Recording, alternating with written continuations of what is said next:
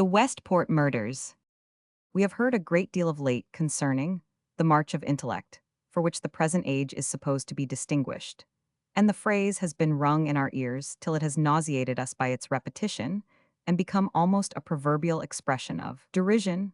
But we fear that, with all its pretended illumination, the present age must be characterized by some deeper and fouler blots than have attached to any that preceded it, and that if it has brighter spots, it has also darker shades and more appalling obscurations. It has, in fact, nooks and corners where everything that is evil seems to be concentrated and condensed, dens and holes to which the genius of iniquity has fled, and become envenomed with newer and more malignant inspirations. Thus the march of crime has far outstripped the march of intellect, and attained a monstrous, a colossal development.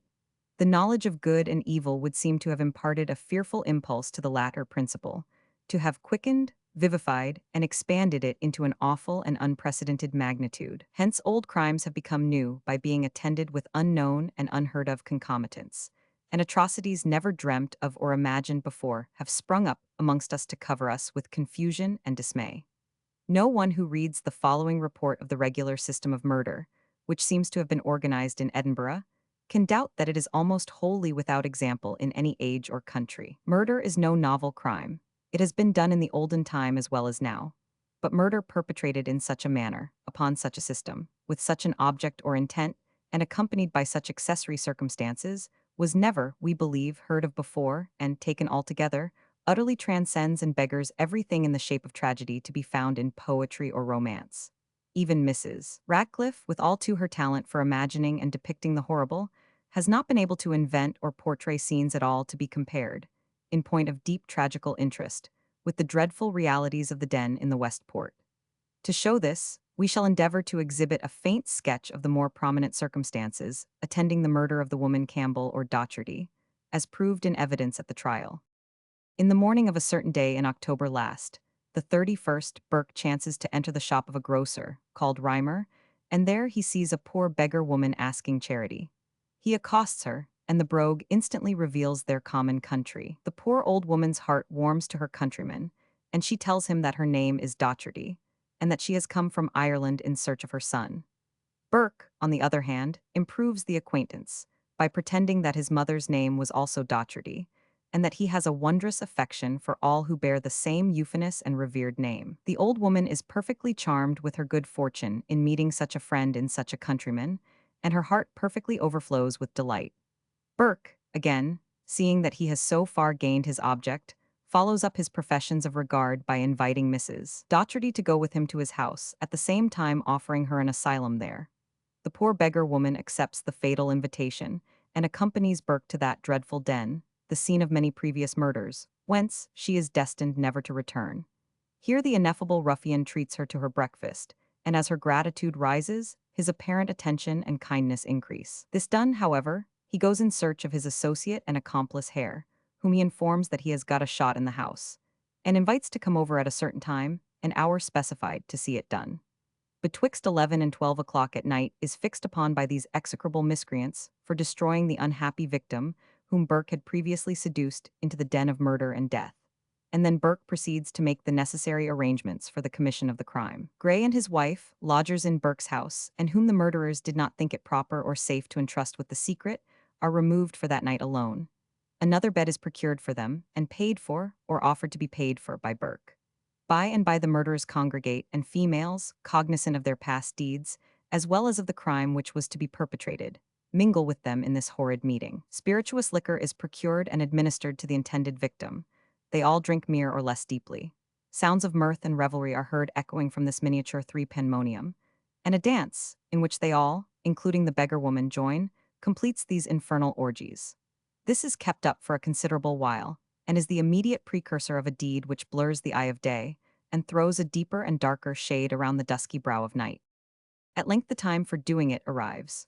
Burke and Hare got up a sham fight to produce a noise of brawling and quarreling, common enough in their horrid abode, and when this has been continued long enough as they think, Burke suddenly springs like a hungry tiger on his victim, whom one of his accomplices had, as if by accident, thrown down, flings the whole weight of his body upon her breast, grapples her by the throat, and strangles her outright. 10 minutes or a quarter of an hour elapse while this murderous operation is going on, and ere it is completed, during the whole of which time Hare, by his own confession in the witness box, sat upon the front of the bed, a cool spectator of the murder, without raising a cry or stretching out a hand to help the unhappy wretch thus hurried into eternity by his associate fiend Burke. As to the women, Helen M. Dougal, Burke's helpmate, and the wife of the miscreant Hare, they seemed to have retreated into a passage closed in by an outer door, when they saw him, Burke, on the top of her, Docherty, and to have remained there while he was perpetrating the murder, without, however, uttering single sound or doing a single act, calculated to interrupt the murderer in his work of blood,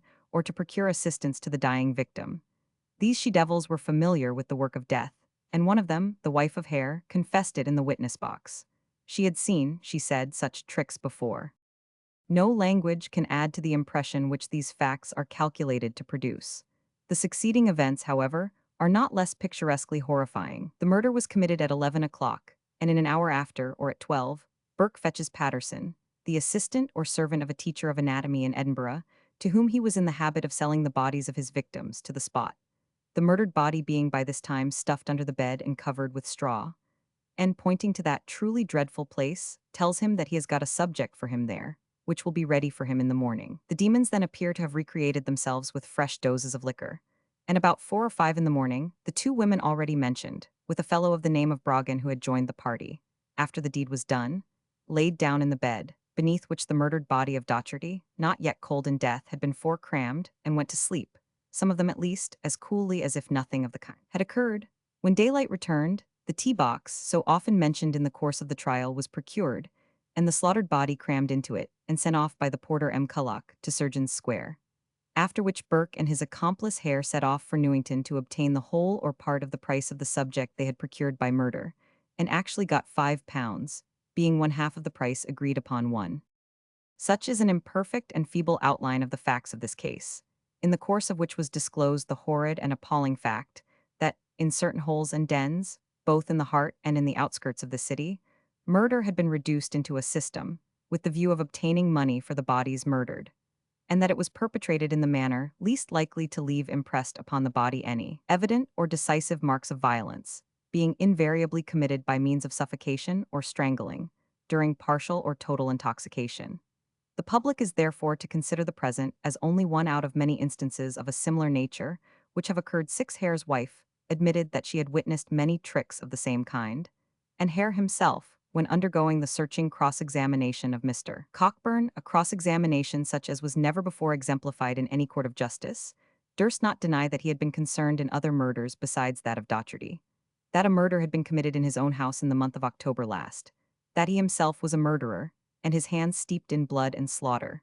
We say he durst not deny it, and only took refuge in declining to answer the questions put to him, which the court of course apprised him he was entitled to do in regard to questions that went to criminate himself so deeply, and but for which caution we have little doubt that he would have confessed not merely accession, but a principal share in several murders. In fact, this squalid wretch, as Mr. Cockburn so picturesquely called him, from the hue and look of the carrion crow in the witness box, was disposed to be extremely communicative, and apparently had no idea that anything he had stated was at all remarkable or extraordinary. Daft Jamie was murdered in this miscreant's house, and he has mentioned some circumstances connected with the destruction of this poor innocent, calculated to form a suitable pendant to the description we have already given of the murder of Docherty. Jamie was enticed into Hare's house by Burke, the usual decoy duck in this traffic of blood, the appearance of Hare himself being so inexpressibly hideous that it would have scared even this moping idiot, and he was plied with liquor for a considerable time. At first he refused to imbibe a single drop, but by dint of coaxing and perseverance, they at last induced him to take a little, and after he once took a little, they found almost no difficulty in inducing him to take more. At length, however, he became overpowered, and laying himself down on the floor, fell asleep. Burke, who was anxiously watching his opportunity, then said to Hare, "Shall I do it now?" To which Hare replied, "He is too strong for you yet, you had better let him alone a while." Both the ruffians seemed to have been afraid of the physical strength which they knew the poor creature possessed, and of the use he would make of it if prematurely roused. Burke, accordingly, waited a little, but getting impatient to accomplish his object, he suddenly threw himself upon Jamie and attempted to strangle him. This roused the poor creature, and, muddled as he was with liquor and sleep, he threw Burke off and got to his feet when a desperate struggle ensued. Jamie fought with the united frenzy of madness and despair, and Burke was about to be overpowered when he seven called out furiously to Hare to assist him. This Hare did by tripping up Jamie's heels, after which both the ruffians got upon him, and at length, though not even then without the greatest difficulty, succeeded in strangling him. And all this has happened and has been carried on in a Christian country, and in the metropolis of Scotland, without a breath of suspicion having been excited as to the existence of such hellish atrocities, till Gray lodged information at the police office of the murder of the woman Campbell or Docherty. It was said at the trial that the public mind had been excited and inflamed on the subject to a degree wholly unprecedented. But how is it conceivable or possible that even the lightest whisper of such infernal deeds, of an organized system of murder, could find its way to the public without producing this excitement, without kindling up every feeling of horror and indignation which the darkest and most unheard of atrocities could possibly rouse in virtuous and untainted minds? This was a natural result of a great and unparalleled crime, or rather system of crimes. It was a result which no power or influence could prevent. It was a result which, even if it had been possible, ought not to have been prevented. But as this excitement existed, as it had more or less pervaded every mind, and as it might eventually, if not controlled, have interfered with and affected the administration of stern justice, it was right, nay, it was necessary, both for the sake of public justice and also for the satisfaction of the country, that the prisoners should be ably and powerfully defended. Under this conviction, the head of the Bar of Scotland, in conjunction with some other of its brightest ornaments, came forward to offer their gratuitous services on the occasion, and certainly never was there a defense in any case conducted with more consummate ability. Never perhaps was there a trial in which higher talent, greater experience, or more splendid and overmastering eloquence were displayed. And we rejoice that such has been the case. Conduct like this reflects eternal honor on the bar, because there are instances in which it may throw a shield around innocence, while, in every case, it is calculated to preserve the course of justice pure and undefiled, as well to give additional satisfaction to the country, to create additional confidence in the purity of the law, and to beget a stronger feeling of security in the protection which it affords. The most atrocious crimes are precisely those which ought to be most cautiously and fully investigated, where prejudice of all sorts ought to be most anxiously excluded or counteracted, where every facility in the power of the court to give ought to be afforded to the prisoner, both in preparing for his defense and on his trial, where the rules of evidence ought to be most strictly adhered to, in so far as regards either the admissibility or credibility of testimony, where the accused should have the fullest benefit of every presumption in his favor, and where his defense ought, if possible, to be conducted with the greatest legal ability. Now Burke had all these advantages. The court, in the exercise of the discretion with which it is entrusted, adjudged the trial of the prisoner to proceed upon only one of three separate acts of murder charged against him in the indictment, while the splendid array of counsel, who voluntarily and gratuitously undertook the conduct of his defense, exerted their whole skill, talents, and eloquence in his behalf. And we repeat that we rejoice at this. For, as was well observed by the Lord Advocate in addressing the jury for the Crown upon the evidence which had been led, if the prisoner had any good defense, it was thus sure to have ample justice done to it. And if a conviction was obtained, it would be more satisfactory to the country, and infinitely more important to the purity and efficacy of the law. In these circumstances, however, a conviction has been obtained against the panel Burke, the prime murderer, the immediate and direct agent by whom the crime charged was committed, the agent also, we firmly believe, by whom not 3 but 13 persons were slaughtered, with the intent of excamming their murdered bodies for gold. This monster, we say, has been convicted, and adjudged to suffer the highest punishment of the law. And, with a sort of poetical justice, he who made subjects of others is to be made a subject himself, and he now knows that his vile carcass, when the hangman is done with it, will be subjected to the same process with the bodies of his murdered victims. The idea of hanging him in chains would have been out of all keeping with his crime, and hence, though once entertained, it was most properly and judiciously abandoned. But the conviction of Burke alone will not satisfy either the law or the country. The unanimous voice of society in regard to Hare is delendus est. That is to say, if there be evidence to convict him, as we should hope there is. He has been an accessory before or after the fact in nearly all of these murders. In the case of poor Jamie, he was unquestionably a principal, and his evidence on Wednesday only protects him from being called to account for the murder of Docherty. We trust, therefore, that the Lord Advocate, who has so ably and zealously performed his duty to the country upon this occasion, will bring the squalid wretch nine to trial, and take every other means in his power to have these atrocities probed and sifted to the bottom. Trial of William Burke and Helen M. Dougal. No trial in the memory of any man living has excited so deep, universal, and, we may almost add, appalling an interest as that of William Burke and his female associate, Helen M. Dougal, which took place on Wednesday, 24th December, 1828. By the statements which from time to time appeared in the newspapers, public feeling had been worked up to the highest pitch of excitement, and the case, insofar as the miserable panels were concerned, to a certain extent prejudiced by the natural abhorrence which the account of a new and unparalleled crime was calculated to excite. This, however, is an evil inseparable from the freedom, activity, and enterprise of the press, which is necessarily compelled to lay hold of the events of the passing hour, more especially when these are of an extraordinary or unprecedented kind. But it was more than atoned for by many countervailing advantages of the greatest moment to the interests of the community, and besides, we are satisfied that any prejudice or prepossession thus created was anxiously and effectually excluded from the minds of the jury, by whom this singular case was tried, and that they were swayed by no consideration except a stern regard to the sanction of their oaths, the purity of justice, and the import of the evidence laid before them. At the same time, it was not so much to the accounts published in the newspapers, which merely embodied and gave greater currency to the statements circulating in society, as to the extraordinary, nay, unparalleled circumstances of the case, that the strong excitement of the public mind ought to be ascribed. These were without any precedent in the records of our criminal practice, and, in fact, amounted to the realization of a nursery tale. The recent deplorable increase of crime has made us familiar with several new atrocities. Poisoning is now, it seems, rendered subsidiary to the commission of theft.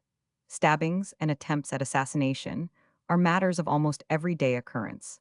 And murder has grown so familiar to us that it has almost ceased to be viewed with that instinctive and inexpressible dread which the commission of the greatest crime against the laws of God and society used to excite. But the present was the first instance of murder alleged to have been perpetrated with the aforethought purpose and intent of selling the murdered body as a subject for dissection to anatomists.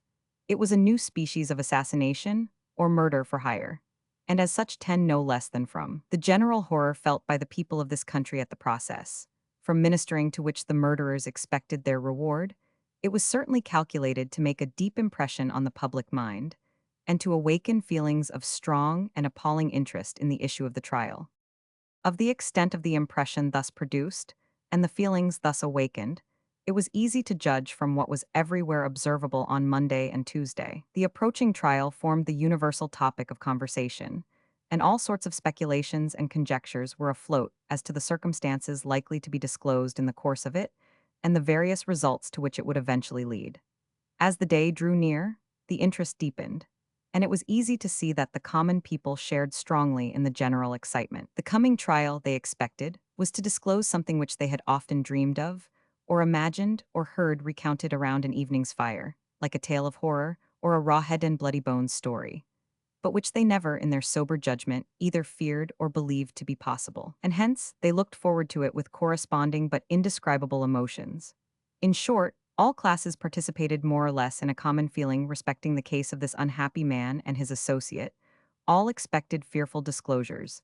None, we are convinced, wished for anything but justice. As it was morally certain that a vast crowd would be assembled early on Wednesday, arrangements were made on Tuesday, under the immediate superintendence of Mr. Sheriff Duff, for the admission of jurymen by the door which connects the Signet Library with the outer house, and also for the accommodation of the individuals connected with the public press.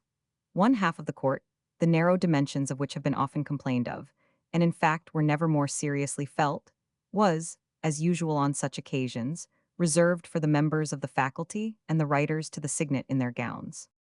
So early as 7 o'clock in the morning of Wednesday, a considerable crowd had assembled in the Parliament Square and around the doors of the court, and numerous applications for admission were made to the different subordinate functionaries, but in vain. The regulations previously agreed upon were most rigorously observed, while a large body of police, which was in attendance, maintained the utmost order and kept the avenues to the court unobstructed. The individuals connected with the press were conducted to the seats provided for them a little before 8 o'clock. The members of the faculty and of the Society of Writers to the Signet were admitted 11 precisely at 9. And thus, with the jurymen impaneled and a few individuals who had obtained the entree in virtue of orders from the judges, the court became at once crowded in every part. About 20 minutes before 10 o'clock, the prisoners, William Burke and Helen M. Dougal, were placed at the bar. The male prisoner, as his name indicates, is a native of Ireland. He is a man rather below the middle size, but stoutly made, and of a determined, though not peculiarly sinister expression of countenance. The contour of his countenance, as well as his features, are decidedly Milesian. His face is round, with high cheekbones, gray eyes, a good deal sunk in the head, a short snubbish nose, and a round chin, but altogether of a small cast. His hair and whiskers, which are of a light sandy color, comport well with the make of the head, and with the complexion which is nearly of the same hue. He was dressed in a shabby blue surtout, buttoned close to the throat, a striped cotton waistcoat and dark-colored small clothes, and had upon the whole what is called in this country a wa rather than a ferocious appearance, though there is a hardness about the features, mixed with an expression in the gray twinkling eyes, far from inviting.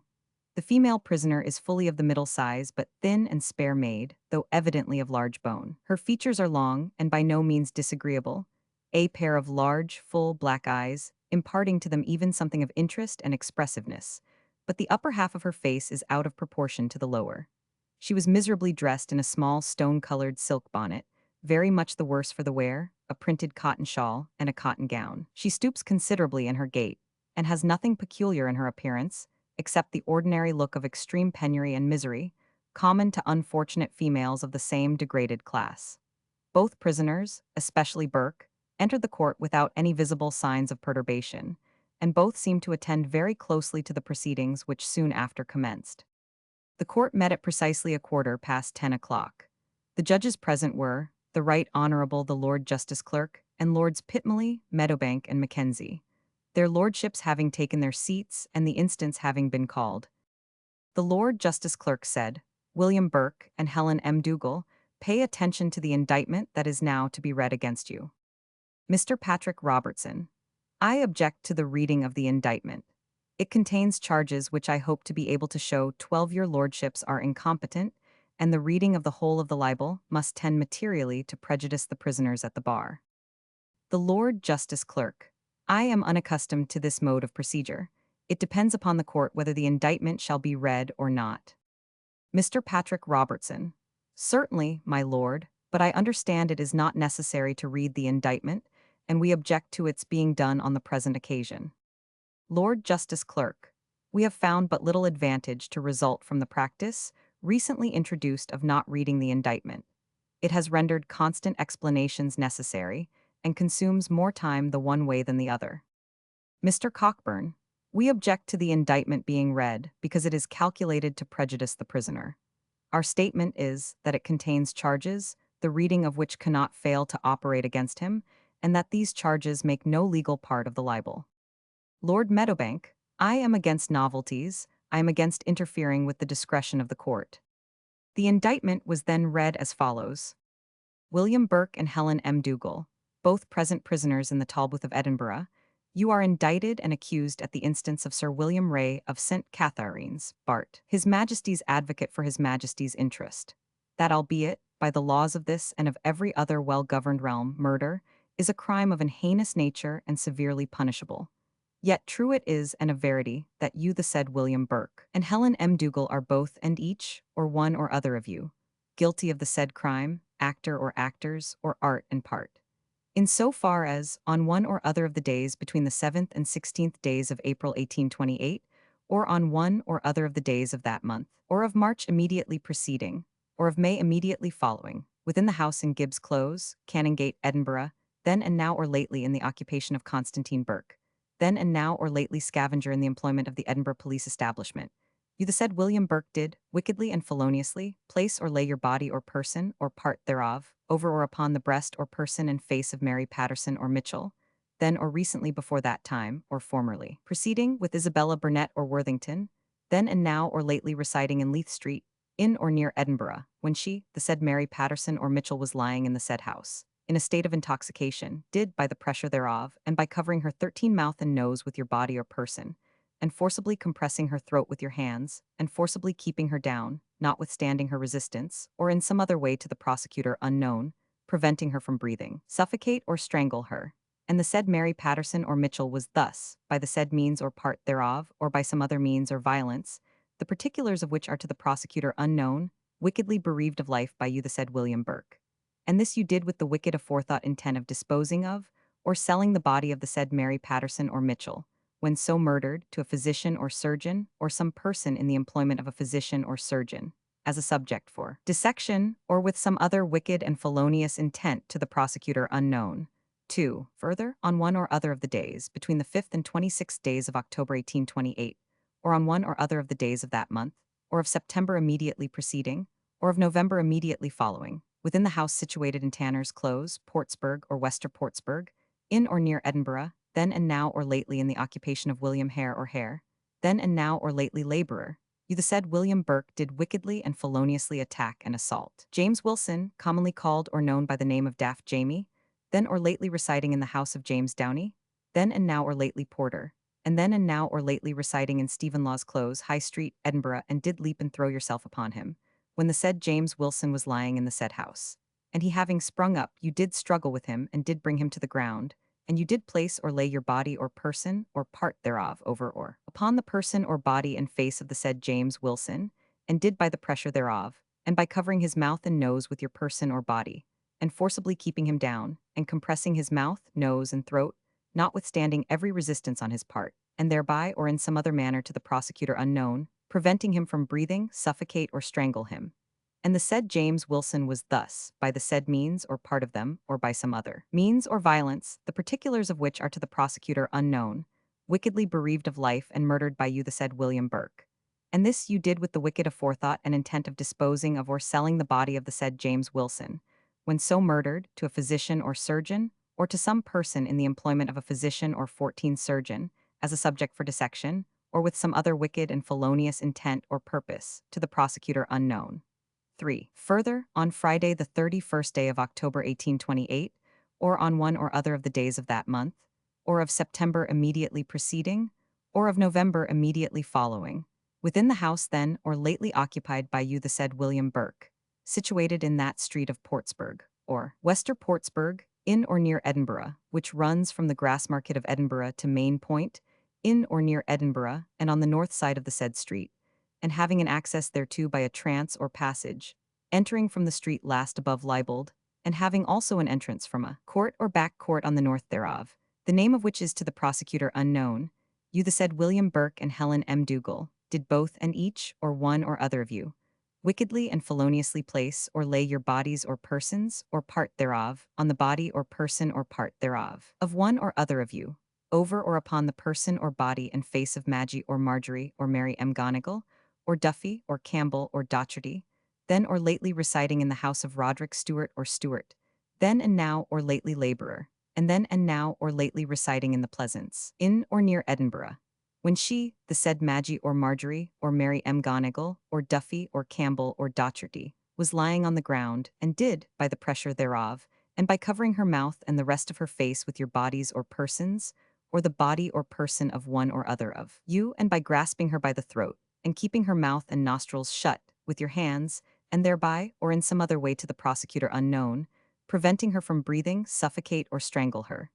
And the said Maggie or Marjorie, or Mary M. Dongle, or Duffy, or Campbell, or Docherty was thus, by the said means, or part thereof, or by some other means or violence, the particulars of which are to the prosecutor unknown, wickedly bereaved of life, and murdered by you the said William Burke, and you the said Helen M. Dougal, or one or other of you, and thus you both, and each, or one or other of you, did, with the wicked aforethought intent of disposing of, or selling the body of the said Maggie or Marjorie or Mary M. Gonigal, or Duffy, or Campbell, or Docherty, when so murdered, to a physician or surgeon, or to some person in the employment of a physician or surgeon as a subject for dissection, or with some other wicked and felonious intent or purpose to the prosecutor unknown.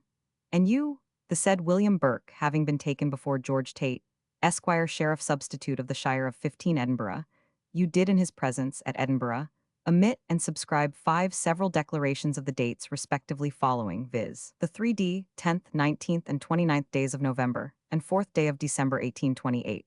And you, the said Helen M. Dougal, having been taken before the said Sheriff Substitute, you did in his presence at Edinburgh omit two several declarations, one upon the 3D and another upon the 18th days of November 1828, which declarations were each of them respectively subscribed in your presence by the said sheriff substitute, you having declared you could not write, which declarations being to be used in evidence against each of you by whom the same were respectively omitted, as also the skirt of a gown, as also a petticoat, as also a brass snuff-box and a snuff-spoon, a black coat, a black waistcoat, a pair of moleskin trousers, and a cotton handkerchief or neckcloth, to all of which sealed labels are now attached, being to be used in evidence against you, the said William Burke, as also a coarse linen sheet, a coarse pillowcase, a dark printed cotton gown, a red-stripped cotton bedgown to which a sealed label is now attached, as also a wooden box, as also a plan, entitled Plan of Houses in Wester Portsburg and Places Adjacent, and bearing to be dated Edinburgh, 20th November 1828,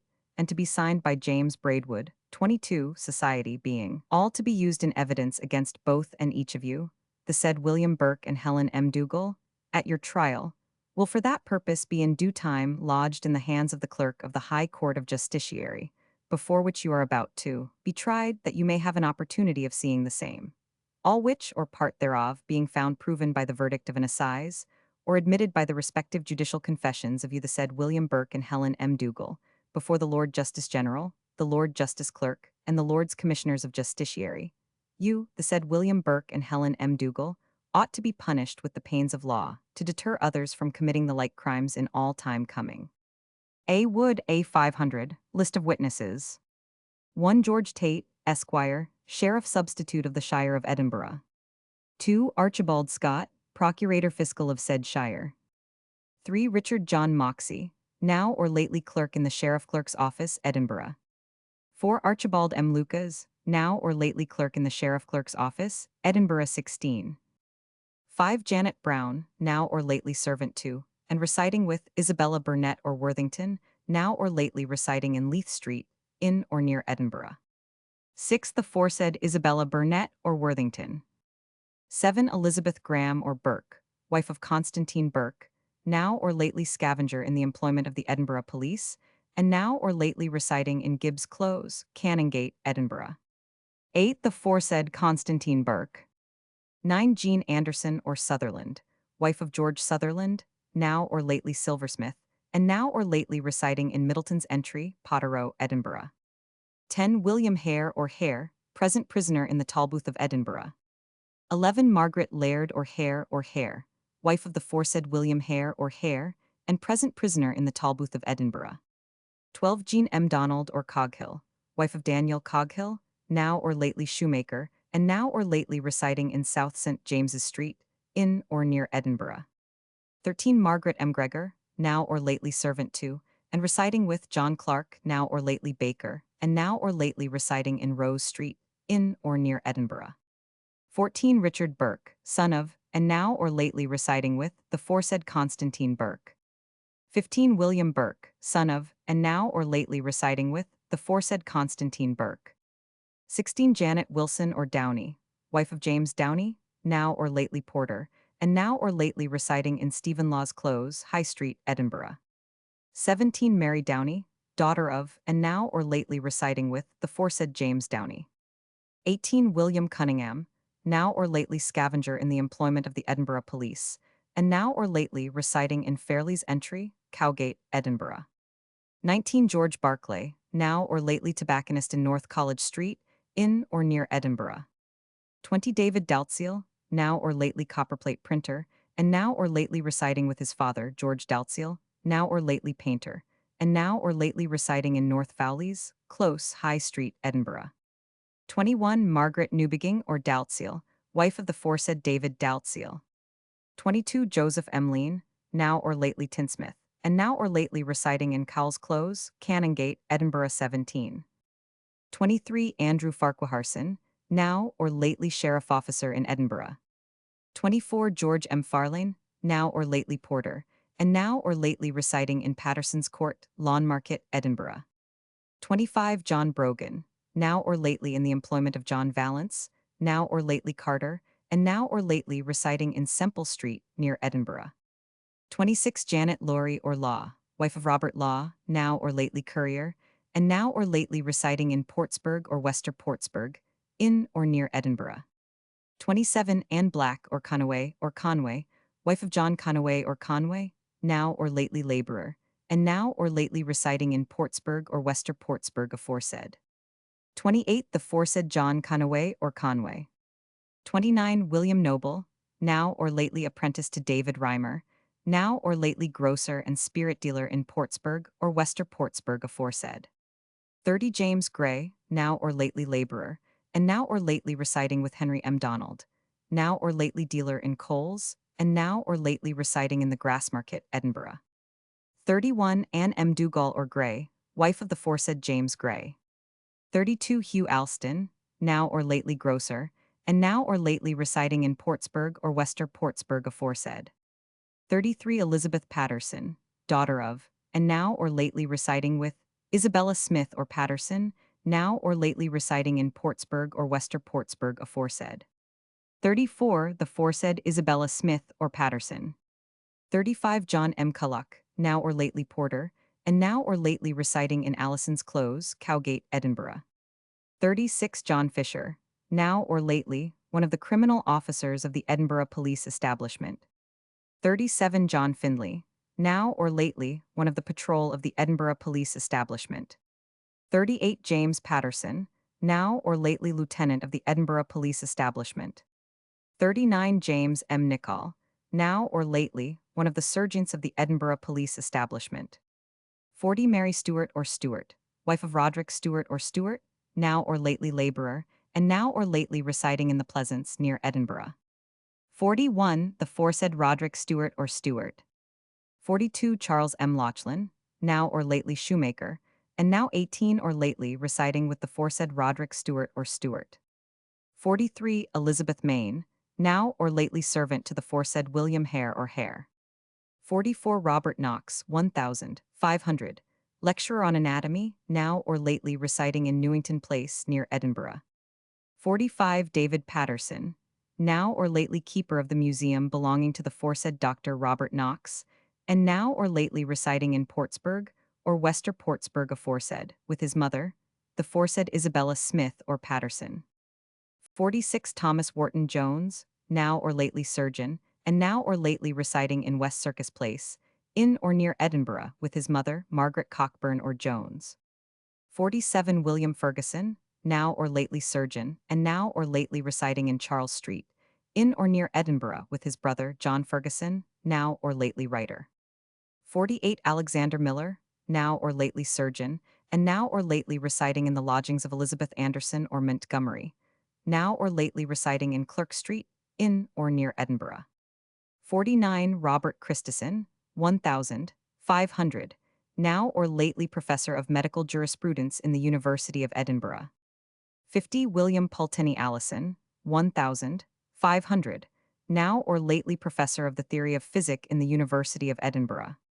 51 William Newbegin, now or lately surgeon, and now or lately residing in St. Andrew's Square, Edinburgh.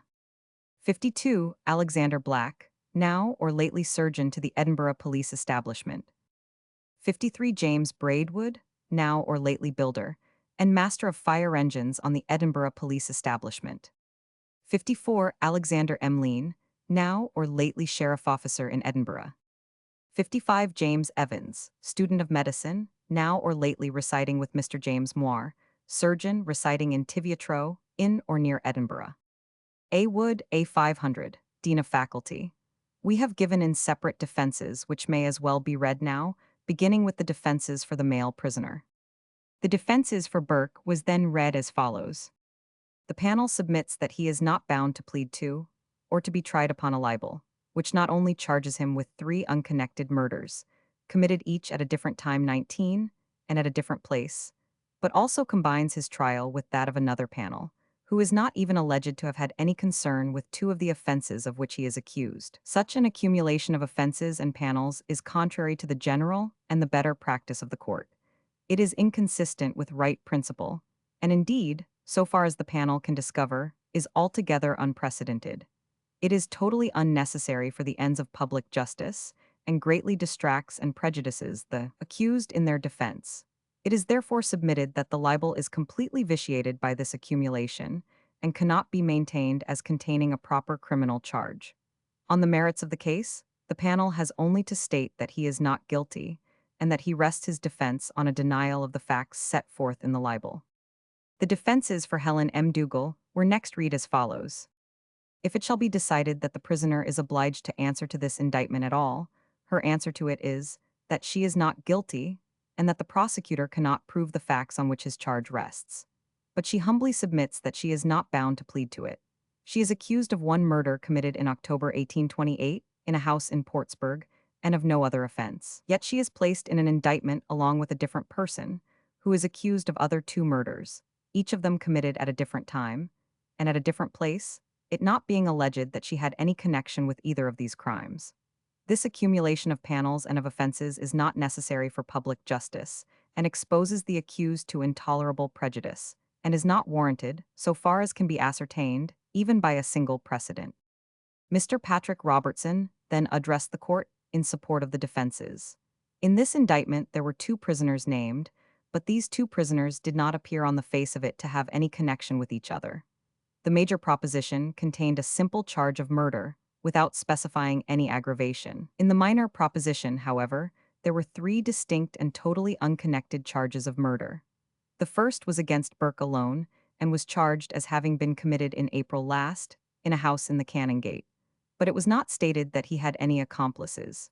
He was the sole person charged with that offense. It appeared, indeed, from the description of the crime, that he was charged with the wicked, aforethought purpose and intent of disposing of and selling the body, when murdered as a subject for dissection, or with some other wicked and felonious 20 purpose and intent to the prosecutor unknown. But, while on the one hand there was no aggravation laid in the major proposition, yet on the other the prosecutor did not confine himself to one species of intent, but libeled two, the intent to sell the body to the surgeons, and some other sort of vague, undefined species of intent to the prosecutor himself unknown. The second article in the indictment charged another murder, alleged to have been committed in the month of October, in a place called Tanner's Close, in Wester Portsburg. In this charge also William Burke is the only person accused of that offense, and the intent laid is the same as in the former instance. Then there was a charge of a third murder, committed at a different place and time, viz., at a house in Portsburg on the 31st October, in which charge both William Burke and Helen M. Dougal were included, and after describing the offense, the intent libeled is the same as in the two former cases. Thus we had three murders charged against the prisoners, two against Burke alone, and one against Burke in conjunction with M. Dougal, all of which were committed at different times and in different places without any connection whatever between them. And these charges were laid without any aggravation. Then 5 different declarations by Burke, and 2 by M. Dougal, were also libeled on, together with 8 articles to be adduced as evidence against the former, and 6 against both. And in addition to all this, they were served with a list of 55 witnesses by whom these different and totally unconnected charges were to be proved. Now the question was whether this charge, involving such an accumulation of unconnected offenses, was consistent with our practice, with the humane principles of our law, and with that sound and proper discretion which the court was not only entitled, but bound to exercise. But the first and most material point was whether the prisoners would suffer prejudice by the mode in which the libel had been framed. For if that could be made out, it would justify their lordships in the exercise of the discretion with which they were entrusted, in separating the different charges, or in selecting one prisoner and postponing another, according to the circumstances of the case. The question then was whether the prisoners would suffer prejudice in going to trial with the libel as it now stood, and, in considering this, it would be observed that it was not charged that there was any natural connection between the crimes committed. There was certainly none in law, and with the exception of the mode of the murder and the intent, there was not the slightest pretense for saying there was any connection between them. But the intent was not laid absolutely 21 and peremptorily. It was conditional. Either you committed these acts with the wicked, aforethought purpose and intent of selling the bodies to the surgeons for dissection, or with some other purpose or intent to the prosecutor unknown. This indeed would compel the prosecutor to prove that the murder was committed for the purpose of handing over the bodies to dissection. But he might also bring in under it a very different purpose or object, as, for example, that it was done for the purpose of robbery, or to gratify private revenge. In the major proposition, however, there was no aggravation, and it was not said that there had been any conspiracy, that these murders were part of a system. They were laid as three unconnected offenses, committed at different times and at different places. Now he prayed their lordships to keep in mind that murder was not like any of the other offenses, which usually occurred in the practice of the Supreme Criminal Court. It was one which, in every case, when brought home to a panel, was visited with the highest punishment of the law, and, therefore, it differed from all the offenses to which it was sometimes likened, and required greater caution on the part of those by whom it was to be tried. As applicable to the case of Burke, however, three murders were charged, and this charge was calculated in the most serious degree to prejudice him. Each specific offense, it might be said, would require to be supported by its own specific evidence. But it was impossible to find any jury so dispassionate as not to borrow some light from the one to enable them to decide on the other.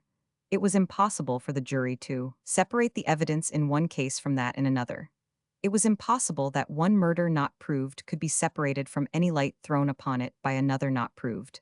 Nay, though neither the one nor the other might be proved, it might still be held that upon the whole from the massing or blending of unconnected acts, enough was made out to warrant a conviction, and all this was aggravated by the prejudice arising from the manner in which the alleged murders were said to have been committed, and in regard to which so strong a degree of excitement existed in the public mind. Then observe the oppression in the preparation of the trial. Observe the situation in which the panels were placed. Three murders were charged, with a list of 55 witnesses, besides 7 declarations, 5 by the one and 2 by the other. One set, it might be said, was against one prisoner, and the other against the other.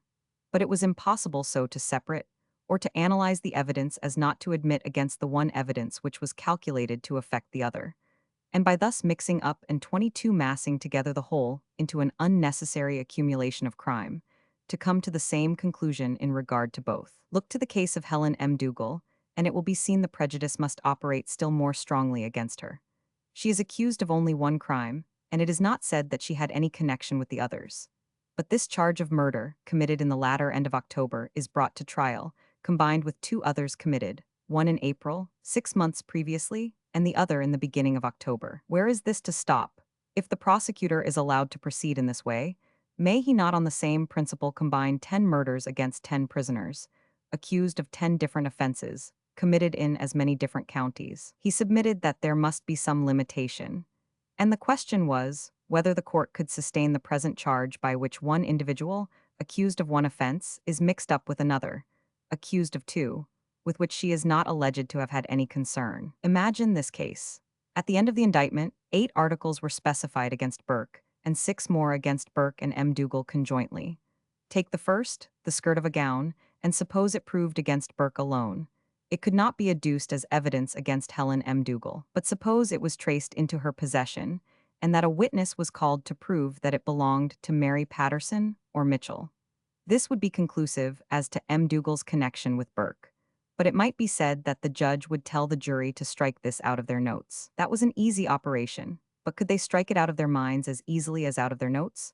Then in what circumstances would Helen M. Dougal be placed? An article not libeled against her would be checkmate to her defense. She would be taken by surprise, she would be thrown off her guard, and although the gown had come fairly and honestly into her possession, she could produce no evidence to instruct the fact. He put this as an illustration. So far as the female prisoner was concerned, it would be fatal. But was this a legal proceeding? If there be a prejudice existing, the prisoner is entitled to the fairest possible defense. The more atrocious the offense, the more guarded and cautious ought to be the modes of procedure. So far, however, as they could discover from the records of the court, this was the first case in which it had been attempted to charge 3 murders in the same indictment. There had been several instances of 3 persons slain at the same time, as in the Aberdeen riots by a discharge of musketry, and in the case where a whole family was poisoned. These, however, as Mr. Hume 23 observed, were all parts of the same foul and atrocious offense. But there was no example, in the history of the court, of combining 3 unconnected offenses against one person, far less of combining 3 against one person who was not alleged to have any connection with 2 of them, and was only implicated in a third, which had no manner of connection with those which preceded it. Sir George Mackenzie, who would not be suspected of any partiality to the prisoner, laid down the principle most clearly that different parties ought not to be thus combined in an indictment. A person accused, says he, was not obliged to answer of old but for one crime in one day, except where there were several pursuers, quoniam attachementa, cap. 65, by which accumulation of crimes was expressly unlawful, said Hody a lighter obtinet, for now there is nothing more ordinar nor to see 5 or 6 persons in one summons or indictment, and to see one accuser pursue several summonses, and yet seeing crimes are of so great consequence to the defender, and are of so great intricacy, it appears most unreasonable that a defender should be burthened with more than one defense at once. And it appears that accumulation of crimes is intended either to lessee the fame of the defender or to distract him in his defense. Title 19:7. Here the principle was brought out in the clearest manner, that salutary principle which says that no man ought to be called upon to answer to more than one crime in one libel, since the accumulation of crimes was calculated either to lessee the fame of the prisoner or to distract him in his defense. The learned counsel then referred to the work of Mr. Baron Hume. That learned author treats of the accumulation of crimes under different heads. First, of those which are of one name and species, and of one class and general description. Secondly, of those criminal acts, though of different kinds and appellations, have a natural relation and dependence. And, thirdly, of that sort of cumulatio actionum, which consists in the charging of several persons in the same libel with separate and unconnected crimes. The first of these, he argued, had no relation to the present case, because it did not include murder. All the cases referred to were cases of housebreaking and theft, and though the former was a capital offense, yet it was a very different one from murder. No case of the latter was indeed quoted. The author treated merely of connected crimes, as robbery and murder. But no injury was done by such accumulation. They were parts of the same foul and atrocious proceeding, and they had a natural and necessary dependence. But in the present case there was no natural dependence, and not even an allegation that the prisoners were connected. He then proceeded to the consideration of heterogeneous charges, as of murder and of theft. Some of these, he said, were not cases to be followed at the present day. And he instanced that of Walter Buchanan, who was accused of 10 different crimes in one libel, namely, fire-raising, attempts at fire-raising, attempts to poison, theft, reset of theft, the harboring, outhounding, and maintaining of thieves and robbers, sorning and levying blackmail, and killing and eating of other people's sheep. Here, however, the Lords restricted the trial to the more special charges. He now came to the principal, and mentioned a case in 1784, when the Lord Advocate did depart from several of the charges. In regard to accumulation of parties, Mr. Hume put a case of several persons being called to answer in one libel for the same fact. But then, observe the remedy. On any occasion when they see cause, especially if it appear that the prosecutor meant to lay the panels under this disadvantage, he begged to disclaim any insinuation that such was the intention of the prosecutor in the present instance. The court may and will separate the trials of the several culprits, and send those to an assize, in the first place, by themselves, who are meant to be called as witnesses for the others. Vol. 2 p. 170. The learned counsel then proceeded to the third sort of cumulatio actionum, that of charging several persons in the same libel with separate and unconnected offenses, and contended very ably that the case before the court fell under this description. In conclusion, he referred to the English practice as illustrative of the principle for which he had been contending, and referred to a decision of Lord Ellenborough, as reported in Campbell, Vol. 2 p. 131, and also to the authority of Chitty, Vol. 1 p. 252. By the law of England, 2 felonies may be combined in one charge against 2 separate prisoners, but it is usual for the judge, in his discretion, to call upon the prosecutor to make his election, and to proceed with a specific charge against one individual.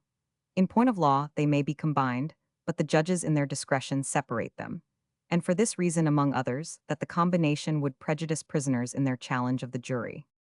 The Lord Advocate replied at some length, after complimenting the learned counsel who had just concluded, on the able manner in which he had opened the objections submitted to the consideration of the court. He stated that he thought them ill-founded. His learned friend mixed up 2 objections altogether different. His first objection was to bringing 2 prisoners to trial in the same indictment, and his second to charging 3 different crimes in that indictment. He would deal very 25 shortly with the first. The woman was charged as having been concerned with the man in one of the 3 murders, and this was sanctioned by the law of the land. He put her in the indictment that she might not be prejudiced. If she had been put into a separate indictment, the public would have known the whole evidence before she had been put upon her trial, and the prisoner would have had the best possible reason to complain. This would have been the case had he first brought the man to trial, and afterwards the woman, adducing against her the same, or nearly the same evidence, which had previously been adduced against the man. It was to obviate this, and to prevent her from being prejudiced, that he had put her in the same indictment. God forbid, said his lordship, that any person holding the situation I do should do anything to prejudice a prisoner on his trial. The very contrary motive had guided him, but if he proceeded not against the woman today, he would 10 days hence, when she could not insist on that which she now says will prejudice her.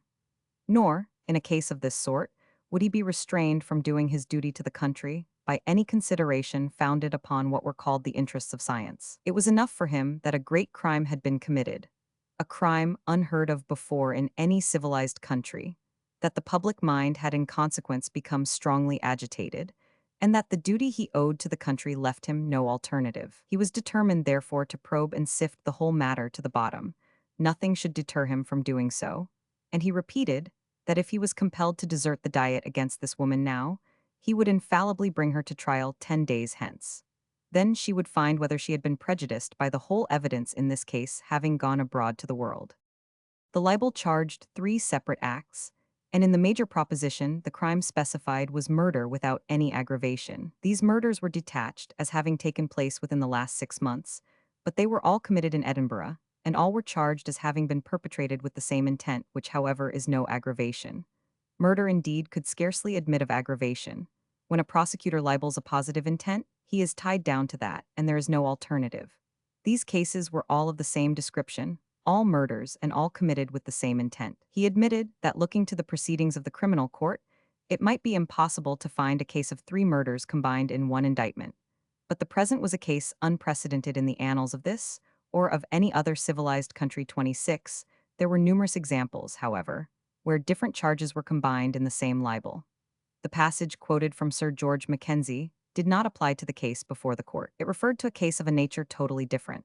He then quoted Hume too, and maintained, upon his authority, that the crimes charged being all of the same name and species, might properly be included in the same indictment. It would indeed be dreadful if a prisoner, after having committed 3 murders, could only be tried for one of them. Mr. Hume referred to the case of James Inglis, tried upon 3 charges of horse stealing, each of which, if proved, involved a capital punishment. Now, would not every argument which had been employed against the present libel apply to such a charge? Again, 2 acts of highway robbery were charged in the same indictment, any one of which would have been sufficient, if proved, to lead to a capital conviction. The whole tenor of our practice, indeed, confirmed this mode of procedure, and, if the contrary obtained, if charges of the same nature and description were put in separate indictments, prisoners would be exposed to the intolerable hardship of undergoing trial day after day. A hardship which he conceived would be incomparably greater than any that could possibly arise from the practice now complained of. He then referred to the case of Nairn and Ogilvy. Here it had been objected that there was a cumulatio actionem, but the objection had been repelled. His lordship then cited the case of James Morton tried at the Glasgow Circuit in 1823 on 4 separate acts. Of Donaldson Buchanan also tried there for Stouthreef, housebreaking and theft, all separate acts. Of Beaumont, tried at Aberdeen in 1826, where 6 acts of housebreaking were charged.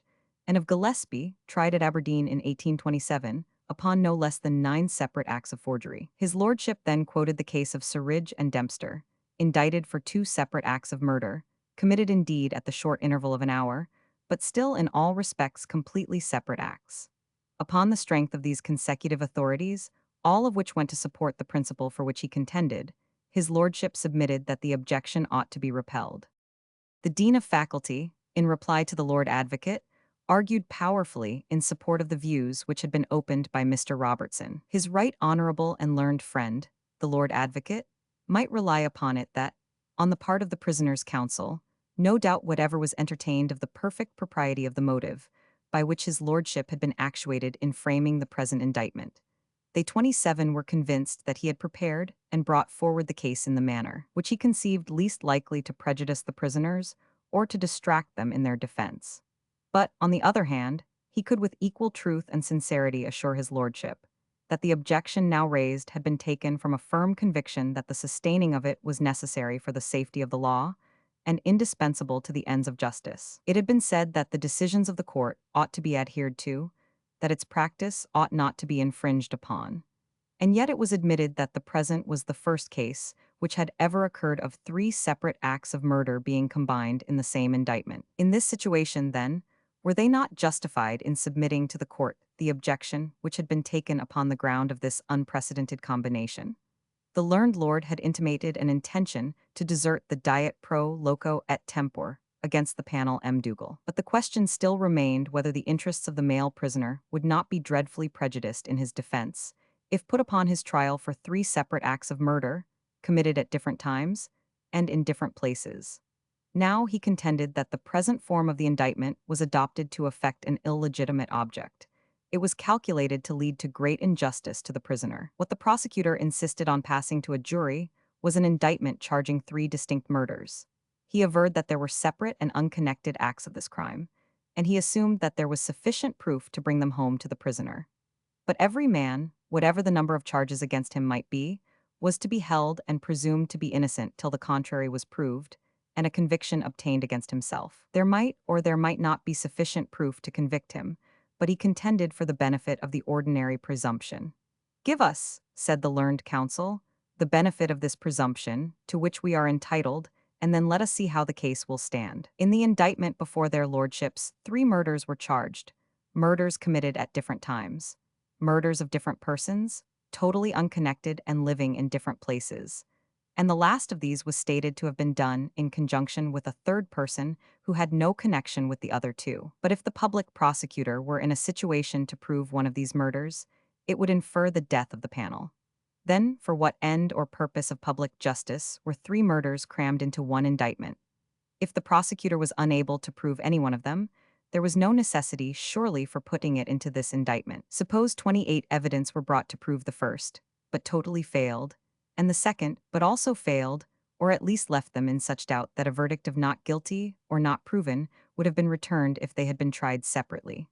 Nobody would maintain that a false or improbable charge might not become a make-weight in the evidence. To prove a separate and distinct murder, the prisoner might take his trial on a combination of such charges, but unless your lordship interfered ex parte judicis, the result would be what he described. The prejudice arose from this talis qualis accession, not proved, but assumed, and from the prejudice thus credited the prisoner might be convicted. They could not lay the present indictment before a jury without necessarily prejudicing that jury. And yet the Lord Advocate came forward and alleged that he thought the whole objection frivolous and untenable, saying that it was an attempt to smother the indictment altogether. That is, he called an objection to an indictment, which did not contain a specific allegation of a specific crime, but a congeries of offenses huddled together and charged in cumulo, an attempt to smother it. How smothered? If the indictment was improperly framed, if 2 or 3 charges were crammed into it instead of one, the prisoner was entitled to have it smothered. He was entitled to a fair trial, and if the libel was so constructed that this could not be afforded him, he had a right to have it smothered. Everything relative to a specific charge their lordships would receive, if brought forward in a competent form. But the point previously adverted to still returned. Were they to receive evidence in regard to 2 charges which might not be proved, and which yet might affect the minds of the jury in regard to the third, and lead to a conviction? The learned lord indeed said that there was only one sort of evidence, and that the crime had been committed in the same place. But the place was not the same. In fact, the loci were as distinct as if the one crime had been committed in the Canning Gate of Edinburgh, and the other in the remotest corner of Scotland. In popular language and popular conceptions, they might be held and represented as the same, but this would never do in matters of law. They must have the locus strictly libelled, nor was the time the same. The first was committed at the distance of 6 months from the second. The first took place in April, another took place in the beginning of October, and a third occurred in the end of October. Now, might not the prisoner prove an alibi in regard to one of these crimes, though not in regard to the other? But further, the acts were different. It was in vain to say that all the murders were of the same genus. For 29, this might be said of all the murders that ever had been or ever would be committed. And on the face of the indictment, they were all different. In the major proposition, no aggravation was libeled, but it was said that all these murders had been committed with the intent of disposing of the dead bodies to the surgeons, or with some other purpose or intent to the prosecutor unknown. Did the learned lord mean to say that he would fail if he did not prove this intent? But that purpose was a separate crime, as was sufficiently manifest from the late case, among others of Bradwell at Glasgow. It could not, therefore, be maintained that he would fail by not proving the intent, by not proving a different crime from that libeled. It was perfectly plain that it was competent to prove the intent, but the not proving it could not in the least degree affect the libel. The crime consisted in the willful murder, and unless the motive amounted to a justification or an alleviation which reduced it to culpable homicide, the intent would be inferred from the fact, and the highest punishment of the law would follow a conviction. The evil of an indictment so framed as the present was to produce an illegitimate effect by this combination of intention or motive with the crime charged. The intent charged might have been laid as a separate offense, but had this been done we should now have been on a different objection, namely the competency of such a charge. To these principles in the abstract, no exception could be taken. Now, the court would consider the situation in which the panel was placed. He had been put upon his defense 15 days after his examination. 5 declarations omitted by him were libeled on, and most manifestly, there did exist great prejudice against him. He did not say that this would be a sufficient reason for postponing the trial, but it was a sufficient reason for the court taking care that he suffered no injury in his defense. Another matter in which the prisoner was prejudiced, by lumping together separate charges in the same indictment, was in his challenges of the juramen. It was evident that the prisoner had an interest that way. He did not know who the juramen were to be, and of course could not mean to say that there was any danger of an improper person being balloted, but he had a clear right in the abstract, a right of which he ought not to be deprived. If he had been tried on separate indictments, he would have had 15 challenges, whereas by the combination of the charges in the same indictment, he had only 5. Now there might be juramen liable to challenge in one case and not in another, just as one witness might be perfectly unexceptionable in one case and liable to the most serious 30 and fatal objections in another. He contended, therefore, that in every view the principle was in their favor, as well as the justice and imperious necessity of the case. The learned gentleman then referred to the authorities. He began by commenting on the passage which had been quoted from Sir George Mackenzie, which, he contended, the Lord Advocate had misunderstood, as it was quite evident that George Mackenzie used the word summons as synonymous with indictment, since an accumulation of crimes, the subject treated of could not be predicated of a summons in the common acceptation of that term, and the doctrine laid down by this author was that an accumulation of crimes is intended, either to lessee the fame of the defender or to distract him in his defense. Now what did the Lord Advocate say in answer to this? He referred to a passage in Mr. Baron Hume's work where that learned person says that the competency has never been disputed of charging in one libel any number of criminal acts, if they are all of one nature and species, or even of one class and general description. But it was evident that the offenses of which Mr. Hume spoke were of a different description from murder, for he expressly added the qualification, so as to adhere in this point of view, and stamp a character on the panel as one who is an habitual and irreclaimable offender in this sort. Vol. 2p 166. And accordingly, the instances which he gave were of the crimes of theft and housebreaking, crimes which were susceptible of being aggravated by habit and repute, and of which the punishment might be restricted. But murder admitted of no such aggravation, and never was restricted. Hear, however, what Mr. Hume said in reference to those cases. The court, whenever they find that the immediate trial of such manifold changes is likely to prove oppressive, either to the witnesses, the jury, or themselves, and still more, if they see cause to believe that it may embarrass the panel in his defense, or beget prejudices against him in the minds of the jury. In any of these cases, they have it certainly in their power to divide or parcel out the libel, and proceed in the first instance to the trial of as many of the articles as may fitly be dispatched in a single diet and 100. Vol. 2p 168. The cases which occurred in 1696 might, however, be referred to in support of a contrary doctrine. But if they are, I answer, said the learned counsel, are your lordships prepared to do what was done in those cases? Are they to rule your lordships' decision in a case without any precedent whatsoever? But even these did not bear on the present case, and none adverse to the principle had occurred since the year 1784.31. Even the case of 1784 itself was not opposed to the principle. There was connection. The case of Surridge and Dempster was mentioned as a case of 2 murders, as a case where more than one murder was charged in the indictment. But these were clearly parts adjustum negotii. They were committed in immediate sequence and in furtherance of the same foul and atrocious design. It was quite plain, therefore, that the cases quoted did not apply, that they had no bearing whatever on the present case, where 3 different and unconnected murders were charged against the same individual, and where another party was mixed up with him in one of the alleged crimes. Were they not entitled, then, to ask their lordships, in the exercise of a sound discretion, which it was not denied the court possessed, to divide and parcel out the charges in this indictment, and to find it incompetent to go to trial upon it as it presently stood? The learned counsel then adverted to the state of the law of England on this subject, commenting on the passage quoted by Mr. Robertson from the work of Chitty, and concluded by observing that this was in all respects a most serious case, and deserved the utmost attention of the court. No instance of 3 murders charged in one indictment had happened in his time.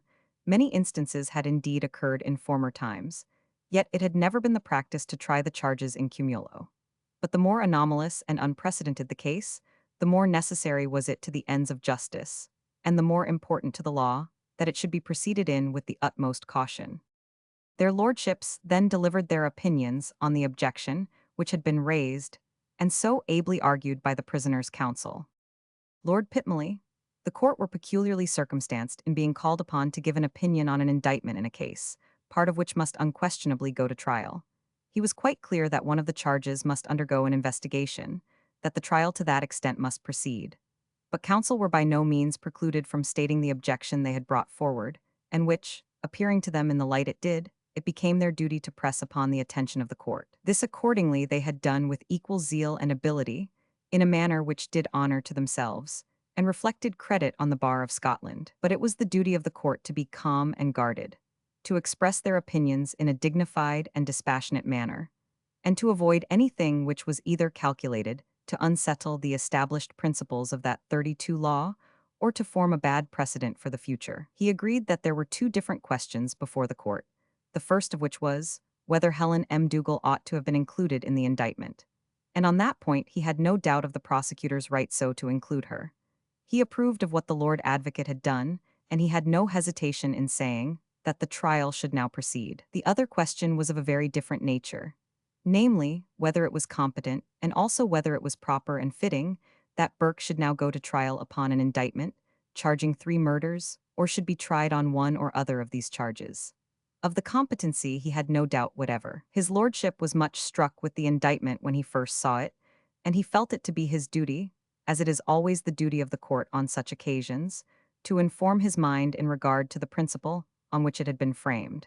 He went to the authorities on the subject, and after a careful examination of them he had no doubt of the competency. When he looked at the cases of Beaumont and Gillespie, particularly the latter, where 9 separate acts of forgery were charged, he could not have the smallest doubt as to the competency of including these several charges in the same indictment. Our practice on this point was too firmly fixed to admit of any question, that one individual may be charged with several crimes of the same nature, and committed at different times. The English cases referred to he put altogether out of view, because this was not a new point, now raised for the first time, and to be settled by a reference to principle or analogy, but a matter fixed by our own practice, and not again to be brought into dispute. He was therefore quite clear as to the competency, but where it was a question of discretion merely, and where that discretion, as in the present case, was strongly appealed to, the court would interfere, because it was their bounden and sacred duty to prevent a prisoner from suffering prejudice in his defense. The present prisoners, by their highly respectable counsel, declared that they would suffer prejudice if they were put upon their trial on all the charges, and it was not for the court to say whether that might or might not be the case. 3 consecutive trials might or might not be beneficial to the prisoner. In his opinion, they were more advantageous to the prosecutor. By this means, he learned how to conduct his case, and if he saw a link a-wanting in one trial, he might endeavor, by means of additional evidence, to supply it in the next. It did appear to him, therefore, that what the panels asked for by the 33 mouths of their counsel was calculated to do them more prejudice than submitting to go to trial upon the indictment as it now stood.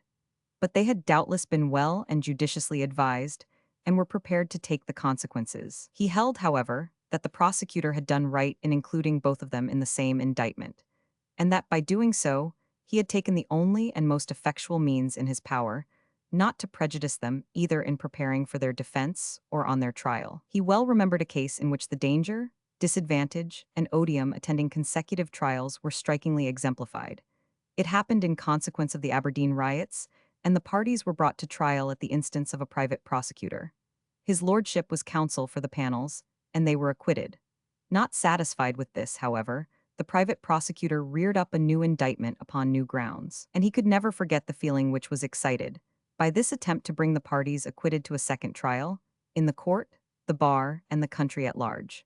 There was one general cry of indignation against a proceeding so shameless and oppressive, the consequence of which was that the private prosecutor became alarmed and the attempt was quashed. This was the natural course of things. And, in general, it was lenity and humanity and justice to include all such cases in the same indictment. In the present instance, no result such as that which took place in Aberdeen was to be feared.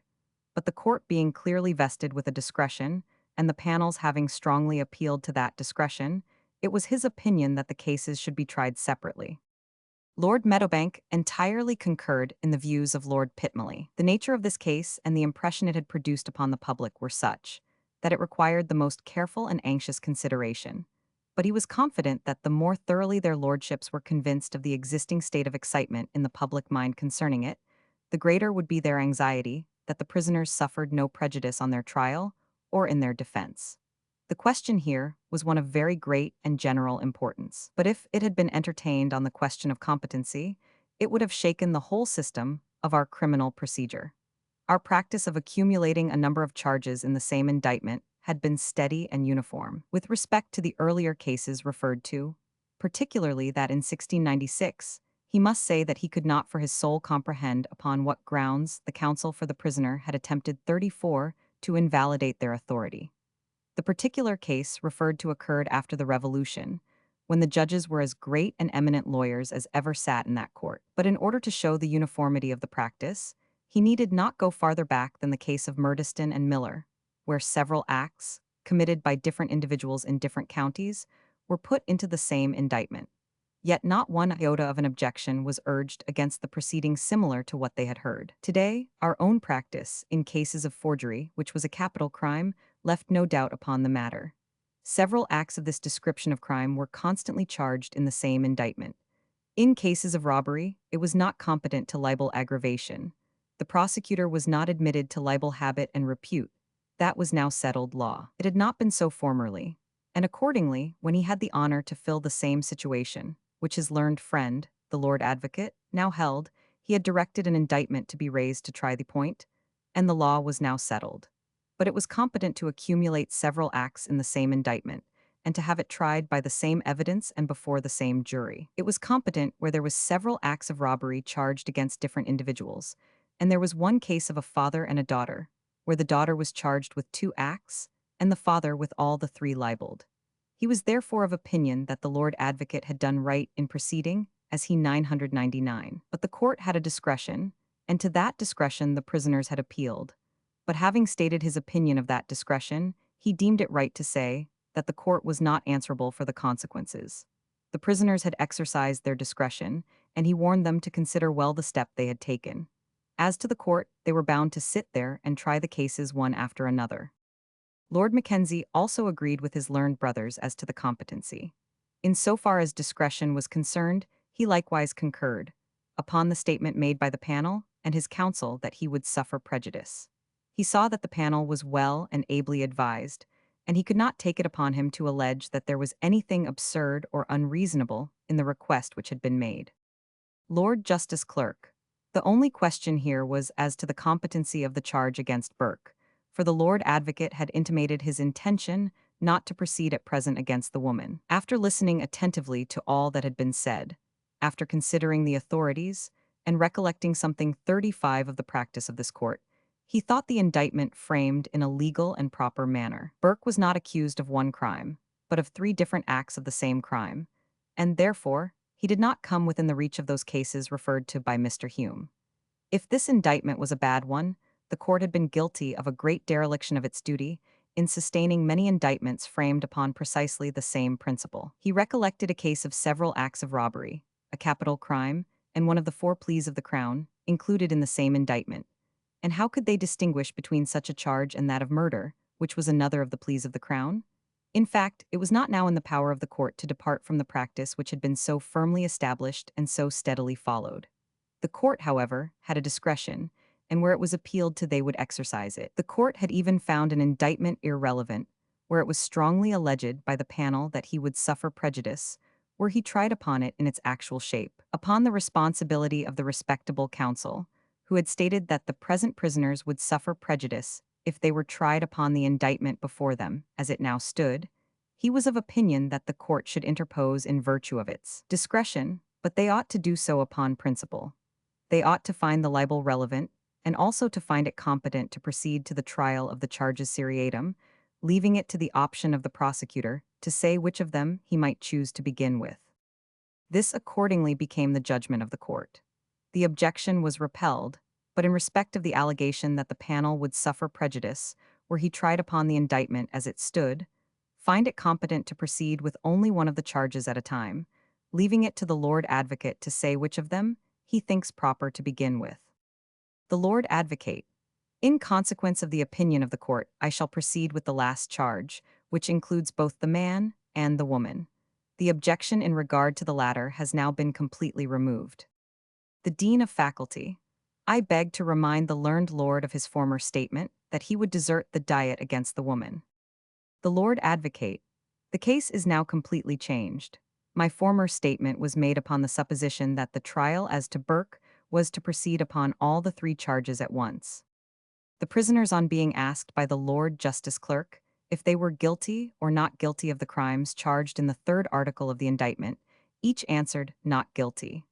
The following jury were then chosen: Nicol Allen, manager of the Hercules Insurance Company, Edinburgh; John Patton, builder, Dew; James Trench, builder, Dew; Peter M. Gregor, merchant, Dew; William Bonnar, banker, Dew; James Banks, agent, Leithwalk; James Mellis, merchant, Edinburgh; John M. Fye, merchant, Leith; Thomas Barker, brewer, Dew; Henry Fenwick, grocer, Dunbar; David Brash, grocer, Leith; David Hunter, ironmonger, Edinburgh; Robert Jeffrey, engraver, Dew; William Bell, grocer, Dunbar; William Robertson, cooper, Edinburgh.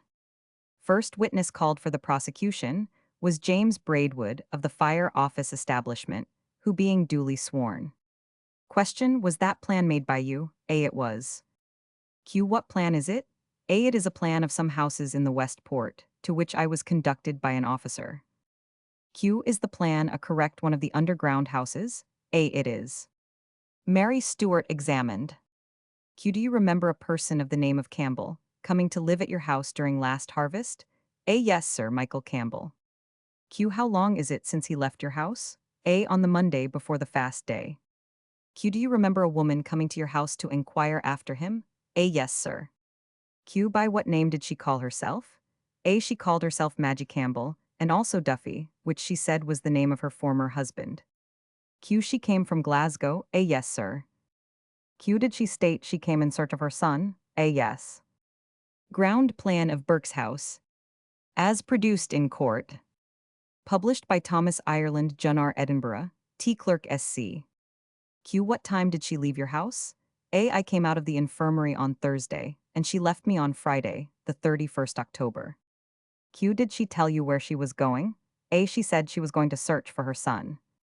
Q. Do you know a person of the name of Charles M. Lauchlin? A. Yes, sir, he slept with the woman's son. Q. Have you ever seen that woman since? A. Not till I saw her at the police office. Q. What hour did she leave your house? A. I think between 7 and 8 o'clock in the morning. Q. Do you remember when you saw the woman's body at the police office? A. Yes, sir, it was on Sunday 2 days after. Q. Could you recognize the body? A. Yes, sir. Q. What dress did she leave your house in? A. In an old dark printed gown, much patched, short sleeves, open before, sewed with white thread in the back, black bombazet petticoat, and red striped short gown. Q. Would you know these things? A. Yes, sir. These articles were shown to witness, and she identified the old printed gown and short dress. By the courts. Q. Do you know what her age might be? A. Between 40 and 50. By counsel. Q. What size was she? A. She was a little broad-set woman. By the court. Q. When she stopped in your house, was she in good health? A. Yes, my lord. Q. Did you ever see her drunk? A. No, my lord. Charles M. Lauchlin examined. Q. In the month of October last, did you reside in the house of Mrs. Stewart in the Pleasance? A. Yes, sir, along with one Michael Campbell. Q. What time did he leave that house? A. About the end of October. Q. Do you remember a woman coming to the house in October? A. Yes, sir. Q. When she came, did Michael Campbell live at the house? A. Yes, sir. Q. What name did the woman go by? A. Mrs. Campbell's name was Marjorie M. Gonigal. Duffy was her second husband's name. Q. Had you ever seen her before? A. Yes, sir. At home, in the county Donegal in Ireland. Q. Did she remain some days at Stewart? S. A. Yes, sir. Q. What time did she leave?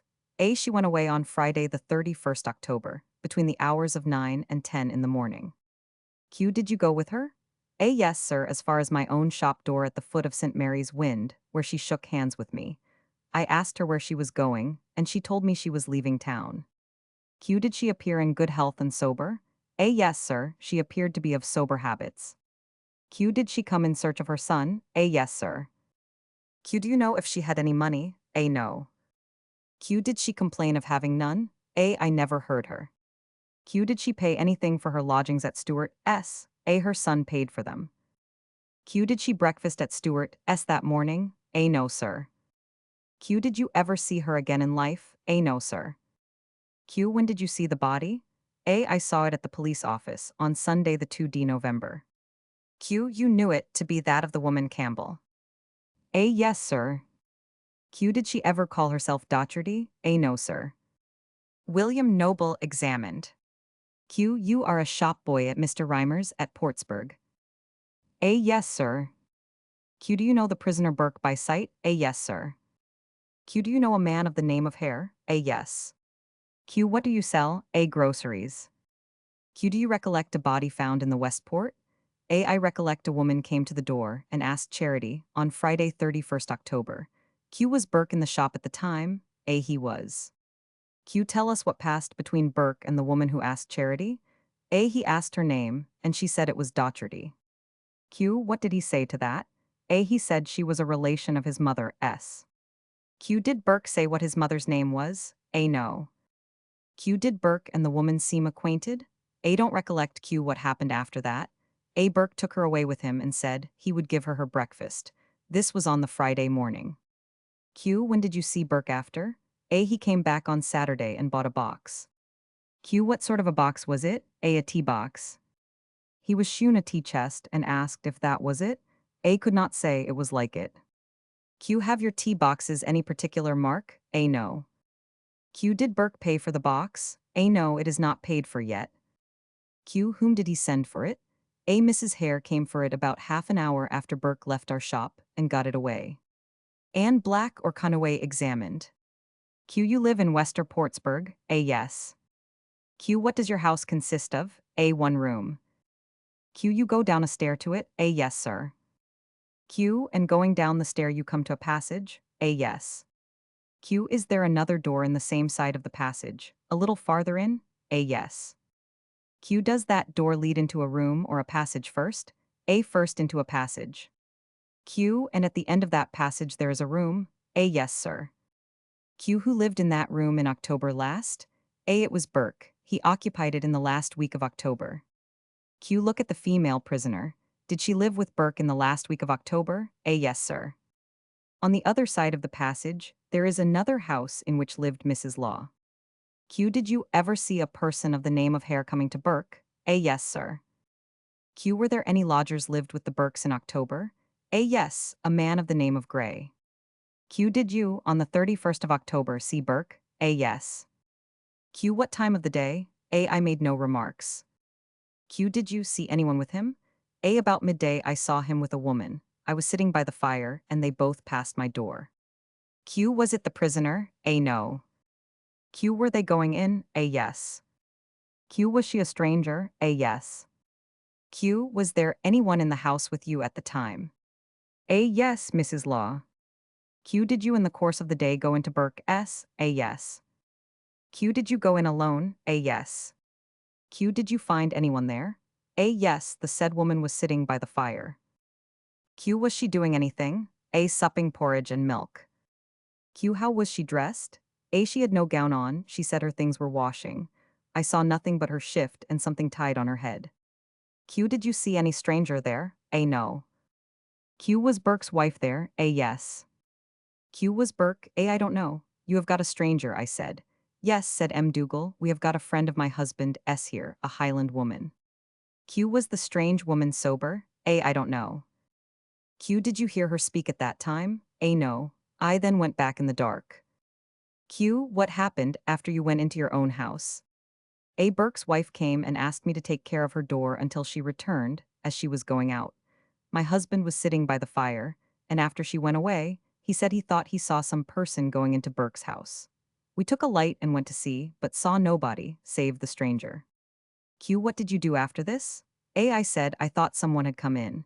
She rose and followed after me, and appeared the worse of drink at the time. She said she was going to St. Mary's Wynd to see a boy, to hear about her son, and she wanted the name of the land of houses that she might return, as she said she had no money to pay for her bed. I told her she need not go for she would not find her way back again. She said Burke, whom she called Docherty, had promised her supper and a bed that night. I told her if she went out the policeman would take her as she was bad in drink. Q did she go out? A no, she did not. She came into our house and spoke a good while with my husband about Ireland and the army, in which he had been. Q did you ask how Burke and she had become acquainted? A no, but she said she intended to stop for a fortnight. I told her landlord's name was Burke and not Docherty, but she insisted it was Docherty, for that was the name he gave himself to her.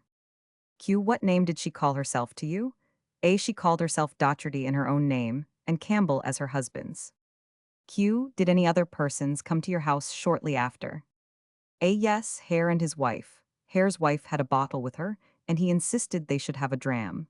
The prisoner M. Dougal came in also and had a share. Q did you drink any? A yes, and my husband treated them. Q did the stranger get any drink? A yes. Q were they merry in your house? A yes, Hare was dancing 41 on the floor, so were Mrs. Campbell and Mrs. Burke. Campbell was barefooted and got a scratch on the foot with the nails in Hare's shoes, of which she complained, but she was otherwise very well. Q did they leave your house together? A no, Mrs. Campbell said she would not go till Docherty, meaning Burke, came in. I insisted on her going, but she bade me not be cruel to a stranger. Shortly after, I told her there was Docherty now, and she rose and followed him. Q at what hour was this? A I think it was between 10 and 11 at night. She went towards Burke's house. Q did you sleep that night? A no, what disturbed me was Burke and Hare quarreling. They appeared to be fighting. Q at what hour did you get up in the morning? A I got up between 3 and 4, but went to bed again, and got up altogether about 8 o'clock. Q whom did you see first? A I heard Hare's wife in the passage calling to Mrs. Law, who was then in our house, but she did not answer. Q did any other person come to your door? A yes, a girl afterwards came inquiring for John, who witness understood was Burke. It was between 8 and 9. Q did you direct her to Burke? A yes. Q did you see Mrs. M. Dougal? A yes, shortly after she came and told me William Burke was wanting me. I went to Burke's and found Mrs. Law, M. Dougal, and a lad named Brogan. Burke had a bottle of spirits and gave me a glass. He then threw the spirits up towards the roof of the house and upon the bed at his back. I asked him why he wasted it, and he laughed and said he wanted it finished to get another bottle. I then asked Mrs. M. Dougal what was become of the old woman. She said she kicked her out of the house, as she saw Burke and her too friendly. Q did Burke say anything at this time? A no. Q did you ask him what the noise was about? A yes, he said it was a fit of drink, but they were all well then. Q did you do anything more? A no, sir. Q did you see any straw lying near the bed? A yes, there was a bundle of straw near the bed, which had lain there almost all the summer. Q when you got up at the first time in the morning, between 3 and 4, was all quiet in Burke's house. A yes, while I made my husband's breakfast at that hour, I heard no noise. Q did any other thing particular happen in Burke's that morning? A yes, his wife sung a song. Q at what hour did you return to your own house? A it would be the forenoon. Q did you go again to Burke's on Saturday night? A yes, at 8 o'clock, Gray's wife told me of something in Burke's house and I went with her to see. Q what did you see? A I saw nothing, I was so frightened that I came out. Q did you see the prisoner, M. Dougal? A before this M. Dougal came to me, and said the woman Gray had stolen some things out of her house, and asked Mo to watch her door, as it did not lock. This was about 6 o'clock. Q what happened after? A when I was making my husband's supper, Hare came to my door. He was going to Burke's, but I told him there was nobody there, and he came into my house but soon went back into the passage. I afterwards went to Burke's door and found it fastened. Q. After you went to Burke's door, did you see anyone? A. Yes, hair came out of Burke's after that. Q. Did you see M. Dougal? A. Yes, and Burke a good bit on in the night. Q. Did anything else happen? A. Yes, someone said to Burke and M. Dougal that they were very much disturbed the night they murdered the woman.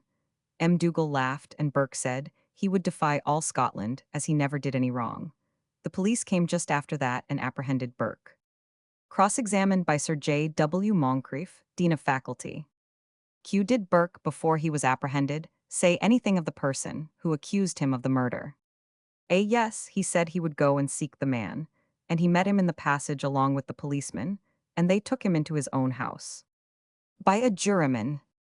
Q. What was the cause of your fear when you went into Burke's house? A. From having heard of the murder from Mrs. Gray. Janet Laurie or Law examined. Q. You lived in the same passage with the prisoners in October last? A. Yes. Q. Do you remember being at Conaway's house on the 31st October, about 2 in the afternoon? A. Yes. Q. Do you recollect seeing the prisoner Burke in the passage? A. Yes. Q. Was he alone? A. A little woman was following him. They went into Burke's house. Q. Did you see hair that evening? A. Yes. Q. Did he go into Burke's house? A. Yes. Q. Did you go in there? A. Yes. Q. Whom did you see? A. I saw Hare and his wife and Burke and the little woman. Q. At that time were they merry? A. Yes. Q. You were not long there? A. About 20 minutes. Q. Did you get any spirits? A. Yes. Q. At what hour did you go to bed? A. About 9:30, sometime after I heard a noise of dancing and merriment. Q. Did you hear any singing? A. No, sir. Q. Fighting and scuffling? A. There was a great noise. Q. Did you distinguish any particular voice? A. No. Q. Did the noise last long? A. Yes. The next morning Mrs. Burke came into my house to borrow a pair of bellows and asked me if I heard Burke and Hare fighting in the night time. Q. Any more about the fighting? A. I asked her then what she had done with the little woman. She said she kicked her out of the door because she had been using too much freedom with William, meaning Burke. Q. Did she go after that? A. Yes, that was about 8. She afterwards returned about 9 to borrow a dram glass and asked me to come into her house. Q. Did you go? A. Yes, and saw Hare there and Burke and M. Dougal, and a man of the name of Brogan. Q. Did Gray and his wife come in before you left? A. Yes, and Mrs. Conaway. Q. Did you remark anything particular? A. Yes, Burke took a bottle of spirits and sprinkled it about the bed and room, he said, because none of them would drink it. Q. Was there a good deal of straw lying at the foot of the bed? A. Yes, this took place on the Saturday morning, and Burke was apprehended that night. Q. Did you see Mrs. Conaway at Burke's house? A. Yes. Q. Did you go to the police office on Sunday? A. Yes, and was shewn the body of the little woman I saw at Burke's on Friday night. Cross-examined. Q. Was the straw that was near the bed there before? A. Yes. Q. Was it in use? A. Yes, it had been used for some time as a bed for Gray and his wife. Q. Alston examined. Q. Do you live in the same land with Burke? A. Yes, I live in the flat above the shop, and he lives in the flat below the shop. Q. Did you hear any noise on the night of the 31st October when going home? A. Yes, I heard some going along the passage between 11 and 12 that night. Q. Tell us what you heard? A. I heard 2 men quarreling, but what particularly attracted my attention was the cry of murder from a woman. I went down a part of the stair towards Burke's house. Q. Do you know Conaway's door? A. Yes. Q. Did you go so far as that? A. Yes. Q. Now tell us distinctly as far as you can what you heard. A. I heard 2 men quarreling, and a woman crying murder, but not in such a way as would lead me to think she was in danger. She continued to do so for a few minutes, then something gave 3 cries as if it was strangled. Q. Did it resemble the sound of a person or animal that was strangled? A. Yes. Q. What did you hear after this? A. I heard no noise on the floor, only speaking loud. After these remarkable sounds, I heard the female voice who cried murder, strike her hand as if against the door and call for the police. They were murdering her. I went immediately for the police and could not get one. I returned and went down the stair a little way. Q. Did you hear anything after? A. Nothing but the voices of the 2 men which appeared at a great distance. Q. While you were listening, did you hear feet moving on the floor? A. Yes. Q. How far might you be from Burke's door when you heard those remarkable sounds? A. About 3 yards, or 10 or 15 feet. Q. Was the outer door shut?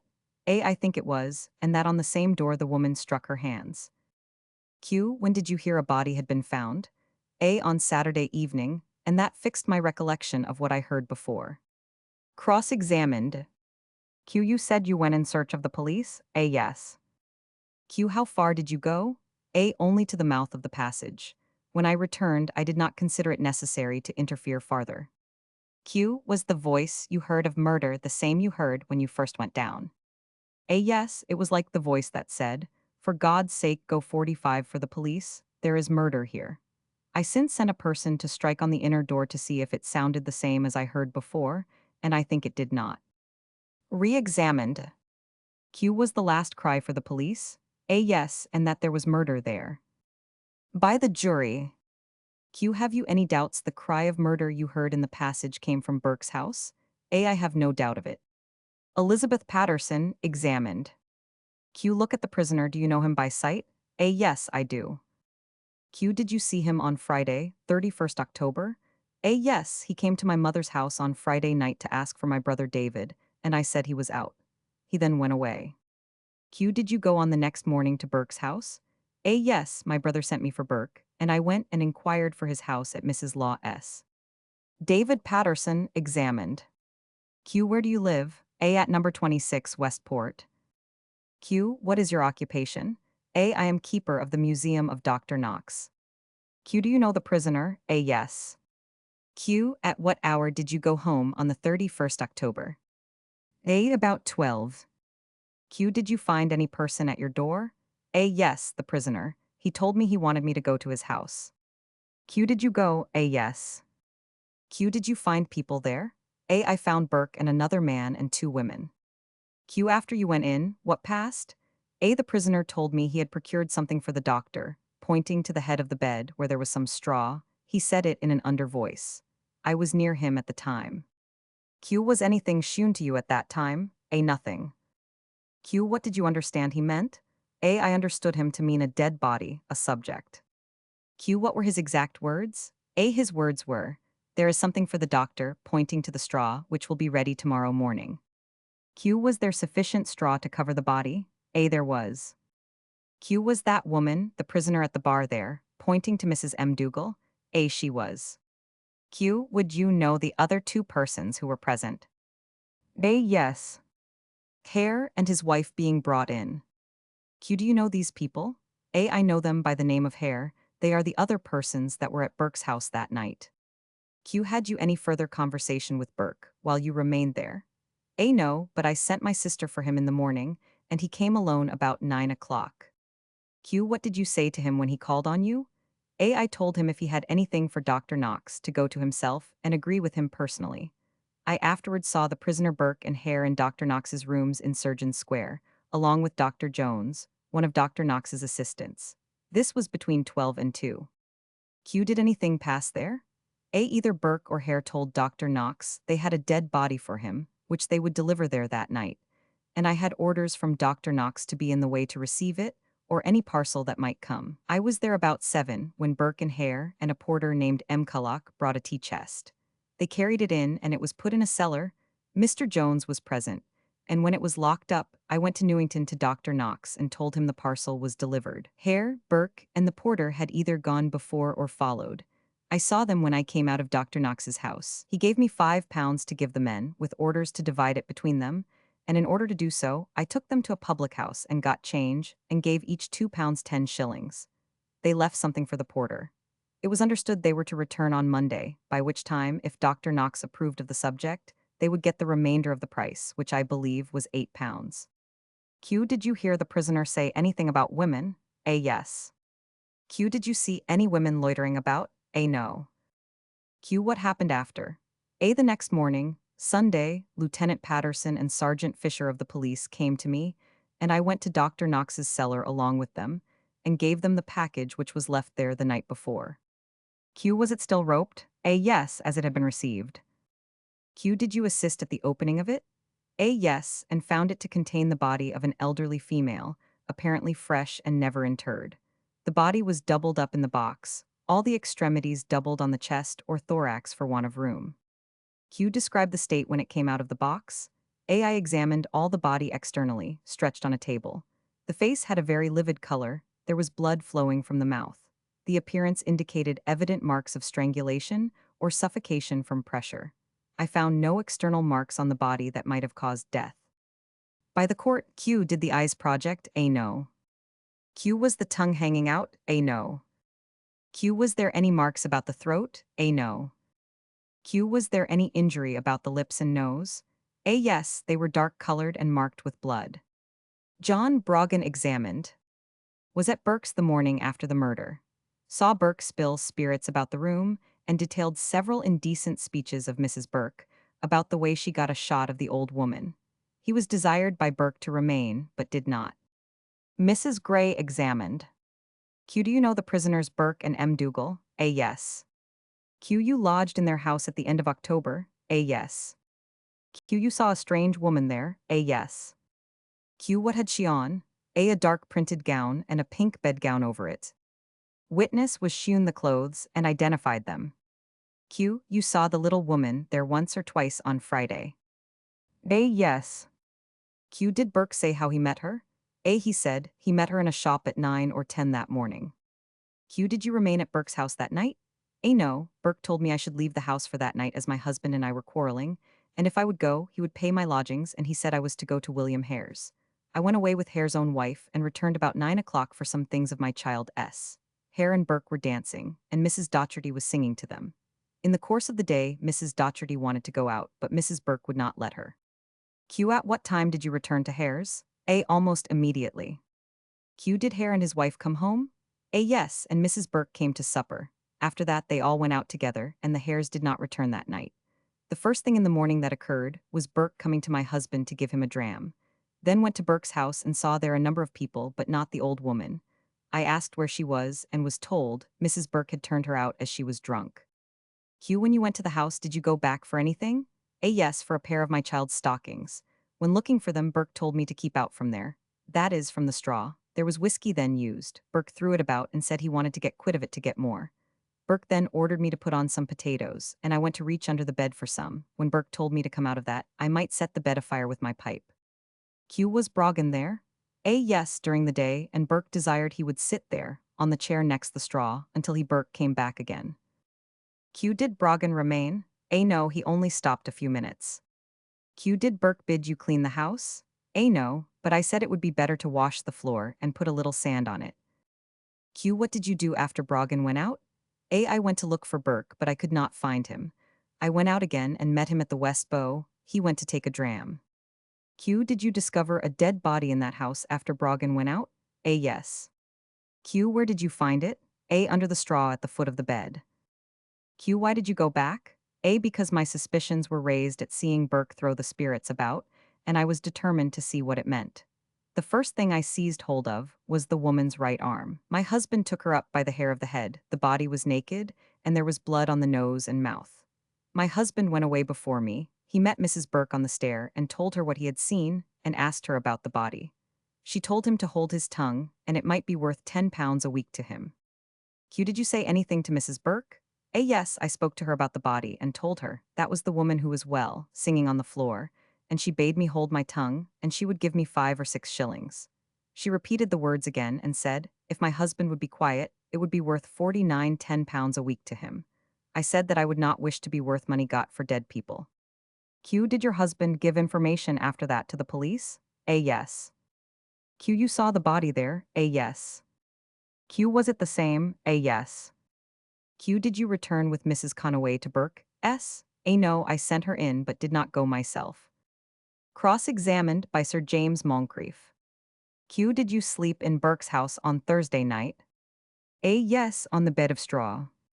Q, did you continue there all the forenoon of Friday? A, yes, I never went out but for a stoopful of water. Q, what time did you go to Hare's? A, about dark. Q, did anyone ask you to come back to Burke? S, that night? A, no, I thought as it was Halloween night they did not wish to have me amongst them. Q, who went with you to Burke's at the time you say you went for your child's clothes? A, my husband. It was about 9 o'clock. We did not stop many minutes. Q. Were they all making merry? A. Yes, they were dancing and singing. Q. Do you remember was Mrs. Conaway there? A. No. Q. You went away in a few minutes? A. Yes. Q. You say that Hare afterwards came home, with Mrs. Hare and M. Dougal? A. It was before I went back for the clothes and not after. Q. Did they ask you to come and have some sport with them? A. No. Next morning Burke came and went out to give my husband a dram, and he told us to come down to breakfast, and we 999. Q. When you went down to breakfast, did you see Hare or his wife then? A. No. Q. Are you sure? A. Quite sure, she came home before I went to breakfast. I did not get up until 8 o'clock. Q. Did M. Dougal say anything to your husband or yourself about the body when it was found? Did she say, my God, I cannot help it? A. Yes, I recollect now, she 999. Q. Did these words follow her offer of the £10 a week? A. Yes. By the court. Am I to understand, she said, my God, I cannot help it, after you said you did not wish to make money by dead people? A. Yes. Here she recapitulated her evidence in a very distinct manner. Q. Did the woman make no reply, when you said the woman was dead, whom you saw well and singing the night before? A. No. Q. What did you say after? A. I said, if she could not help it, she ought not to remain in the house. Q. Were these words, my God, I cannot help it, used after M. Dougal had spoken to your husband of £10 a week, and he had refused to be silent? A. Yes, it was after the offer of money. And I said, did she mean to bring a family to disgrace? That prisoner replied, my God, how can I help it? James Gray, laborer, husband of the foregoing witness, examined. Q. You lodged at the prisoner's house? A. Yes, for a few nights at the end of last October. Q. Do you remember Burke having any conversation with you about sleeping out of his house on the 31st of that month? A. Yes, Burke said we must go out that night, that he had provided a place for us, and that we might come back in the morning to breakfast. Q. Did he give any reason for desiring you to leave his house that night? A. No, not that I recollect. He took us to Hare, S., and pitched on a bed he used to occupy himself. Q. Did you know that Burke brought in a strange woman that morning before, and ordered breakfast for her? A. Yes. He said he suspected she was some relation of his mother, S., as she had the same name, and was from near the same place. Q. Did you return the night you left Burke, S.? A. Yes, about 9, with my wife, where we saw a good number of people at Burke's. We stopped a few minutes. Next morning Burke came, and my wife and I went down to breakfast. Q. In the course of that Saturday, was you present when your wife found a dead body? A. Yes, it was covered with straw, and lying near the head of the bed. Q. Was it the woman you saw there the night before? A. Yes.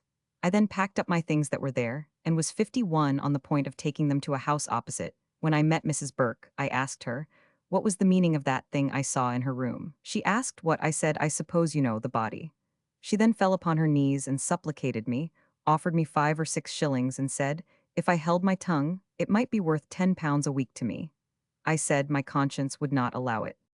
Q. Did she say the same thing to your wife? A. Very near. Q. Did she say she could not help it? A. She 999. Q. After this conversation, did your wife and you leave it? A. Yes, Mrs. Burke followed us up to the street. We met Mrs. Hare. She asked us what we were quarreling about, and desired us to go into a house and settle our dispute. We did go, and shortly after I went straight to the police. By the court. Q. When you saw the body, did you know it to be the woman who was there the night before? A. Yes, it was quite naked. There was blood upon the mouth. Cross-examined. Q. What hour was it when you left Burke's house first, on the evening of the 31st? A. About 5 in the evening. Q. What hour did Burke come for you in the morning? A. I think about 7. Q. Was Burke and Hares at supper? A. No, but Mrs. Burke was. The Hares had left before Burke came. George M. Culloch examined. Q. You are a porter? A. Yes. Q. Did the prisoner Burke come to you to carry a parcel for him at the end of October last? A. Yes. Q. Where did you go first? A. To Burke's house. We went into his room, where we got a box like a tea box. He took something in a sheet and put it into the box. Q. Was it like the shape of a human body? A. I think it was. Q. Had you no doubt it was a body? A. No. Q. Did you assist? A. No, but when the body was putting in there was some hair which I pushed in. Q. When the body was putting in the box was there violence used? A. Yes. Q. Was there another man there? A. Yes, of the name of Hare. Q. What became of the sheet? A. It was left where the body was carried to. The witness was shown a box. Q, was that the box? A, the very box. Q, was the hair long? A, no. Q, did you carry the box? A, yes. Q, did the prisoner follow you? A, yes. He told me to go towards the high school wind. Q, did you go? A, yes. Q, did any person join you? A, yes, the prisoner and his wife, and Hare and his wife. Q, then you went to Surgeon's Square? A, yes, and took the box off my back. Q, what hour was it? A, it was 6:30. Q, where did you go after? A, to Newington. Q, who went with you? A, the prisoner, Hare, and their wives. Q, did they separate from their husbands? A, yes. Q, you saw a person of the name of Patterson. A, yes, we went into a public house, and he shared the money between the prisoner and Hare, and gave me 5 shillings for my trouble. When we came out, the women were gone. John Fisher examined. Q, you are a police officer? A, yes. Q, do you remember a person coming to the office? A, yes. Q, where did you go with him? A, to William Burke S. Q, what did you go there for? A, to make inquiries, as I heard the body was removed. I met Burke and M. Dougal on the stair. I bade them come down. I wished to speak with them. I asked Burke what had become of his lodgers. He said there is one pointing to Gray, and that he turned them out for their bad conduct. I then asked what became of the little woman that was there on Friday. He said she left at 7 in the morning. I asked him if any person saw her go away. He said William Hare. I asked if anyone else saw her go. He then looked insolent and said many saw her go. I saw marks of blood on the bed and asked how they came there. M. Dougal said a woman had lain in there a fortnight ago. She said she knew where to find the little woman. She lived in the Pleasance. She saw her that night at the Vennel, and she apologized for her bad conduct. I asked her what time she left, and she said at 7 o'clock at night. I then decided 53 on taking them to the office, which I did, on a pretext that it was all a matter of spite against them, and if they would come to the police office, it would be all cleared up. Q, did you return to Burke's house that night? A, yes, with the superintendent and Dr. Black. Q, did you examine the house? A, yes. Q, you found a striped bedgown on the bed? A, yes. Q, was that it? The bedgown was exhibited. A, yes. Q, did you find any blood? A, yes, amongst the straw. Q, did it appear to have been long there? A, no. Q, next morning you went to Dr. Knox S with Patterson? A, yes. Q, and what did you find? A, the body of an old woman quite naked. We sent for Gray to see if he knew the body, and he identified it. We afterwards returned in the day and removed the body to the police office. Q, was the body shown to the prisoners? A, yes. Q, they denied all knowledge of having seen it, dead or alive? A, yes. Q, did you go to Burke's house again? A, yes, and found an old gown and a bag. Q, were these the articles? They were exhibited. A, yes. Q, was the body after examined? A, yes, by Dr. Black, Dr. Christison, and Dr. Newbegin. Cross-examined. Q, did Hare deny all knowledge of the bodies? A, yes. Q, and his wife? A, yes. William Hare or Hare examined. William Hare or Hare, a socius criminis, was now brought forward, and his entrance into the witnesses' box produced a great sensation in the court. He was first sworn according to the form used in Scotland, and warned in the most pointed manner to speak the truth, for if he was found to deviate the least from it, the most condign punishment would await him. Q, you are a Roman Catholic? A, yes. Q, would you wish to be sworn in any other way? A, I never took an oath before. I believe it is all one way. He was then sworn upon a New Testament, with his right hand on the cross. Q, how long have you been in this country? A, 10 years. Q, how long have you been acquainted with the prisoners? A, about 12 months. Q, is your house near Burke's? A, yes. Q, you remember last Halloween? A, yes. Q, were you drinking in a public house with Burke? A, yes. Q, what did he say? A, he asked me to go down to his house to see what a shot he had got for the doctors. He said he got an old woman off the street, and she would make a good shot for the doctors. He told me to go down to the house and see if they were drinking, for he did not like to go. Q, what did you understand by a shot for the doctors? A, that he was going to murder her. Q, did you go down? A, yes, I found a man and a woman and Nellie M. Dougal, and the old woman washing her short gown. Q, was the strange man's name Gray? A, yes. Q, what color was the short gown? A, reddish striped. Q, is that it? The gown was exhibited. A, yes. Q, did you remain long there? A, 5 minutes and then went home. Q, was you in Conaway's after that? A. Yes, between 8 and 9 o'clock. Q. Who was at Conaway's? A. There was William Burke and Brogan, and another chap I did not know, and my wife, John Conaway, and Nellie M. Dougal. The little old woman was left at Conaway's, where they had some drink. Q. Had you some? A. Yes, we then went to Burke's, and Burke and his wife and the old woman came in. We were all hearty. Q. Did you then expect the old woman was to be murdered? A. No. Q. You had a quarrel with Burke? A. Yes, he struck me on the mouth, and I struck him again. The woman came between us. He pushed me on the bed twice, and I remained on the bed. The old woman got up and wished Burke to sit down, as he treated her well. She said she did not wish to see him ill-used. She run out before this to the passage and cried out either murder or police. Q. How was she brought back again? A. It was Nellie M. Dougal that brought her back both times. Q. When you were struggling, did you knock the old woman down? A. Yes, and she lay on her back, so drunk she could not get up. She cried to Burke to quit. Q. Did he quit you? A. Yes. Q. What did he do then? A. He got on the old woman with his breast on her head, and kept in her breath. She gave a kind of cry, and moaned a little after the first cry. Q. How did he apply his hands to her? A. He put one hand on her nose and the other under her chin, and stopped her breath. He continued this for 10 or 15 minutes. Q. Did he say anything while this was going on?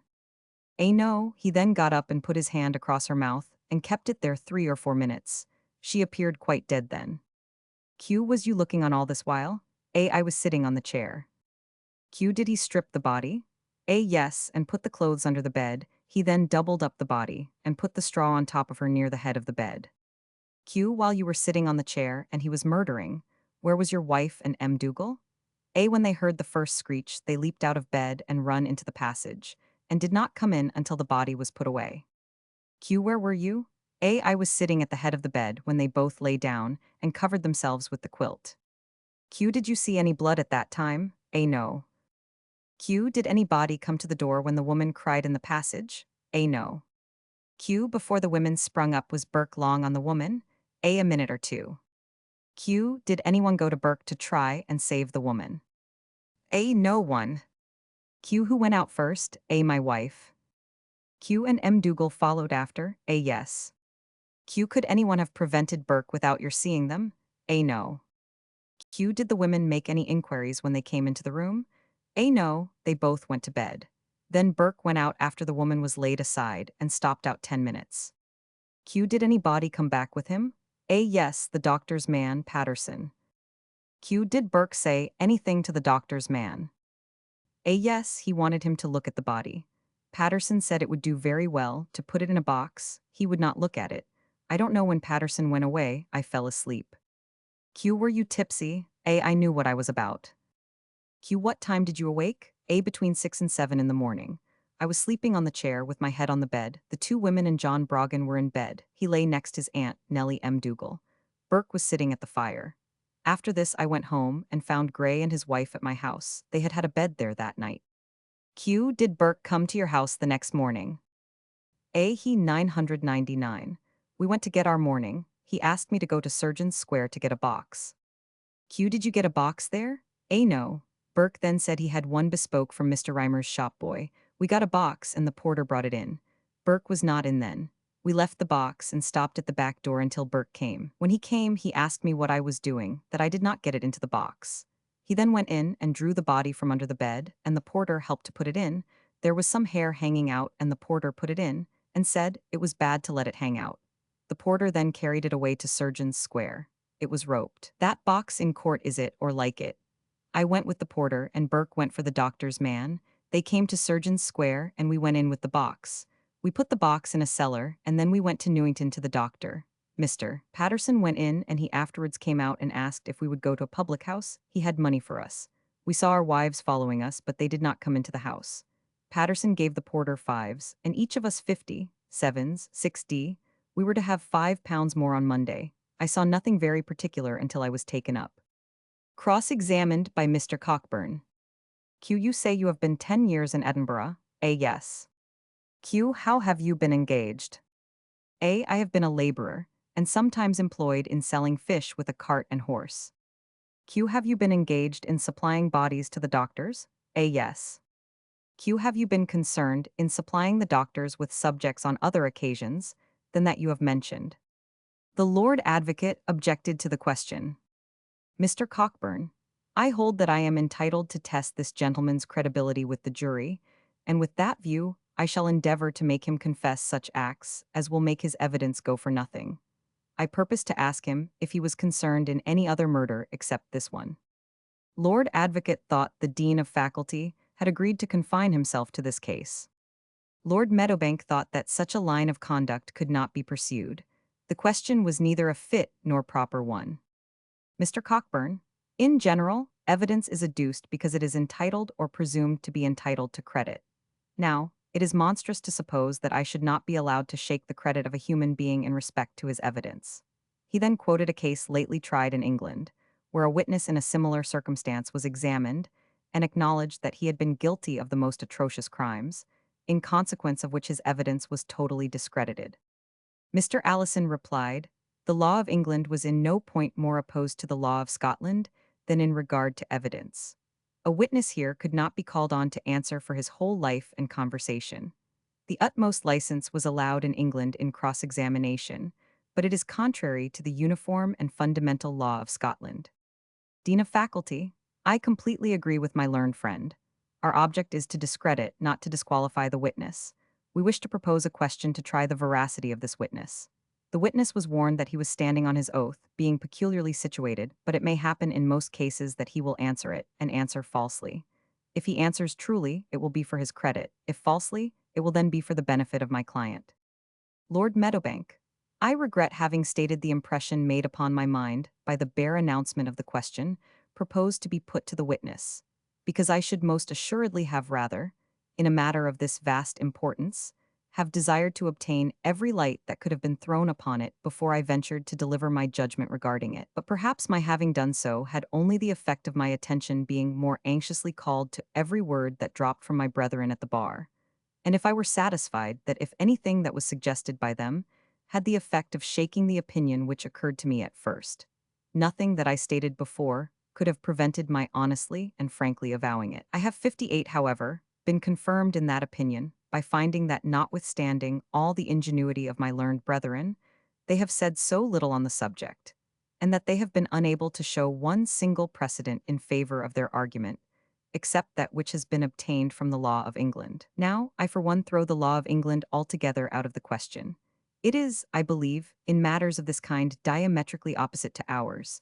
That law holds that a witness has no protection from having been examined by the public prosecutor on a criminal trial. We hold that he has.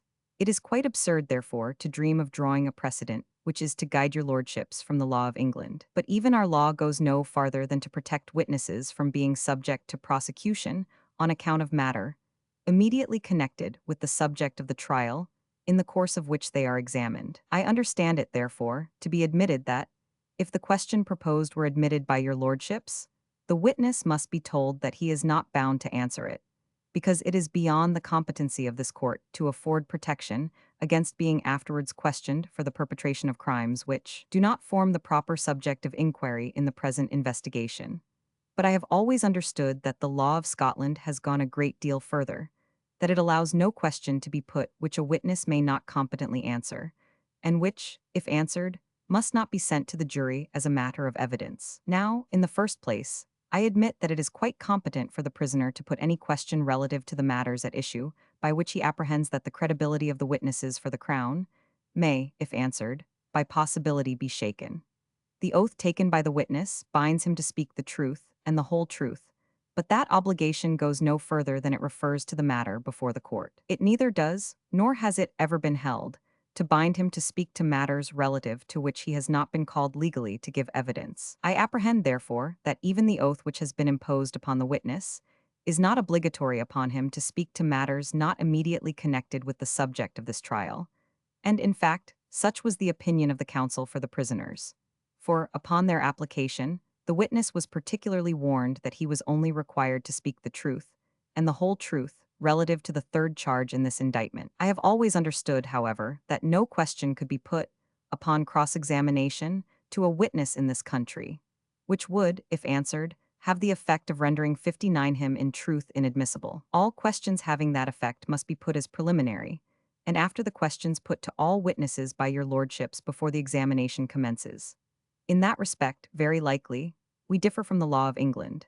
But, for the reasons assigned by Mr. Hume in the passages read by Mr. Allison, I am not inclined to think that the rules of our law are inferior or less effectual for the administration of justice. The object of our law has always been to get at the truth, and I suspect that is best to be obtained by preventing witnesses being harassed in the way that would result from such questions as the present being held to be admissible. But further still, suppose, in the second place, that the witness answers the question that has been put in the affirmative and depones that he has been present at more murders than the one in question.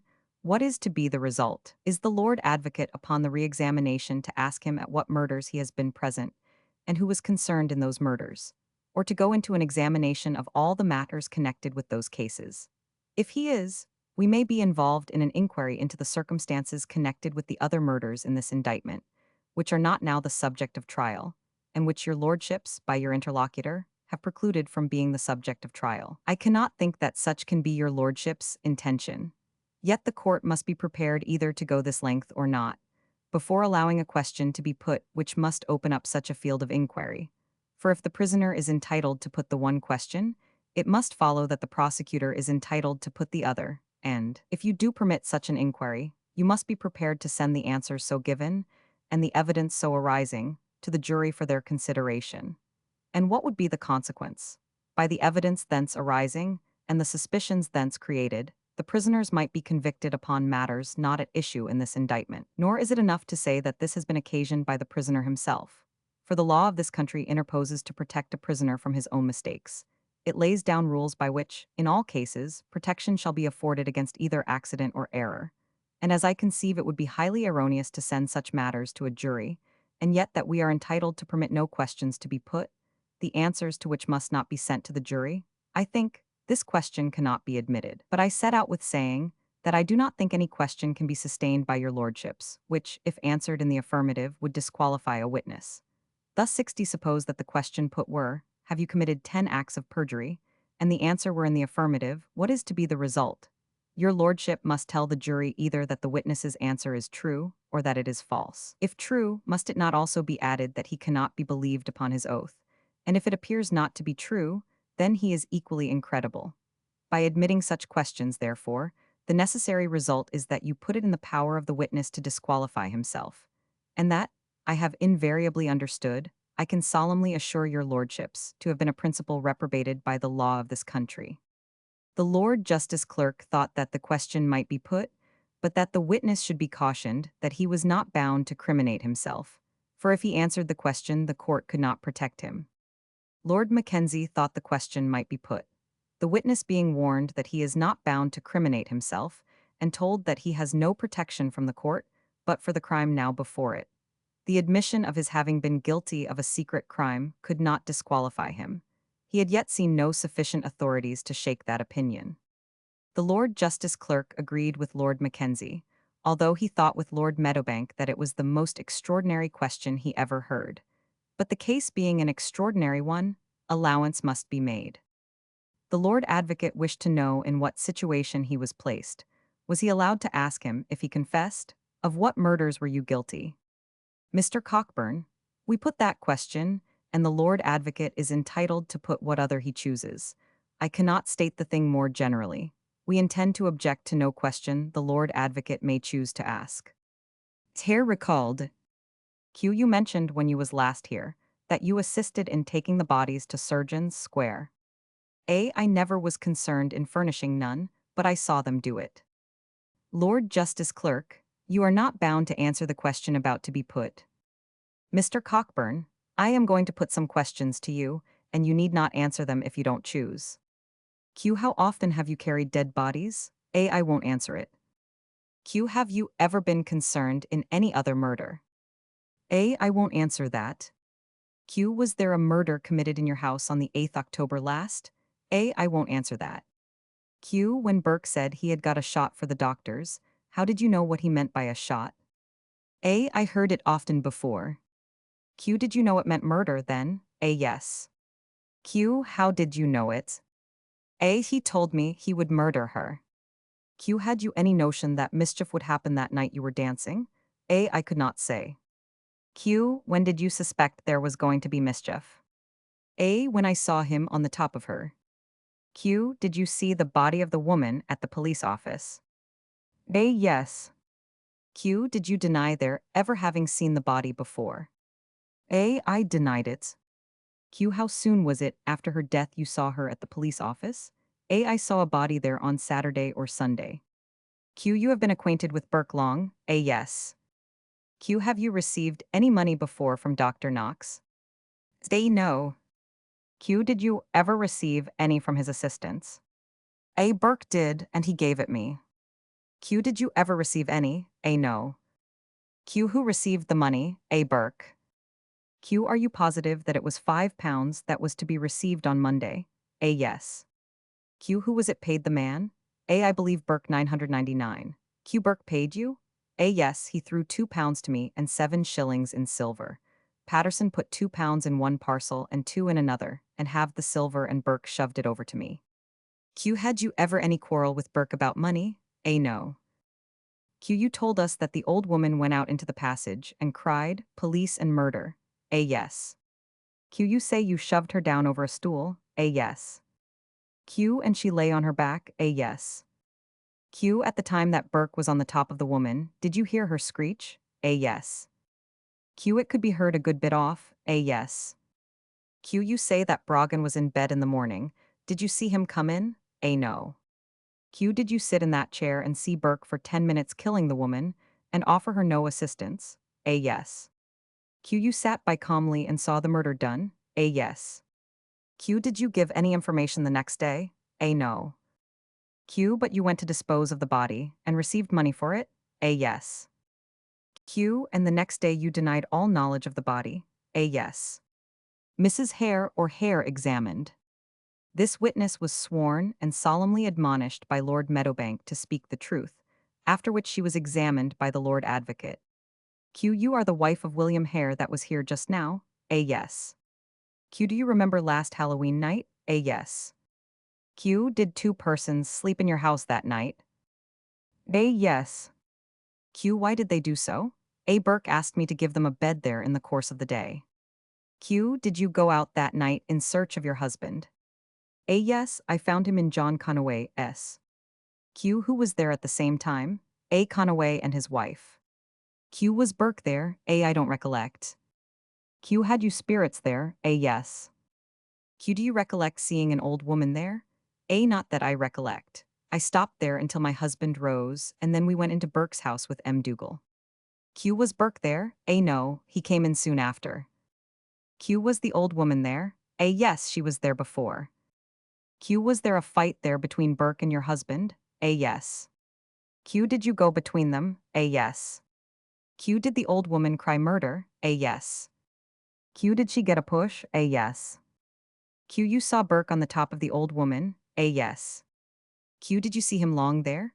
A, no, for M. Dougal and I ran out of the room into the passage and stopped there upwards of a quarter of an hour. Q, when you returned, did you see the old woman? A, no. Q, did you ask after her? A, no, I had my suspicion. Q, what, that she was murdered? A, yes. Q, did you two lie down in the bed? A, not immediately. Q, where were you when Burke was lying on the old woman? 63. A, I thought, before, I was in the bed, but I think now I was between the door and the bed. Q, how many minutes was he on her? A, not many. Q, where was M. Dougal? A, I don't exactly know. Q, which went first out at the door? A, it was one. Q, were you both alarmed? A, yes, sir. Q, you say you suspected what was doing? A, yes, sir. Q, had you any previous reason of suspicion of the act about to be committed on the old woman? A, I had seen a little trick of it done before. I suspected when I saw him lying on her, and Nellie M. Dougal told me something. Q, just tell us what she said. A, she came to our house and said there was a shot in the house, and I asked her what she was, and she said, Burke fetched her in out of a shop. Q, how did you know it was a woman? A, she told me. Q, did she say they intended to make away with the woman? A, no, but I understood from the word shot they were to do it. Q, why did you understand that? A. Because I heard that word made use of before to express the determination of murdering others. Q. Were they pressing drink on the woman? A. Yes.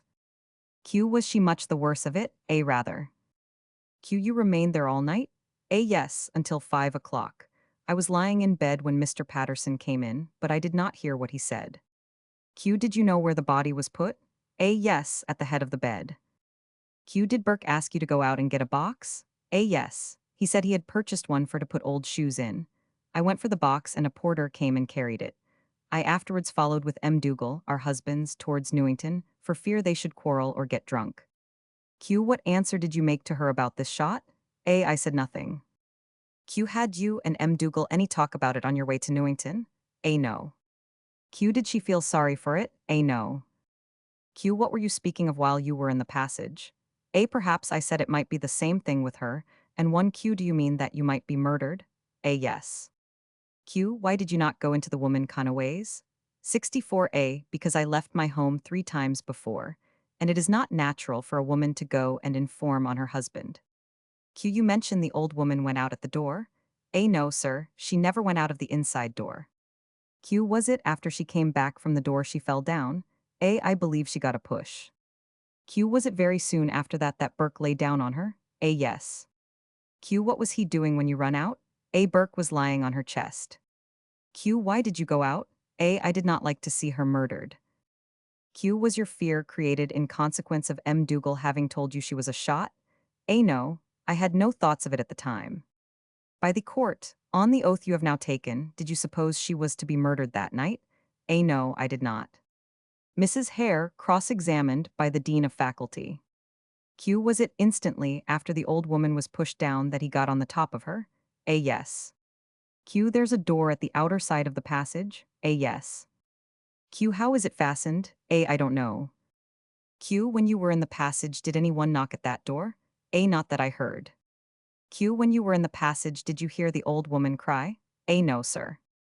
Q. When you returned in, you went to bed? A. Yes, sir. Q. There was a young man of the name of Brogan came in? A. Yes, and we had a dram. Q. Who? A. All of us. Q. Then you got up to have it? A. Yes. Q. Did you go to bed again? A. No. Q. Was M. Dougal in bed? A. No, Brogan, M. Dougal, and I lay down upon the floor. Q. Was there any more fighting? A. Yes. Burke took the stick and struck Hare, and M. Dougal interfered and said she would not have Hare treated in that manner. By the court, you had a bed in your own house. Why did you not go home to it and take your husband along with you? A. I did all I could, but he would not come. Dr. Black examined. Q. You saw a woman's body at the police office? A. Yes. Q. Did you examine it? A. Yes. Q. Were there any marks on the body? A. None. Q. Were there any on the face? A. Yes, there was blood. Q. What appearance had the face? A. It was much swollen. Q. Anything remarkable about the eyes? A. They were swollen and the face black. Q. Did you think that she came by her death by violence? A. My private opinion was that she had, but I could not give a decided medical opinion on the subject. Q. What was your opinion the moment you saw her? A. I formed the conclusion that she came by her death with violence. By the Dean of Faculty. Q. Have you any medical diploma? A. No, but I am a regularly bred surgeon and have been surgeon to the police for 20 years. Q. Did you go with the police to the house of Burke? A. Yes. Q. What did you see there? A. The thing I took particular notice of was, from 14 to 16 ounces of blood mixed with saliva, and having been told the woman had lain in that place, I was able to judge it came from the mouth and nose. Q. Do you mean now to state you have formed a medical opinion in regard to the body? A. I am really afraid to hazard an opinion. By the court. Q. Were the appearances you have seen on people brought into the police office who have been suffocated from drink like this case? A. Yes. Q. If you had seen this body lying in the place where you saw the saliva and blood, would you have hesitated in your opinion? A. I have seen several corpses that died by suffocation, and taking the entire circumstances into view, I think the appearances identical. By the Dean of Faculty. Q. Have you had any case of simple suffocation lately? A. No. Q. Were the symptoms here the same, or nearly the same, as in cases of suffocation from drink? A. The eyes were nearly started from the sockets. By the Lord Advocate. Q. Have you seen such saliva and blood in cases of drink unless some injury was done?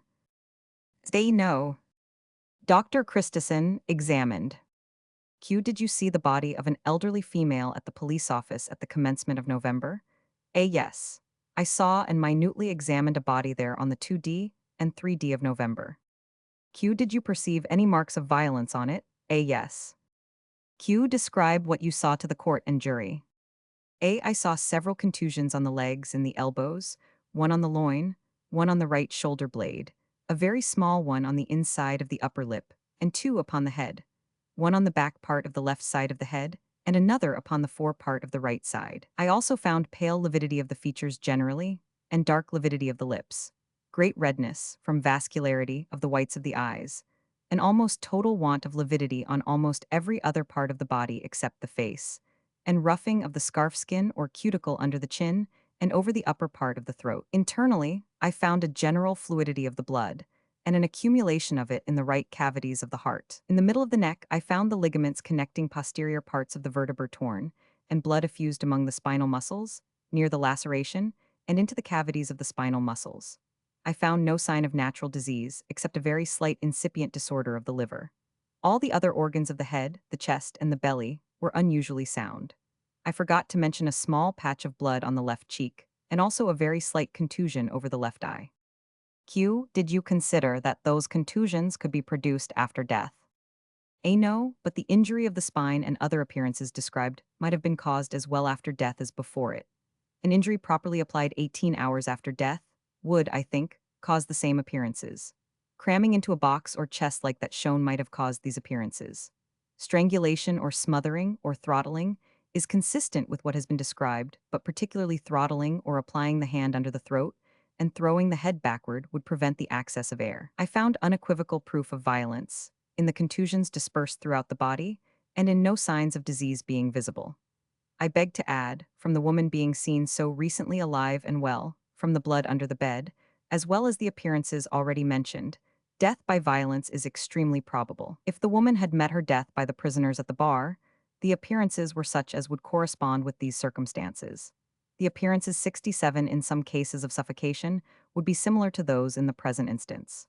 The appearance of blood from the mouth or nose after death may be produced by any species of suffocation. Directly or indirectly, death by intoxication must physiologically be occasioned by suffocation. By Mr. Cockburn. Q. Did the appearances found on the body justify only a suspicion? A. Coupled with the circumstances mentioned, they amount to a probability. By the court. Q. Did you open the stomach? A. Yes, my lord. Q. Describe the contents. A. I found half-digested porridge, but no smell of whiskey or of any narcotic.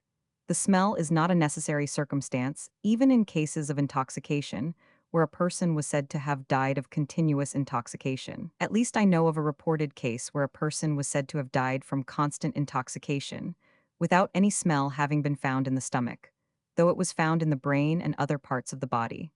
But I also know a similar case where the stomach, on being opened, gave out the effluvia of whiskey. This closed the case for the prosecution. The declarations of the panels were then read. Declaration of Burke. At Edinburgh, the 3D November 1828. In presence of George Tate, Esq., Sheriff Substitute of Edinburghshire. Compared William Burke at present in custody, who being examined declares that he is 36 years of age, and he was born in Ireland, and he came to Scotland about 10 years ago, that he is a shoemaker and he has lived for rather more than a year in the West Port, and about 2 months ago he went to the house in the West Port in which he at present lives. But he does not know the name of the entry, and the prisoner, Helen M. Dougal, has lived with him for about 10 years, but she is not married to him. Declares that he at first lodged in his present house with a man named John Brogan, but Brogan went away about 10 days ago, and the declarant now lodges in the house by himself. Declares that James Gray and his wife and child came to lodge with the declarant about a week ago. Declares that on the night of Thursday last, the 30th of October, no person was in the declarant's house, except Helen M. Dougal, Gray, and his wife. Declares that on the morning of Friday last he rose about 7 o'clock and immediately began to his work, by mending a pair of shoes. That M. Dougal rose about 9 o'clock. Declares that Gray rose about 6 o'clock and went out. That Gray's wife rose soon afterwards and lighted the fire, and the declarant then rose as before mentioned, declares that he went out about 9 o'clock to get some tobacco, and he returned in a few minutes, and they all four breakfasted together about 10 o'clock, and the women were occupied through the day in washing and dressing and sorting about the house. And Gray was going out and in, and the declarant was working, and declares that on Friday evening he told Gray that he and his wife must go to the other lodging, because he could not afford to support them any longer, as they did not pay for the provisions which they used, and they went away, and the declarant accompanied them to Hare's house, to which he recommended them. Declares that he thinks Gray and his wife went away about 5 o'clock. Declares that about an hour afterwards, when he was standing at the mouth of the entry, a man came forward to him dressed in a great coat, the cape of which was much up about his face. That he never saw that man before and does not know his name. That the man asked if the declarant knew where he could get a pair of shoes mended, and the declarant, being a shoemaker, took him home with him and got off the man's shoes and gave him an old pair in the meantime. That while the declarant was mending the shoes, the man walked about the room and made some remarks about the house being a quiet place, and said that he had a box which he wished to leave there for a short time, and the declarant consented. That the man went out and in a few minutes returned with a box which he laid down upon the floor near the bed, which was behind the declarant, who was sitting near the window with his face to it. That the declarant heard the man unroping the box, and then making a sound as if he were covering something with straw, and the declarant looked round and saw him pushing the box towards the bottom of the bed, where there was some straw on the floor, but he did not observe anything else than the box. That the man then got on his shoes, paid the declarant a sixpence, and went away. That the declarant immediately rose to see what was in the box, and he looked under the bed and saw a dead body among the straw, but he could not observe whether it was a man or a woman. That soon afterwards the man came back, and declarant said it was wrong for him to have brought that there, and told him to put it back into the box and take it away.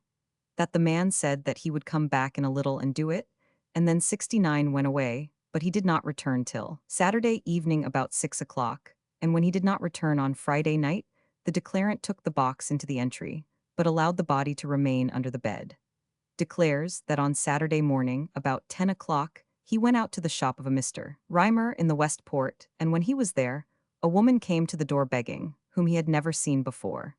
That the people in the shop refused to give her anything, and the declarant, discovering from her dialect that she came from Ireland, asked her from what part of it she came. She said it was from Innessomen, which is a small town in the north of Ireland, and he then asked her name, and she said that it was Mary Doherty, and the declarant remarked that his mother's name was Doherty, and that she came from the same part of Ireland, and that therefore they might perhaps be distant relations, and as she said that she had not broken her fast for 24 hours, if she would come home with him, he would give her breakfast, at which time the only persons in the house were Helen M. Dougal, Gray, and his wife.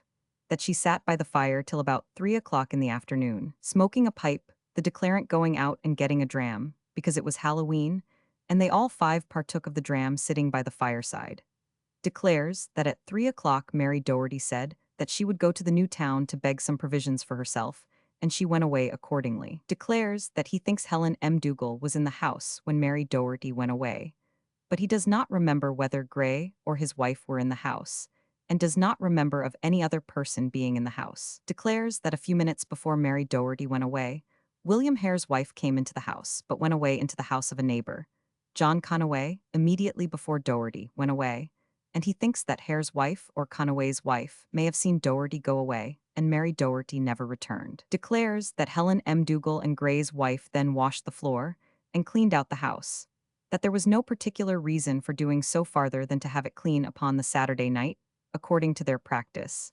And the declarant continued at his work. That soon afterwards Gray and his wife went away, and Helen M. Dougal went to Conaway's house, leaving the declarant by himself, and the declarant had not mentioned to any person about the dead body, and no suspicion that it had been discovered. Declares that about 6 o'clock in the evening, while he was still alone, the man who had brought the body came, accompanied by a porter whom the declarant 70 knows by sight, and whose stance is at somewhere about the head of the Cowgate, or the foot of the Candlemaker Row, and whose Christian name he thinks is John. That the man said he had come to take away the body, and the declarant told him the box was in the entry, and the porter took it in, and the man and the porter took the body, and put it into the box and roped it, and the porter carried it away. Declares that when the man came with the porter, he said he would give the declarant 2 guineas for the trouble he had in keeping the body, and proposed to take the body to Surgeon's Square to dispose of it to any person who would take it. and the declarant mentioned David Patterson as a person who had some connection with the surgeons, and went to Patterson and took him to Surgeons Square, where he found the man and the porter waiting with the box containing the body.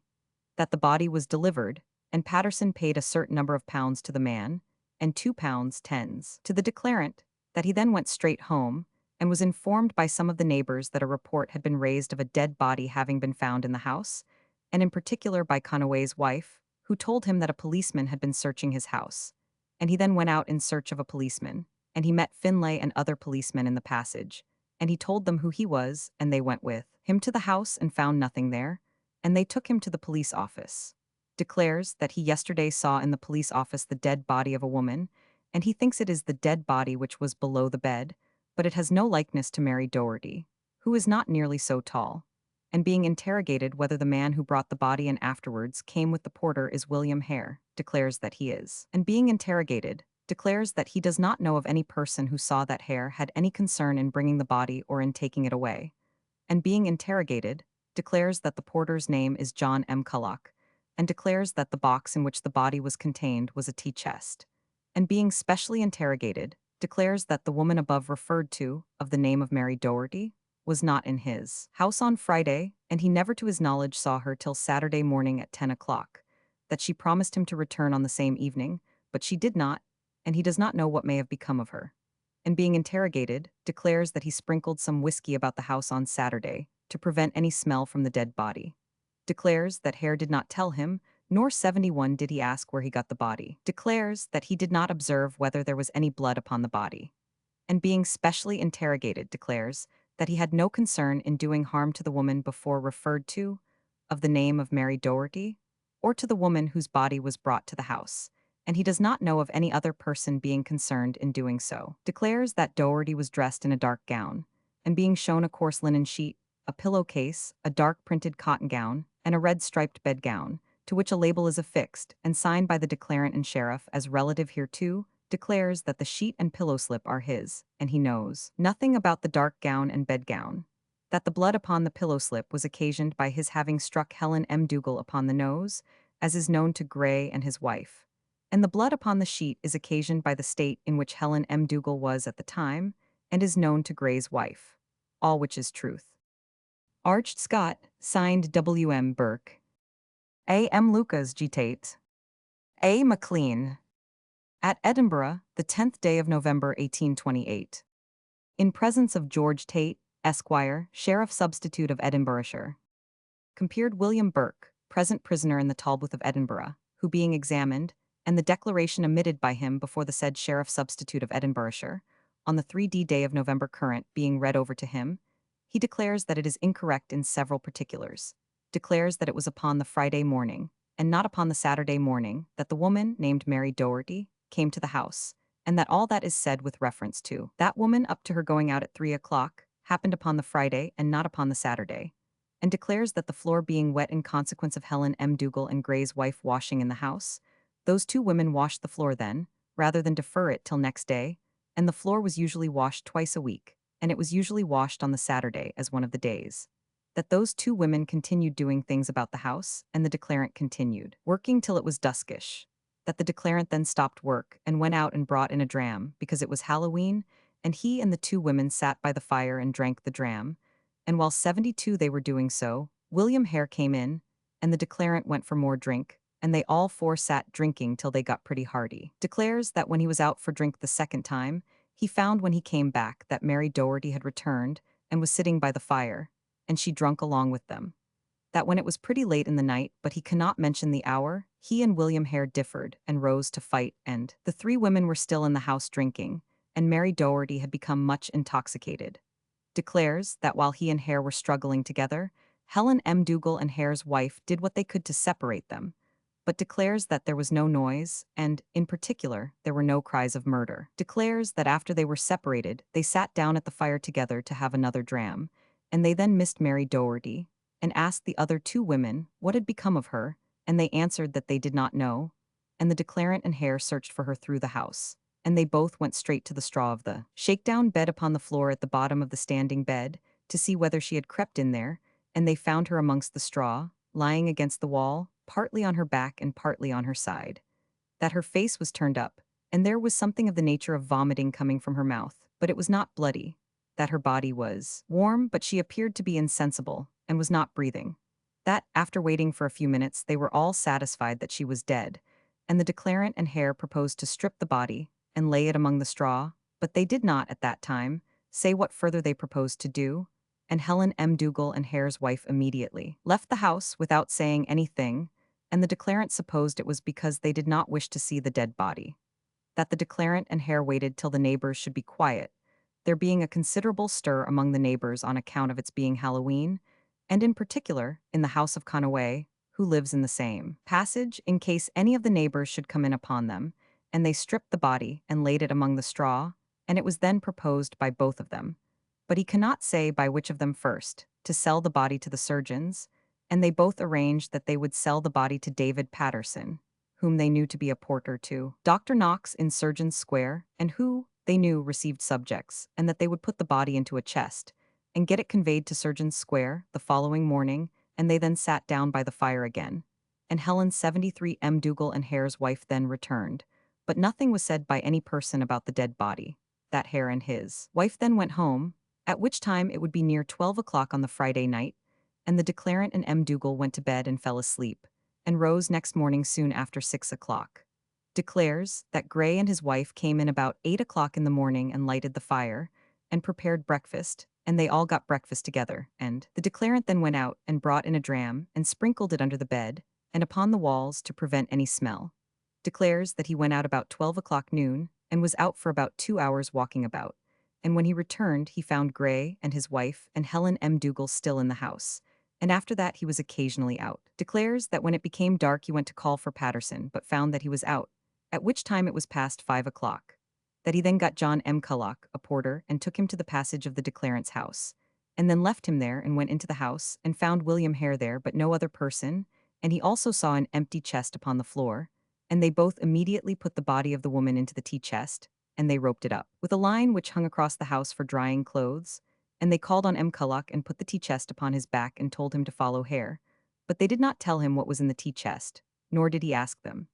And the declarant then went straight to Patterson's house and found him at home, and told him that he had sent forward a subject to Surgeons Square, and he has no recollection of having seen Patterson on the Friday or the Saturday before that time. Declares that Patterson and the declarant then went to Surgeons Square together, and they found Hare and M. Culloch waiting there with the tea chest, and Patterson opened the door of a cellar and the tea chest was put into it. That Patterson then went and got £5, and gave it to the declarant and Hare, and they paid the porter and then went to their respective homes, and the declarant on his way home met Helen M. Dougal, and when they got home they heard from Conaway's wife the report of policemen having searched the house for a dead body, and he then met with Finlay the criminal officer, and he was apprehended and taken to the police office as formerly mentioned, and being interrogated declares that he cannot say whether the dead body he saw in the police office on Sunday the 2D current be the body referred to, and being interrogated declares that he had no concern in killing the woman or in doing any harm to 74 her, and he has no knowledge or suspicion of Hare or any other person having done so. And it is his opinion that the woman was suffocated by laying herself down among the straw in a state of intoxication, and being interrogated declares that no violence was done to the woman when she was in life, but a good deal of force was necessary to get the body into the chest, as it was stiff.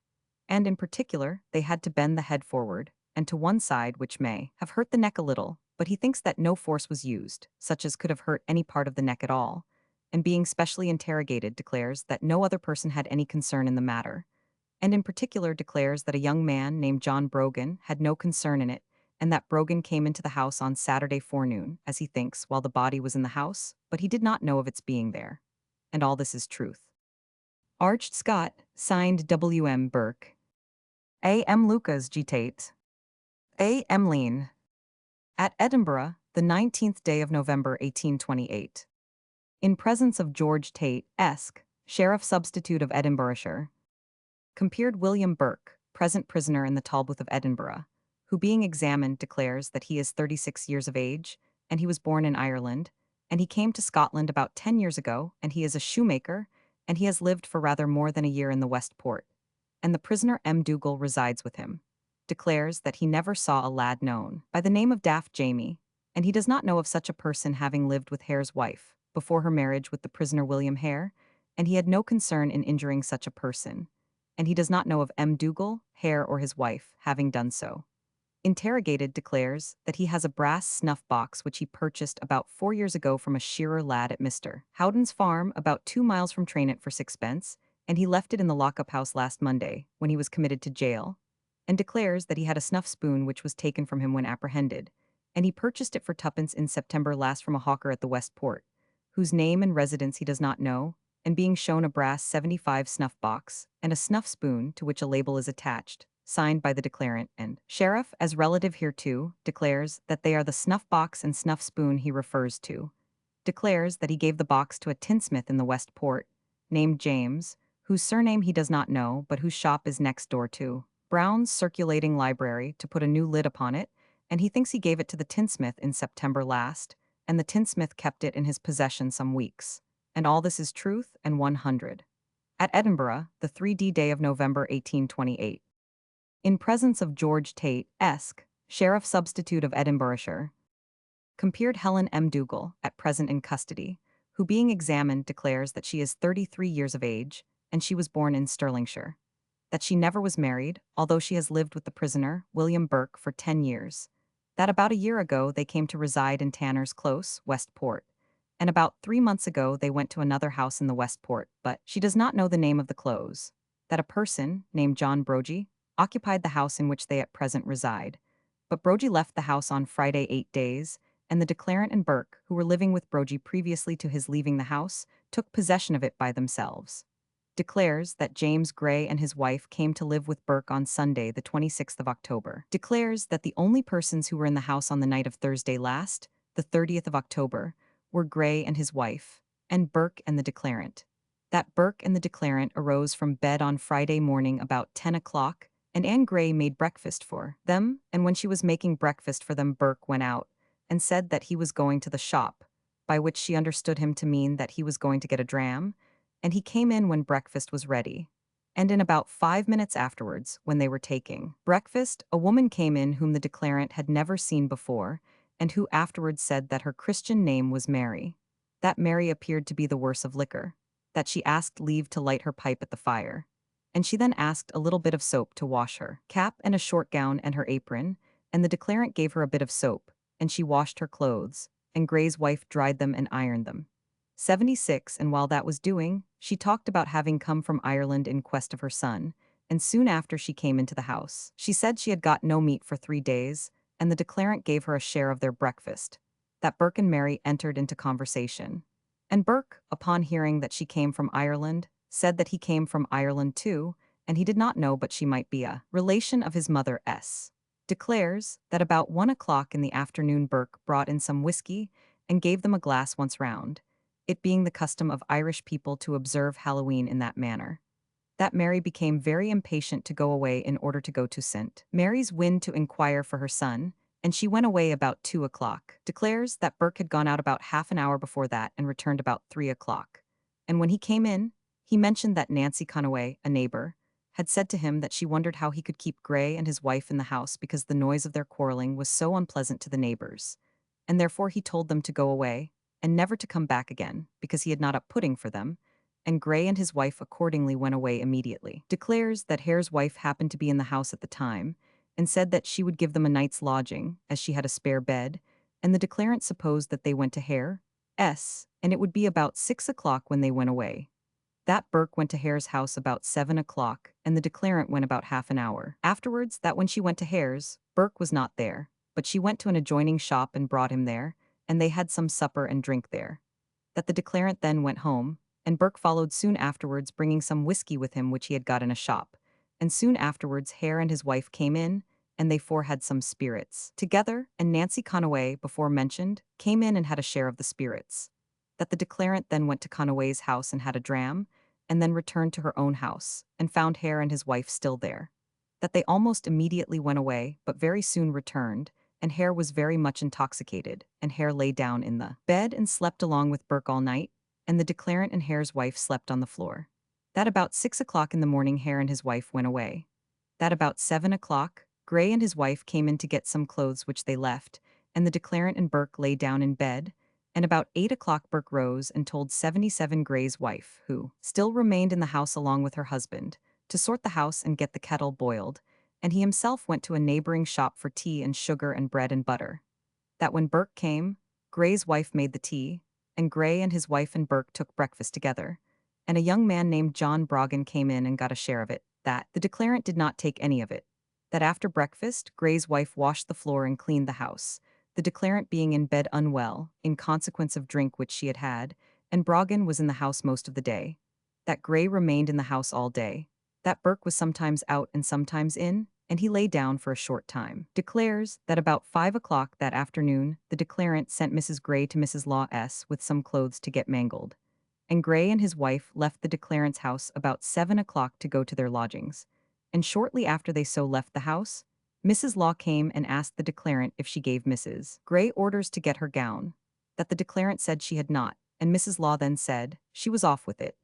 And in a little after a girl came in and told the declarant that a man was on the street with the declarant's gown, and she went out and found Gray standing at the head of Tanner's close with the gown under his arm.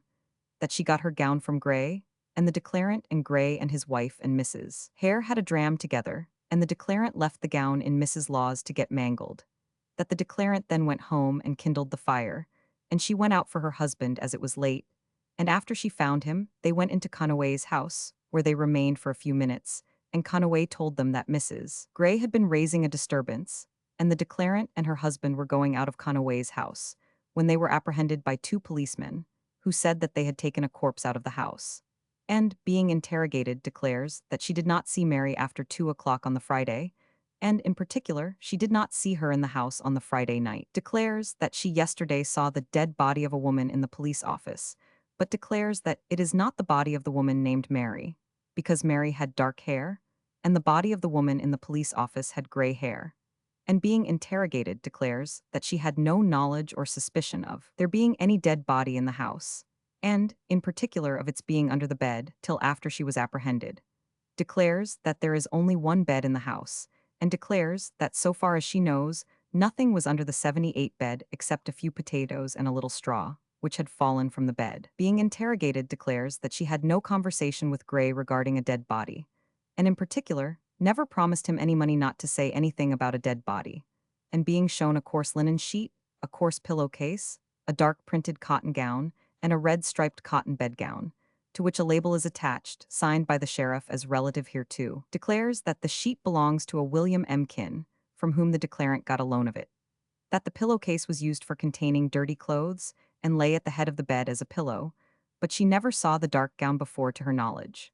Declares that the bedgown is like the one which Mary wore on the Friday, but she cannot say that it is the same, as it is torn. Declares that Burke had no money on the Friday, and he had to borrow money for their breakfast on the Saturday morning.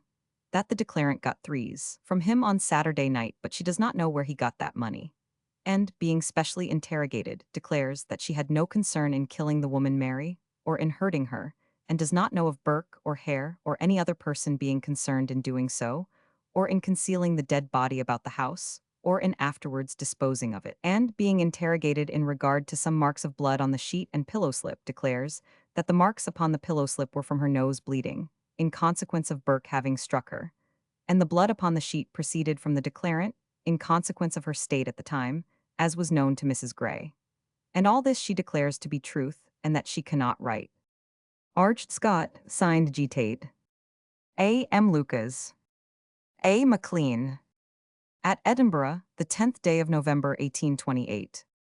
In presence of George Tate, Esq., Sheriff Substitute of Edinburghshire.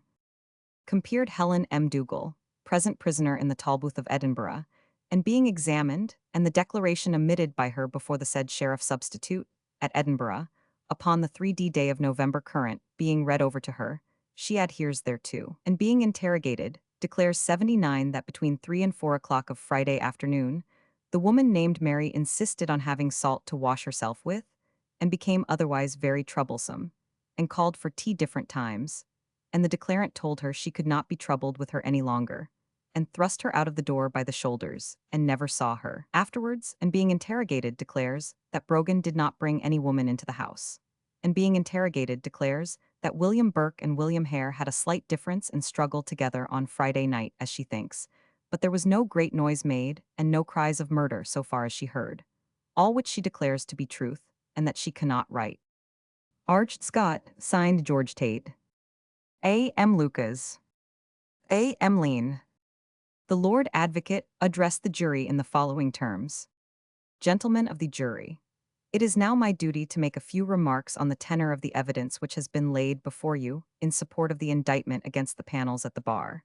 And, at this late hour, when you must be exhausted with the long trial in which you have been engaged, I shall not detain you long. Indeed, had this been an ordinary case, I should have had great pleasure in leaving the evidence to your own judgment, without one word of comment from me, satisfied that, in the charge which you will receive from the court, before you retire, a much more luminous and impartial detail of its substance and bearings will be given than can be expected from one holding the situation which I do, as public prosecutor. But this is a case of no ordinary complexion, and I am, therefore, called on for some observations, more especially, as you will be addressed on behalf of the prisoners by my honorable and learned friends on the other side of the bar, and it might be thought remissness on my part if I were to allow the evidence to go to you for a verdict, without some remarks on its tendency, while its true effect would perhaps be impaired by the able comments of the panel's counsel.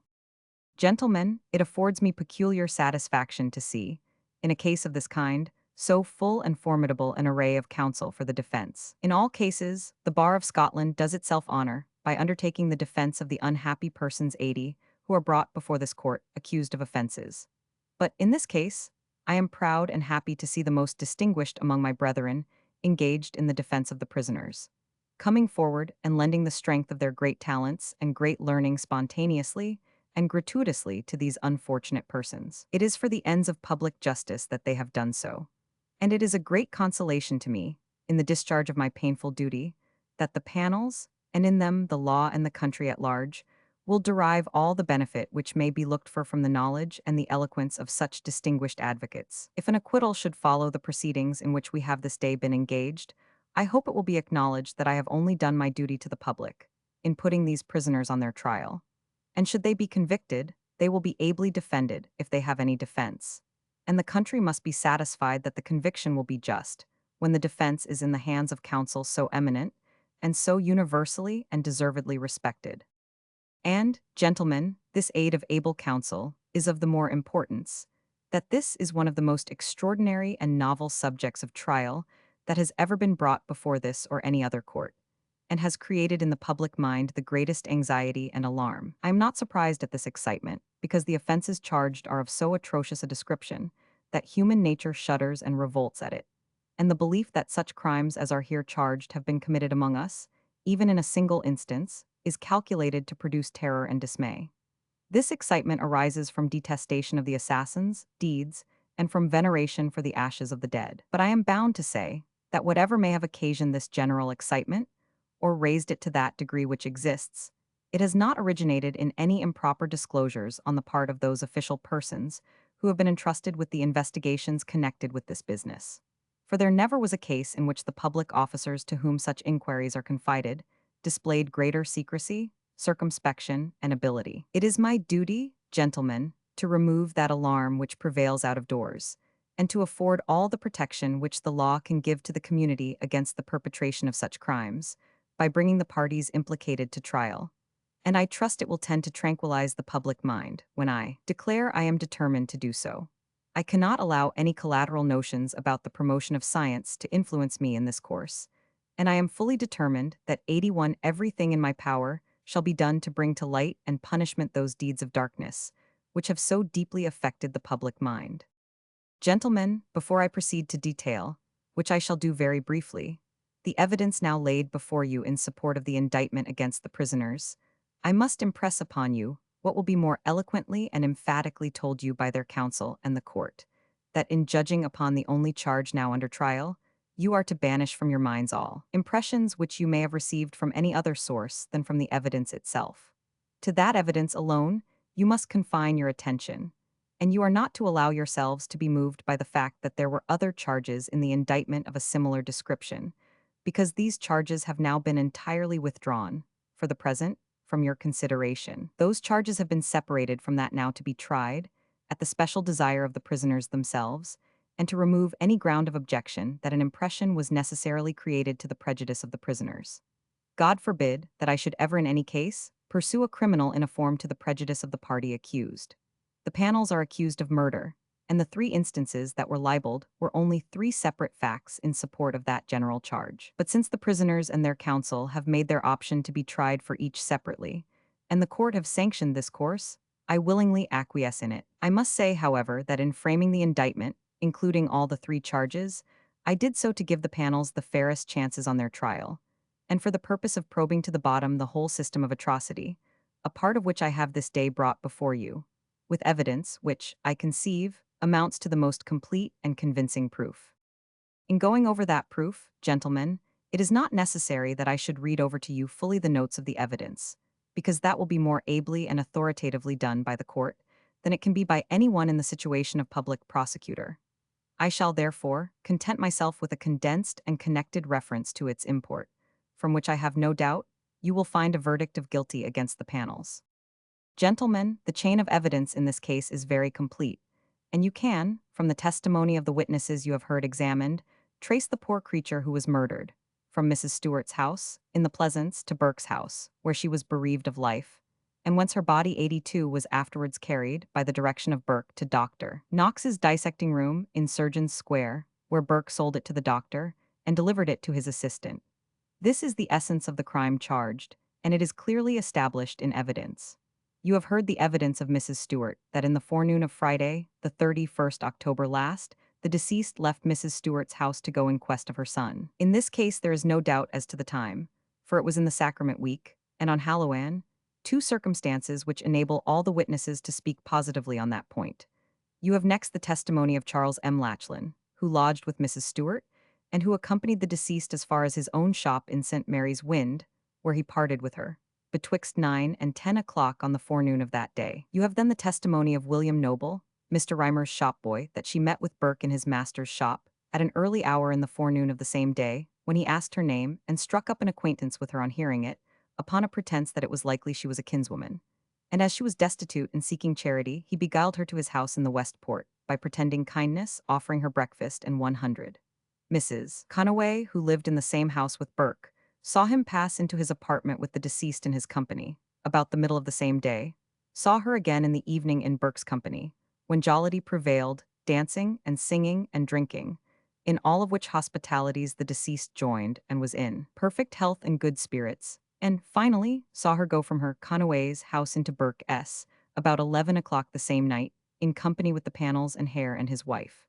Mrs. Law corroborates a great deal of this, and the deceased is identified by all these witnesses, so as to leave that matter quite clear. Then, the disturbance in Burke's house, after the Panels and Hares and the deceased went into it, is instructed by all the neighbors, and the testimony of Alston is most important. For, in addition to the other circumstances previously established, he proves that betwixt 11 and 12 o'clock the same night, he heard a riot in Burke's house, and cries of murder and distress, which induced him to go in search of the police. But not finding an officer, and the cries having ceased, he concluded the riot to be over, and the mischief which he apprehended to be at an end. It is also proved by Conaway and others that Burke went out in the evening, and was absent about 10 o'clock. At which hour, it is proved by Elizabeth Patterson 83 that Burke called, inquiring for her brother and assistant to Dr. Knox, lecturer on anatomy, and he being from home, that Burke proceeded with the deceased and the other persons referred to, including the defunct, into his own apartment at 11 o'clock that night. There is the testimony of Gray and his wife, that they, being temporary lodgers in Burke's house, were requested to go elsewhere for that night, and that their lodgings for that night were provided and paid for by Burke, and they confirm many particulars stated by the other witnesses. Then there is the testimony of Patterson, Dr. Knox's assistant, that Burke came to him at 12 o'clock the same night, took him to his house, and told him he had got a subject for the doctor. You have the evidence of Gray and his wife, that on Saturday the 1st November, they found lying under the bed, the dead body of the deceased, whom they had seen the previous night in Burke's room, alive and in good health. There is no evidence that she was drunk. You have the evidence of the porter who packed and carried the dead body to Surgeon's Square, of Patterson who received it in a box, and paid £5 of the price to Burke and Hare, of the shop boy who sold the box to Burke, and thus proof of every circumstance except the actual fact of murdering the woman by the Panels. And then that is supplied by the testimony of the Hares, who, no doubt, were socii criminis, and who explain all the horrible details of the perpetration of this deliberate and midnight murder, that they are liable to suspicions as socii criminis, I admit, but they only corroborate evidence which, in all its parts, would alone be sufficient to bring home the crime to the panels. And however worthless these persons may be, it is with you, gentlemen of the jury, to decide to what measure of credibility they are entitled, when they, in this and other particulars, give an explanation of what could only be seen by them at the time, being an occult crime, committed in the dead of night. When it is proved by other unexceptionable evidence that Burke seduced this poor destitute woman into his house, on a pretext of hospitality, she being at that time in perfect health, that he went to a person with whom he was in the habit of dealing in dead bodies, as anatomical subjects, at 10 o'clock, went again to him at 12 the same night, and offered him a subject, and next day carried it, and sold for money the body of the deceased, which has been fully and satisfactorily identified. What conclusion can be drawn from all this good evidence, corroborated by that of the socii, but that these panels had perpetrated the foul murder, libeled 84, with the intent and purpose of selling the body to be dissected, for a paltry sum of money? I will not waste your time by going into every minute circumstance in the proof, but it is all consistent, reconcilable, except in the most trivial and unimportant points, and perfectly conclusive against the prisoner Burke. The credibility of the socii will be strongly questioned, I have no doubt, by the counsel for the defense. But giving all proper weight to the ordinary objections in such cases, I submit to you that the main points of the case are borne out by all the other circumstances that are well established. In particular, I most call your attention to the testimony of Hare, that Campbell went out into the passage and called police and murder during the scuffle betwixt him and Burke, and that when Burke began his work of death she gave a screech. This is confirmed by Mr. Alston, who providentially arrived in the immediate vicinity at that critical time, and he depones that when he heard in Burke's house the sound of a scuffle and fighting, he also heard, first, a female voice calling murder and police. For God's sake go for the police, for there is murder here. And in a few minutes he heard some person or animal give fainter cries, as if it were choking. This witness is above all suspicion, and corroborates Hare's addition of the transaction in these most material particulars. And then Burke admits in his declaration many of the facts sworn to by the several witnesses. He admits that he picked the deceased up in Reimer's shop, that she was in his apartment during the 31st October, and at a late hour that night. He acknowledges that he administered liquor to her, that she lost her life that night in his house, and that next day he had her body packed up in a box and carried to Dr. Knox's dissecting room, after which he got money from Patterson for it. In these circumstances, is it possible to doubt that he murdered her for the purpose of selling her body? And even from the facts admitted by himself, independently of all other proof, I feel myself warranted to call on you for a verdict of guilty. That the woman M. Dougal, who was not bound to him by any legal tie, was guilty art and part, and witnessed and sanctioned the whole proceedings, is equally clear. I therefore submit to you, gentlemen of the jury, that you ought to give a verdict of guilty against the panels. And if you do not give a verdict against them, I do not think it possible that in any case I shall ever obtain a verdict against the greatest criminals. The crime now charged is one of unexampled atrocity, unexampled in the history of 85 civilized countries, and the occurrence of which in this country in my time is a circumstance which I deeply deplore. The Dean of Faculty began his address to the jury at 3 o'clock on Thursday morning, and at first spoke in a low tone of voice, indicating exhaustion. He addressed the jury nearly as follows, and soon began to speak with his wonted energy. Gentlemen, it is some relief to my mind at this moment that I shall not have occasion to go over all the mass of evidence which has been laid before you in support of the charge against the prisoners. We have now been 17 hours engaged in this trial, and, with the exception of a short space consumed in the discussion of the point of form, the whole of that time has been devoted to the hearing of evidence in support of the prosecution. Such a mass of testimony must of itself distract and press heavily upon your minds, but it shall be my endeavor to show you that, extensive and varied as it is, it does not amount to that legal proof which you require as a jury to find a verdict against my client, and that it is wholly destitute of force, on the main, and indeed the sole fact in the case, that the panel Burke did commit the crime of murder charged against him in this indictment. Gentlemen, I do not stand here as the advocate of William Burke's character. To do so would be to insult you and to degrade my own profession, but I appear before you as an advocate for the great principle of our law, under which you and I, and all of us, live and repose in safety, the broad and general principle, that no man is to be held guilty of any crime unless his guilt be proved by good and unexceptionable legal evidence. And to the benefit of this sacred principle, my client, however odious or however abandoned he may be in any other respect, is fully entitled in judging of the case now before you. The panel, Burke, labors under great disadvantages.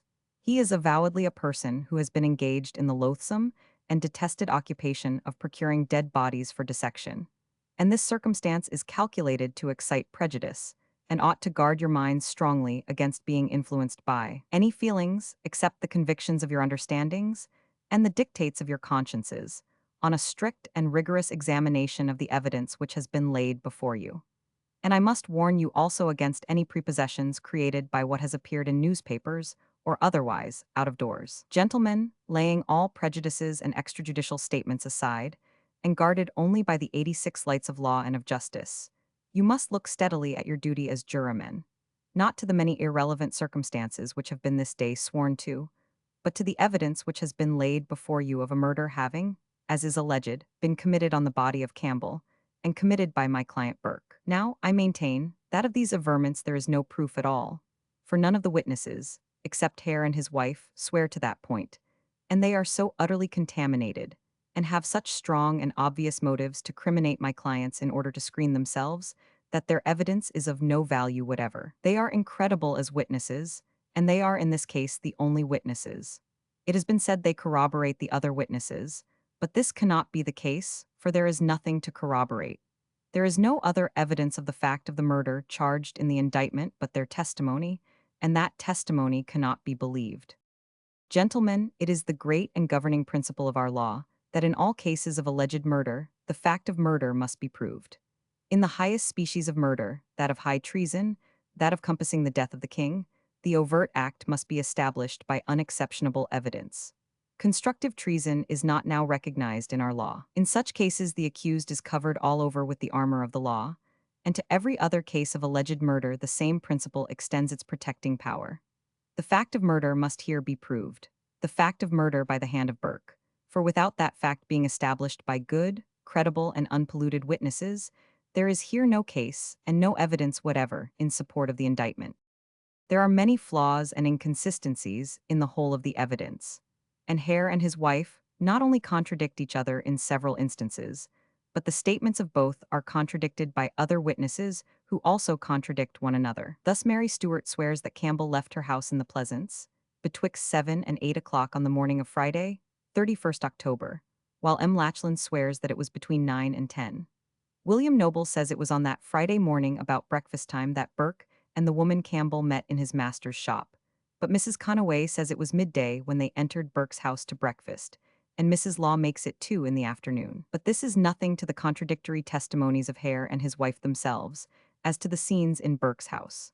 Hare swears that at the time of the scuffle, the old woman went out 87 into the passage and cried police and murder, but his wife swears that she never went out of the inside door, nor cried out at all. And the wife even contradicts herself, for at another part of the evidence she says that Campbell did call out murder. Again, Hare says that when Burke was above Campbell on the floor, and when his wife and M. Dougal heard the first screech, they leaped out of bed and ran into the passage.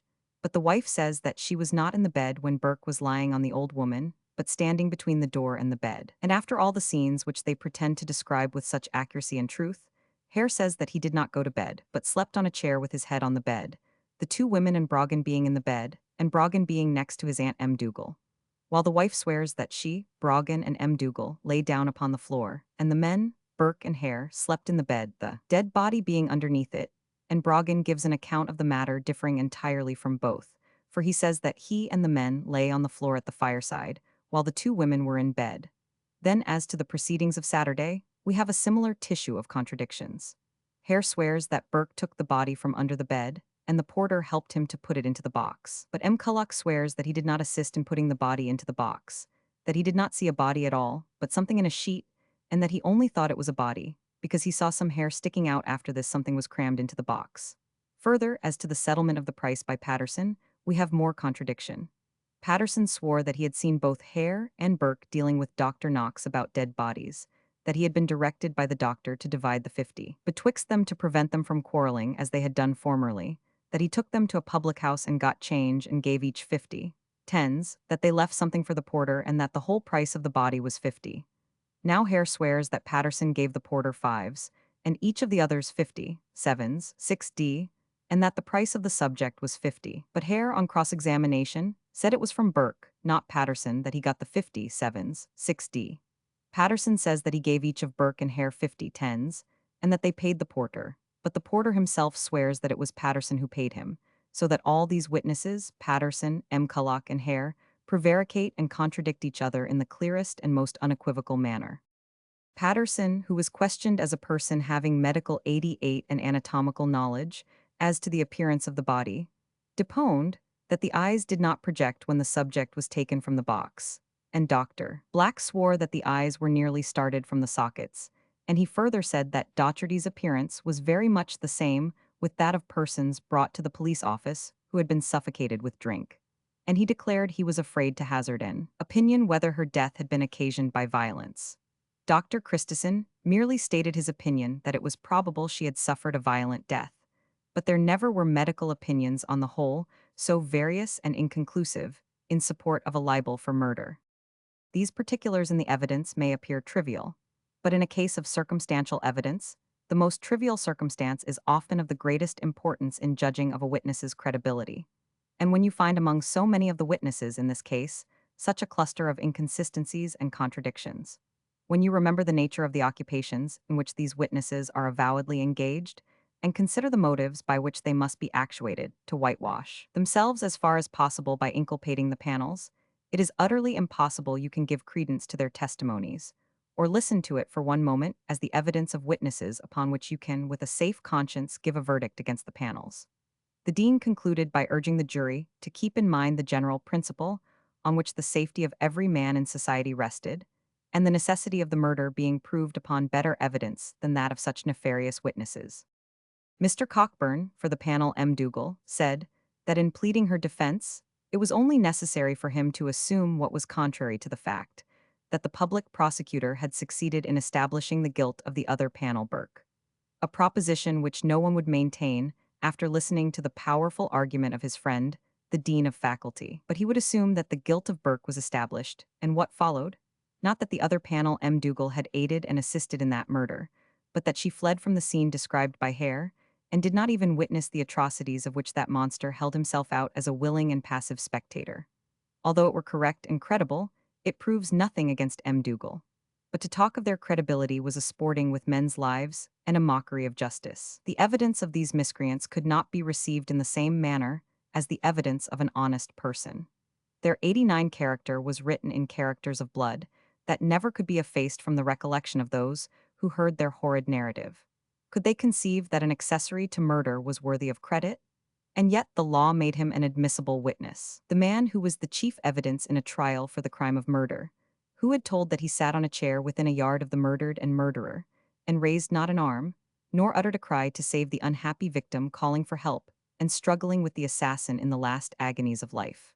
Which was the most guilty, the cool, cold-blooded spectator of the foul murder, or the actor, whose physical exertions would, in such an awful moment, impart frenzy to his mind?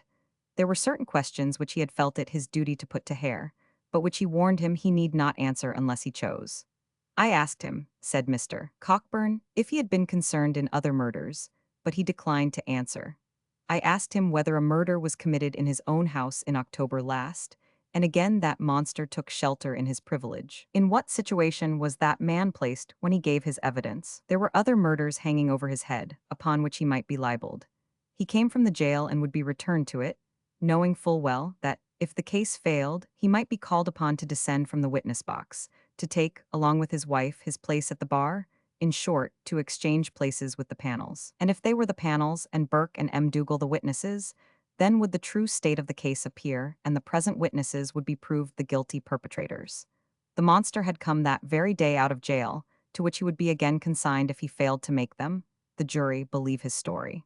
He, Mr. 100, had often heard of kings' evidences, or approvers, in crimes to which they had been accessories, but of persons coming to give evidence with other crimes of a similar nature hanging over their heads, the very idea was horrible. If Hare and his wife had stood at the bar, and made a judicial confession of participation in the crimes which they had stated from the witness box, sentence of conviction, legally disqualifying them, would have been recorded. But being allowed to make their confession from the box, they were not only freed from the crime, but cleared to the effect of being converted into good and credible witnesses. But what could a jury think of the evidence of the man who came forward and said, "I have been guilty of one murder, but want to free myself from blame by impeaching another who was not probably so guilty?" 90 they had seen the squalid wretch, the very picture of his revolting traffic, a visible spectacle of penury and profligacy. And then, as to Hare's wife, Mr. Cockburn said he did not know whether or not the Lord Advocate had any skill in physiognomy. Perhaps the Lord Advocate liked her face, a good one for a king's evidence, but as his lordship's back was towards the witness, he did not perhaps see that woman's face so well as he, Mr. 100. 999. To him it appeared that on that countenance every evil passion was imprinted. She stood in that box, with a miserable child in her arms, the blighted creature of vice and misery, and instead of casting upon it a look of maternal tenderness in its distress, she evinced a harshness and brutality, and seemed to eye it in such a manner as added to her malign aspect. He would say, without fear of contradiction, that he never had, in the course of his practice, seen such wretches placed in the witness box. The learned gentleman alluded to the declarations, and said, if the jury allowed their minds to be influenced by the statements of those documents, the panels would be legally murdered. And in the conclusion of his speech, Mr. Cockburn addressed the jury in a tone of peculiar eloquence and impressiveness. If, gentlemen, said he, you have any doubts, you must give the panels the benefit of those doubts. And after seeing the exhibition, and hearing the testimonies of Hare and his wife this day as witnesses, good God, can you say there are no doubts? It is the duty of the public prosecutor to prove his case by good evidence. He has produced a horde of wretches who are a pollution to any evidence. The Hares, the Greys, the Conaways, Cullocks, and Brogans, the whole host of witnesses to every material circumstance in the proof are polluted. Talk not of suspicions of dangers to the public. For in my mind, no greater danger can be imagined than that of a criminal verdict on doubtful and polluted evidence. Though the town should ring with clamors and the country resound with them, you are only called on the more strongly to discharge your duty manfully, by the exercise of your own judgment and the dictates of your consciences, banishing from your minds every prejudice, and looking well to the nature of the evidence on which you are called to condemn a fellow creature to death, recollecting, too, that when the public mind is agitated and disturbed, it is the courts of law, and the juries of our country, who hold in their hands the balance of justice, and that when the storm is up, and popular prejudice and passion rage around, the louder is the call for an enlightened 91 and intrepid discharge of your duty. He concluded by craving an acquittal of M. Dougal from the charge made against her. The Lord Justice Clerk began his charge to the jury at 6 o'clock on Thursday morning, and finished about 8:30.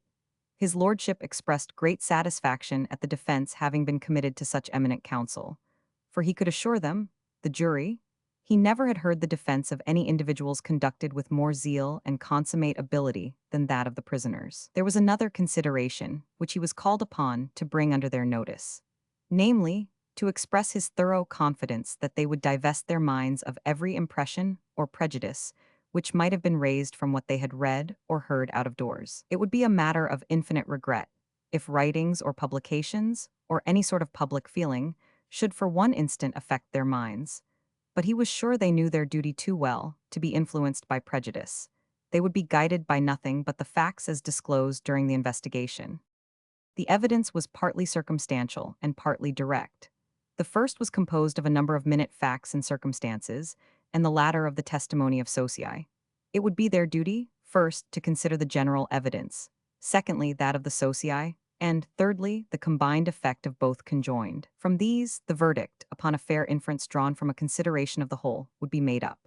His lordship then directed the attention of the jury to the way and manner the old woman, Campbell, had been bereaved of life, informing them that if they were satisfied she had not died in consequence of violence, there would be an end of the inquiry.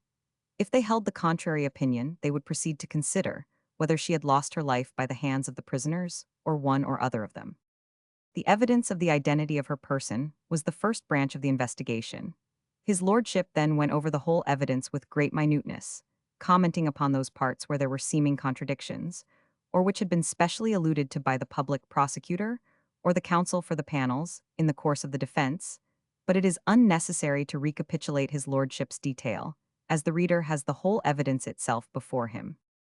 With respect to the socii, his lordship said they were entitled to credit if they gave a true account of the transaction of which they spoke. He admitted they were not placed in the same situation with persons against whom no suspicion 92 existed, but it was the duty of the jury to sift their evidence, and in as far as it was corroborated by good evidence, it was entitled to such a measure of credibility as they in their consciences thought it merited.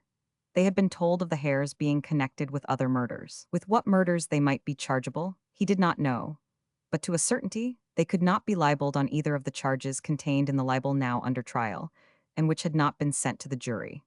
It was, therefore, unfounded in law to say that these two persons were liable to be tried for the two murders contained in the indictment. These individuals who were under the protection of the court had been called as accomplices, in the same manner as associates in robbery, willful fire-raising, and other capital crimes. With respect to M. Dougal, his lordship was understood to express his opinion that if the evidence was to be believed, she had been an accessory before the commission of the crime, during its commission, and after it was committed, and upon the whole he considered the libel as made out against both.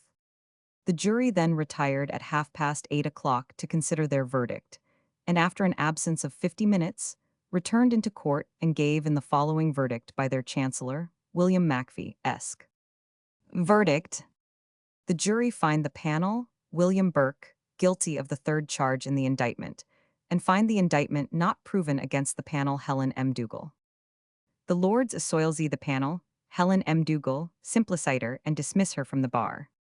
The Lord Advocate having moved for the sentence of the court. Lord Meadowbank Bank gave his opinion nearly in the following terms. My lords, after a trial of unexampled length, protracted to nearly 24 hours, a trial in which the minds of your lordships have been exerted to the uttermost, it would be improper in me to detain the court with commenting on the circumstances of this most atrocious 93 case. And I feel that it is quite impossible for anyone who has attended to the proceedings on this trial to think that we have anything left to do, but to go through with the distressing duty which is now fallen to your lordships to perform. But it is impossible, in considering the whole circumstances of this distressing case, not to advert to that extraordinary, that most unexampled, and that atrocious system, which every one must feel has been developed by the evidence that has been brought forward. I am sure, and I speak in the presence of your lordships, who can correct me if I am wrong, that in the whole history of the country, I may say in the history of civilized society, nothing has ever been exhibited that is, in any respect, parallel to this case. Murders have been committed before now.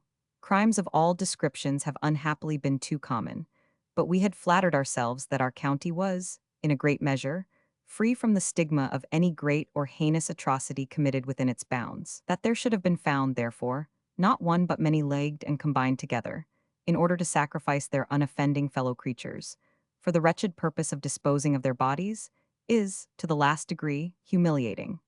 The very announcement of such a system is sufficient to raise ideas of horror which it would be vain to search for words adequately to express. When I take a view of the other features of this case, it exhibits a picture of iniquity which the greatest stretch of imagination can hardly take in, yet it was so clearly brought in proof that, I am sure, it must carry conviction to everyone who heard the evidence. It is proved that the prisoner, in going up the street after some of his usual avocations in the morning, fell in with the poor unprotected old woman, with whom it is quite clear that he was perfectly unacquainted before. Now began his arrangements for ensnaring his victim. With the immediate feeling upon him of the object which he had in view, he claims kindred with her by a fictitious name, and by pretenses of kindness endeavors to gain on her affections. He entices her into his own house, and there continued his friendship to her, insomuch that she expressed gratitude to Mrs. Conaway for the kindness with which he had treated her. He thus contrives so far to attain his object, that she seems to have opened her affection and confidence to him, she looked to him for protection, she felt he had dealt kindly with her, she refused to enter the house until he entered with her. She did enter with him. A struggle, or pretended struggle, ensued, and when 94 I recollect that the moment she fell that struggle ended, I cannot rationally entertain a doubt that it was feigned, and got up for the purpose of entrapping her and throwing her off her guard. What did the individual to whom she looked for protection now do? She is thrown down, and he, with the atrocity of a demon, instantly throws himself upon her, and extinguishes life in a few moments. I do not state this with any view whatever of exciting the feelings, or aggravating indignation against the unhappy prisoner. But really, when such a system of crime, in which there are many actors, is developed in the midst of this great metropolis, I cannot resist stating the impression which it has made upon my mind as one of the most monstrous exhibitions of atrocity ever disclosed in the annals of criminal jurisprudence in this or any other country. Sitting as I do in this place, there is little occasion to advert to certain matters that were pointed at, and eloquently pointed at, in the course of the defense. I will only observe that with matters of science we have nothing to do. We have nothing to do but to administer the law as handed down to us, and God forbid that the claims of science, or of philosophy, or of speculation of any kind, shall prevent us from feeling the horror which such offenses are naturally calculated to excite. With respect to the issue to the prisoner, your lordships are aware that that issue must be death. The highest law has said, "Thou shalt not kill, thou shalt do no murder," and the law of this country says that he who commits murder shall suffer death. The prisoner must have considered that he was committing the high crime of murder. In his breast, as in the breast of everyone, must be implanted that feeling that murder was the most heinous of crimes. There is no doubt that it is the duty of the court to pronounce sentence on the prisoner, and I now suggest that he be detained in the Tolbooth of Edinburgh, and that he suffer death on the scaffold on the 28th day of January next, and his body be given for dissection. Lord Mackenzie expressed his concurrence. The Lord Justice Clerk then addressed the prisoner nearly as follows. William Burke, you now stand convicted by the verdict of an intelligent and respectable jury of the atrocious murder charged against you in the indictment, upon evidence which could not leave a doubt of your guilt on the mind of anyone who heard it.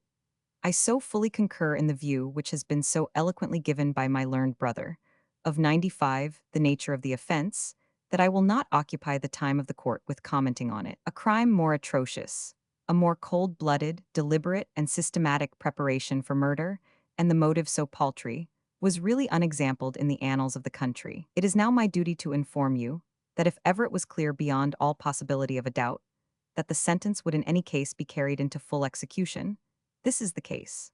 You may rest assured that you have no chance of pardon, and I now would solemnly warn you to prepare your mind in the most suitable manner to appear in a very short time before the throne of Almighty God, to answer for this crime, and for every other with which you stand chargeable in your own conscience. The necessity of repressing crimes of this nature precludes the possibility of your entertaining the slightest hope of a remission of your sentence.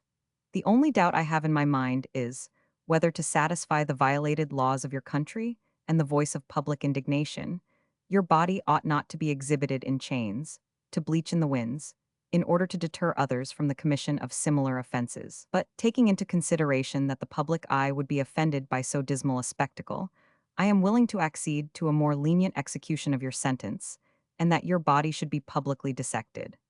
I trust that if it is ever customary to preserve skeletons, yours will be preserved, in order that posterity may keep in remembrance your atrocious crimes. I earnestly advise you to lose no time in humbling yourself in the sight of God, and that you will seek the aid of the ministers of religion, to whatever profession you may belong. The present charges having been fully established against you, it is my duty to inform you that you have but a few days to remain on the earth.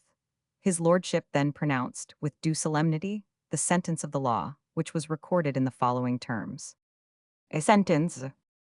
The Lord Justice Clerk and Lords Commissioners of Justiciary, in respect of the verdict before recorded, discern and adjudge the said William Burke, panel, to be carried from the bar back to the Tolbooth of Edinburgh, therein to be detained, and to be fed on bread and water only, in terms of an Act of Parliament passed in the 25th year of the reign of His 96 Majesty King George II, entitled An Act for Preventing the Horrid Crime of Murder, until Wednesday the 28th day of January next to come, and upon that day to be taken forth of the said Tolbooth to the common place of execution in the Lawn Market of Edinburgh, and then and there, between the hours of 8 and 10 o'clock before noon of the said day, to be hanged by the neck by the hands of the common executioner upon a gibbet, until he be dead, and his body thereafter, to be delivered to Dr. Alexander Munro, professor of anatomy in the University of Edinburgh, to be by him publicly dissected and anatomized, in terms of the said act, and ordain all his movable goods and gear to be escheat and inbrought to his Majesty's use, which is pronounced for doom. Signed 500 Boyle, A. Maconochie, J. H. Mackenzie. Counsel for the Crown, the Lord Advocate, Robert Dundas, Esquire, Archibald Allison, Esquire, and Alexander Wood, Esquire, Advocate Deputies, James Titler, Esquire, Crown Agent. Counsel for Burke, Sir James W. Moncrief, Bart, Dean of Faculty, Patrick Robertson, Mark Napier, and David Milne, Eskers. Counsel for M. Dougal, Henry Cockburn, Duncan M. Nail, Hugh Bruce, and George Patton, Eskers. Agent for both panels, James Beveridge, Esk, W.S. one of the agents for the poor. We understand that the learned counsel, above named, all very handsomely gave their services to the prisoners gratuitously. Having thus given a faithful account of the judicial proceedings in this important trial, it will not, we trust, be an unacceptable supplement if we subjoin some particulars connected with it, which might indeed have been interwoven in the progress of the foregoing report, but which would have only encumbered the technical details that are, of course, most interesting. To these particulars, we may add such other facts connected with the nefarious system of murder, which had been organized among us as have transpired since the trial, and in an affair which has excited the most extraordinary sensation ever perhaps known in Scotland. In reference to crimes of a private nature, it seems desirable not only to give a complete and connected account of them, but to collect and embody along with it, in a single record, the various expressions of public feeling, as these have come forth through the press in all parts of the country. From the whole evidence, there appears scarce the shadow of a doubt that Helen M. Dougal was equally involved with the other in this scheme of systematic murder. She did not put forth her hands because this was not the part which she was best fitted to perform, but that she was privy to what was about to take place is clearly made out by her reluctance to part with the woman Campbell, evidently from the fear of losing her prey, and that she was an accessory after appears from what she said to the Greys, that if they would conceal what they saw, it would be worth to them 50 a week. This is proved by the testimony of those witnesses, which is above all challenge. That it should have been necessary to set at liberty a wretch of this description, stained with such foul crimes, to begin anew her career of iniquity, cannot be sufficiently regretted. Helen Dougal, as she appeared at the bar, taken in court, published by Thomas Ireland Junner, Edinor. We may mention also as a singular instance of the obliquity of the human understanding, or at least of the effect produced upon some, by the Dean of Faculty's powerful speech for Burke, that two of the jury by whom he was tried were of opinion that the prosecutor had not made out 98 his case against that unhappy man, and consequently were for returning a verdict of not proven in his case, as well as that of M. Dougal. No one who attended to the evidence as it was led, or who has examined it since, has been able to discover upon what ground such a verdict was returned even in the case of the female panel. But had the opinion of these two gentlemen prevailed, and the charges against Burke been found not proven, justice might have thrown away her balance and broken her sword, and the prosecutor might well have despaired of ever again obtaining a verdict upon a charge of murder. Happily nothing so utterly monstrous as this occurred. Justice has received one victim, but she will not be satisfied with this solitary sacrifice. Others yet remain to be claimed, whose hands are dyed in blood, and whose criminality is not either in law or in morality inferior to that of the unhappy man whose days are numbered, and who is doomed to expiate his manifold crimes on the scaffold. The intense sensation which has been excited among all classes by this extraordinary case far exceeds what we have ever witnessed on any former occasion. The story, when it was first rumored, created the deepest agitation, but it was treated by many as an idle tale, framed to feed the vulgar appetite for the marvelous, and too horrible to be believed. Nor need we wonder that the most credulous should have been startled by the recital of such atrocious cruelty, which far surpasses anything that is usually found in the records of crime. The offense of murder, dreadful as it is unhappily too familiar in our criminal proceedings. But such an artfully contrived and deliberate scheme, such a systematic traffic in blood, was certainly never before heard of in this country. It is a new passage in our domestic history. It is entirely out of the ordinary range of iniquity.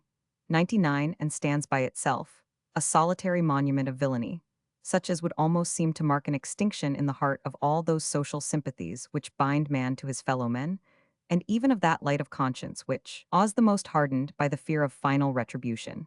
In works of fiction, no doubt, where the writer, to produce effect, borrows the aid of his imagination, we have accounts of such deeds, perpetrated, perhaps, in the secret chambers of some secluded castle, or in the deep recesses of some lone and sequestered haunt. But the striking and awful peculiarity of the present case is that we have laid open, not in the high-wrought scenes of romance, but in the sober records of judicial inquiry, a den of murderers in the very bosom of civilized society, in the heart of our populous city, amid the haunts of business and the bustle of ordinary life, who have been, if we may so speak, living on their fellow creatures as their natural prey. Words would fail to convey an idea of the sensation that was excited in the court, as in the progress of the trial, the horrid details of this conspiracy were gradually unfolded.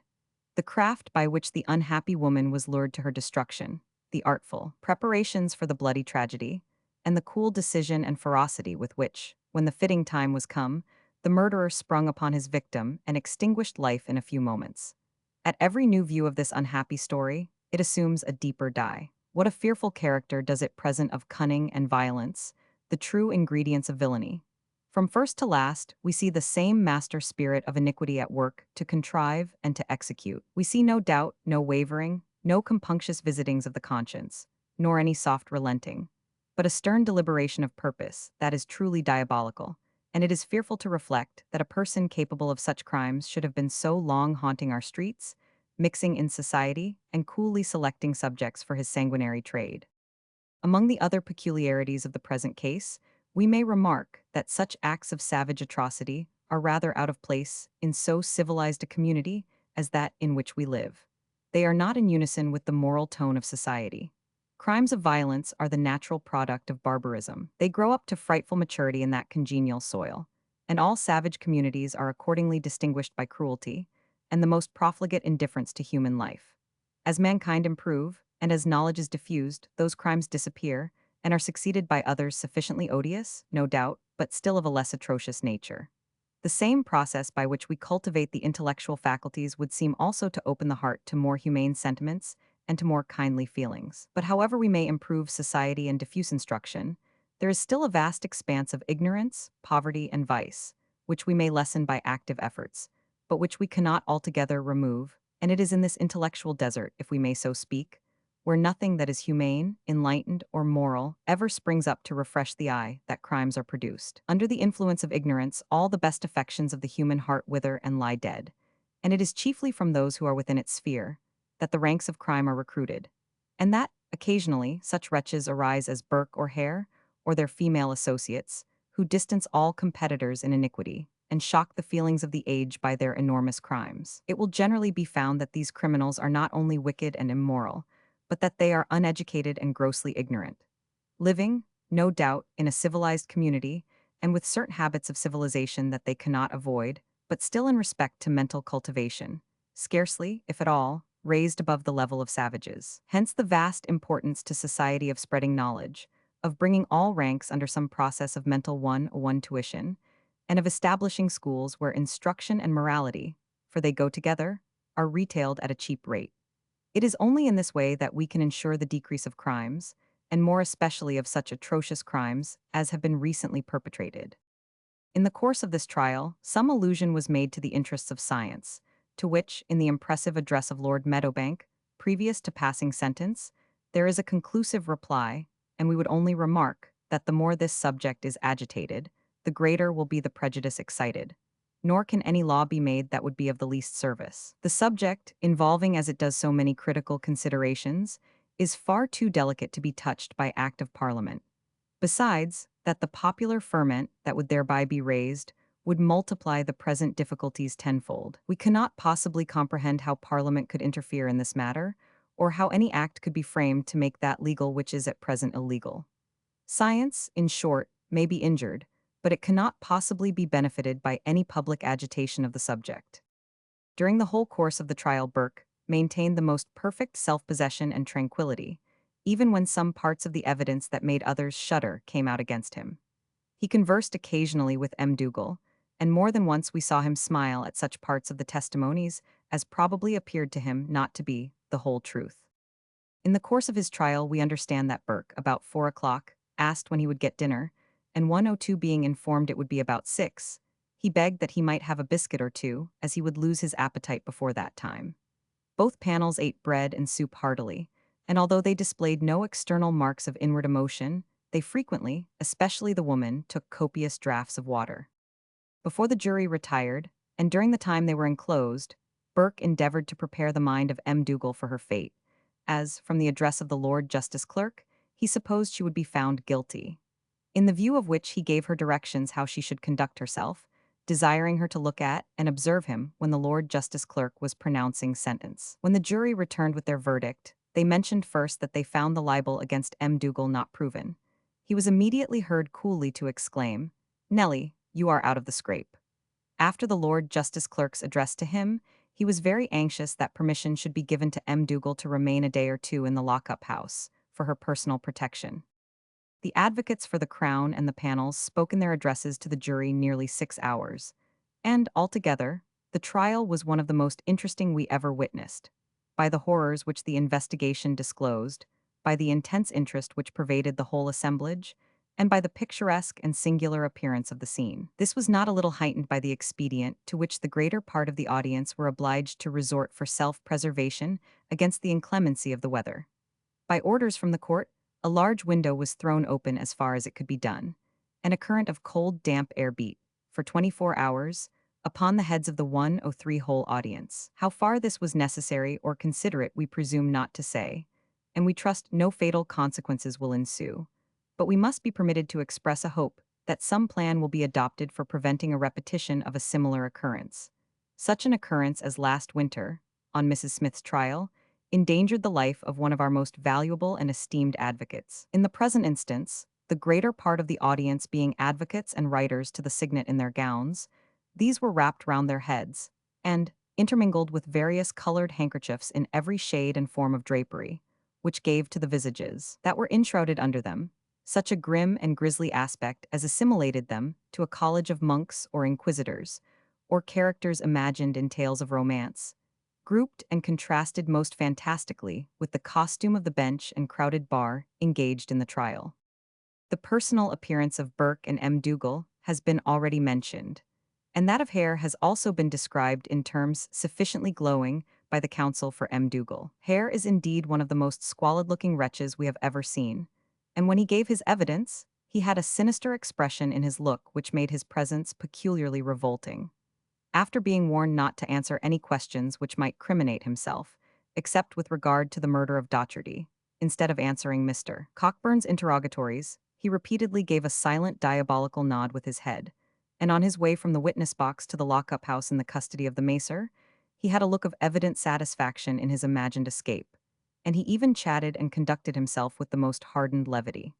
He repeatedly, when giving his evidence, distinguished Docherty by the contemptuous appellation of the old wife. His appearance betokens the one for greatest effrontery, while it is altogether that of a low blackguard, and all his demeanor fully justifies Mr. Cockburn's account of him as an embodiment of penury and profligacy. His wife is a short, stout, round-faced and fresh-complexioned personage, but withal has a look of coarse and determined brutality, fitting her to be a suitable consort to such a mate.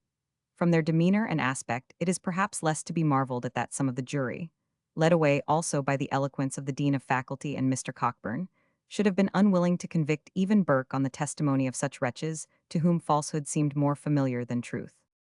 The honest Irishman Gray and his wife, to whom alone the public are indebted for the disclosure of this base murder, and the exposure of the gang of miscreants engaged in this trade of blood, forms an interesting contrast to the party with whom their miseries made them for a time bedfellows. And when it is known that in addition to the temptation for concealment which their poverty and the promised reward for secrecy supplied, there was the additional one of screening a near relation, their honesty assumes a higher character. Hitherto they have not met with the applause, nor the reward to which their integrity and valuable services entitle them. They both gave their testimony with a clearness and precision, and in a manner which bespoke a clear conscience, and no one could see and hear them without sympathizing sincerely with these poor but honest people, whose destitution subjected them and their child to repose on the bloody bed of straw, on which perhaps they were destined, at no distant period, to have perished, if they had not been providentially the means of bringing those hidden deeds to light. It has been well observed that the fiendish gang gave a powerful though unwilling testimony to 105 their uncorrupted honesty, when they found it necessary to put them out of the way, until their deeds of darkness were perpetrated too. Blame has sometimes been cast upon the periodical press for raising a popular excitement by exaggerated statements. In this case, no such charge could be made. The press, up to the time of the trial, remained nearly silent, and the dreadful and revolting crimes then divulged were beyond the conceptions almost of the most fertile imagination. Popular feeling was, however, excited, and the interest universally expressed has seldom been equaled in intensity. At an early hour in the morning, the avenues to the court were crowded. Judicious arrangements had been made for the jurymen, witnesses, and those who were concerned, procuring admittance by private entrances, and due precautions used to prevent a rush and inconvenient crowding into the court. Still, however, the courtroom, which is small, was excessively crowded, and although very few were suffered to pass the cordons of policemen, who guarded the approaches, it continued in this state till the result was known. The usual good nature and sympathy towards a criminal were laid aside in this instance, and a universal desire seemed to pervade all classes that both panels should be convicted, and a regret that Hare also and his guilty partner could not share the same fate. All day, the 106 streets in the neighborhood of the Parliament Square were thronged by anxious groups, who eagerly questioned those proceeding from the court as to the progress of the trial, and their reports speedily found their way to the remotest parts of the city. The imperfect rumors of the objection made to the relevancy of the indictment, and the subsequent account of its being confined to one charge, seemed to create a fear that the criminals were about to elude the grasp of the law on some technical grounds. Had such been the case, a popular tumult from the reckless, unthinking part of the assemblage appeared an inevitable consequence. Towards the evening, the numbers increased, and about 9 o'clock, a gang of blackguard men and boys proceeded to Dr. Knox's classroom in Surgeon's Square for the purpose of destruction. By this time, the high constables and the other bodies of constables, joined to the ordinary police force, were in readiness, and the steady front that was exhibited quickly induced the assailants to withdraw. Some of the mob proceeded to the college and broke a few panes of glass in the windows of Dr. Monroe's classroom and the neighboring rooms, but the arrival of a party of constables and policemen speedily stopped their proceedings here also.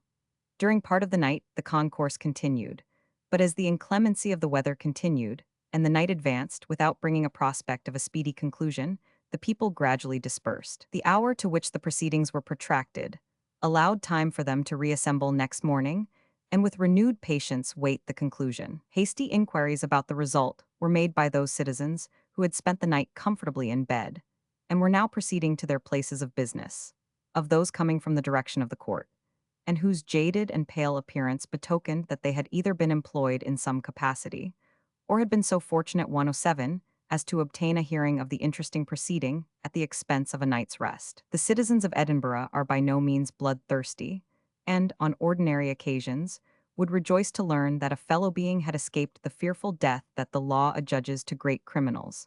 But in this case, there was expressed a universal feeling of satisfaction, and if, at all alloyed, it was by the knowledge that the woman, who was considered equally guilty, should not have been equally punished. It seemed as if the enormity of their offenses had stopped the channels of pity, and an unanimous requisition for vengeance was made by a whole population. The offices of the newspapers published on that day were beset by eager purchasers, and the presses kept constantly at work could scarcely supply the unceasing demand. It has been computed that 8,000 copies, in addition to their ordinary circulation, were sold in 1 week by the Edinburgh newspapers alone. A general outcry has been raised for the blood of the miscreant Hare, and if he, who is believed to have been the author and principal actor in so many murders, be suffered to escape, it will be to the disappointment of the public. Every confidence is, however, felt in the Lord Advocate. He, it is understood, is still actively prosecuting his inquiries, and as long as the ruffian and his wife are detained in custody, hopes are cherished that it is with a view of putting them upon their trial. Discussions have taken place as to the policy and legality of such a course, some of which will be found in the subsequent parts of this work. It is not our part to decide upon the question, but apparently nothing will allay the public ferment until either a resolution to sift the matter regarding them to the bottom be promulgated, or some official enunciation of its impracticability be made public. Conduct in Lockup House. After the trial, Burke and M. Dougal were removed to the lockup house. Hare and his wife followed and were lodged in different apartments. Burke had hardly been seated when, looking round, he said to the officers who had him in charge, "This is a cold place you have brought me till." The officers had been long inured to moral turpitude, to bacchanalian frenzy, and wickedness of every description. But lying, as he then was, under sentence of an ignominious death, for a crime of unparalleled atrocity, his unseemly levity struck them with horror, and one of them rebuked him sharply for his conduct. Burke stated that from the moment he heard that Hare had been admitted in evidence, he was aware that escape was impossible, and he was prepared for the worst. It was stated to him that as he had for some time lived a life of unexampled wickedness, a fair confession of his crimes, and an accurate account of his life, might be read with interest and be of service to mankind. He replied that he would make no confession whatever till he had consulted his priest on the subject. He stated that he considered Hare was the most guilty of the two. For, said he murdered the first woman, he persuaded me to join him, and now he has murdered me, and I will regret to the last hour of my existence that he did not share the same fate. One of the officers stated, in Burke's hearing, I think I could never wish to see that man forgiven who could murder that poor harmless good-natured idiot, Daft Jamie. Here the wretched man stared intently on the officer, and replied with peculiar emphasis, My days are numbered, I am soon to die by the hands of man, I have no more to fear, and can now have no interest in telling a lie, and I declare that 109 I am as innocent of Daft Jamie's blood as you are. He was taken into Hare's house and murdered by him and his wife. To be sure I was guilty in so far, for I assisted to carry the body to, and got a share of the money. He stated, in answer to direct questions of course, that it was the general plan to look after poor and wretched strangers, who were not likely to be inquired after by any person of consequence, but promptly refused to state, till he had consulted his priest, whether or not he had been concerned in any other murders than those with which he was charged in the indictment, or whether he was in the practice of going to the country for the purpose of enticing poor wanderers to his house. He gave rather a different account of the mode in which he put the poor woman Campbell to death, from that given by his accomplice Hare. He stated that after the sham fight was over, she was thrown down on her back, that Hare seized her by the legs, that he forced the mouth of a bottle into her throat, and poured down whiskey till she was choked or nearly so, and that he himself then sat down upon her, stopping up her nose and mouth so completely that she died in a few minutes. About 3 o'clock, he inquired if he might be permitted to offer up a short prayer.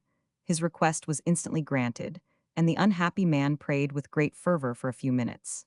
In the course of his prayer, he implored forgiveness for the wicked life he had led, and more especially for the great crime for which he was about to suffer on the gibbet. He also entreated that his wretched partner in guilt might be brought to a full sense of the crimes of which she had been guilty, that she might repent and atone, as far as it was in her power to do so in this world, by a life of quietness, piety, and honest industry. At his request, the officer read about half a dozen chapters of the Scriptures, to which 110 he paid great attention, occasionally saying, That passage touches keenly on my crimes. When preparations were making for his removal to the jail on the Calton Hill, he requested the officers to visit him in the prison. On being informed that there would be no admittance to him, he said, well, though I should never see you again, you will see me on the 28th January, at the head of Liberton's Wynd. I have now only 5 weeks to live, and I will not weary greatly for that day. While in the lock-up house, he expressed the greatest dread of the heavy irons in the condemned cell. On reaching the jail, however, he was secured in the usual way, and every possible precaution will be used lest he should in some degree defeat the ends of justice by suicide and add self-destruction to the appalling list of murders to which he has been accessory. No person has since been permitted to hold any conversation with him, except his spiritual instructors. Though he has been brought up in the Roman Catholic faith, and has intimated his resolution to die a member of the Church, in a belief of whose principles he has been educated, he receives the visits of the Rev. Messrs. Porteous and Marshall, with the same pleasure he does those of the Rev. Gentlemen of his own persuasion. He pays due attention to their exhortations, reads the Bible or some religious book constantly in their absence, and is making every preparation for the great and awful change which he must soon undergo. The woman M. Dougal, upon her release from the lock-up house, in which she had been detained for 2 days for her personal protection, had the audacity or folly to proceed to her old haunts in the West Port, and even to venture to the street. She was quickly 111 recognized, and a mob collecting, was in danger of being roughly handled. Fortunately for her, the proximity of the place to the police watch office enabled protection to be immediately afforded, and with some difficulty she was conveyed to the watch house. The mob increased to a somewhat alarming size for the slender force that was stationed there, and the officers had to resort to an expedient to prevent an assault. A ladder was placed at a back window, by which it was pretended that she had descended. This induced the populace to depart, when she was escorted to the head office. Since then she has been several times exposed to similar danger, and is often rescued by the police officers.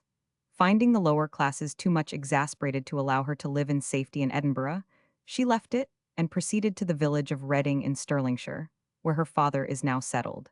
It is said that she has since left that village and is living in Glasgow with Constantine Burke. On Sunday, after her confinement in the lockup as formerly detailed, this wretched woman related a horrible, but a plausible story to one of the subalterns of authority. She stated that one night Burke and Hare were carousing in one of the apartments of Hare's human shambles on the profit of a recent murder. In the midst of their unhallowed orgies, Hare raised his hand and in a fit of fiendish exultation stated that they could never want money, for when they were at a loss for a shot, a body for dissection, they would murder and sell, first one and then the other of their own wives. Being in the adjoining apartment, the females overheard and were petrified by this horrible resolution, as they had every reason to be assured that the monsters would certainly carry it into effect. A discussion of some length ensued, and Hare finally succeeded in persuading Burke to consent 112 that, when the dreaded emergency did arrive, M. Dougal should be the first victim. Hence, this woman may be supposed to have run as imminent a risk of a violent death by the hands of her inhuman husband, as she did of an ignominious end on the gallows. Another account: when Burke was removed from the courtroom to the lockup house, he was considerably agitated, and throwing himself upon his knees, addressed a prayer to God, whom he had so grievously offended. During the rest of the day he was composed, and even spoke cheerfully to the policeman who had the charge of him. He expressed his joy at the acquittal of M. Dougal. He also said that the Irishwoman was murdered, not by him, but by Hare, in the manner described in Hare's testimony, but admitted that, during the shocking operation, he held her hands. He confessed that he had participated in many more murders than those he had been indicted for, and said that after his mind was composed, he would make disclosures which would implicate several others besides Hare and his wife in the same crimes as those for which he was doomed to die. He was asked how did he feel when he was pursuing his most horrible avocation. He replied that in his waking moments he had no feeling, but that when he slept he had frightful dreams, which previously he had been unaccustomed to. The fact is that when awake by means of ardent spirits, he steeped his senses in forgetfulness, and his excessive use of spirits accounts for his absolute penury at the time of his being apprehended. He expressed a wish that one of his counsel, whom he mentioned, would call upon him, that 113 he might furnish him with notes of his life and adventures, as he was desirous to have his history published. At night he had short fits of sleep, during which he raved, but his expressions were inarticulate, and he grinded his teeth in the most fearful manner. Whenever he awoke he was in a frantic state, but always recovered his composure, and in the course of the evening he read 2 chapters of the Bible. At 2 o'clock on Friday morning he was removed in a coach to the Calton Hill jail and put upon the gad. Conduct in jail. Burke, since he went to jail, has been remarkably composed and devout. He has observed that he is by no means a bigot in religion, that besides popish churches, he had, when a soldier, attended Presbyterian, Episcopalian, and Methodist ones, with the peculiar tenets of all which he appears to be perfectly conversant. He says that he has received instruction from good men of every faith, and that real repentance and a strong belief are sufficient to ensure salvation. He mentioned at first that he would wish to have a clergyman to attend him, and upon being asked of what persuasion he would like him to be, expressed indifference upon that point, but wished only one who would point out the way to salvation. He received the visits of the Reverend Mr. Marshall, minister of the Talbooth Church, with whose ministrations he expressed himself much satisfied, and of the Reverend Mr. Porteous, chaplain of the jail. One day Mr. Marshall and the Reverend Mr. Stewart, Catholic priest, called to see him, and upon being asked 114 which he would wish to converse with, he replied that he would have both. He has also received visits from the Reverend Bishop Patterson and the Reverend Mr. Reed, Catholic priests. Latterly, since the visits of clergymen of his own persuasion, he has declined those of Mr. Marshall, and they have consequently been discontinued. Whether it be that the horrors of his wretched death have been mitigated in the contemplation by the familiarity with it, which time must produce after the first shuddering sensations have passed away and left a comparatively apathetic calmness. Certain it is that he now displays less concern about the sin than he did during the first few days. He is penitent because his crimes have been detected and punishment awarded. But were not this the case, in all probability he would think little of the heinousness of the offenses. He continues to be particularly anxious that his associate Hare should be brought to trial and receive the punishment he merits for his misdeeds, but asserts that it is not from any vindictive or revengeful feeling that he cherishes towards him, but from motives of humanity. When conversing lately upon the subject, he stated his perfect conviction that if Hare should again be let loose upon society, he would recommence his murderous career when he wanted money. At the same time, he declared that he was afraid the spirits of his future victims would reproach him in the regions of bliss for not having taken means to get Hare executed and thereby preventing their violent and untimely deaths.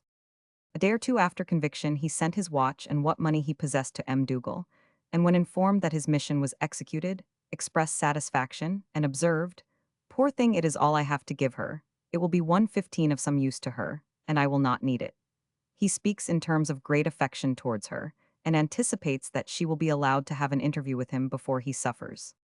He is free and communicative to those who are necessarily about him, though strangers coming from motives of curiosity are excluded. Had liberty been afforded to the turnkeys to admit those who came, they might have cleared a handsome sum. So much as 2 guineas has been offered for admittance. He is watched day and night, and throughout the night it is ascertained every half hour that the watchman does not slumber at his post. Anything by which self-destruction could possibly be effected is sedulously kept out of his way. He is afflicted with a cancer, which has been incorrectly stated to have been produced by a bite from Daft Jamie. It is of long standing, and distresses him much, and would, in all probability, have ended his days at no distant period, if he had escaped the gallows, and there is little doubt that Hare would have had no compunction in transferring his comrade's body to the dissecting rooms, as well as those he had so frequently trafficked in. This sore keeps him in great pain, and along with some of the adjuncts of prison fare and treatment, tends to divert his mind from his spiritual state to his bodily discomfort. The condemned cell, as he observed, is but a comfortless place, cold and cheerless and dreary, where hope, at least in such a case as his, never enters to enliven it. Chained in such a place to the gad, much confinement to bed is necessary to produce a little warmth, especially at this season, while coarse bread and cold water are but unpalatable food for one who was accustomed to spend his profligate gains in debauchery 116 and drunkenness. The very deprivation of ardent spirits must be felt as an intolerable grievance, and while it is properly withheld, food, that could in some degree supply the craving for stimulants that such a long course of indulgence cannot fail to have produced, might surely be afforded. It is not from any notion that his appetite should be pampered that we mention this, but from a desire that a man in his awful situation, standing on the brink of eternity, and to whom a few calm days may be of eternal import, should not have his mind distracted by any needless bodily mortifications. The law in this part of the island humanely allows a period for the purpose of giving an opportunity of repentance to the criminal, and time to make up his peace with God, while it at the same time annexes conditions which in some degree renders the indulgence nugatory for the purpose. The statute is a British one, and probably the legislators did not contemplate that an interval of 6 weeks should be spent upon this hard regimen. Captain Rose, the governor of the jail, does all that humanity dictates to alleviate his situation. Hare's behavior. When the officers were removing Hare from the courthouse to the Calton Hill jail, he is reported, to the horror even of those men accustomed to vice in its most hardened and depraved forms, to have been seized with a fit of diabolical glee at his fancied escape from justice. There is something awfully appalling in the merriment of a being who a few minutes before had, to save himself from a merited fate on the gallows, by his testimony consigned his guilty partner to an ignominious death.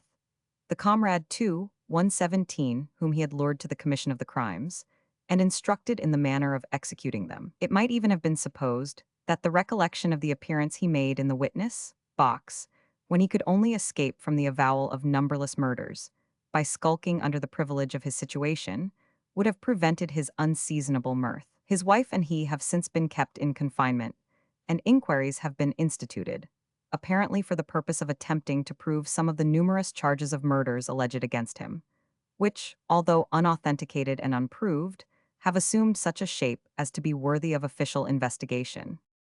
Stories have been sent abroad of his anxiety to shun the public gaze, and muffling himself under the bedclothes when visited by the authorities. Usually, however, he shows no such indisposition to publicity, but amuses himself in the airing ground attached to the ward, along with the other prisoners confined in it, and exhibits no disinclination to be looked at. He has the appearance of the greatest effrontery, and whether from design or apathy, appears unconscious of his being remarkable, or that there is anything about him that could satisfy curiosity. He is generally disliked by the prisoners, who, whatever may be their crimes, naturally share in the universal aversion that causes any person, preserving even a small portion of the ordinary feelings of humanity, to shrink from contact with a deep-dyed murderer. Joined to the horror of such companionship, another means of annoyance accompanies hair. The ward is the greatest object of attraction to the numerous visitors to the jail, and a group is generally waiting his appearance. The other prisoners are thus either prevented from taking their usual exercise or subjected to the gaze of the assemblage. To obviate this as much as possible, they are in the custom of 118 shoving hair forward and forcing him to satisfy the public curiosity and thus rid them of the annoyance for a season. It gives us no small pleasure to be able to inform the public that the Lord Advocate has caused inquiries respecting these atrocious murders to be resumed with renovated zeal and activity, and it is said that Mr. Peel, Secretary of State for the Home Department, has communicated with his lordship, requesting that the matter should undergo a complete investigation. On one day, no less than 7 individuals, including 4 resurrectionists and 3 persons who were in the habit of frequenting Hare's house, were examined. The different anatomical lecturers and various medical gentlemen have likewise been examined. We may also mention that one of the macers of the High Court of Justiciary has apprehended a woman in Glasgow who had been servant to Hare, and there are no slight grounds to hope that she and the others will unfold a tale of horror, which will cause a jury to consign that acknowledged murderer to the ignominious death he deserves. He is beginning to get remarkably uneasy in his confinement, and his anxious inquiries at the turnkeys in the jail, the decline of his health, and the dogged silence he maintains, evince that he is laboring, as he well may, under the most serious apprehension. Public clamor is also loud against him and his wife, and everyone is anxious, if it were at all possible, that criminal proceedings should be commenced against them. We have no doubt, however, that those who have so successfully investigated and brought to light those foul proceedings will anxiously deliberate and firmly resolve on what is best 119 to be done. They have before them all the evidence, and to their sound discretion the whole matter may be safely left. It is stated upon good authority that measures have been taken, with the sanction and by the authority of the nearest kindred of James Wilson, commonly called Daft Jamie, for investigating into the cause and manner of his death, and, if possible, bringing those concerned in his alleged murder to punishment. For this purpose, an able and active agent has been employed, and Mr. Jeffrey, we understand, is already retained as senior counsel for the intended prosecution, while other eminent counsel have also been retained. The public at large are making anxious and universal inquiry after Patterson. This man, instead of checking at once the course of murder and bringing the murderers to justice, encouraged the homicides and profited by the horrid traffic. Had he procured only such bodies as were indispensable for his employer's haul, dire necessity might have been urged as a slight palliation of his odious conduct, but he enjoined the assassins to procure as many subjects as they could, asked no questions, and it is beyond dispute that he offered the body of the woman Docherty to an eminent lecturer in town for 50, who spurned the proposal with merited indignation and contempt. It was proved on Burke's trial that he never paid more than 50 for a body, and had this gentleman accepted his offer, here was at once a profit to Patterson of 50. It will ever be regretted if no severer punishment than universal reprobation and abhorrence overtake this wholesale dealer in the bodies of his murdered fellow subjects. He has not absconded, as has been reported, though discharged from Dr. Knox's service. He is still in Edinburgh. Burke's and Hare's houses. Great numbers have been attracted to the habitations of Burke and Hare, where the slaughters were carried on. Mr. Alston, the witness on the trial, who has the key of Burke's den, has been much annoyed by the multitudes who have beset him for admission. He has somewhat unusual punctilios against making profit by the transaction, and, not unreasonably, is unwilling to be farther troubled. Indeed, little damage could be done now, though the doors of both houses were thrown open, and the public freely admitted. The places are completely dismantled, and only the bare walls remaining. The only danger to be feared is that the eagerness to procure relics, which has been so strangely manifested, should induce some individuals to break up the doors and windows. Great anxiety has been shown to be possessed of some article or other which belonged to the peerless criminals. One man boasts that he has got Burke's hammer, another that he has obtained that invaluable article Hare's whiskey bottle. A third has had the marvelous good fortune to secure Burke's cane, while others have actually carried off small pieces of wood, in order to be converted into snuff boxes, or some articles of fancy. Hare's furniture, if the trumpery sticks that decorated his walls and supplied the place of furniture can be called such, has been safely deposited in an adjacent cellar, which is securely padlocked, and all chance of a curiosity monger getting access to the precious store excluded. In the late case of Quarter, the rope that hanged the criminal was said to have been sold at the rate of a guinea per inch. And if the Edinburgh hangman be as well acquainted with the art of turning the penny as his southern prototype, he may possibly contrive to supply as large a demand as the taste of the public creates at the same rate, 121 every inch, of course, being a genuine part of the cord by which Burke was suspended. Burke's house from the back court. A. Burke's window.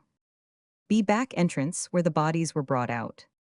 A sagacious personage, who is troubled with none of Mr. Alston's scruples, observing that Hare's house was an object of great attraction, rented it for a specific time, and shows it for a trifle to the visitors. His speculation will probably be a profitable one, as scores are frequently waiting their turn for admittance. Both places seem admirably adapted for the deeds of darkness that were carried on in them. A happier choice could scarcely have been made, although the occupation of them had been the result of design instead of accident, as it certainly was in Burke's case. Situated in the heart of a swarming population, and the resort of every sort of vagrant, they are still retired and apart from observation. In approaching Burke's, you enter a respectable-looking land from the street, and proceed along a passage, and then descend a stair. And turning to the right, a passage leads to the door, which is very near to Conaway's and almost directly opposite to Mrs. Law's. A dark passage within the door leads to the room. To this passage the women retreated while the murder was committed. The room is small and of an oblong form. The miserable bed occupied nearly one end of it, that next the door, so that the women must have almost stepped over the poor old woman while Burke was stifling her when they went into the passage. For some days after the trial, everything remained in the position in which it had been when they were arrested, and presented a disgusting picture of squalid wretchedness, rags and straw, mingled with implements of shoemaking, and old shoes and boots, in such quantities as Burke's nominal profession of a cobbler 122 could never account for. A pot full of boiled potatoes was a prominent object. The bed was a coarse wooden frame, without posts or curtains, and filled with old straw and rags. At the foot of it and near the wall was the heap of straw under which the woman Campbell's body was concealed.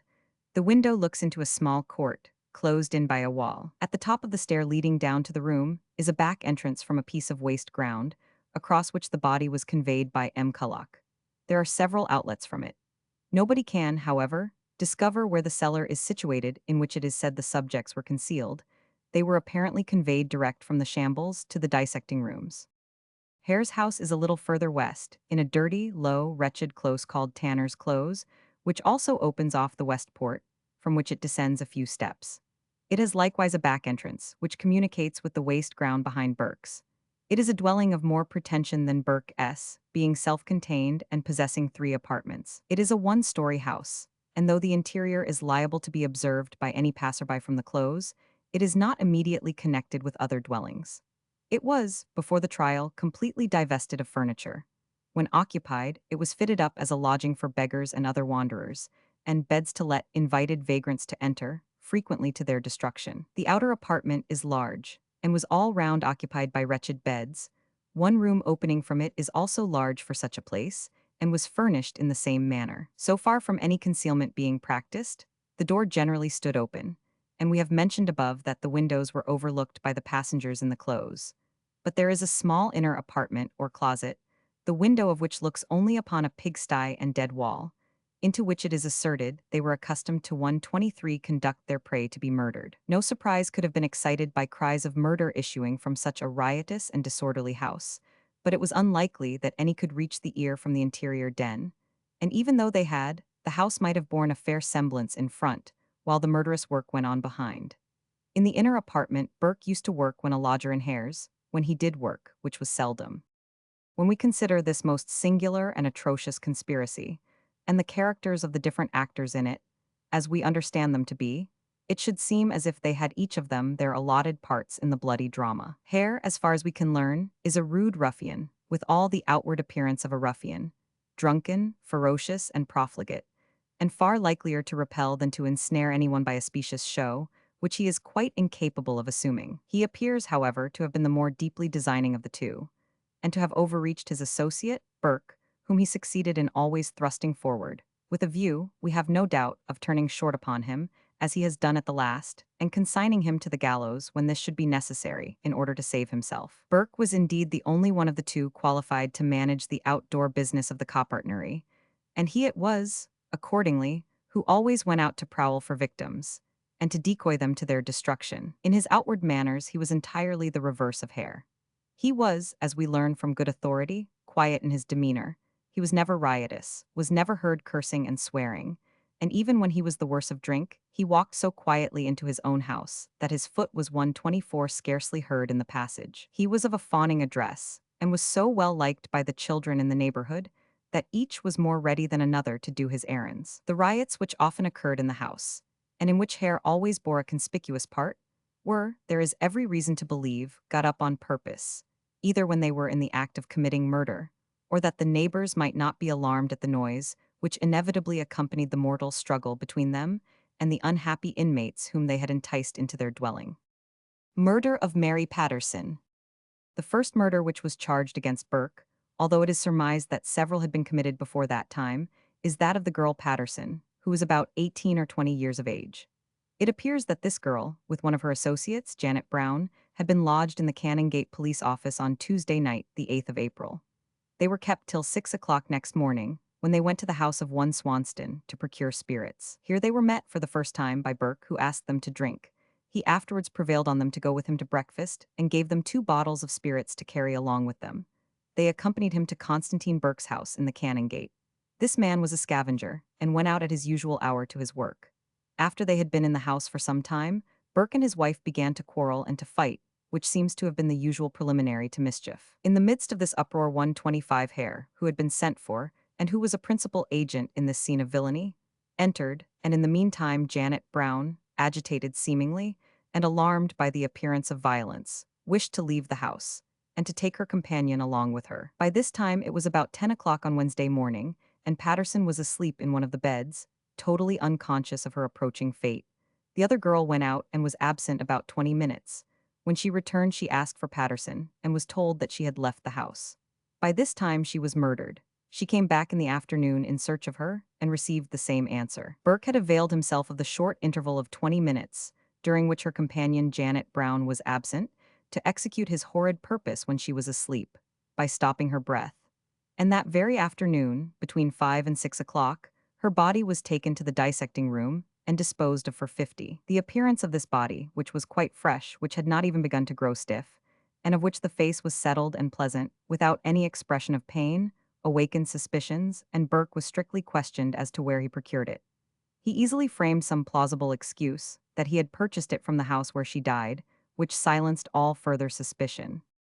Janet Brown's statement relative to the murder of Patterson.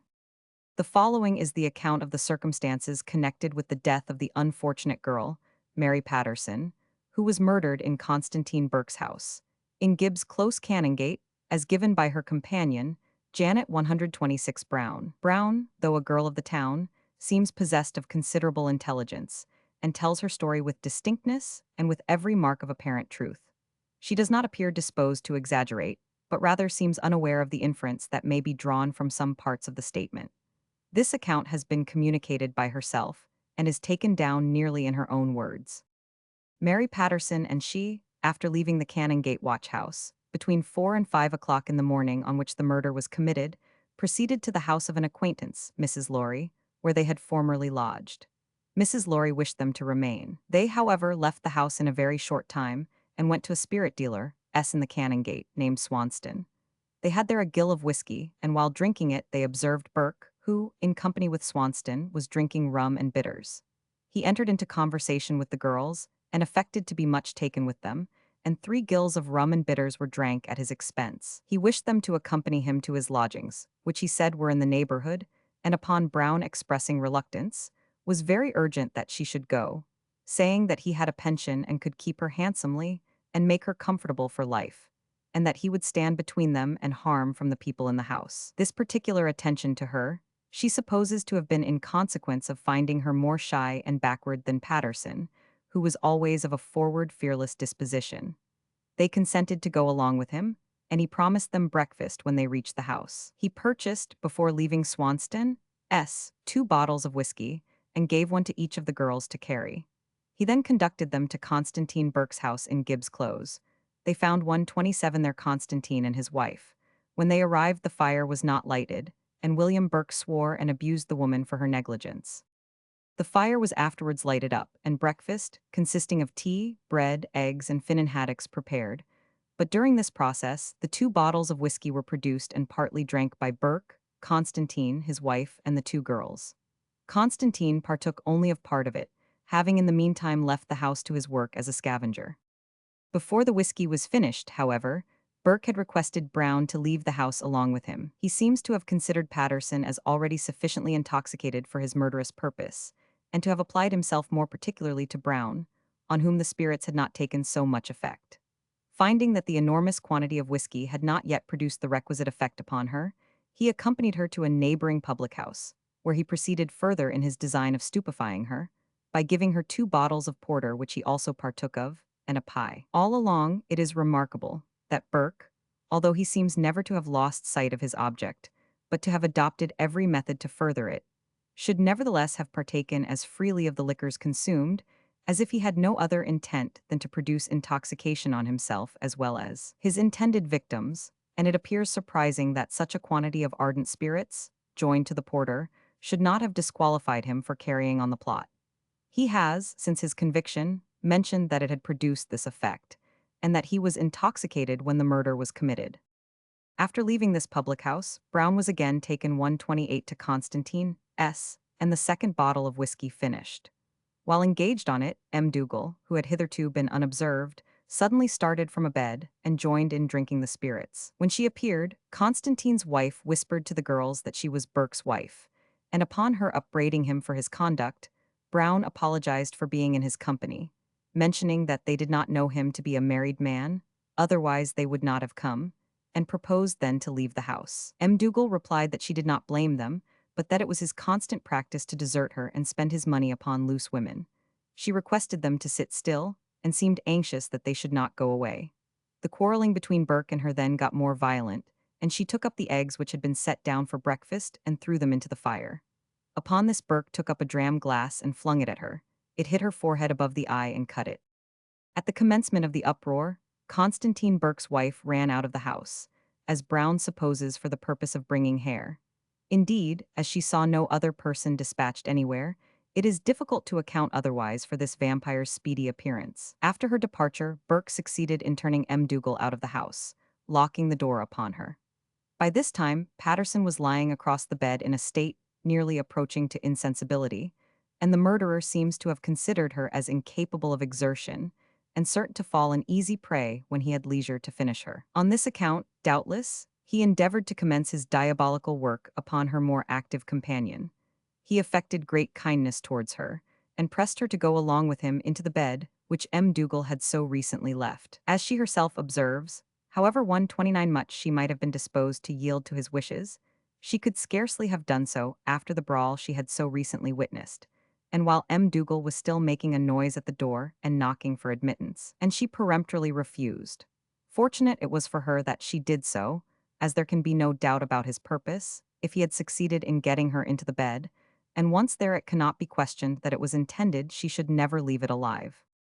The confusion and uproar which had most probably been got up at first, as was their usual custom, to cover the commencement, and continued afterwards to drown the cries of the victims, had in this instance an opposite effect, and Brown, who had become much alarmed by their proceedings, though still unsuspicious of the horrible reality, persisted in her wish to be allowed to depart, promising to return in a quarter of an hour. Upon this promise she was suffered to depart, and Burke at her request conducted her past M. Dougal, who was still upon the stairhead apparently much enraged. It is not easy to account for his allowing his prey to escape from his clutches. Probably he did expect her to return, and perhaps she got off more easily, as Hare, who, if there is any difference in their desperate wickedness, seems to merit the distinction of being the arch-fiend of the two, had not yet arrived. If so, Brown again made a narrow escape, as from the short time that elapsed before she returned, when the murder was perpetrated, and Hare appeared standing as if unconcerned. He must have come within a very few minutes of her leaving the house. She went straight to Mrs. Laurie's and jestingly told her that she would not remain with her, as she had got fine lodgings now, but after informing Mrs. 50 of the circumstances, she agreed to go back along with her servant and endeavor 1:30 to get Patterson removed. Upon her return, she did not recollect perfectly the close in which the house was situated, and applied at Swanston, S. for a direction to the residence of the man who left his house with them. She was told that they could not have gone with him, as he was a married man, and did not keep company with such as they, but that she would probably find him and his brother, S. in Gibbs' Close. Even after getting into the close and the stair, she did not recognize the house and entered that of a decent woman, inquiring if it was there she was before. She was informed that they kept company with no such people, but that it would likely be in the house upstairs. They proceeded up accordingly, and found there M. Dougal and Hare and his wife. Mrs. Hare ran forward to strike Brown, but was prevented. Between her leaving Berks and returning, she thinks there was only about an interval of 20 minutes. Upon inquiring for Patterson, they alleged that she had gone out with Burke, and added that they expected them back soon, and invited her to sit down and take a glass of whiskey with them. She did so, in the hope that Patterson might quickly return.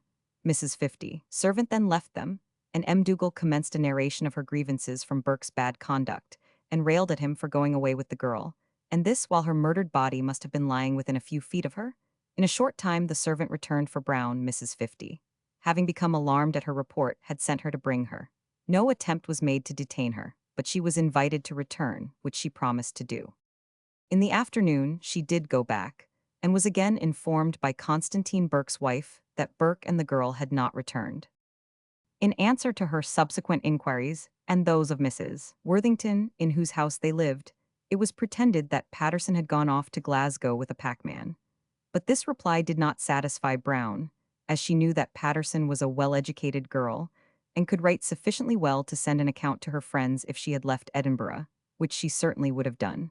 Her clothes also remained unclaimed. No more satisfactory intelligence, however, could be obtained, and she never heard farther tidings of her until after the murder of the woman Campbell, when the mystery was developed, and the clothes which Patterson wore were found in the West Port. Upon being confronted with Burke and M. Dougal, she readily recognized them. She believes firmly that Constantine Burke and his wife were cognizant of the proceedings, both from their manner at the time and the conduct of Constantine afterwards, when she questioned him about Patterson. Whenever she saw him, which she frequently did at his work early in the morning, she inquired after her. His answers were always very surly, on 2 occasions saying, "How the H.L.L. can I tell about you sort of people? You are here today and away tomorrow." And on another, as if in allusion to the horrid transaction, "I am often out upon my lawful business, and how can I answer for all that takes place in my house in my absence?" She represents Patterson to have been irregular in her habits, but not so low as has been represented, and appears indignant at a paltry print of her, in which she is represented in the garb of a servant, a dress in which she never appeared. She had been well educated for one in her situation, and possessed a fine person, for which she was more remarkable than beauty of face. The story which has appeared 132 in the newspapers about her mother being a housekeeper in the West Country, Brown alleges to be unfounded. She was a native of Edinburgh, and her mother is dead. Murder of Daft Jamie. The second murder charged in the indictment was that of James Wilson, commonly known by the name of Daft Jamie, and the circumstances attending it were even more revolting than those of the women Patterson and Campbell. None of their misdeeds has excited a greater feeling of indignation in the public mind. Jamie was very generally known, and was a universal favorite. His appearance marked the imbecility of his mind, and was such as to make every one regard him with a feeling of tenderness and sympathy. He was perfectly harmless and inoffensive, and possessed apparently great kindliness of heart. To all who had occasion to be on the streets of Edinburgh, whether at an early or late hour, Jamie's appearance was perfectly familiar.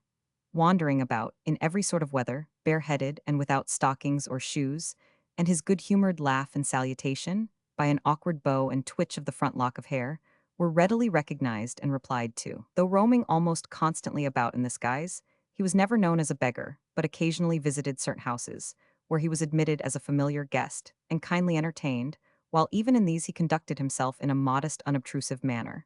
He used to allege that he did not need money, as he had sometimes the feck half a crown on him. Jamie was by no means, however, the moping idiot that he has 133 been represented. Though undoubtedly imbecile and incapable of any continuous mental exertion, he possessed some small portion of intellect. To the boys of Edinburgh, his knowledge of the days of the month and week, and facility in computing on what day of the week any given time would fall, were well known. Indeed, he sometimes appeared to serve in place of a calendar to them. His musical talents were also appreciated, and he was often called upon to entertain his juvenile acquaintances with a song, which he executed in tolerable style. He was scrupulously clean in his person and linen, changing it frequently. His hands and feet, though uncovered, were also observed to be always clean. They were peculiarly formed, and by his feet he is said to have been recognized by some of the students in Dr. Knox's dissecting rooms. It is a curious fact that almost all the naturals who have lately been known on the streets of the city have met with a violent and untimely end.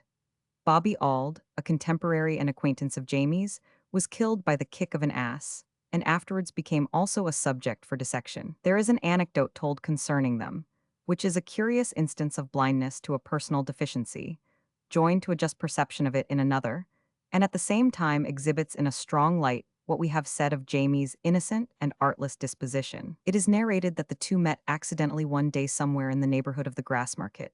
"It's a called day, Bobby." "I is, Jamie," replies Bobby. "We would be the better o' a dram, hae ye ony siller? I hae tippence, and I hae fourpence," says Jamie. "Oh man, 134," rejoins Bobby. "That'll get half a muchkin." They then adjourned to a neighboring public house, where the money was produced and the liquor ordered. But before any of them had partaken of it, Bobby inquired anxiously if Jamie had seen the twa dugs fecting on the street. "No," says Jamie, "I saw nae dugs fecting."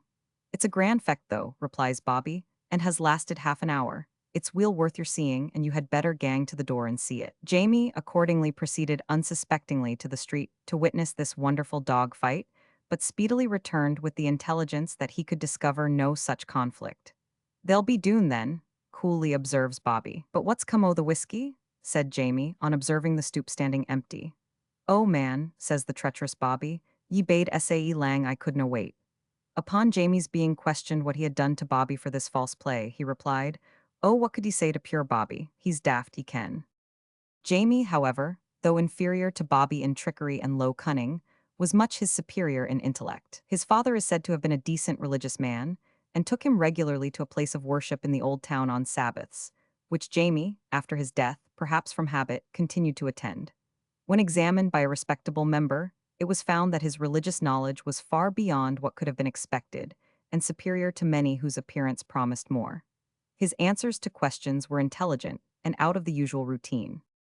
It is probable that this poor creature had been for some time watched by the gang of murderers, and marked 135 out as one that might be easily taken off without exciting suspicion. They had very much miscalculated, however, both the notice that would be taken of his disappearance and the degree of resistance he was capable of making.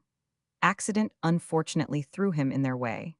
He was met by Burke at 9 o'clock one morning in the beginning of October last, wandering about in his usual way in the grass market. He instantly accosted him in his fawning manner, and inquired of him whether he was in search of anyone. He told him he was seeking his mother, to whom, as he was a creature of kindly dispositions, he was warmly attached. The wretch at once saw that he now had him within his grasp, and instantly commenced his schemes for drawing him away to some convenient place where he might be murdered. He contrived to persuade him that he knew where his mother had gone, and would take him to the place, and by coaxing and flattery, he at length decoyed him into Hare's house. Here those monsters of iniquity, exulting over their deluded victim, began to pretend the greatest kindness for him, and having procured liquor, they pressed it upon him. He at first decidedly refused to taste it, but they so far wrought upon his good nature by their assumed kindness, that they induced him to join them in their cups, and then plied him so effectually that he was soon overpowered, and laying himself down on the floor, fell asleep. Burke, who was anxiously watching his opportunity, then said to Hare, "Shall I do it now?" To which Hare replied, "He is too strong for you yet. You had better let him alone a while." Both the ruffians seemed to have been afraid of the physical strength which they knew the poor creature possessed, and of the use he would make of it if prematurely roused. Burke, accordingly, waited a little, but impatient at length to accomplish 136 his object, he suddenly threw himself upon Jamie, and attempted to strangle him. Oppressed as he was with the influence of liquor, he was roused at once by this assault to a full sense of his danger, And, by a dreadful effort, he threw off Burke and sprung to his feet when the mortal struggle began. Jamie fought with all the fury of despair and would have been an overmatch for any one of his ruffian assailants. Burke had actually the worst of the struggle and was about to be overpowered when he called out furiously to Hare to assist him, crying that he would stick a knife into him if he did not do so. Hare rushing forward turned the balance of the unequal conflict by tripping up Jamie's heels and afterwards dragging him along the floor, with Burke lying above him. None were present at this murder, which was completed before midday, except the two ruffians themselves. This will be readily recognized as Hare's account, and of course, it is fitted to show him in the most favorable light which the circumstances will admit of. It is but justice, however, to give the statement of his companion in guilt, who, if there is any choice, is, after all, perhaps the one whose testimony is most entitled to credit. Burke states that it was Hare who decoyed Jamie into the house, and then sent for him to assist him in his inhuman design. That Jamie not only peremptorily refused to taste the liquor presented to him at first, but actually did drink very little of it, and not nearly so much as to produce intoxication. That he then sat down upon the bed, reclining backwards and leaning upon his arm, and that Hare sat beside him in the same position. And after some time, impatient for his prey, began to 137 attempt to suffocate him in the usual way, by pressing his hands over his nose and mouth. Jamie, however, when he found him using violence, resisted stoutly and grappled with him, and during the struggle both fell off the bed and rolled on the floor. Hare then called for Burke's assistance, which he effectually rendered by falling upon Jamie's body, when, by their united efforts, he was dispatched. Jamie fought manfully, and did inflict some injuries upon them, but it is a mistake to suppose that Burke's cancer was produced in consequence of the bite which he is said to have given. It was originally the effect of heat and fatigue in walking, which he had neglected, and leading a dissipated, dissolute life afterwards, it reached the dangerous state which it has now assumed. After Jamie's death, Burke remarked that his clothes would answer his brother, to whom they were given, and a pair of trousers were afterwards recognized upon him by a baker in the Cowgate, whose they had been, and who had given them to Jamie. It was also observed that his son wore his kerchief. Discussions relative to the trial of Hare and the socii criminum. Since the condemnation of Burke, a very important question has been agitated, not only among lawyers, but in society and the public prince, namely, whether or not Hare, or any of the other parties who were concerned in the two murders that were libeled in the indictment against Burke, but which were not brought to trial, can now, after having been admitted as 138 evidences for the Crown, be legally put upon their trial for participation in those murders. This is a very nice and intricate question indeed, and it is likely to be brought on for immediate discussion in a regular shape, as the mother of James Wilson, one of the victims, has been advised that it is competent to her, as a private party, to prosecute Hare or any of the other guilty persons, notwithstanding any arrangements into which the Lord Advocate, as public prosecutor, has entered with them as king's witnesses on Burke's trial.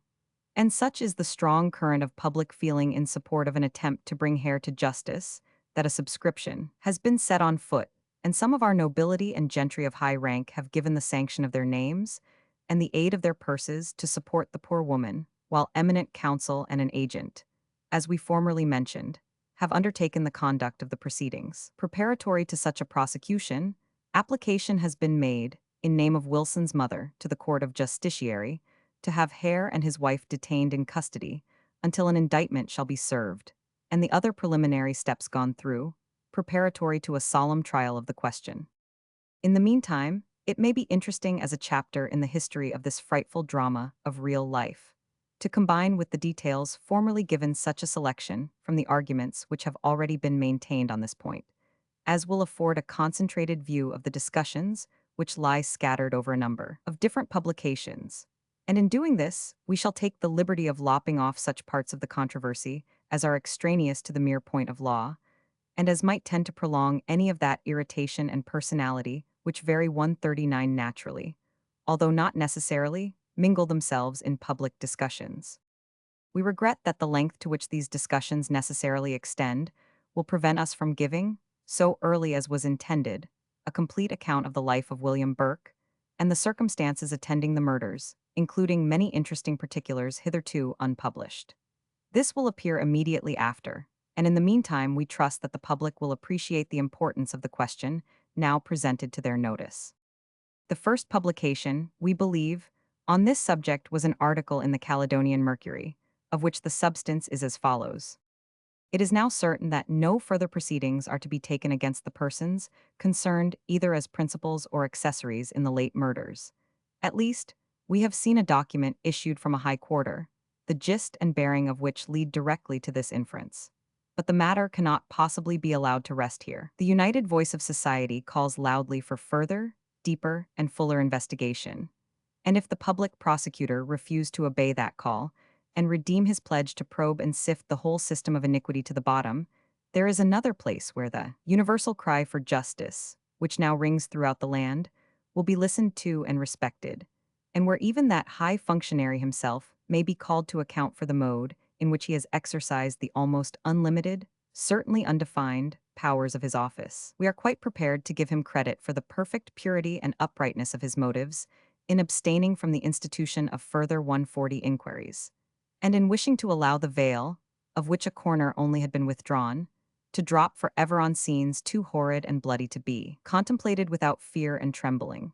He may have come under a promise to the prime particeps criminum, which, as a man of honor, he cannot violate, and he may be actuated by a desire to avoid, as far as possible, everything calculated, as he believes, to injure the schools of anatomy in the city. But, in regard to the first of these grounds of forbearance, which the reader will observe we put merely as suppositions, the public have nothing whatever to do with any private and extrajudicial obligations of this sort, which, however expedient or necessary, in some cases they may be thought, are, in every case, illegal, and the answer made to such an apologetical plea will unquestionably be that justice is not to be stifled, nor a horde of murderers and accessories to murder suffered to escape, because one of the horrid gang was induced to peach by a promise of impunity and protection. That incomparable miscreant, steeped to the very teeth in blood and slaughter, the originator of the assassinations, Burke's master in the art of murder, and a principal or an accessory in every crime which has been committed. In short, if there be any gradations of guilt in atrocities, such as were never before heard of or paralleled in any age or country, the most guilty was not surely a fit subject to be selected for clemency upon the condition of betraying his accomplices, especially where these were so numerous that others less deeply implicated might have been found equally capable of revealing the whole mystery of iniquity. Besides, his evidence, if evidence it may be called, was unnecessary and useless. It was unnecessary because, exclusive of his revelations, there was abundant evidence to bring home 141 the crime charged to both of the prisoners.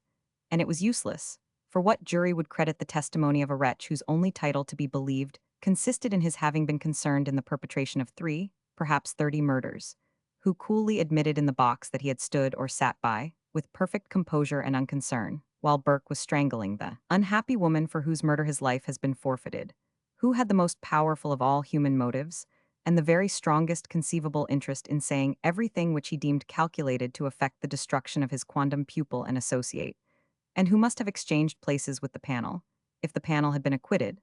We say, therefore, that we are utterly at a loss to conceive upon what principle this execrable villain was admitted to peach. This was followed by an answer, reply, and various replications, which we shall content ourselves with inserting in their order, denuded only of such portions as might have perhaps been spared, but which must have crept in unadvisedly, in the heat and hurry of composition for newspapers. Edinburgh Advertiser. Much dissatisfaction has been expressed that no more of the horrid gang of murderers are likely to be brought to trial, and consequently, that Burke is the only victim who is to be sacrificed to public justice. But the decision to which the court came in, restricting the prosecutor to the proof of one of the 3 charges exhibited against Burke, however it may have been consistent with strict justice, was attended with the necessary effect of preventing the disclosure of the circumstances connected with 142, the other 2 murders, namely, those of Mary Patterson and of Daft Jamie, for which the Lord Advocate so strenuously contended in the view of satisfying the public mind. For, after Burke had been convicted under the 3rd charge, it was out of the question to proceed to try him a second and a third time on the 2 previous accusations. The limited nature of the disclosure thus produced has naturally led the public in the present state of excited feeling to call for the farther trial and punishment of this atrocious gang.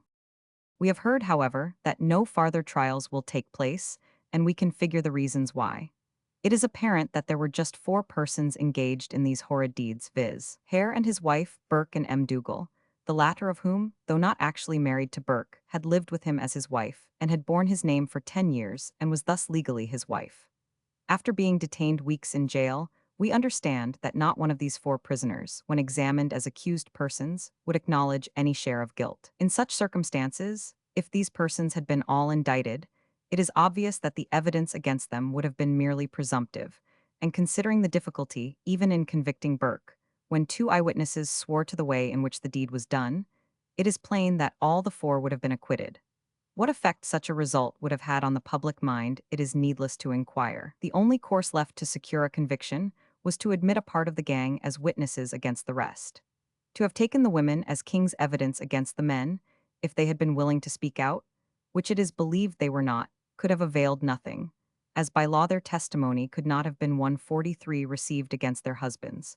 Besides, their knowledge could not be of that extended nature which it was desirable to possess. The only resource, therefore, must have consisted in taking Hare, who, however criminal, was not the leader of the gang. It may be well supposed that Hare would not have been so well dealt with, unless he had agreed to disclose, not merely the circumstances connected with the murder of Dougherty, but with every other crime of that nature in which he and Burke had been concerned, and that his wife, against whom he could not give evidence, should confirm his statements so far as consistent with her knowledge. Such information was clearly indispensable for the safety of the public. It is known that it was solely from Hare's consequent disclosures that the murders of Mary Patterson and Daft Jamie were ascertained, and that collateral evidence was obtained sufficient to warrant a charge against Burke as connected with these murders.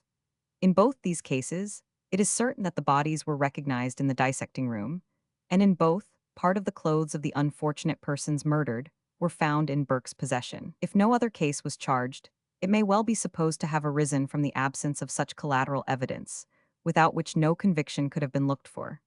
If we are right in this statement, and we have been at some pains in obtaining accurate information, it would be impossible to bring Hare or his wife to trial for crimes which they had disclosed under such circumstances, even if there could be evidence against them, which is no ways likely. Dougal has been tried, and a jury has thought fit to acquit her of the only charge of which evidence could be obtained of her accession. And Burke has been convicted 144, and he is to be executed. Deeply as we regret that punishment should not reach a greater number of those miscreants, we cannot shut our eyes to the obstacles which may thus present themselves to its accomplishment, and must console ourselves with the reflection that if farther trials are not to take place, the public functionaries are now well informed not only of the extent, but of the nature of such practices. And, thus alive as they must be to the dreadful consequences of such crimes, the public has good reason to trust to the effect of their vigilance and exertions in affording security to the lives of the unprotected. The Caledonian Mercury. In a contemporary journal of Friday last, we observe an article entitled The Westport Murders, which we think deserving of our special notice. And as it is substantively an answer to our legal argument respecting the liability of Hare to be tried for the murders of Mary Patterson and Daft Jamie, as well as a defense of the public prosecutor, for declining to bring any more of the horrid gang of murderers to trial, we feel ourselves called upon to reply to it. In doing so, however, we shall not fail to keep in mind that we have to deal with a question of law and of fact merely, and that, differing as we do toto celo from the Lord Advocate, in the view which he has taken of his duty upon this occasion, there is but one opinion as to the purity and uprightness of the motives by which he has been actuated, and of his desire, unless opposed by technical difficulties, to afford the fullest satisfaction to the public.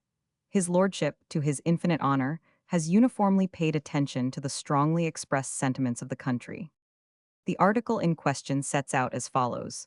For quotation, see pages 141 and 142, paragraph commencing, much dissatisfaction, and 100. Now, we contend that this is altogether erroneous in point of law, and that the writer, in order to arrive at his conclusion, has confounded two things perfectly distinct, viz., the legal effect of a verdict of conviction before sentence, and the legal effect of such conviction after the court has been moved to pronounce judgment, and after a sentence has been passed sinking the caput of the prisoner. It is quite clear in law that even a conviction upon a capital charge does not and cannot destroy the status of the prisoner, and for this reason that the verdict may be special or inapplicable, or it may find something different from the facts charged, or it may involve a conclusion which is inept in law. so that, upon a motion in arrest of judgment, no sentence can pass upon it. Instances of this kind constantly occur, and everyone who is acquainted with the books of criminal law must be familiar with many of them.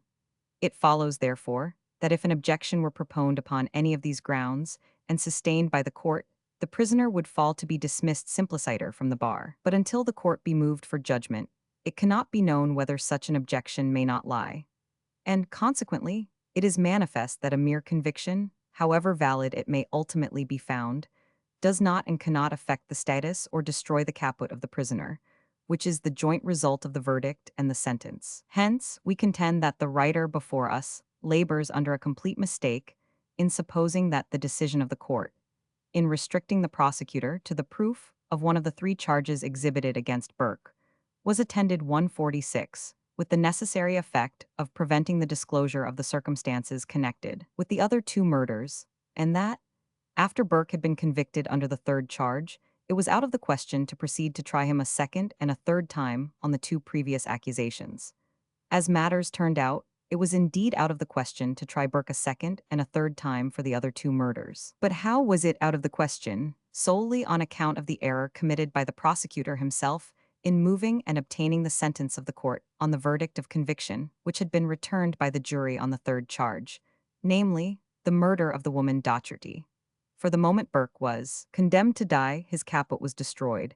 He was dead in law and had no longer a persona standi in judicio.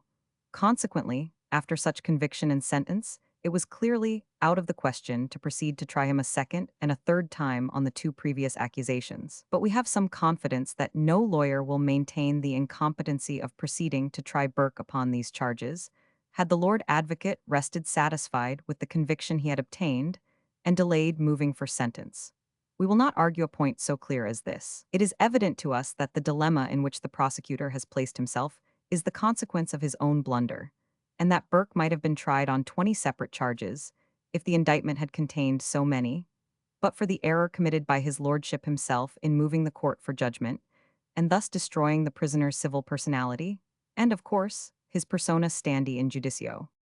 After stating what is perfectly true, that the limited nature of the disclosure thus produced has naturally led 147 the public, in the present state of excited feeling, to call for the farther trial and punishment of this atrocious gang, the writer then proceeds to say, see paragraph on page 142, commencing, we have heard, however, and 100, to end of the article.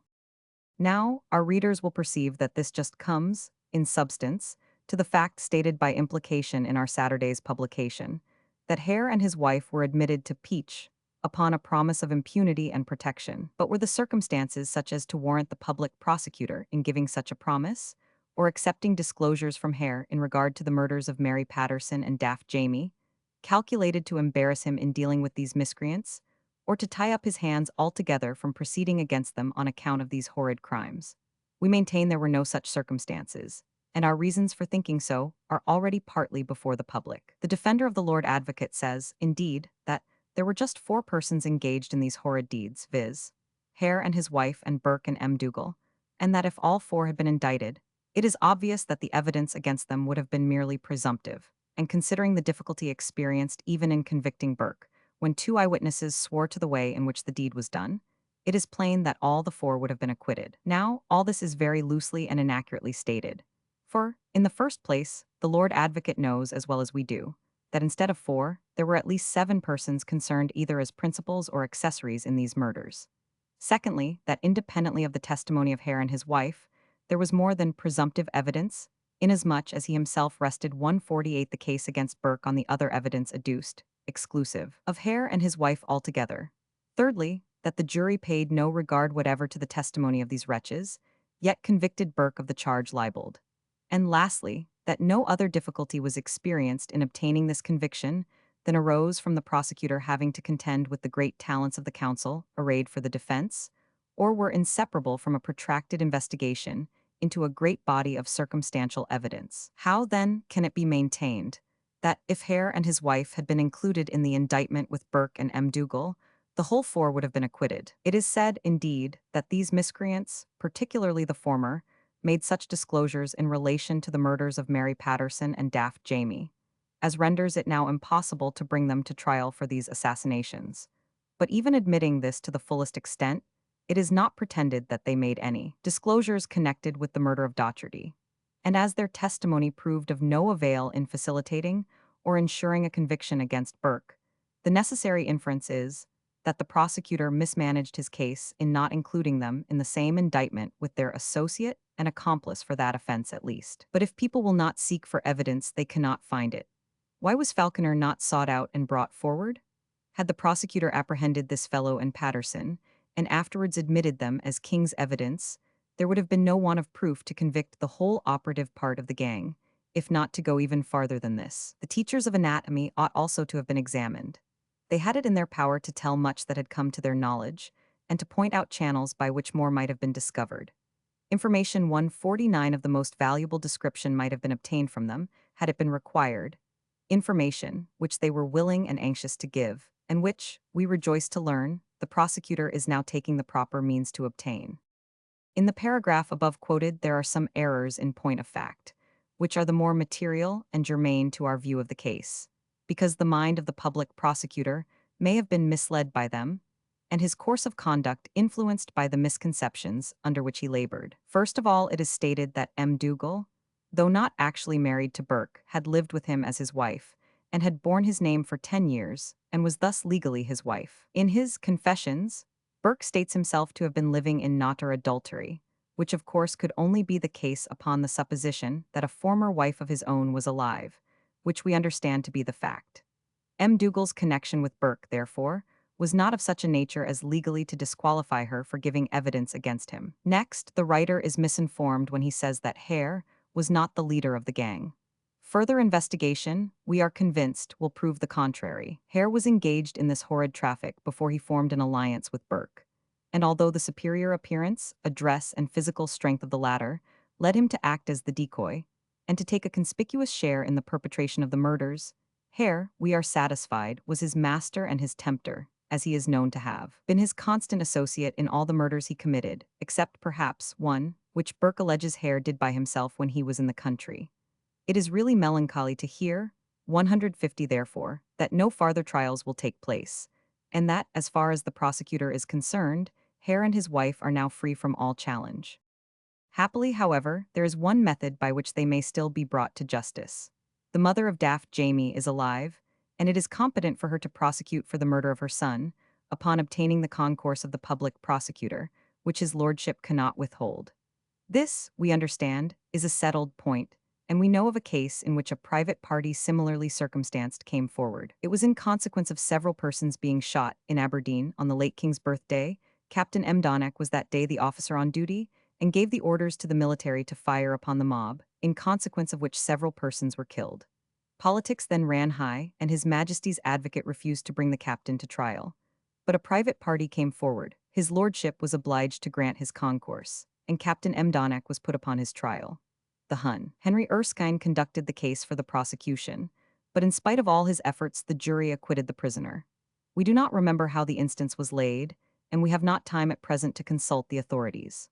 We are quite certain, however, as to the main fact, that the prosecution was brought by a private party, with concourse of His Majesty's advocate, after that functionary had refused to prosecute in his own name. Now, the inference we draw from this is that the mother of Daft Jamie ought to come forward upon this occasion, and in order to enable her to do so, a subscription should be immediately opened for raising the necessary funds to defray the expense of the trial. Were this done, hundreds, nay thousands 151, would subscribe to enable her to prosecute, and we are satisfied that the Lord Advocate would not only not refuse his concourse, but would be pleased and gratified with a proceeding calculated to relieve him from the embarrassments with which he is at present surrounded. Edinburgh Advertiser. The Lord Advocate is blamed, not only for not having possessed the gift of second sight, and discovered sooner that Burke and Hare and their two wives were murderers. He is blamed in the second place, for having been able to procure the conviction of only one of the gang. Hare and his wife, it is said, ought not to have been made King's evidence. There was enough of evidence, we are told, against their associates without them, and we are desired therefore to adopt the conclusion that they were improperly screened from punishment by being invested with the character of witnesses. This is really too much, but some persons, when disposed to find fault, require, in the language of the proverb, but a hair to make a tether. It has proved so in the present instance. A better arranged case of proof, circumstantial and direct, has seldom, perhaps, been laid before a jury than that which was submitted to the jury on the trial of Burke and M. Dougal. A train of more clearly delivered and unshakenly adhered to testimony, on the part of the unexceptionable witnesses, has seldom been listened to. Yet, even when aided by the direct testimony of Hare and his wife, for whose evidence we are told there was no necessity, a jury, including individuals of the most respectable character, unanimously found the charge not proven against M. Dougal, while at least two of them, it is asserted, contended for a similar verdict even against Burke himself. Had Hare and his wife 152 therefore not been witnesses, there is the best reason for supposing that the conviction of none of the four would have been obtained. It is surprising that, in such a state of facts, the Lord Advocate should be accused of having acted improperly in admitting these miscreants to the privileges of King's evidence. In our last paper, we endeavored to show that his lordship could not have acted otherwise than he has done. A contemporary of yesterday has reviewed the remarks we then made, after affecting to consider them as coming from a higher quarter than ourselves, in order, of course, to secure the greater attention to his own observations. He still contends that the Lord Advocate acted improperly in giving immunity to Hare and his wife, and that if he had not done so, he might have accomplished the conviction of more of the gang than Burke. On a prima facie consideration of the subject, this must appear very unlikely. His lordship was, of course, in possession of all the evidence in its authentic shape, the broken parts of which have been wafted, in an exaggerated form, to the knowledge of the public. He was perhaps aware, too, that the murders had all been so committed as to preclude the chance of direct evidence of them, except either from Burke or Hare, who were accustomed, according to the recent confession of Burke, to keep even their wives out of the way on such occasions. Our contemporary has not stated, and we therefore imagine cannot state, that any third party, not of the gang, ever witnessed a single one of the murders, or was ever so connected with their perpetration, as to be able to give anything approaching to the requisite direct evidence on the subject. He should be prepared to do so, however, before censuring the Lord Advocate for 153, a mode of procedure which may have been, and which, we believe, was wholly unavoidable. Our contemporary objects to the extent of immunity he supposes to have been given to Hare and his wife.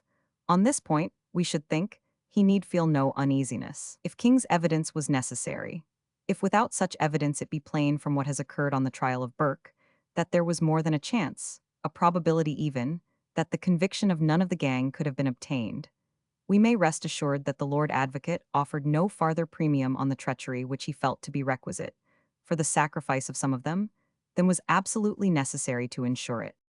But then our contemporary thinks that, at all events, a different selection ought to have been made, and that, by the testimony of M. Dougal, had she been admitted as King's evidence, Hare might have been convicted as well as Burke. In our last paper, we stated that M. Dougal, although not actually married to Burke, had for 10 years lived with him as his wife, and in law therefore was so, and could not be examined against him. And as the other woman could not, for the same reason, have been examined against Hare, and neither of them could furnish against the husband of the other, that clear and decisive evidence required from socii criminis to give it sufficient weight. The result of taking them as King's evidence might, and probably would have been, the escape of the whole four. Burke, however, it seems, has been confessing since his condemnation, and, as one of his confessions is said to lead to an inference that his cohabitation with M. Dougal could not make her his wife, as either he or she were previously married, and the wife or husband 154 of the former marriage. Still alive, our contemporary, on the tacit assumption that this even yet mysteriously hinted at fact was or ought to have been known, and capable of proof before the trial, endeavors to give the coup de grace to our argument against the possibility of having made M. Dougal give evidence against Burke. His attempt to do so is founded on the result of what is generally called reasoning in a circle, and seems to require no farther notice. His whole argument, indeed, on this part of the subject proceeds on this other assumption, that the prosecutor, in looking out for King's evidence, has the selection of it entirely in his own hand. This, we rather think, is but seldom the case, and, where the gang have been connected as husbands and wives, the selection must often be prescribed to him, or made imperative by circumstances over which he can have no control. Is our contemporary quite sure that the Lord Advocate had not his hands tied, in this way, in the present case? As to his lengthened argument to show that had the Lord Advocate not moved for judgment against Burke, When found guilty of the last of the three murders charged against him, it would have been competent to have led evidence of the circumstances attending the other two. We would simply ask, cui bono? What good effect could have resulted from the leading of it? Hare and his wife being protected as king's evidence against the consequences of their participation in them, and M. Dougal not being charged with them at all, they could only have been proved against Burke. After what had passed, must not this have seemed, in so far as Burke was concerned, to be like the pouring of water on a drowned mouse, and, in so far as the public was interested, to be the exciting of feeling unnecessarily and without object? Our contemporary, in conclusion, asserts that whatever immunity the Lord Advocate may have felt it necessary to give to the infamous Hare, the mother of Daft Jamie, taking advantage of the disclosures made by that wretch under promise of pardon, is entitled to prosecute him, with the concurrence of the Lord Advocate, which concurrence in all these circumstances, his lordship, he says, will be bound to give. This seems very novel doctrine. We can only say that we should be extremely glad to think our contemporary correct in laying it down, and no man, we are certain, would be more happy to think his reasoning without flaw than the Lord Advocate.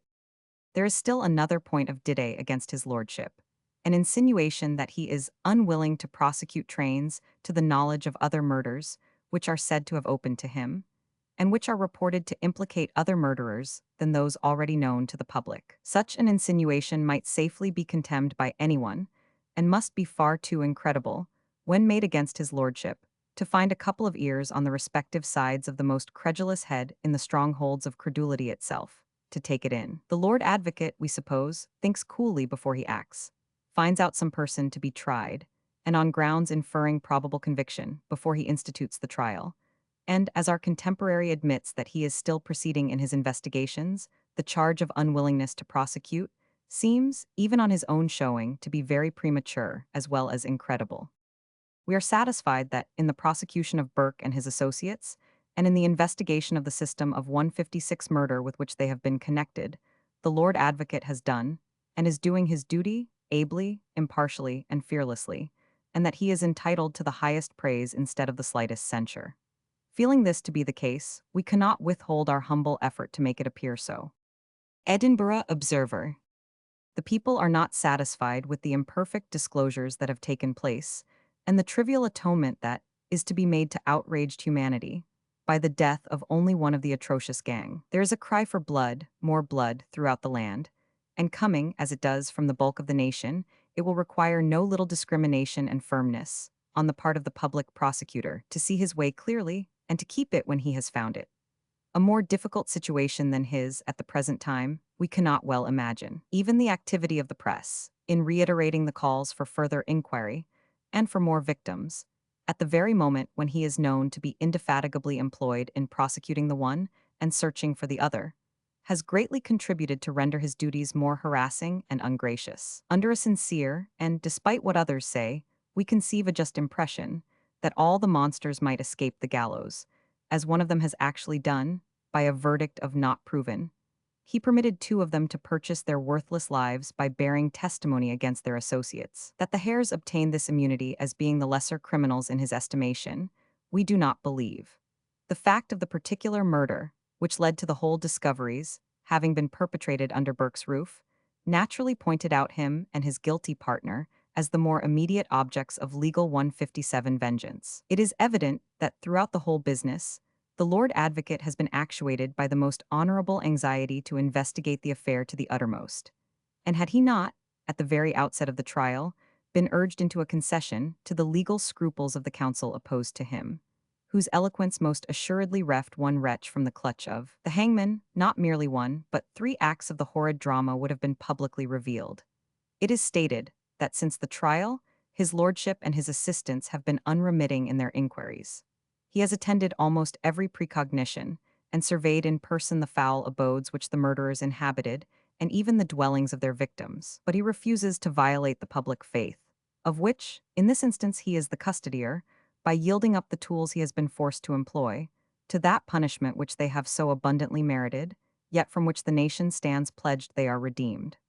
God forbid that we should advocate the indemnity of these monsters on any ground, save the sanctity of such a pledge. We question greatly whether Hare and his partner, cast upon the world with ignominy and crime branded on their foreheads, are not more condignly punished than the wretched man whose days are numbered, and whose doom, it is certainly not uncharitable to predict, will yet overtake them. In the case of Ware's murder, Probert, one of the accessories, was admitted to a like immunity. When his foul breath had consigned one of his associates to the gallows, he was allowed to go forth into the world a free man. But like Cain, he found himself an outcast, and in the course of a few months was again arraigned as a felon, convicted, and executed.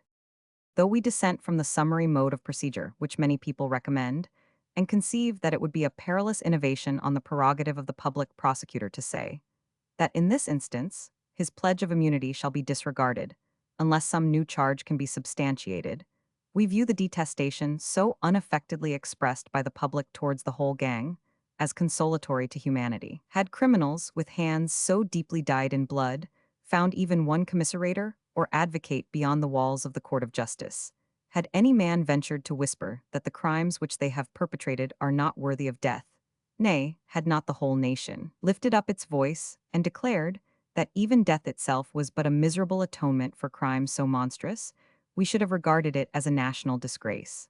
It is to be hoped, however, that this laudable spirit will not degenerate into tumultuary violence. The authorities, we are satisfied, will not relax their efforts to develop the whole of these sanguinary atrocities.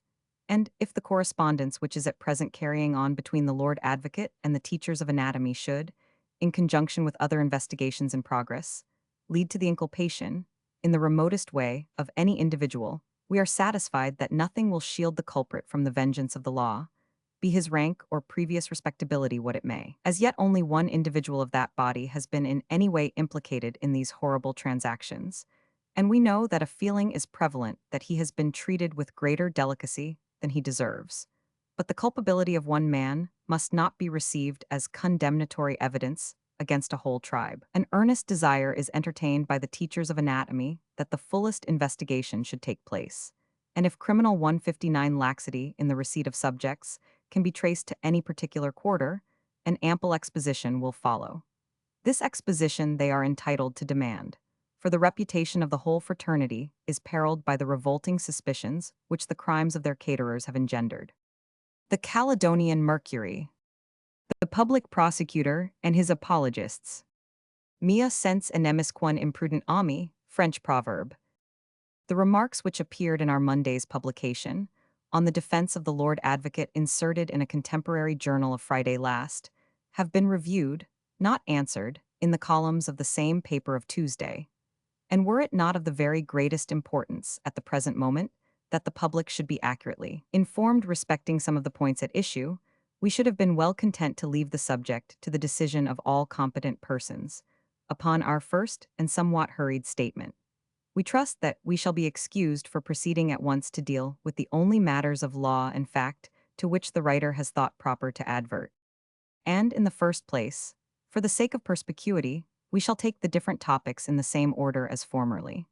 The writer reluctantly admits the validity of the argument which we adduced to show that had not 160 the Lord Advocate moved for judgment against Burke, when found guilty of the last of the three murders charged against him, it would have been competent to have led evidence of the circumstances attending the other two.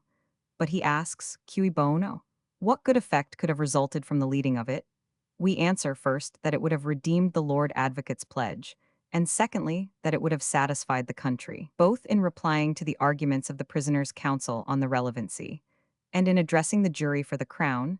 His lordship distinctly pledged himself to probe and sift the whole of these murders to the bottom. In the former case, while contemplating being under the necessity of deserting the diet against M. Dougal, owing to the view taken of the indictment by the court as containing accumulatio actionum, and the exercise of their discretionary power in separating the charges, he said, the question is now reduced to one of time and trouble, for if I do not proceed against her today, she will be proceeded against 10 days hence.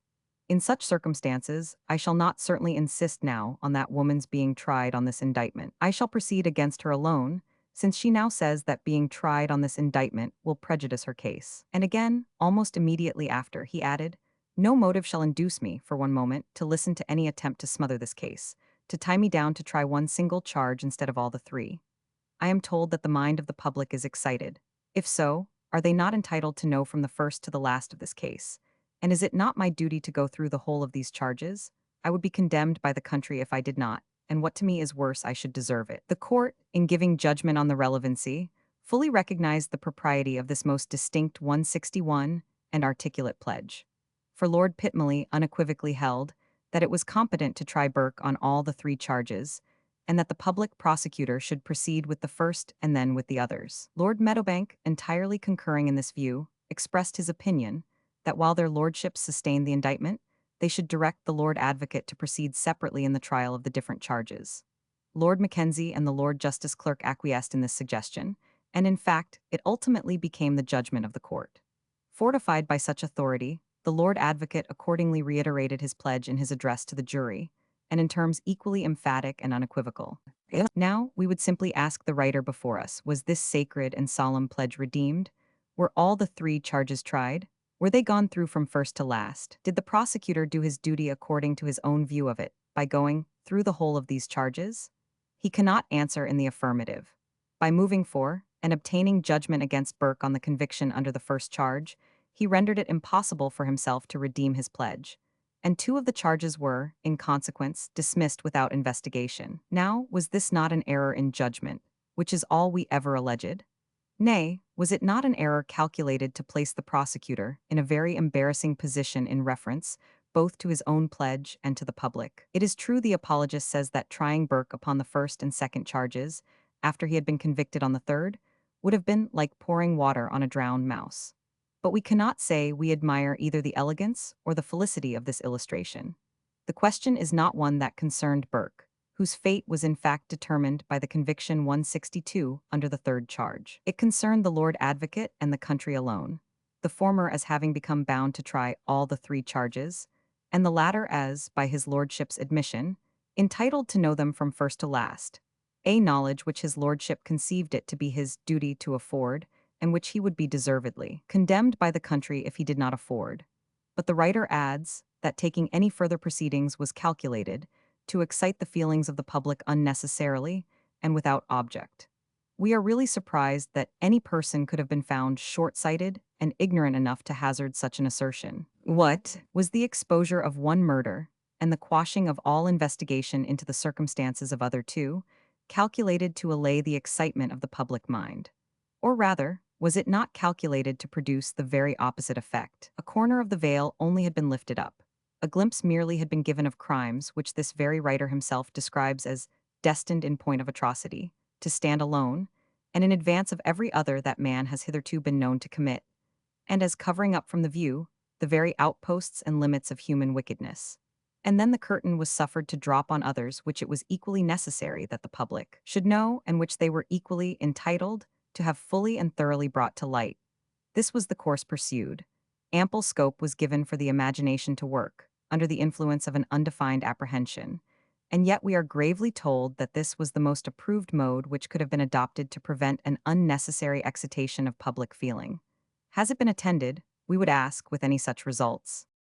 Next, as to the unquestionable title of Daft Jamie's mother to prosecute Hare for the murder of her son, with concourse of the Lord Advocate, which concurrence his lordship may be compelled to give, our learned opponent remarks that this seems very novel doctrine. We certainly do not hold ourselves bound to instruct our opponent in the first principles of criminal law, but, for the sake of a public purpose, we shall endeavor to show that the doctrine we maintain, so far from being novel, is tritissimi juris, one of the most common and most thoroughly settled principles in our criminal code. To entitle a private party to prosecute, he must have an interest, not remote or feeble, but immediate and powerful in the cause.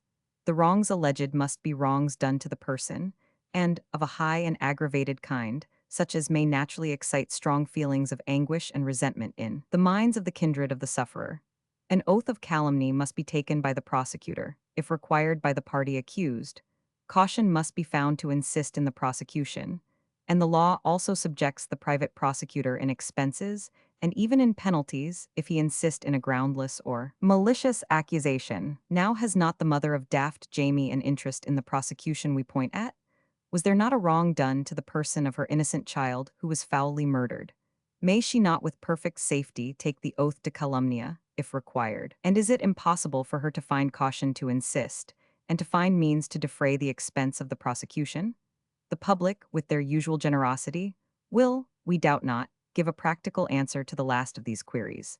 And as to the others, we profess ourselves unable to discover that we have propounded any novel doctrine. Again, we said the Lord Advocate might be compelled to grant his concurrence in such circumstances. And we think Mr. Burnet and Mr. Baron Hume will amply bear out our assertion. The former, after stating at length the conditions above briefly indicated, says, "It is perfectly understood that His Majesty's advocate cannot refuse his concourse, and may be compelled to give it, in all cases where the complaint of a private party is founded on a known and relevant point of dide, murder for example, and as to which he has prima facie a title to insist." pp. 306-7.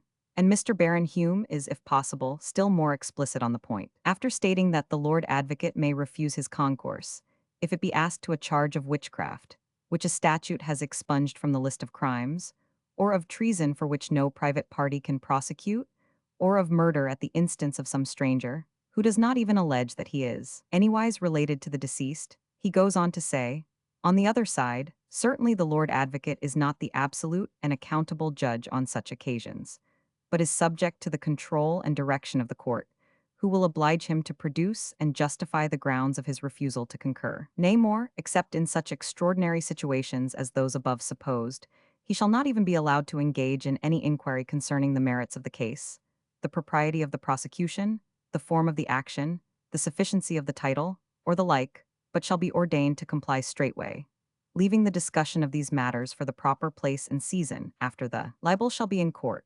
Vol. 2, pp. 123-24. Lord Ellemore's opinion, given on the complaint of Sir John Gordon against His Majesty's advocate, June 21, 1706, is equally precise. Had the advocate refused his concourse, he might have been compelled to give it, for everyone is entitled to 165 justice, but he cannot be forced to prosecute. Maclaurin, p. 298. Is there any novel doctrine in all this?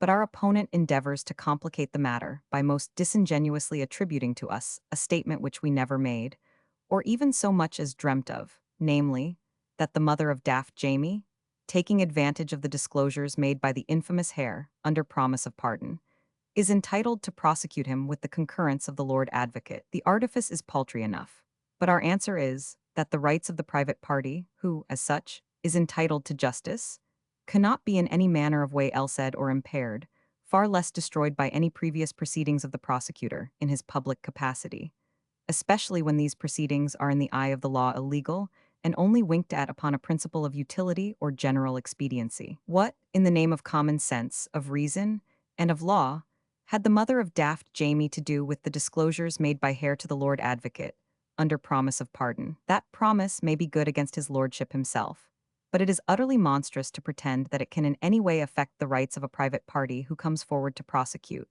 which it would unquestionably do, in the most serious manner, were his lordship to be held entitled, in virtue of that most injudicious promise, to refuse his concurrence.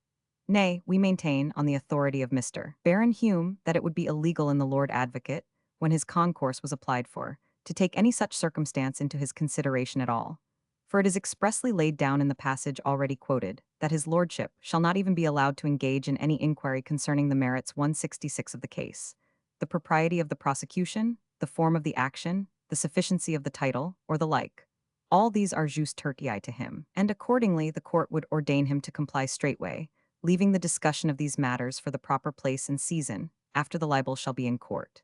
This, we should think, is not very novel doctrine, and as no man, we are assured, would be more happy to think our reasoning without flaw than the Lord Advocate, which we well believe, we humbly hope that the exposition we have now given will be found to answer that condition. These then are the main points of our case, and we flatter ourselves that we have made them out. But as we are resolved to engage in no further controversy on the subject, and therefore wish to clear off our score at once, we shall take the liberty of adverting, before we conclude, to one or two points of secondary importance, on which our opponent strenuously insists. And in the first place, he persists in maintaining that, had Hare and his wife not been witnesses, there is the best reason for supposing that the conviction of none of the four would have been obtained.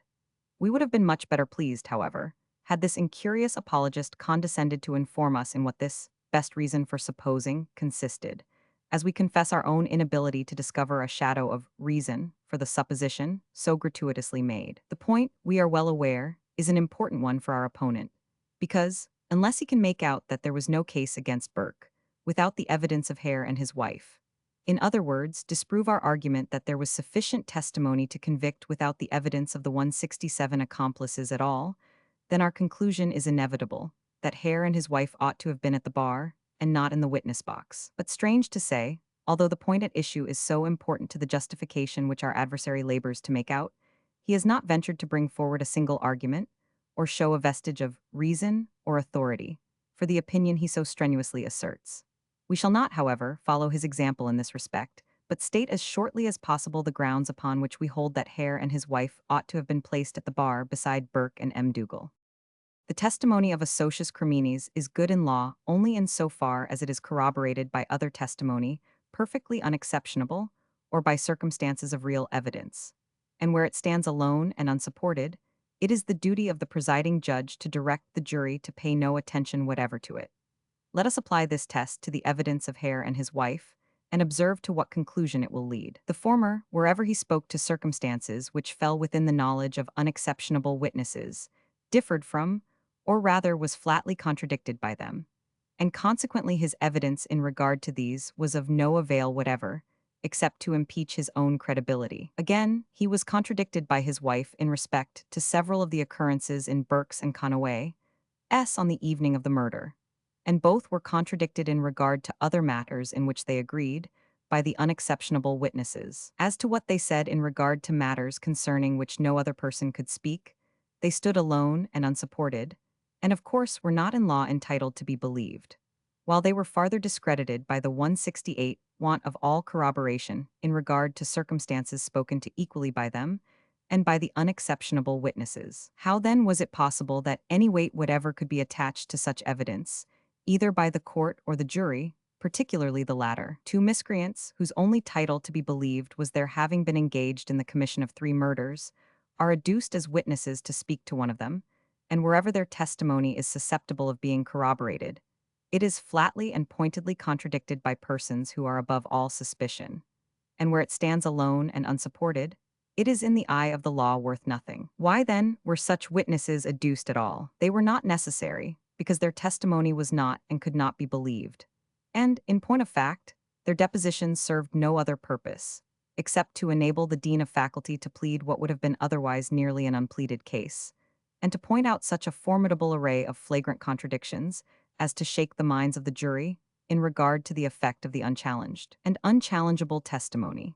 The case, therefore, was, in point of fact, made out against Burke by other evidence than that of Hare and his wife, and as the same evidence which led to the conviction of Burke would have also led to the conviction of Hare at least, we have again to submit that that hideous wretch, if not also his wife, ought to have been placed at the bar beside his brother murderer. We are accused of having blamed the Lord Advocate for not having possessed the gift of second sight, and various other follies which seem to have entered the imagination of our opponent when heated with his subject are also laid to our charge. To these, however, we disdain 169 to offer any reply. We can well believe that the case opened upon his lordship gradually, and that, had he now to retrace his steps, he would, in many respects, act differently from what he has done. With the very best intentions in the world, a prosecutor may be placed in such circumstances as almost inevitably to lead him to bungle a case. But surely it can be no very heinous offense to point out such errors as a warning for the future, and at the same time to show how even at present they may be in a great measure remedied. The very head and front of our offending hath this extent, no more. It is true, we called for further investigation, and we did our best to indicate what channels ought to be explored. That call has been answered, and inquiries have been set on foot which can scarcely fail to lead to important results. In regard to the nature of these inquiries, or the facts which have been elicited, we are for the present dumb. Our object is to aid, not to thwart, the progress of judicial investigation, and no wish to gratify the public curiosity, or any other motive indeed, shall induce us to breathe a whisper calculated to defeat the great and necessary purpose which the public prosecutor is now laboring so zealously to accomplish. In order to give a connected account of the preliminary legal proceedings respecting the contemplated trial of Hare, we shall delay introducing the subject at present. In a future number, a detail of the whole proceedings will be given. We now proceed to detail the particulars which we have carefully collected, with respect to the lives and characters of the several individuals who have been concerned in these nefarious transactions. Of these, The first we shall notice is William Burke. We can pledge ourselves that every circumstance that is here narrated has been obtained from such sources as to leave no doubt of its authenticity. It will be seen that, while this memoir is a great deal fuller than any one that has appeared, it is also dissimilar, in many particulars, to the disjointed fragments that have been from time to time published. How these have been obtained, we cannot say, but we can aver that this account has been received from sources which may be relied on, and much of it from the unhappy man himself, indeed so much as to entitle us to say that it is almost his own account. William Burke, whose crimes have condemned him to an ignominious death on the scaffold, describes himself, in his judicial declaration, omitted before the sheriff substitute of Edinburghshire, in relation to the cause for which he was tried, as being 36 years of age. He was born in the parish of Orry, near Strabane, county of Tyrone, in Ireland, about the year 1792. His parents were poor but industrious and respectable in their station, which was that of cottiers, occupying, like the most of the peasantry of Ireland, a small piece of ground. The Irish are remarkable for the avidity with which they seek education for their children, under circumstances in which it is not easily attainable. The parents of Burke seem to have been actuated by this laudable 171 desire, as both William and his brother Constantine must have received the elements of what, in their condition, may be called a good education, and superior to what usually falls to the lot of children in their rank in Ireland.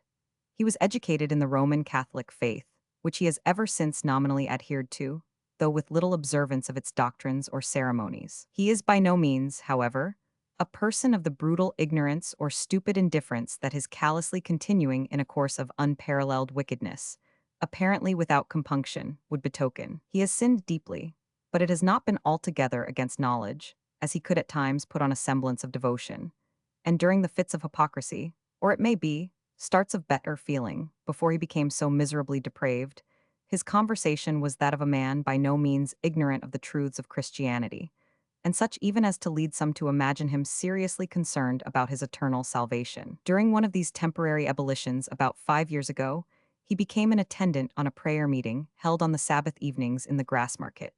He was, for some time, remarked as one of its most regular and intelligent members. He never omitted one of its meetings, and expressed much regret when it was discontinued. As a Catholic, he was considered wonderfully free from prejudice, frankly entering into discussions upon the doctrines of his church or those of other sects, with whose tenets he showed some acquaintance. He read the scriptures, particularly the New Testament and other religious books, and discussed their merits. On a Sabbath, especially though he never attended a place of worship, he was seldom to be seen without a Bible or some book of devotion in his hands. At that time, no one of his acquaintances would have admitted the idea for a moment that he was capable of committing such infamous crimes, and probably his own mind would have revolted at the contemplation of such enormities. But a continued indulgence in sin produced in him its never failing consequences in hardening and deadening the heart, and fitting it for the perpetration of deeds, which a little before the sinner would have shuddered at. Burke was remarked to be of a very social and agreeable disposition, with a great turn for raillery and jocularity, and what from his after proceedings could scarcely have been supposed, was distinguished not only as a man of peculiarly quiet and inoffensive manners, but even as evincing a great degree of humanity. Of this softness of heart, a singular instance is given by an acquaintance and near neighbor, whose child Burke was remarkably fond of, and used to caress much. The little boy chanced, during the time he lodged in the neighborhood, to be afflicted with a tumor and gathering on the neck, and his mother took him to a neighboring dispensary. The medical attendants there considered it advisable to open the gathering, which was done. Upon the mother's return home with the child, she informed Burke of what had taken place. He appeared very much affected at the recital, and said repeatedly that he could not have witnessed the operation, that the mention of it made his flesh creep, and expressed great surprise that the mother could be so cruel as to permit and witness it. At an after period in Peebles, he still made considerable pretensions to religion. As the subjoined note testifies 3173, it is from an intelligent correspondent of the Saturday Evening Post, who mentions, "On my first visit to his house, he had one or two religious books lying near him, which he said he read, being at that time confined by a sore leg." Somewhat inconsistent with this pretended sanctity is the other part of the intelligence, that, on Saturday nights and the Sabbath days, his house was the scene of riot and drunkenness with the lowest of his countrymen. In his Confessions, published in the Caledonian Mercury, the following testimony, borne by himself as to his religious feelings, appears. He states that while in Ireland, his mind was under 174 the influence of religious impressions, and that he was accustomed to read his catechism and his prayer book, and to attend to his duties. All his pretensions, however, seem to have had but little influence on his life and conversation, as he was all the time living in the flagrant violation of the plainest dictates of religion, a drunkard, blasphemer, and adulterer. Burke originally worked as a laborer about his native place, assisting his father and living in his house until he attained the age of 18, when he left him. He then went as servant to a gentleman in the neighborhood, but after being 1 year in this capacity, the gentleman died when he was obliged to seek other employment. At the age of 19, he entered the Donegal militia as a substitute and served in it as a private soldier for 7 years. In this regiment, his brother Constantine held the rank of a non-commissioned officer. During the greater part of his service, he acted in the capacity of an officer's servant, and from the propriety with which he acquitted himself, gained considerable respect. It was at this period that he became acquainted with a young woman of a respectable character in Ballina, county of Mayo, to whom, after some time, he was regularly married. By her he had 7 children, of whom some were stillborn. All of them, excepting one boy, are now dead. His wife still survives and resides with her father in Ireland. It is probable that, notwithstanding her good character, the connection was not a very comfortable one for 175 her. He proved unfaithful to her, and this is a vice which must have marred their domestic happiness. Indeed, even at his best time, he appears to have displayed considerable laxity in his intercourse with women. At the general peace, his regiment was disbanded, along with the rest of the militia forces.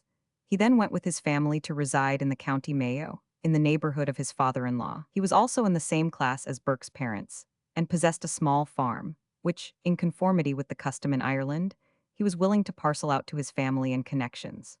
The system pursued in that country, of the lessee or taxman, of what originally is, perhaps, a very small farm, subleasing miserable portions of it to an indefinite number of retainers, is now so universally understood that it is unnecessary here to explain it. In a country swarming with an unemployed population, and when so many additional claimants for the most wretched patch of potato ground had been superadded by the reduction of the army to the already redundant population, it must have been no slight good fortune in Burke to find a father-in-law whose farm could still afford sustenance for another family. He does not seem, however, to have been contented with the permission that was allowed him to cultivate, from year to year, for his own behoof, the share that was allotted to his use, and insisted upon having a lease granted him. This the old man peremptorily refused, on the allegation that his object, after obtaining the lease, was to sell it and desert his family. This difference led to squabbling between them, and after it had continued for some time, Burke, finding that there was no probability of gaining his point, abandoned the project and deserted his wife and family. After taking leave of his parents, he came to Scotland in 1817 or 1818. He then engaged as a laborer on the cutting of the Union Canal soon after its commencement, and subsequently wrote to his wife in Ireland, but she would not receive the letter. After some time it was returned to him, and with this, all intercourse with his family ceased, never to be renewed. He has ever since, however, spoken in respectful terms of his wife, and several times expressed an intention, when he could get matters arranged, of returning to her. But motives are seldom wanting for a continued indulgence in a favorite sin, and want of clothes to make a respectable appearance, when he joined her, or some other frivolous pretense, constantly diverted him from his purpose. While employed upon the Union Canal, he accidentally met the woman M. Dougal at the village of Middiston in Stirlingshire, where she was residing with her father after the death of her husband. The story told of his falling in with her on the streets of Glasgow is incorrect. An intimacy was speedily formed, and about a year from the commencement of their correspondence, they agreed to live as man and wife, and have done so ever since. A similarity of disposition seems to have produced a corresponding affection, and the sympathy that attracted them to each other appears still to have outlived all their quarrels and the ill usage he subjected her to. They have expressed great attachment to each other since his conviction. It is understood that an account of his connection with M. Dougal, while his wife was still alive, having been made to the priest of his religion, he was 177 first admonished, and recommended to return to her, and upon his refusal to do so, was excommunicated. This may perhaps in some measure explain his not attending chapel while his religious fits were upon him. He, after the completion of the canal, came, along with M. Dougal, to reside in Edinburgh, and engaged in the petty trafficking in various sorts of merchandise practiced by many of his countrymen, traveling about the country in prosecution of his trade. He dealt in different sorts of peddlery wares, old clothes, and 100, and collected skins, human hair, and 100, in the country. During the work on the canal, he had been noted among the other laborers as of a particularly handy active turn, and skillful in cobbling, in a rude way, his own and the shoes of his acquaintances. After his subsequent settlement in Edinburgh, he turned his talent to some account, and though he never had learned the craft and mystery of shoemaking, contrived to gain from 15 to 20 shillings a week by his new acquirement. His practice was to purchase quantities of old shoes, and, after cobbling them in the best fashion he could, to send M. Dougal to hawk them about among the colliers and poor people of her native district. At this time he lodged in the house of an Irishman named Michael, or more commonly Mikey Culzian, in the West Port, who kept a lodging-house for beggars and vagrants, similar to the one which Hare's crime has made so familiar to the public, in the language of the classes who frequent them, a beggar's hotel. Many will probably recollect of a fire happening in one of these abodes of wretchedness about 6 years ago, 178, when incredible numbers emerged from the miserable hovels. In this conflagration, Mikey's dwelling suffered, and Burke and M. Dougal escaped from the flames nearly naked, and with the loss of all the little property they possessed. Some charitable individuals contributed to procure clothes and necessaries for the sufferers, and they received some relief by the hands of the Rev. Dr. Dixon, one of the ministers of the parish. By this disaster he lost his library, and though it is somewhat surprising to hear at all of a collection of books under such circumstances, it is not the less so when the names of some of the works are mentioned. Among them were Ambrose's Looking unto Jesus, Boston's Human Nature in its Fourfold State, The Pilgrim's Progress, and Booth's Reign of Grace.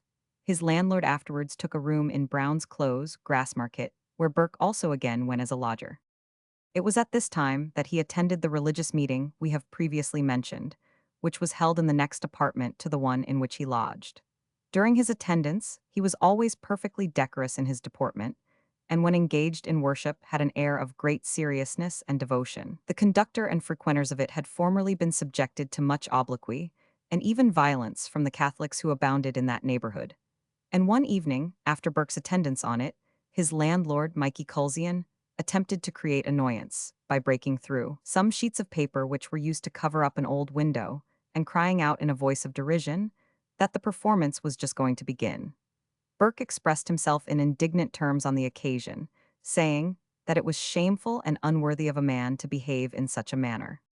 From the general aversion to the meeting, so unequivocally manifested by the Catholics, and Burke being universally known to belong to that persuasion, his frequent attendance on it, and reverential behavior, excited the more notice. It was usual for him to remain conversing with the individual in whose house they assembled after the others had dispersed. And on these occasions, the subjects that had occupied their attention during the service, naturally, were often talked over. His conversation was generally such as to show that he had been attentive to what was passing, and comprehended the topics brought under his notice. Since his conviction, he has adverted frequently to the subject, and deplored that the meetings had been discontinued, as even this imperfect form of public worship had a tendency to keep him from flagrant sin. He has kept in his recollection, and mentioned after condemnation, an expression which was used in one of the exhortations, that there was no standing still in sin. His career of guilt, gradually advancing in the commission of crime, until the violation of every human and divine law led him to most flagrant enormities, has awakened him, by bitter experience, to give his unwilling testimony to the justice of the remark. During his residence in this neighborhood, he gave no indications of anything that would lead people to anticipate his future enormities. He was industrious and serviceable, inoffensive and playful in his manner, and was never observed to drink to excess. He was very fond of music and singing, in which he excelled, and during his melancholy moods was most frequently found chanting some favorite plaintive air. All these qualifications, and his obliging manner, joined to a particularly jocular quizzical character, with an interminable 180 fund of low humor and drollery, rendered him a general favorite. His custom was to take a walk almost daily along the streets with an acquaintance, and freely to interfere in anything which occurred to indulge his humor. Some of these occurrences are still recollected by his companions in his perambulations, a specimen of which, as everything concerning him now seems to possess interest, may be given. In passing along the cowgate on one occasion, his musical ear was annoyed by the continued inharmonious cry of an itinerant vendor of salt. Upon her approaching him still nearer, the annoyance reached its climax by her drawling out in discordant sounds her reiteration of "Wa'al by sout." Though flinching under it, he turned and replied with his usual politeness. "Upon my word I do not know, but if you will ask that woman standing gaping at the door opposite, she will perhaps be able to inform you." On another occasion, when attacked by a girl of the town in the high street, instead of replying directly to her solicitations, to the astonishment of the unfortunate girl, he commenced a torrent of abuse, on account of the awkward style in which she had painted her face, saying that he might have passed over the painting had it been properly done, but that it was shameful to come to the street, bedaubed in such an unskilful manner. Such was the humor with which he continued his remonstrance, that the rude laugh of the crowd was effectually directed against the amazed girl, and she was glad, by a hasty retreat, to save herself from farther ridicule. Though his conduct was such as has been described, and even to his paramour, notwithstanding her irregular habits, partook most frequently of his general character. 181 Yet on several occasions, he subjected her to ill usage, or sometimes rather, perhaps, returned her violence by relentlessly beating her. A fruitful source of quarrels was his propensity for the company of loose women, which, when exhibited, never failed to rouse her jealousy.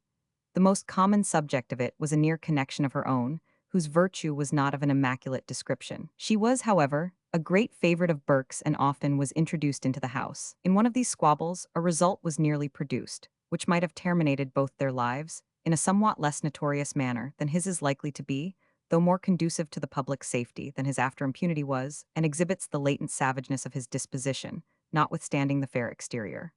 One evening, Burke, M. Dougal, and the female already mentioned had gone to bed together. In the night, some jealousy had arisen between them, and a battle was the consequence. So long as the conflict was maintained on nearly equal terms, Burke contented himself with witnessing it.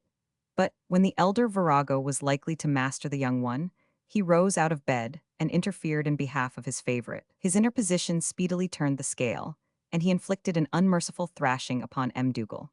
The neighbors who had heard the uproar, but as usual were backward in interfering, were now alarmed by the cries of an interesting little girl, a daughter of M. Dougal's by her former husband, who lived with them, and who entreated them to assist her mother, as William Burke was murdering her. Upon hastily rising and opening their doors, they found M. Dougal extended on the floor of the passage, apparently lifeless, with her brutal companion standing by, contemplating her. After some time, she exhibited signs 182 of life, when, again seizing her by the hair and uttering a horrid imprecation, he exclaimed, "There is life in her yet," and dashed her head violently on the floor.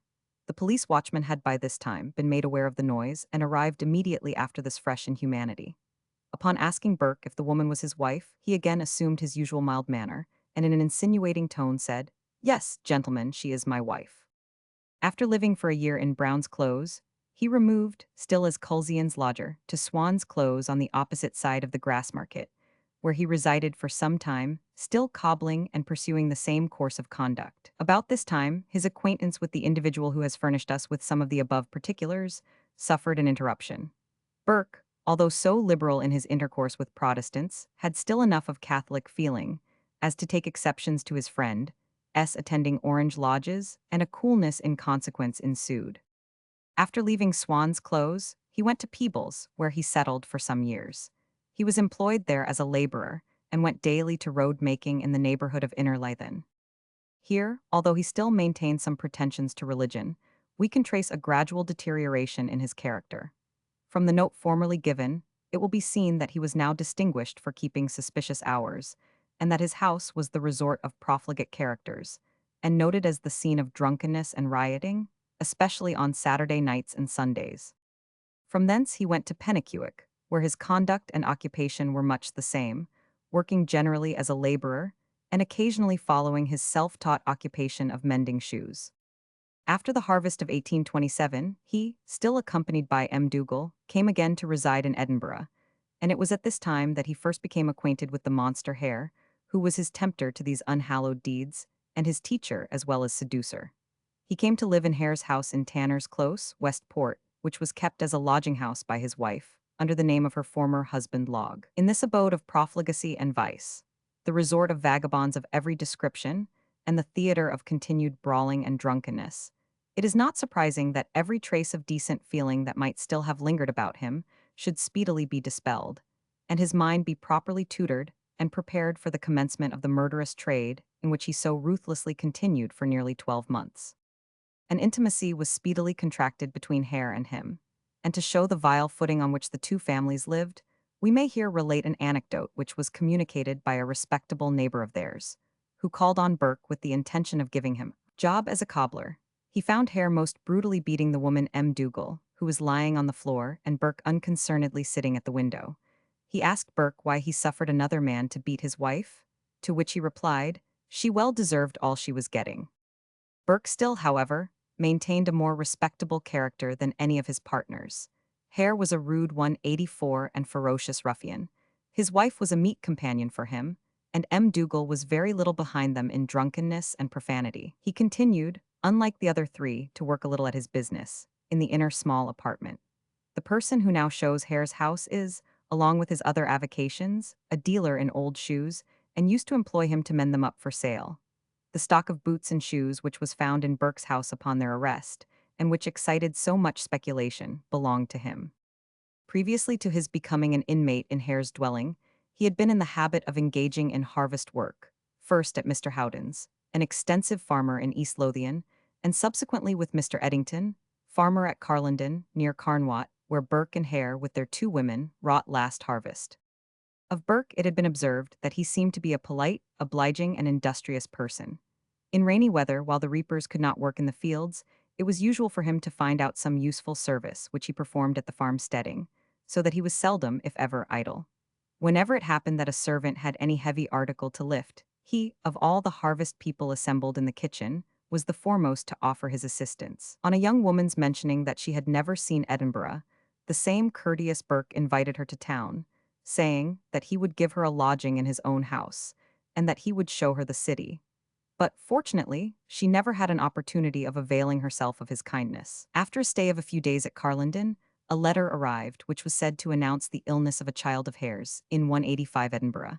The parents began to arrange for their returning homeward when Dougal remarked that if Hare goes, William Burke will go too, for they are like brothers and cannot be separated. Accordingly, all the four went off together. While he resided in the Westport, he was remarked to be a very early riser, frequently appearing on the streets in his working dress, on a summer morning by 3 or 4 o'clock. Some who were also on foot at these early hours used to observe him and taunt the shoemakers of the Westport with the observation that the Irish lad was the most industrious man among them.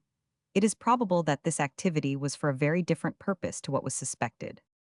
The first dealing in subjects commenced in a manner which few would be inclined to visit with very great reprehension, and had the pair throughout confined themselves to similar exploits, they would probably have been regarded as adroit and ingenious knaves, perhaps more beneficially employed in furnishing the necessary supply of subjects in a manner which harmed no one, than from their bad habits they were likely otherwise to be. In December 1827, the natural death of a lodger happened in Hare's house, not of a woman, as has been erroneously stated, but of a very tall and stout man, a pensioner who led a dissipated good-for-nothing life. His debauched habits sufficiently account for his death, while yet in the vigor of life, without any suspicion of unfair agency being aroused. After his decease, the ordinary observances were gone 186 through, and all matters fitly prepared for the funeral. A coffin was procured, and the funeral guests invited, and everything managed in a decorous manner. The undertaker came, and while employed in fastening down the lid, was invited into the other room to recruit his strength by a dram. The coffin was then uncovered, and the corpse quickly dislodged and made to change situations with a sack of waste bark which had been previously procured from a neighboring tannery. After this, the fastening proceeded. The coffin was borne out at the appointed time, before the assembled guests, and with all due solemnity deposited in the Grey Friars churchyard. The rogues, after the ceremony, proceeded to find out a purchaser for the body, and so unacquainted were they with the manner of proceeding, that they did not at first apply to the proper quarter. Throughout the day, however, they found this out, and at dusk the subject was conveyed away in the sack which had held the bark, and was carried on Burke's back. Their first resting place was at Bristow Port, where it was set down for a little, when Hare took his share of the burden. They then took the roundabout road of College Street to Surgeon's Square. They soon afterwards, however, found out the nearest way. After all that has been said, Subjects must be procured for scientific purposes. The necessity of a young man under a course of education for surgical practice qualifying himself for his future profession by anatomical dissections renders them indispensable, while the very ordinances and regulations of the College of Surgeons makes dissection imperative before he can obtain a diploma or license to follow his profession.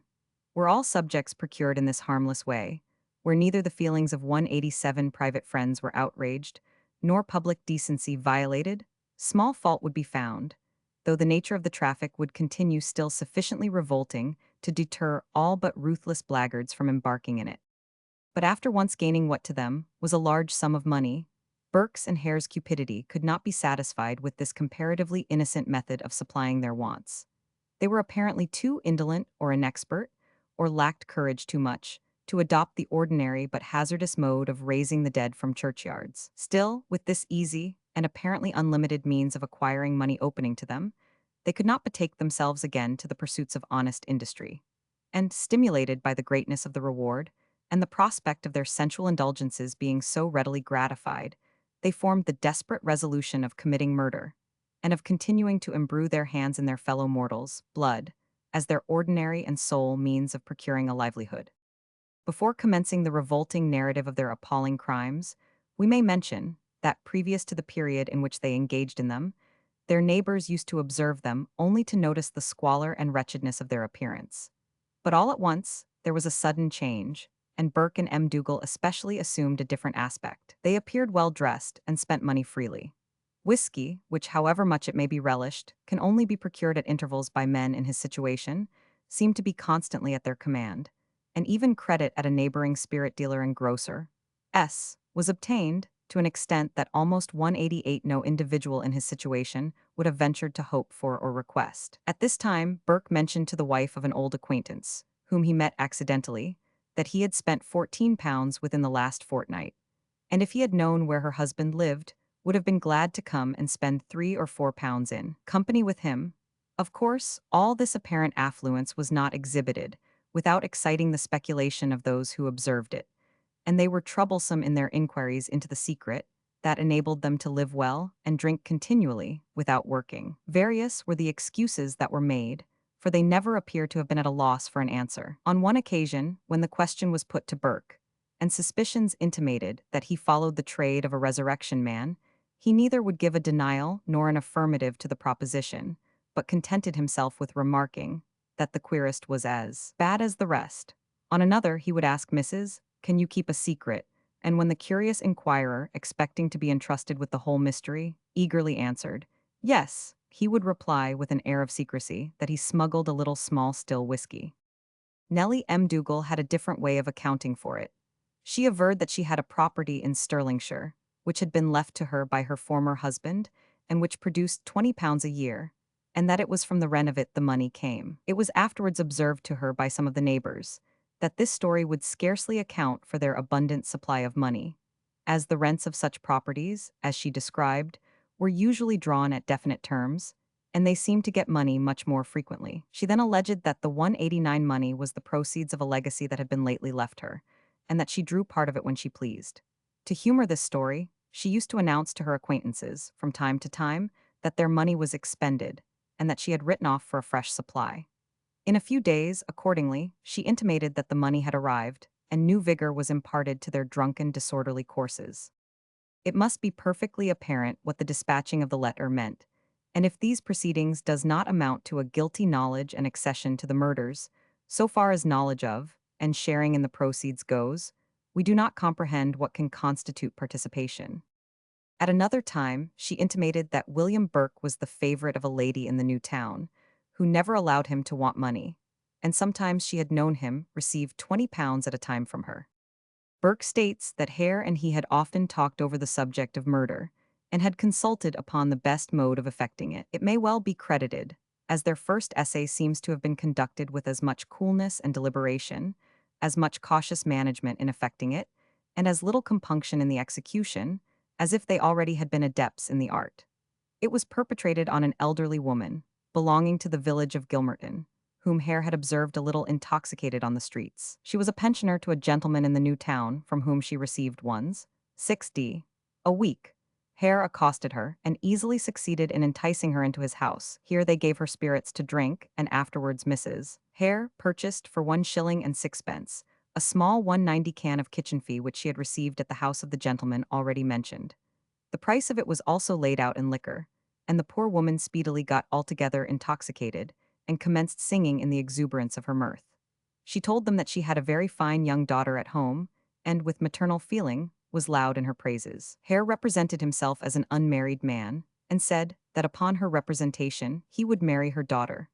The poor woman readily consented to the match, when the heartless fiend expressed great kindness for her, and alleged that his bride and he could not live without her, and that when the daughter came home, she must come to reside with them.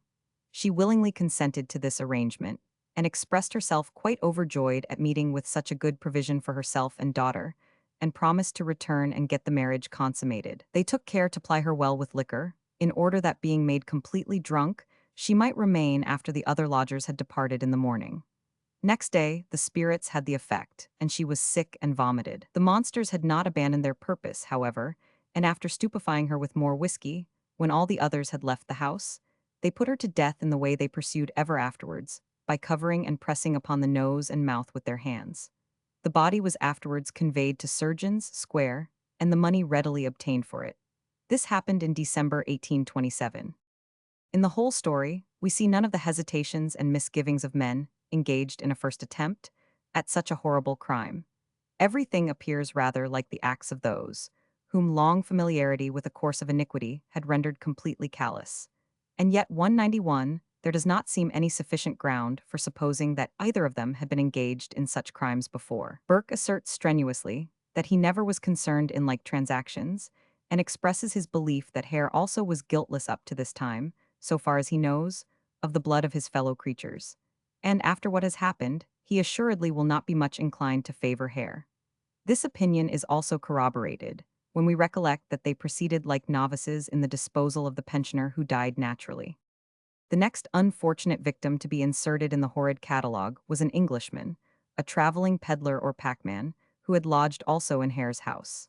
The process which they had now ascertained to be most easy and efficacious was also gone through with him. He was enticed to drink to intoxication at night, and when the house was cleared, he was suffocated in the usual manner. Success in these instances made them more eager, and Burke describes himself at this time as thirsting continually after his prey. A connected or chronological account of their murders cannot now be obtained. The copartnery kept no books to which reference can be made, and were not curious in inquiring into their victims, names, or circumstances. But such distinctive marks of every one of them has been furnished, as to enable us to lay before our readers some notice of all the individuals murdered, though it may not perhaps be exactly in the order in which they occurred.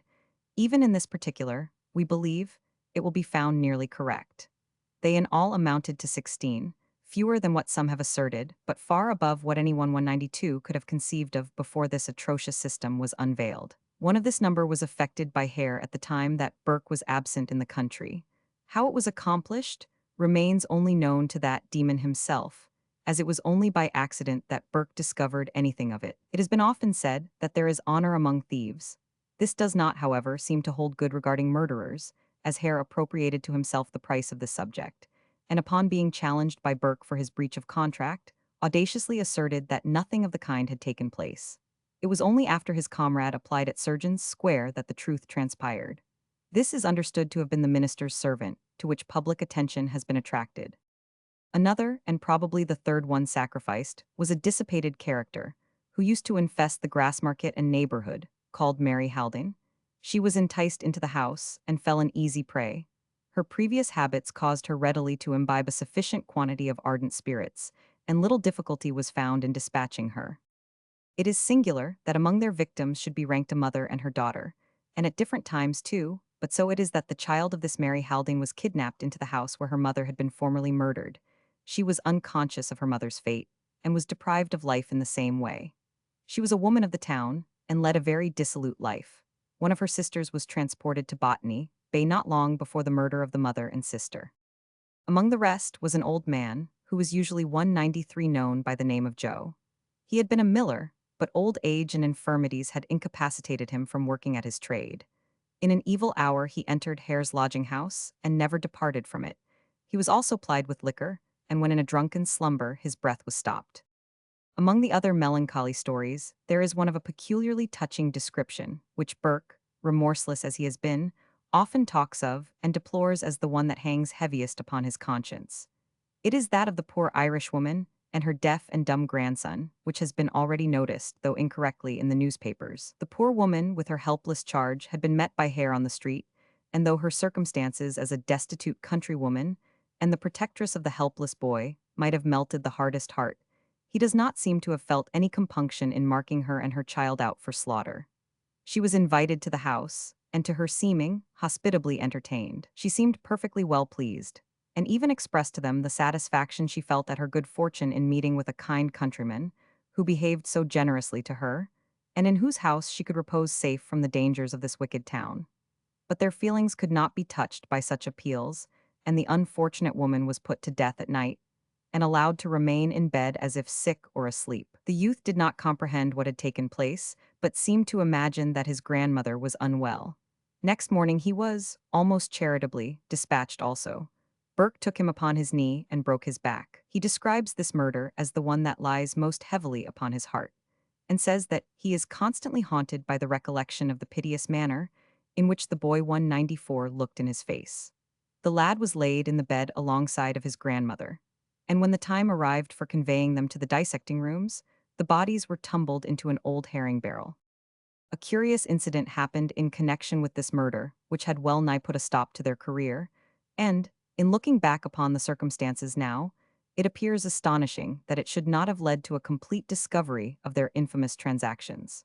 The herring barrel containing the two bodies was placed on a cart. An old horse which Hare possessed, and which he used in his traffic in fish and crockeryware, was yoked to it, and the two set out at darkening to Surgeon's Square with their cargo. They proceeded along the West Port, without anything remarkable happening, but when they reached the marketplace at the entrance to the grass market, the horse stopped, and, notwithstanding all their efforts, would not proceed a step farther. It may be easily conceived that they were in a sad quandary, with nothing before them but instant exposure. As Burke has since said, they thought the poor old horse had risen up in judgment against them. Unfortunately for the public, though luckily for them, as it gave them a respite for some time longer, the assembled crowd were so much engaged in attending to the horse, that none of them thought of inquiring into the contents of the cart. And when it was ascertained that nothing could induce the horse to move forward, two porters were allowed to bear off his burden without attracting particular observation, and like Mculloch, they bore their load to the dissecting rooms without being troubled with any scruple upon the subject, or once venturing to ask either themselves or their employers what it was composed of. The miserable horse, which it is probable 195 age and hard usage, and insufficient diet had arrested in its progress, rather than any suspicions or unwillingness to comply with the assigned task, was, in revenge for the fright it had given its masters, and the trouble it had put them to, led to a neighboring tannery and shot. The subjects, however, reached their destination, and, notwithstanding this untoward event, and the imminent risk the guilty pair had incurred, the next opportunity found them as eager for slaughter as if no cause of terror or subject for reflection had occurred. Indeed, by this time probably any feeling of compunction which appears, if such ever existed, to have been of a very evanescent description, had disappeared.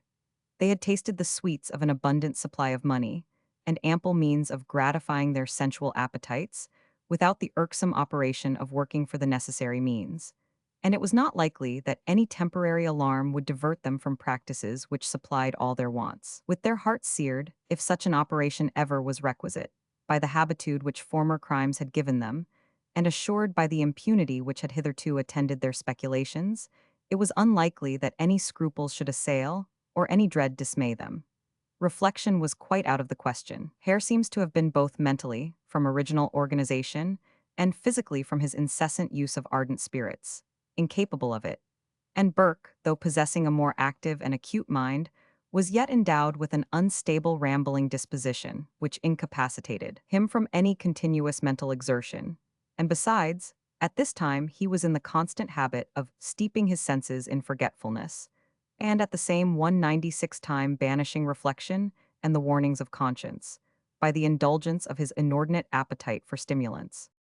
Whatever might be their feelings, or whether they felt at all or not, The next opportunity found them actively engaged in what had now assumed the character of a regular trade. The narration must be proceeded in, and the disgusting catalogue gone through, however revolting to humanity, and we hasten to lay before our readers the remainder of the intelligence we have obtained respecting these murders. Another one was effected upon the body of a poor old woman who had unhappily drank too freely, and not being in a condition to behave discreetly, had subjected herself to the surveillance of the police, who, as a last resource, were in the act of conveying her to the office. Burke happened to be in the way, and apparently commiserating the situation of the unfortunate woman, proffered his good offices in taking charge of her and furnishing her with a night's lodgings. The officers were doubtless glad to get their troublesome charge so easily off their hands, and readily acceded to his request. She was conducted to the ordinary slaughter-house, hares, and speedily put out of a condition to give any further annoyance to the police. Another victim was a cinder-gatherer, whose occupation caused her to wander about the streets at all hours, and while Burke prowled abroad at the early hour we have mentioned, many opportunities must have occurred to form an acquaintance with her, and we may suppose that little inducement would be requisite to cause her to leave 197 her wretched employment for a season, and partake of his good cheer. She was destined never to return to it. If there be any gradation in their wickedness, it appears more incredible and unnatural that a near relation of the one, and connection of the other, should have been selected as a sacrifice. Yet it is well ascertained and admitted by Burke that a young woman, a cousin of M. Dougal's, was also put to death, after having been intoxicated. Some relations, we believe her mother and sister, after the nefarious system was developed, came to Edinburgh in fearful apprehension, endeavoring to ascertain the fate of her whom they had long anxiously mourned over, and applied at the house of Constantine Burke, when her relative Helen M. Dougal was present. She, in answer to their agonized inquiries, replied that they need not trouble themselves about her, as she was murdered and sold long before. One of the remaining murders was perpetrated on the body of a woman who came from the country, and took up her lodgings also in Hares. We have already given, at page 125-137, a description of the murders of Mary Patterson and James Wilson, or Daft Jamie, and it will be unnecessary here to repeat what has already been inserted. Burke has admitted that he was intoxicated when he suffocated Patterson, and that it was done in the presence of Hare, while she was in a slumber, which the excessive quantity of spirits he induced her to swallow had produced. All legal proceedings regarding her may be considered to be at an end. Should it be resolved upon, however, to indict and try Hare for the murder of Daft Jamie, a farther development of some of the 198 circumstances connected with him may be anticipated. As it stands at present, we may assert that no additions can be made to the narrative formerly given. It is singular that he was the only individual murdered who had sense enough to refuse the liquor that was pressed upon him, and apparently the only one that they found any difficulty in dispatching. Burke has latterly, in allusion to this, remarked that they found more trouble with a sober fool than a drunk one. During the progress of this wholesale butchery, Burke and M. Dougal removed from Hare's, or as it was more commonly called Mrs. Logg's house, to that of a relation or connection of theirs, named Brogan, the father of the witness of that name. We cannot determine whether there had really occurred such a quarrel between Hare and them, as to induce them to separate in disgust, as has been asserted, or whether it was imagined that another establishment would furnish additional opportunities for accomplishing their designs. But if a disagreement actually did take place, it had been of short continuance, and their operations appear to have suffered no interruption in consequence. It has been already stated that Brogan's house presented admirable capabilities for carrying on the work, provided the inmates could be relied upon, but as it only consisted of one small apartment, this was indispensable. There was also the dark passage, furnishing a place of retreat for the women, when that should be considered convenient. Previously to occupying their new lodgings, however, they seem to have spent a short time in Constantine Burke's house in the Canongate, as they were residing there when Patterson and Brown were enticed into it in April. Soon 199 after Whitsunday they removed to Brogan's house, and not long after commenced using it for the purpose that Hare's had been formerly applied to.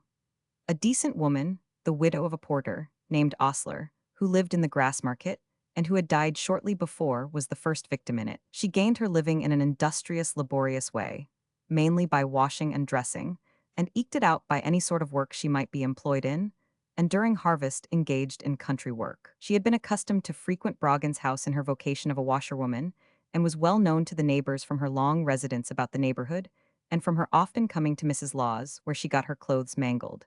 One day she was observed to enter Broggan's house, and was noticed afterwards singing Sweet Home in company with Burke. This was the last time that she was seen. After having been persuaded to drink, she was dealt with in the usual manner. Those who lived in the neighborhood cannot divest themselves of the idea that Broggan, or at least his wife, was cognizant of this affair. Their characters were not good, he being a rude, brutal, and drunken personage who made the place the scene of a continued series of brawls. His wife also was not held in good estimation. The time of the murder, they argue, is pretty well ascertained by the fact of Mrs. Osler's having been known to enter the house and never seen to depart, and her disappearance from her usual places of resort, as well as Mrs. Law's mangle, a place which her occupation required her often to visit. And it is alleged that at that period, though Broggan might be out of the house, his wife could not, as she had lain in about the time. It is but justice, however, towards the Broggans to state that Burke has never implicated them in any knowledge of 200 his nefarious proceedings. And in this particular case, he says that the accouchement had taken place some time before the murder, and that Mrs. Broggan, as well as her husband, was absent from the house at the time. Some time after Burke's coming as a lodger to this house, he became the sole occupier. Broggan had been unable to pay his rent at Martinmas, and Burke and Hare, who were cautioners for it, were under the necessity of satisfying the landlord. Broggan immediately after this decamped with his family, though it could not be to evade the landlord's claim, or from inability to meet it, as we have seen that the rent was already paid by his sureties. He left Burke in undisturbed possession of the house and furniture. After his removal, it might have been supposed that no inmate would have been admitted whose presence could possibly prevent the accomplishment of their designs. Yet with strange inconsistency, they shortly after invited Gray and his wife to lodge with them.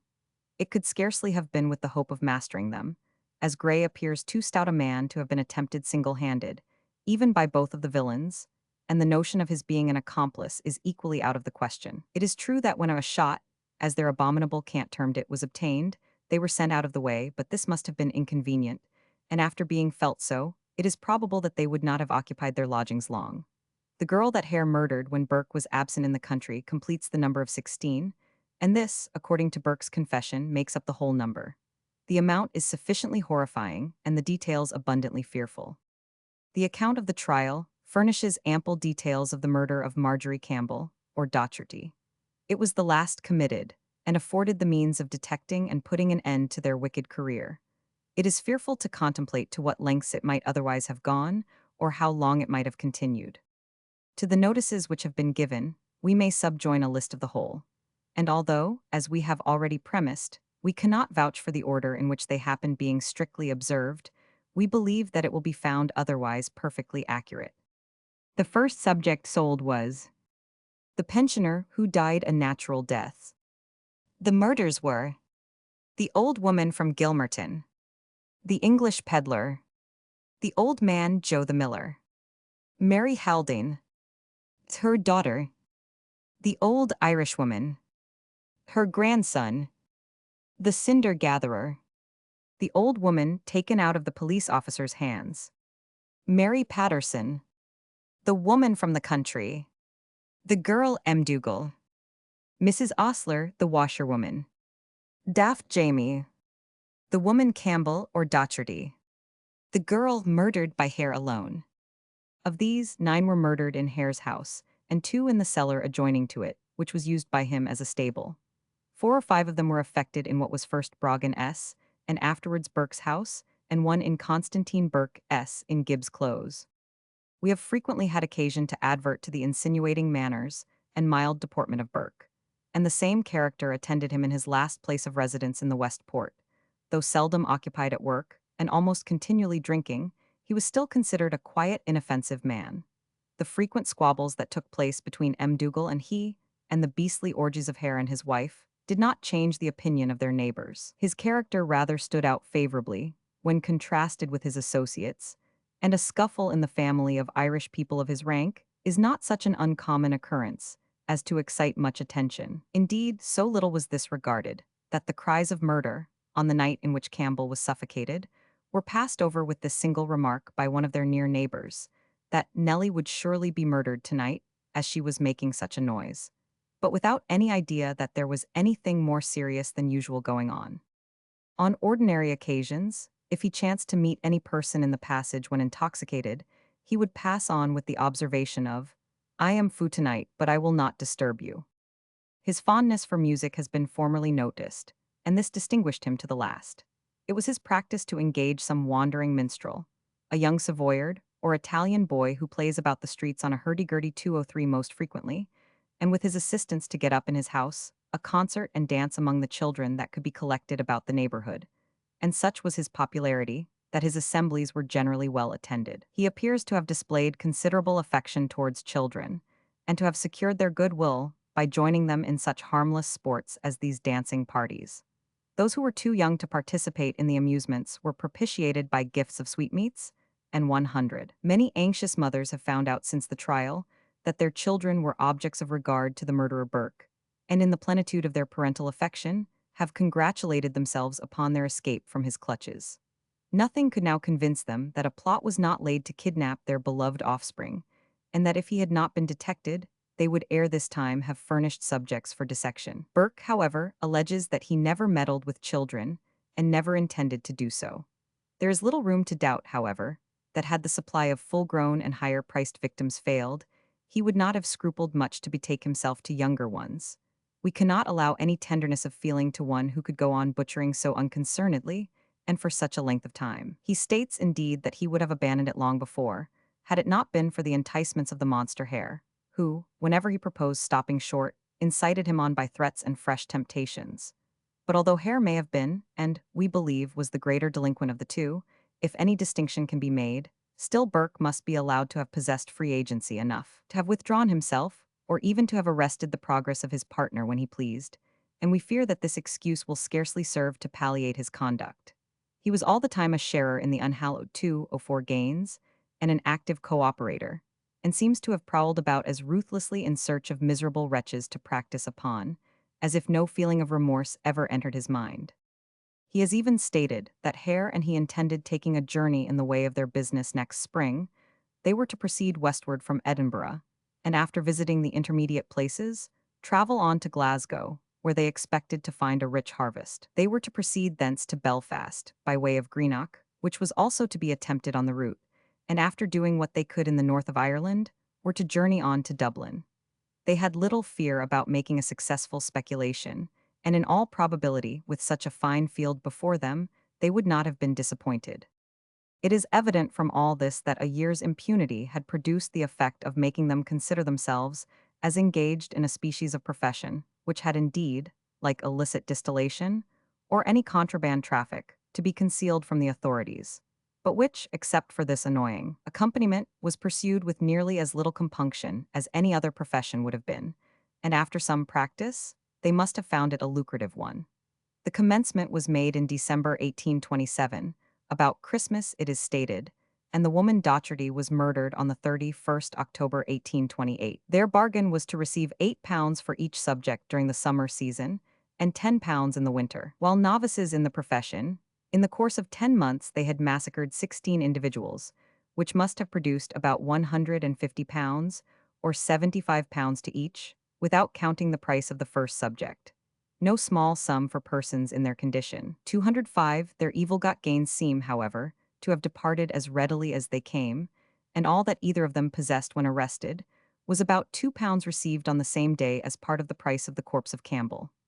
Burke's money was upon his person, and Hare S was hid under the door of his inner closet, where it was got and delivered to him in the jail. Upon the evening of the day on which the body of Docherty was detected lying among the straw, and before the neighbors were apprised of it, Hare was discovered lurking in the stair leading to Burke's room, about the time when the body was to be conveyed away, and upon being questioned as to who he was and what induced him to lounge about in that manner, he replied that he was waiting for William Burke. By this time he was recognized, and as he was an universal object of dislike, was desired to go away. Mrs. Conaway adding that he would fright the lasses from coming to Mrs. Law's mangle. Some time after he was still found loitering along the passage, and again interrogated about his remaining so long. This time he took an effectual mode of relieving himself from his troublesome inquirers by commencing to retch and vomit. Mrs. Law shut her door violently in his face, exclaiming, "What an ill-bred fellow!" and Mrs. Conaway also followed her example. This was apparently the signal they waited for, and immediately afterwards Mkulak, the porter, carried out the tea chest containing the body. When the alarm was given by Gray and his wife that a dead body had been seen in the house, and that it was now removed, a great sensation was naturally created, and people flocked about the place. None of the suspected individuals, however, could be found, and the police officers, who by 2:06 this time had been informed of it and had visited the house, left the place in search of them, and the tumult in some degree subsided. After a short while, Burke and M. Dougal were heard coming down the stair and along the passage. By this time, they must have been aware of the discovery, as M. Dougal had been informed by the Greys of their suspicions and had made an unsuccessful attempt to tamper with them. Yet there was no flurry nor precipitation perceptible in their manner, and instead of proceeding directly into their apartment, M. Dougal observed, "I have a candle but no light," and entered Conaway's house to procure one, as if there was nothing wrong. Burke leaned unconcernedly against the doorpost, without speaking until Conaway said, "We have been speaking about you, William."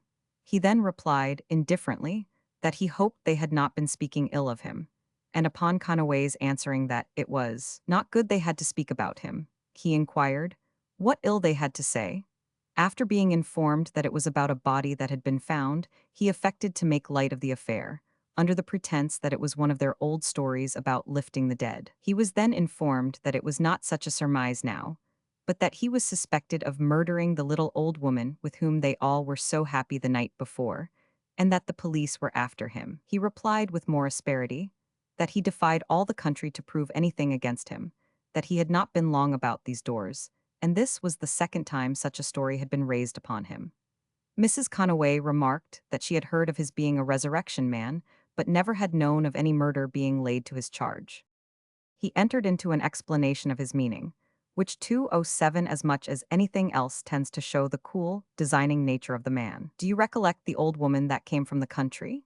he said, describing an elderly woman who had been introduced as a country friend of M. Dougal, and had lived with them for 3 or 4 days some time before.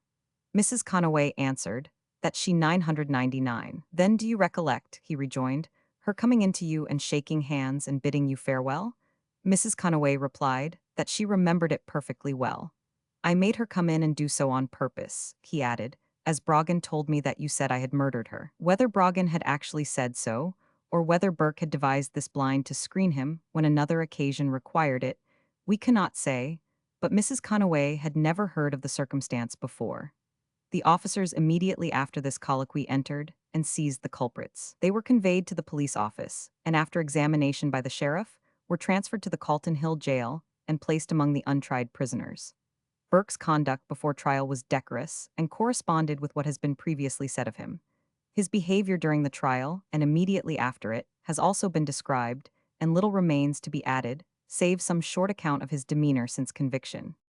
On the first morning after his removal from the lock-up house to the condemned cell, which in the Calton jail is under the women's cells, and adjoining the stair which leads to them, he mentioned to the jailer who attended him that he had heard a woman lamenting, and inquired if it would be Hare's wife. He was informed that it could not be she, as she was confined in a distant part of the house. He asked if there were any women in the same quarter 208, for he was sure that it was a woman he heard mourning. The jailer then told him that it must have been his own wife, who was kept among the women for protection. "Is the place convenient?" he said. The jailer answered that it was quite near. "Poor thing," he relied, "she has lost her only earthly provider." On the evening before M. Dougal left Edinburgh, she called at the jail with Constantine Burke, both requesting to see Burke, and upon this being denied them, M. Dougal sent a message, informing him that she wanted money. He sent all that remained of his money and a common old watch to her. He has since expressed great affection for her and a strong desire to see her before he suffers. Shortly after he came to the jail, it was observed by someone that he would receive absolution from the priest, which would make all right. He answered in a serious tone that there was only one absolution for sin, and that it had already been made. Any account of the spiritual conversion of a great criminal has frequently been complained of by many, under the supposition that it has a tendency to encourage sinners to continue in their iniquity, in the hope that a tardy repentance may place them in a state of grace at last. We question much the justice of their conclusions. Men engaged in a career of crime do not reason in this way, nor reason at all upon the subject. And, though they did, it would require great hardihood in a fellow sinner to endeavor to deprive them of the hope set before them in the gospel, though we certainly do not imagine that these objectors would for a moment contemplate fettering the operation of the Spirit. We, at the same time, hold the opinion that the utmost caution should be used in promulgating such accounts, and that the state of mind of the individual should be thoroughly 209 sifted and rigidly inquired into before a conversion be announced. It is with some pain, therefore, that we have heard it given forth that Burke has become a true penitent. Happy should we have been had we been enabled to proclaim that the wicked had forsaken his ways, and the unrighteous man his thoughts, and glad should we still be to learn that it was so. But truth compels us to state that no symptom has hitherto occurred to warrant such a conclusion. We know well that he has expressed contrition for his misdeeds, but we fear that it is rather sorrow for punishment having overtaken him than a sense of the magnitude of his sin against God. And as for saying that he has sinned, a man who has committed 15 cold-blooded murders, if he speaks on the subject at all, can scarcely say anything else. He is said to be perfectly resigned to his fate and to express himself quite calmly on the subject. We believe it all. He is a man of that stamp that would resolutely bring himself to suffer calmly what he could not avoid. As to his announcing that he would not now accept of pardon though it was offered to him, it appears to us to be a mere fiction. We would not wish to speak irreverently upon such a solemn subject, but surely we may be allowed to say that conversion to the faith of the gospel and to a firm belief in the truths of Christianity does not and ought not to bring along with it a predilection for being hanged, that while it alone prepares a man for death, it also capacitates him for worthily continuing in life. We fear if Burke has made use of such an expression, it can only be accounted for by wrong-headedness or hypocrisy. He must know well that a pardon is not likely to be granted, and if it were, that his consent would not be asked, and any observations upon the subject may therefore be spared. We repeat that we shall be happy to be assured that we are mistaken in the 210 view we have taken of his state, but there is much fear that though a melancholy, it is a just one. Since his conviction he has been very strictly watched, lest he should find means to destroy himself, though he has never shown the slightest inclination to do so. A man sits with him night and day, and to those engaged in this duty, as well as others who are necessarily employed about him, he has been very communicative and garrulous. As illustrative of the freedom with which he converses with those who are about him, we may mention an instance which, were it not for the melancholy and awful situation in which he is placed, standing on the brink of eternity, would bear an irresistibly ludicrous aspect. His mind seemed to have been engaged in a train of reasoning upon some subject, and at last he gave vent to it by saying that he thought he was entitled to, and ought to get, the £5 from Dr. Knox, which was still unpaid, on the body of the woman Docherty. It was observed to him that Dr. Knox had lost by the transaction, as the body was taken from him. He replied, "That was not my business. I delivered the subject, and he ought to have kept it." It was then said to him that if the money was paid, Hare ought to get half of it. He pondered a little upon this view, and then answered, no, that Hare had cleared himself by becoming king's evidence, and he thought that he had justly forfeited his share of it, and that all the £5 should go to him.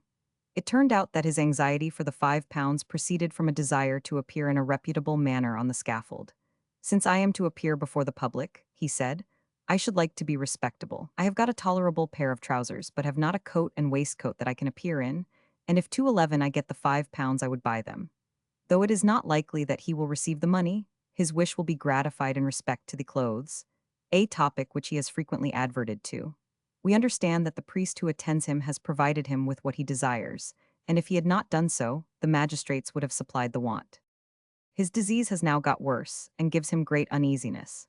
In consequence of the surgeon's request, some change has been made on his food, and in addition to the meager diet formerly hinted at, a little soup has been allowed him daily.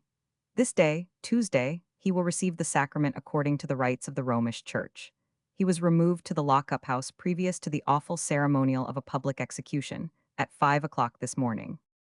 Since his condemnation, all intercourse with him has been strictly prohibited, except by those whose duties required their attendance, or the authorities who might wish to see him upon public business, or, finally, those who had, from their situation, the privilege of the entree, and could extend the same privilege to a few of their immediate friends. But, with the exception of their visits, they seem to have been actuated by the laudable desire that the unhappy man should not be annoyed from motives of curiosity, and the public has been rigidly excluded. Still, a sufficient number found their way into his cell, to harass and tease him about confessions, and to be rid of the annoyance, as it is stated, he addressed a letter to the Lord Provost. requesting that a professional gentleman whom he named might be allowed access to him, for the purpose of once for all giving through him an authenticated confession, which might satisfy the public mind. The public authorities appear all along to have been actuated by a decided reluctance to disclose to the public anything connected with these transactions beyond what must necessarily appear on the regular trials. And in doing so, we have no doubt have been anxious to secure to official persons the exclusive knowledge of such circumstances as might be necessary for the ends of justice, as well as, in their opinion, to prevent the public mind being unnecessarily excited. Town Council of Edinburgh, Wednesday, Jan. 21. The Lord Provost stated to the Council that they were perhaps aware that a writ application had been made to him, signed by Burke, the individual at present under sentence of death, for permission to be visited by a writer in town, to whom he was desirous of making some disclosures regarding the crimes with which he had been connected, and that, acting upon the advice of the Lord Advocate, he had deemed it right to refuse the application in question. That advice had been given by the Lord Advocate in a letter, which, of course, was not written with the view of publication. But as much misrepresentation had gone abroad regarding the matter, the Lord Provost deemed it right that the letter should be laid before the public, that they might know the true grounds on which the request had been refused. His lordship further stated that he had waited upon Burke, and explained to him the reason for refusing access to the individual whom he had mentioned in his letter, and by whom that letter was written, though it was certainly signed by Burke, when the unfortunate man mentioned to the Lord Provost that he was perfectly indifferent as to the matter, and that he did not conceive that the narrative of his life, which the person 213 already mentioned had wished to prepare for publication, was of a nature calculated to interest anyone. The Lord Advocate's letter is of the following tenor. Edinburgh, January 15, 1829. My Lord Provost, I had the honor to receive your lordship's letter of yesterday's date, transmitting a communication to you from William Burke, which is herewith returned. Your lordship is perhaps not aware that, on the 3D instant, Burke intimated to the sheriff, through the governor of the jail, that being harassed by inquiries, he wished once for all to make a full confession of everything he could say in regard to the atrocious transactions in which he had been engaged, to the end that he might afterwards be allowed to remain undisturbed, and apply his mind to things fitted to his situation. In consequence of this communication, the sheriff, on that same day, repaired to the jail and took from Burke a full and voluntary confession, which was drawn up in the shape of a declaration, consisting of 19 pages. This declaration is now in my possession, and I some time ago sent a copy of it to the Secretary of State. It appears to me of importance both to the individual himself and to the public that no second statement, which might be contradictory of, or inconsistent with, the first, so solemnly and deliberately given, ought now to be impetrated from this man by irresponsible parties, with the avowed object of its publication, and that the proper answer for your lordship in return is, that Burke having himself most properly already selected such a mode of making his confession as was best calculated to secure its 214 accuracy, and to render it truly authentic, no deviation from that mode of proceeding can now be sanctioned, but that the sheriff will wait upon Burke, for the purpose of reading over to him the confession made on the 3D current, and that magistrate will then take down whatever additions or alterations Burke may desire to have made upon it. I have the honor and 100, signed W.M. Ray. Right Honorable the Lord Provost of Edinburgh and 100, and 100, and 100. It is difficult, however, to see how it is of importance to the individual himself, and to the public that no second statement, which might be contradictory of, or inconsistent with, the first, should be given. To us it seems of great importance that all he is willing to confess ought to be received and given to the public. So far from his wishing to remain undisturbed, it is at his own request conveyed in a letter, signed with his name, that permission for the gentleman to visit him was asked, and his second statement could only be important, inasmuch as it differed from the one previously given to the sheriff. It could only be with a view of giving a fuller account, and more minute in its details, that he was desirous of being troubled further in the matter. It is not an impossible supposition that the declaration the sheriff received is altogether a tissue of lies, and is the immaculacy of it still to be upheld, and all correction denied, because it would be contradictory of, or inconsistent with, the former document? Neither does it seem to us that the avowed object of its publication makes any difference. It is only in as far as this object is concerned that the public cares a straw upon the subject. And if the sheriff's document is 215 not intended to be immediately published, but is to be shut up in the archives of his office, until some future Sir Walter Scott grubs it out, and weaves for other generations a romance of thrilling interest out of the horrifying confessions of Burke, the public perhaps would have been as well pleased had all this official activity been spared. We cannot believe that these very respectable functionaries can feel in common with those who use the silly cant, that the public mind may be contaminated by an account of his crime. The public mind has been, and is strongly excited. Some information the public requires, and will get, and it surely is better to have a correct and authentic statement than garbled and exaggerated reports. Were it a detail of the clever tricks of an ingenious and adroit rogue, there might be some color for the above opinion, but no one is likely to be so enraptured with Burke's narrative as to engage in such a revolting trade in imitation of him. But while their lordships have been deliberating upon this subject, and ultimately resolving that he should not be allowed to give an account to any but themselves, the poor man has been confessing all the time, and it is well known that several have had access to him, whose mouths cannot be stopped and whose pens have not been idle. We are assured that not one but several authentic confessions of Burke will be made public, and we have reason to know that a duly authenticated one will appear, whether the Lord Advocates be published or not. Whatever is interesting, our readers may rely upon receiving. For the present, with the exception of the following 216 confessions, which first appeared in the Caledonian Mercury, and which, we are assured, are perfectly authentic, we will leave the unfortunate man until the last act in the singular drama of his life closes. Confessions of Burke. The information from which the following article is drawn up, we have received from a most respectable quarter, and its perfect correctness in all respects may be confidently relied on. In truth, it is as nearly as possible a strict report, rather than the substance, of what passed at an interview with Burke, in the course of which the unhappy man appears to have opened his mind without reserve, and to have given a distinct and explicit answer to every question which was put to him relative to his connection with the late murders.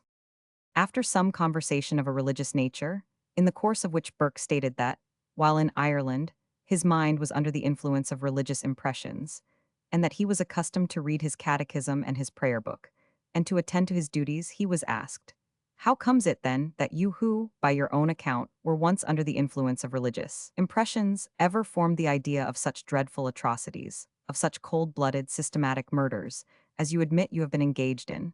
How came such a conception to enter your mind?" To this Burke replied that he did not exactly know, but that becoming addicted to drink, living in open adultery, and associating continually with the most abandoned characters, he gradually became hardened. He was then asked how long he had been engaged in this murderous traffic, to which he answered, "From Christmas 1827 till the murder of the woman Docherty in October last." "How many persons have you murdered or been concerned in murdering during that time? Were they 30 in all?" "Not so many, not so many, I assure you." "How many?" He answered the question, but the answer was, for a reason perfectly satisfactory, not communicated to us, and reserved for a different quarter. "Had you any accomplices?" "None but Hare. We always took care, when we were going to commit a murder, that no one else should be present, that no one could swear he saw the deed done. The women might suspect what we were about, but we always put them out of the way when we were going to do it. They never saw us commit any of the murders. One of the murders was done in Broughton's house, while he was out, but before he returned the thing was finished, and the body put into a box. Broughton evidently suspected something, for he appeared much agitated, and entreated us to take away that box, which we accordingly 999, but he was not in any way concerned in it. You have already told me that you were engaged in these atrocities from Christmas 1827 till the end of October 1828. Were you associated with Hare during all that time? Yes. We began with selling to Doctor the body of a woman who had died a natural death in Hare's house. We got £10 for it. After this we began the murders 218, and all the rest of the bodies we sold to him were murdered. In what place were these murders generally committed? They were mostly committed in Hare's house, which was very convenient for the purpose, as it consisted of a room and a kitchen. Daft Jamie was murdered there. The story told of this murder is incorrect. Hare began the struggle with him, and they fell and rolled together on the floor. Then I went to Hare's assistance, and we at length finished him, though with much difficulty. I committed one murder in the country by myself, 5 it was in last harvest. All the rest were done in conjunction with Hare. By what means were these fearful atrocities perpetrated? By suffocation. We made the persons drunk and then suffocated them by holding the nostrils and mouth and getting on the body. Sometimes I held the mouth and nose while hair went upon the body, and sometimes hair held the mouth and nose while I placed myself on the body. Hare has perjured himself by what he said at the trial about the murder of Docherty. He did not sit by while I did it, as he says. He was on the body assisting me with all his might, while I held the nostrils and mouth with one hand, choked her under the throat with the other. We sometimes used a pillow, but did not in this case. Now, Burke, answer me this question. Were you tutored and instructed, or did you receive hints from any 219-1 as to the mode of committing murder? No, except from Hare. We often spoke about it, and we agreed that suffocation was the best way. Hare said so, and I agreed with him. We generally did it by suffocation. Our informant omitted to interrogate him about the surgical instruments stated to have been found in his house, but this omission will be supplied. Did you receive any encouragement to commit or persevere in committing these atrocities? Yes. We were frequently told by Patterson that he would take as many bodies as we could get for him. When we got one, he always told us to get more. There was commonly another person with him of the name of Falconer. They generally pressed us to get more bodies for them. To whom were the bodies so murdered sold? To Doctor. We took the bodies to his rooms in, and then went to his house to receive the money for them. Sometimes he paid us himself, sometimes we were paid by his assistants. No questions were ever asked as to the mode in which we had come by the bodies. We had nothing to do but to leave a body at the rooms and go get the money. Did you ever, upon any occasion, sell a body or bodies to any other lecturer in this place? Never, we knew no other. You have been a resurrectionist, as it is called, I understand? No, neither Hare nor myself ever got a body from a churchyard. All we sold were murdered save the first one, which was that of the woman, man, 220, who died a natural death in Hare's house. We began with that, our crimes then commenced. The victims we selected were generally elderly persons. They could be more easily disposed of than persons in the vigor of health. Such are the disclosures which this wretched man has made, under circumstances which can scarcely fail to give them weight with the public. Before a question was put to him concerning the crimes he had been engaged in, he was solemnly reminded of the duty incumbent upon him, situated as he is, to banish from his mind every feeling of animosity towards Hare, on account of the evidence which the latter gave at the trial. He was told that, as a dying man, covered with guilt, and without hope except in the infinite mercy of Almighty God, through our blessed Redeemer, the Lord Jesus Christ, he, who stood so much in need of forgiveness, must prepare himself to seek it by forgiving from his heart all who had done him wrong. And he was most emphatically adjured to speak the truth, and nothing but the truth, without any attempt either to palliate his own iniquities, or to implicate Hare more deeply than the facts warranted. Thus admonished and thus warned, he answered the several interrogatories in the terms above stated, declaring at the same time, upon the word of a dying man, that everything he had said was true, and that he had in no respect exaggerated or extenuated anything, either from a desire to exculpate Hare or to spare anyone else. The unhappy man is, moreover, perfectly penitent and resigned to his fate. He never deluded himself with any hopes of escape or of mercy, and he is now accordingly preparing himself for confession 221 and for receiving absolution by a perusal of such books as his spiritual guides have put into his hands, and by listening with the most devout attention to their religious instructions. He fully acknowledges the justice of his sentence.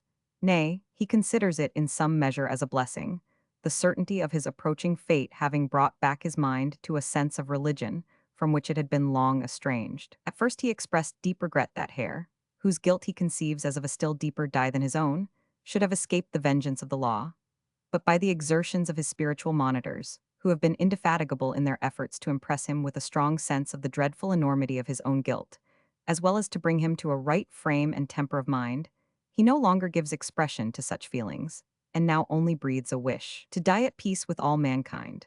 As often as the subject of the late trial is mentioned, however, he never fails to assert that Hare perjured himself in the account he gave of the murder of the woman, repeating the statement we have already given, that, so far from sitting by, a cool and unconcerned spectator of the crime, Hare actively assisted in the commission of it, and was upon the body of the woman cooperating with himself in his efforts to strangle her. Preparations for the execution. We are now drawing near a termination of the earthly career of the wretched man who has lately occupied so large a place in the public mind. At the time that his atrocities were first brought to light, A deep and general 222 sensation of horror and astonishment was produced. The fresh disclosure of new crimes which were announced from day to day kept alive this feeling, until at last it was wound up to a pitch of interest which can scarcely be imagined. All classes seemed actuated by a common feeling of indignation against the ruffians who could perpetrate such enormities, while the disappointment of the public, that the vengeance of the law had hitherto overtaken only one of the murderous gang, was strongly expressed. There was manifested, at the same time, great satisfaction that one at least of the miscreants had not also escaped his merited fate. And, as the time appointed for his execution drew near, an universal interest was exhibited to learn the progress of the preparations and the state of mind of the unhappy man. The magistrates and authorities, however, seem purposely to have adopted a line of conduct calculated directly to disappoint the very natural anxiety so unequivocally exhibited. And up to the moment when he appeared on the scaffold, all knowledge of what was passing was withheld, and all access to the condemned cell or to the lockup house denied, while those whose duty required that they should be brought in contact with Burke were repeatedly cautioned against divulging such intelligence as their situation might enable them to obtain. So rigidly was this injunction enforced, that one of the turnkeys in the Calton Hill jail, an individual who was very generally respected in his station, and who, we believe, heretofore conducted himself with much propriety, has, notwithstanding his previous character, been dismissed for revealing some of the secrets of the prison house. In despite, however, of all this well-preserved mystery, some particulars of the last hours of the doomed man have 2:23 transpired, and we now are enabled to lay before our readers an account, as complete as it can be made, of the awful ceremony which terminated his mortal existence. Removal to the lockup house.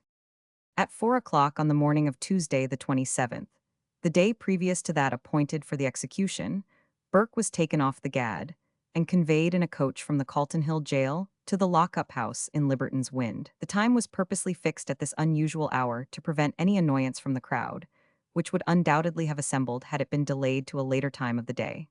From this cause, the only persons present, and indeed the only individuals acquainted with it, except the coachman, were Captain Rose and one of his assistants. The criminal was strongly ironed and secured with shackles of unusual magnitude and strength. He maintained on this trying occasion, both immediately before leaving the jail and during the time he was in the coach, the same composure of mind which he has displayed ever since his conviction. On reaching the lockup house, he was supported into it in a state of extreme exhaustion, so much so as to lead some who witnessed it to imagine that the gallows might still lose its deserved victim, by his death taking place before the next morning. In the course of the last day of his existence, his composure or insensibility still continued unshaken, excepting 2:24 when the dead clothes, a suit of sables, were presented to him. On receiving them, he exhibited deep emotion, and by his own confession he felt it. We have mentioned before that his thoughts had been frequently occupied about the dress he was to appear in. He remained perfectly unmoved, with the exception of this transient indication, throughout the rest of the day. In the course of the day, he was visited by the Rev. Messrs. Reed and Stewart, Catholic priests, and the Rev. Mr. Marshall, whom he requested to attend him to the scaffold, as well as the Rev. Mr. Porteous, which he promised to do. He said to those in attendance that he had committed no more murders than those which were comprised in the declaration he made to the sheriff since his conviction. For 2 or 3 nights previously, he had enjoyed sound sleep, and it is extraordinary that such was his state of dogged tranquillity, that his rest was sound and unbroken, for 5 hours, from Tuesday night to Wednesday morning. This, we believe, has however been observed to be frequently the case with criminals on the evening previous to execution. At length, he manifested some impatience for the arrival of the time when he was to leave this world. In the course of the night, he said with much apparent earnestness, "Oh, that the hour were come which is to separate me from the world." About 5:30 on Wednesday morning, he expressed a desire to be relieved from his chains, complaining much of the weight of them. This desire was readily complied with. He held out his leg to the smith employed to perform this service, and when the fetters fell from his limbs, he exclaimed, turning up his 2:25 eyes towards heaven, "So may all earthly chains fall from me." About 6:30, the 2 Catholic clergymen, the Rev. Messrs. Reed and Stewart, entered the lockup house. The former immediately waited upon the criminal in his cell and was absent for a considerable time with him. At 7 Burke walked with a firm step into the keeper's room, followed by his confessor. And at this moment, No appearance of agitation or dismay was discernible in his countenance or manner. He took his seat on an armchair at the side of the fire, and twice or thrice he was remarked to sigh heavily. There were present at the time Bailey's child, Crichton, and Small, and one or two official persons besides, who were shortly afterwards joined by the Reverend Mr. Marshall and Mr. Porteous, chaplain to the Calton Hill jail. Before the latter gentlemen arrived, however, Burke and his spiritual assistants of the Catholic persuasion had commenced their devotions. He engaged in them with much apparent fervor. The Reverend Messrs. Reed and Stewart followed up their prayers with some serious exhortations. In the course of these devout and pious admonitions, Mr. Reed used the words, "You must trust in the mercy of God," upon which the unhappy wretch heaved a long, deep-drawn suspiration, or rather suppressed groan, which too plainly betrayed the anguish and despair that lurked about his heart. He seemed to have a secret feeling that he was too deeply sunk in crime to be entitled even to hope in the infinite mercy of heaven. His mind acknowledged the truth of the observation 226, while his guilty and perhaps awakened conscience bade him doubt of that mercy being extended to him. What is somewhat singular, he exhibited no emotion on the executioner making his appearance. After this portion of his religious exercises had been gone through, he was on his way to an adjoining apartment when he was accidentally met by Williams, who stopped him rather officiously. Upon which he said, "I am not ready for you yet." The executioner followed him, and in a very short time both returned, Burke with his arms tightly pinioned behind his back, but without any change in his demeanor. While Williams was discharging this part of his duty, no conversation took place. Indeed, he rather appeared disinclined to hold conversation with any. He was then invited to take a glass of wine, which he accepted of, and before putting it to his lips, bowing to the company, he drank farewell to all present and the rest of his friends. He then entered into conversation for a few minutes with Mr. Marshall and Mr. Porteous upon religious subjects. The magistrates, Baileys, Crichton, and Small, who had previously gone out, now appeared in their robes with their rods of office, and Burke took the opportunity, before he went forth to meet his doom, of expressing his gratitude to the magistrates generally, and particularly to Bailey Small for the kindness he had experienced from them, as well as from all the public authorities.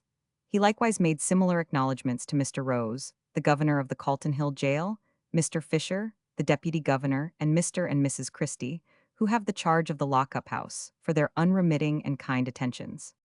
Precisely at 8 o'clock, Burke was upon his feet, as if eager to have the ceremony proceeded in, and immediately after the melancholy procession began to move towards the scaffold. He was supported by the two Catholic priests, more from the difficulty of walking, owing to the circumstance of his arms being pinioned than from any inability or any faltering in his steps. When proceeding up Liberton's Wynd, he seemed perfectly cool and self-possessed, turning from side to side and conversing with the Rev. Messrs. Reed and Stewart and the Rev. Mr. Marshall. In crossing from the lock-up house to the postern entrance in Liberton's Wynd, to where the pathway was wet from the rain and thaw of the morning, he was observed picking his steps with the greatest care. When he arrived at the head of Liberton's Wynd, his face had an expression of wistfulness and anxiety, as if he were uneasy and uncertain of his reception from the mob, and he hurried on with his eyes half closed, eager apparently to bring the fatal scene to a speedy close. Occurrences on the street. We will now advert to what was passing in the meantime out of doors. Here, fortunately, no individual, dressed in a little brief authority, could interfere, to prevent all the circumstances from being transacted under the public eye, or from the press, causing the knowledge of them to be widely extended far beyond even the countless multitudes who thronged and blocked up the High Street.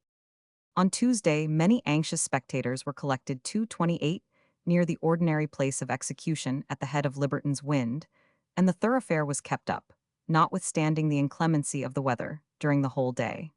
The preparations commenced at an early hour in the forenoon. Holes were dug in the pavement for the reception of the upright posts, and a space surrounding the place which it was intended the scaffold should occupy was enclosed with strong posts and chains to prevent the crowd breaking in upon the scaffold.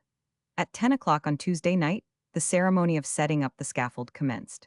Its progress was watched by a great many eager beholders, although the rain still continued at intervals to pelt upon them. The din of the workmen and clanging of the hammers were mingled with the shouts which were raised by the assembled populace, whenever an important piece of the erection was completed, while the torches used, shedding a lurid glare on the black apparatus and dusky countenances of the workmen, added greatly to the wildness and interest of the scene.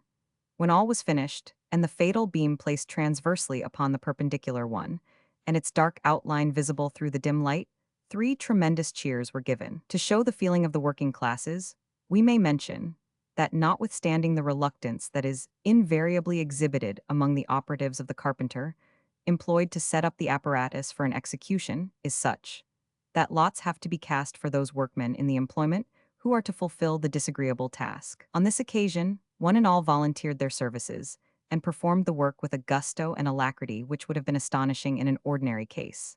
It was completed about 2 o'clock in the morning, and shortly after that hour the people dispersed, some few having delayed their departure, until they 2:29 witnessed the fitting and adjusting of the rope.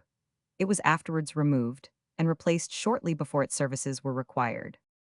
Long before this time, the closes and stairs near the spot were blocked up by those who had resolved upon securing a good view, by remaining all night on the ground. The inclemency of the weather drove them to any shelter that could be obtained, and morning found them in the comfortless lairs they had chosen overnight. A constant bustle was also kept up by the arrival of those individuals, who either from favor or for money, had procured the conveniency of a window in the vicinity. Many gave considerable sums for this accommodation, and such was their desire to avail themselves of their good fortune in securing them, that they spent the night in the apartment. The streets were nearly perfectly quiet throughout the morning, after the erection of the gibbet. The heavy and almost incessant rain must have contributed greatly to prevent any very early assemblage. As the morning advanced, however, groups were seen hastening to their windows, or taking their station in as favorable a place as they could fix upon for properly witnessing the approaching event. About 5 o'clock, the people began again to assemble and take their station, principally in front of the gallows, and above it towards the castle hill, while large parties of policemen and patrol successively arrived, and were judiciously posted in a strong line in front of the railing which kept off the crowd. The space left free was larger than is usually reserved upon such occasions. The police acted 2:30 under the conduct of Captain Stewart and his lieutenants. Their services were not in a solitary instance required, except it might be to prevent the great pressure of the vast multitude from bursting the barrier.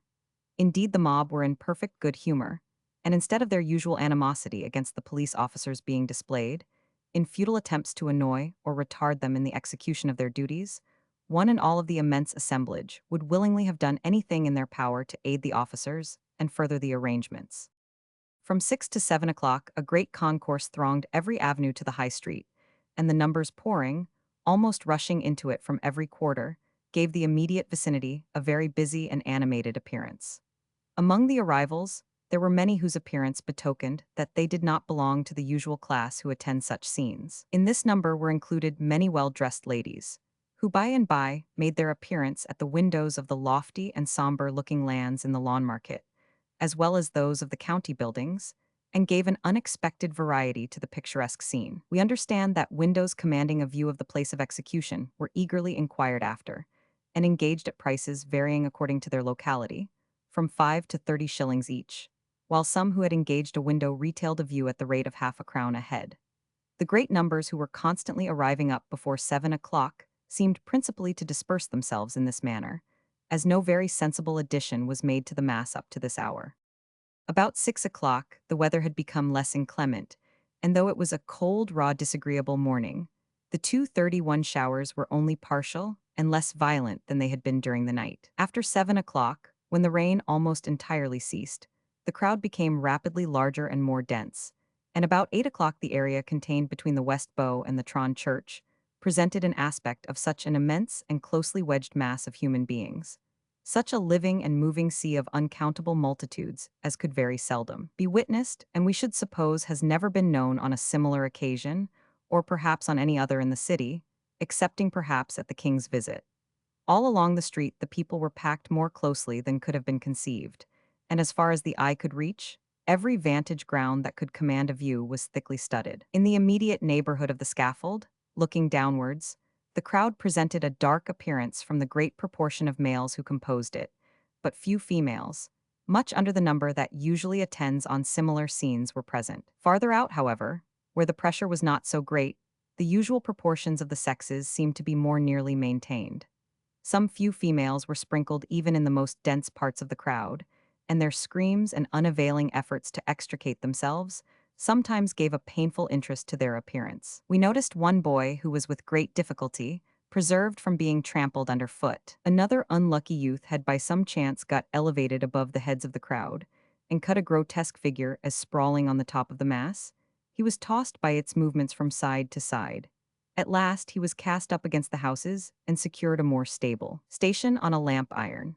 At the movement of any part of the mob, a correspondent and simultaneous motion seemed to be imparted to it in nearly all its parts, and some action 232, continually happening, imparted an appearance of a vast substance continually waving to and fro. The numbers collected at this time have been computed at from 20 to 30,000 individuals. We were disposed at first to consider this calculation excessive, but, upon consideration, we are inclined to believe that the amount has been under rather than overrated. Any idea of counting is quite out of the question, and guessing by the appearance in such a case is nearly equally fallacious. The only way that tolerable accuracy can be obtained is by calculating the superficial extent of the space occupied by the crowd. We believe that we are not far wrong in assuming that the High Street, from the West Bow to the Tron Church, is about 300 yards in length and averages about 30 yards in breadth. This would give for the superficial contents of the area 9,000 square yards. The people did not quite extend to the Tron Church, but they were higher than the West Bow, and some standing on the Castle Hill. And taking the number in Bank Street, and those pushed out of the line in front of the Advocates' Library, and into closes and stairs, and throwing off 1,000 square yards, as an ample compensation for the deficiency about the church, there is still left 8,000 square yards. The mean density cannot be taken at less than 4 individuals to the square yard. Indeed, from the close packing for a considerable way round the scaffold, we are convinced that this is rather under than over the mark. This computation will give 32,000 persons standing on the streets. We imagine that it is reckoning within the number when we calculate 5,000 additional for the crammed windows and those adventurous 233 individuals who occupied the housetops. In all, we arrive at the enormous number of 37,000 persons. We do not give this calculation as strictly correct. It cannot under these circumstances be so, but we believe that it is nearer the truth than any guess, and that the whole number approximated more nearly to 40,000 souls than to 35,000. This immense multitude presented certainly nothing of the appearance of having come for the purpose of witnessing a sad solemnity, and differed very widely in demeanor from that which is usually exhibited by the spectators of an execution. In ordinary cases, a great degree of sympathy for the sufferer is usually manifested, and even in the worst a respectful and solemn deportment is observed, as if it was recognized that they were met upon a melancholy occasion. In this it was totally different. Every countenance bore an expression of gladness that revenge was so near, and the whole multitude appeared more as if they were waiting to witness some splendid procession or agreeable exhibition. Rude jokes and puns were bandied about, and any opportunity for fun and frolic to while away the time was immediately seized upon. Even the disagreeable and almost suffocating pressure was borne with equanimity, and the glances that were cast at St. Giles' clock rather betokened an impatient desire to glut their vengeance by the spectacle of the archfiend's death struggles than an anxiety to be released from their uncomfortable situation. 8 o'clock at last struck solemnly and commanded universal attention. All eyes were directed towards the scaffold. It now remains for us to describe what took place there and the execution. We left the cordage proceeding up Liberton's Wynd, the windows of which were also filled with spectators. When Baileys, Crichton, and Small, who were foremost in the procession, reached the top of the Wynd, and were observed by that part of the crowd who were in a situation to see them, a loud shout was raised, which was speedily joined in by the whole mass of spectators. When the culprit himself appeared ascending the stair towards the platform, the yells of execration were redoubled, and at the moment that he came full in view, they rose to a tremendous pitch, intermixed with maledictions such as the murderer, burk him, choke him hangy, and other expressions of that sort. The miserable wretch, who looked thinner and more ghastly than at his trial, walked with a steady step to the apparatus of death, supported between his confessors and accompanied by the Rev. Messrs. Marshall and Porteous, and seemed to be perfectly cool and self-possessed. When he arrived on the platform of the scaffold, his composure seemed entirely to forsake him.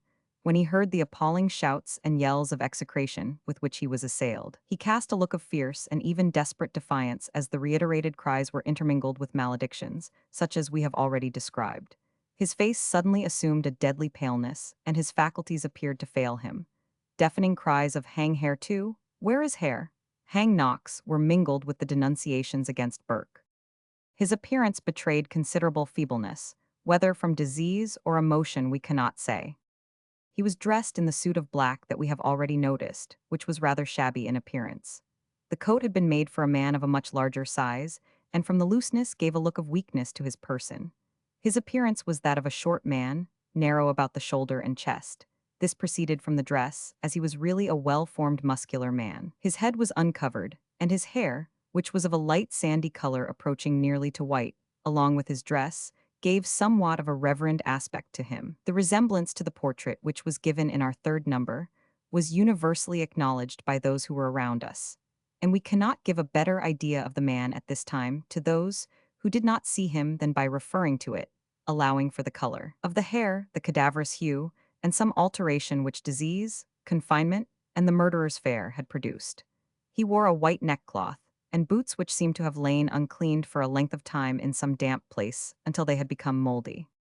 It was precisely 5 minutes after 8 o'clock when they ascended the scaffold. Having taken his station in front of the drop, he kneeled with his back towards the spectators, his confessor on his right hand and the other Catholic clergyman on his left, and appeared to be repeating a form of prayer, dictated to him by one of these reverend persons. The position called forth new shouts and clamors of "Stand out of the way, turn him round." Mr. Marshall, in the meanwhile, offered up a fervent supplication to heaven in his behalf. The bailies and other persons on the platform stood round and joined in the devotions, with the exception of Williams the executioner and his assistant, who kept their station all the time at the back of the 236 drop. During the prayer a partial silence was obtained, although there was still considerable confusion and uproar, which Bailey Small in vain endeavored to repress, by turning repeatedly and waving his hand.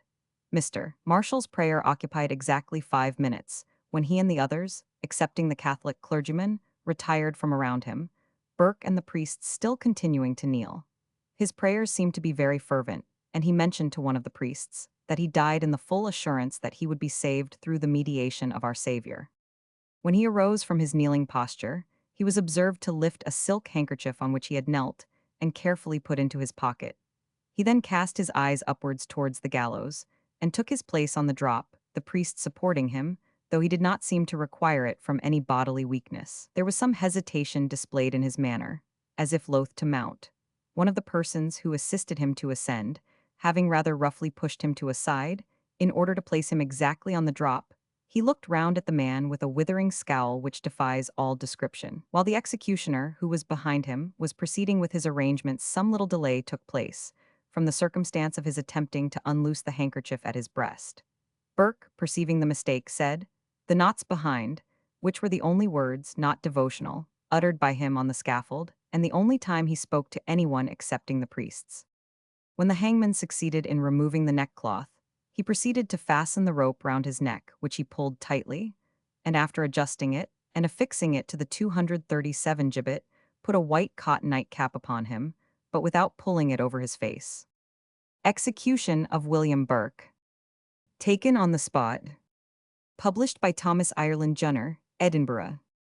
While this was going on, the yells, which had been almost uninterrupted, became tremendous, accompanied with cries of "Hang Hare too? Where is Hare? Burke do not waste rope upon him. Give him no rope. You will see daft Jamie in a minute." He seemed somewhat unsteady, whether from terror or debility we cannot say. The Rev. Mr. Reed then advanced and conversed with him shortly but earnestly. It was then, we presume, that he directed him to say the creed, which he 999. His countenance continued to present a death-like paleness, but appeared composed, and he stood unflinching and motionless. When Mr. Reed retired, the executioner advanced and offered to draw the cap over his face. He manifested some repugnance to its being done, but, with some little difficulty, this part of the fatal preparations was also completed. When everything was ready and the assistants withdrawn, he uttered an ejaculation to his Maker, beseeching mercy, and immediately gave the signal, throwing the handkerchief from him with an impatient jerk, as violently as his pinioned arms would permit, and was instantly launched into eternity. Before his removal from the jail, he had said that he would make short work on the scaffold, and, though evidently disconcerted, and his ideas scattered by the appalling shouts of the mob, he kept his word. The whole proceedings 2:38 on the scaffold occupied only 10 minutes, and precisely at 8:15 the drop fell. The fall was very slight and certainly could not dislocate his neck. It was nearly so imperceptible that at one instant he seemed standing and engaged in an active operation. On the next, with almost no change visible, he was hanging helplessly suspended only by the cord that was suffocating him. Though no sympathy could be felt for such a despicable and cold-blooded monster, it is still a fearful sight to witness death snatching his victim with such circumstance. If any feeling of pity could be aroused by this, it must have been heightened by the terrific huzzah raised at the moment he was thrown off, and the populace saw their enemy in the death struggle. One universal cry there rushed, louder than the loud ocean, like a crash of echoing thunder. In all the vast multitude there was not manifested one solitary expression of sympathy. No one said, "God bless him," but each vied with another in showing their exultation by shouting, clapping of hands, and waving of hats. This universal cry of satiated vengeance for blood ascending to heaven rung through the city, and we are assured was distinctly heard by the astonished citizens in its most remote streets. Never perhaps was such a noise of triumph and execration heard, and we may safely say never on a similar occasion. It was followed by a more partial and savage cry of "Off with the cowl! Let us see his face." And many appeared desirous of glutting their revenge by gloating on the disgusting spectacle of his distorted features. The magistrates, clergymen, and executioners immediately upon the drop falling retreated from the scaffold, and left it under the charge only of about half a dozen city officers, who walked about to keep them from the cold, and looked as if they would willingly have followed the example of their superiors. There was nothing which could be called struggling observable on the now apparently lifeless body. It seemed as if, slight as was the jerk given by the fall, instantaneous death had been produced, although the neck could not have been dislocated, yet the body swung motionless except from the impetus given by the fall, until about 5 minutes after the suspension, when a slight convulsive motion of the feet and heaving of the body indicated that vitality was not entirely extinguished. Upon observing this, another cheer was raised by the crowd who were anxiously watching the body. It was repeated at intervals as the motions were renewed. This happened, we think, perhaps twice after the first, each time diminishing in force until the last seemed merely a slight tremulous motion of the feet, imperceptible except to those who were gazing intently upon the body. Notwithstanding that the criminal was now obviously dead, and nothing visible but his wretched carcass hanging at the end of a cord, a disgusting spectacle of the pitch of degradation that guilt and crime can reduce a human being to, the populace showed no disposition to disperse, and comparatively few left the place. They seemed to wait for the purpose of gloating their eyes with the spectacle of the last agonies of this object of their implacable dislike. But after the occurrence of what we have mentioned, there were no indications of sensation, and the very gradual swinging round appeared to be produced by the action of the wind. The head also, as usual, leaned a 240 little to one side, which added a more miserable character to the scene. At a particular part of the crowd, a cry of "To Surgeon's Square" was now raised by some individuals, and a large body detached themselves from the mass and proceeded in that direction. The signal was not imparted to any other part, and the movement confined to the quarter in which it originated. We are informed that the detachment which thus broke off, though large when it left the lawn market, was gradually diminished by stragglers who dropped off in its progress, until upon reaching its destination, it was not able to cope with the party of policemen who were stationed there in anticipation of such an attack. Though they removed from the thickest part of the crowd, their defalcation did not produce a sensible difference in the appearance. At this time, a baker had the hardihood to attempt a passage down the street with a board on his head and a few rolls in it, and, contrary to expectation, succeeded in accomplishing it. At one time his board was nearly capsized, but an escort of fellow tradesmen quickly rallied round him and guarded him safely past the danger. A chimney sweeper with his ladder was not so fortunate as the baker, as his brethren probably did not muster so strong, and he had to retreat without accomplishing his purpose. With such incidents the mob were amused, while the melancholy spectacle was exhibited before them, and their laughter and glee continued unabated up to their dispersion. At the time this was passing, we observed a person dressed in a drab greatcoat hallowing and encouraging the mob to persevere in these manifestations of their feelings, from a window on the second floor of a house, a little to the eastward of the scaffold, on the opposite 241 side. This individual, who seemed anxious to render himself conspicuous by prompting fresh ebullitions of the popular sentiment, persevered indefatigably in his exertions until the body was cut down. But the vengeance of the mob appeared to have been satiated with the death of the criminal, and the shouts, though renewed at intervals, gradually became fainter and fainter. After hanging a considerable time, some individual from below the scaffold, the under part of which was boxed in for the reception of the body when it should be cut down, gave the body a whirl round.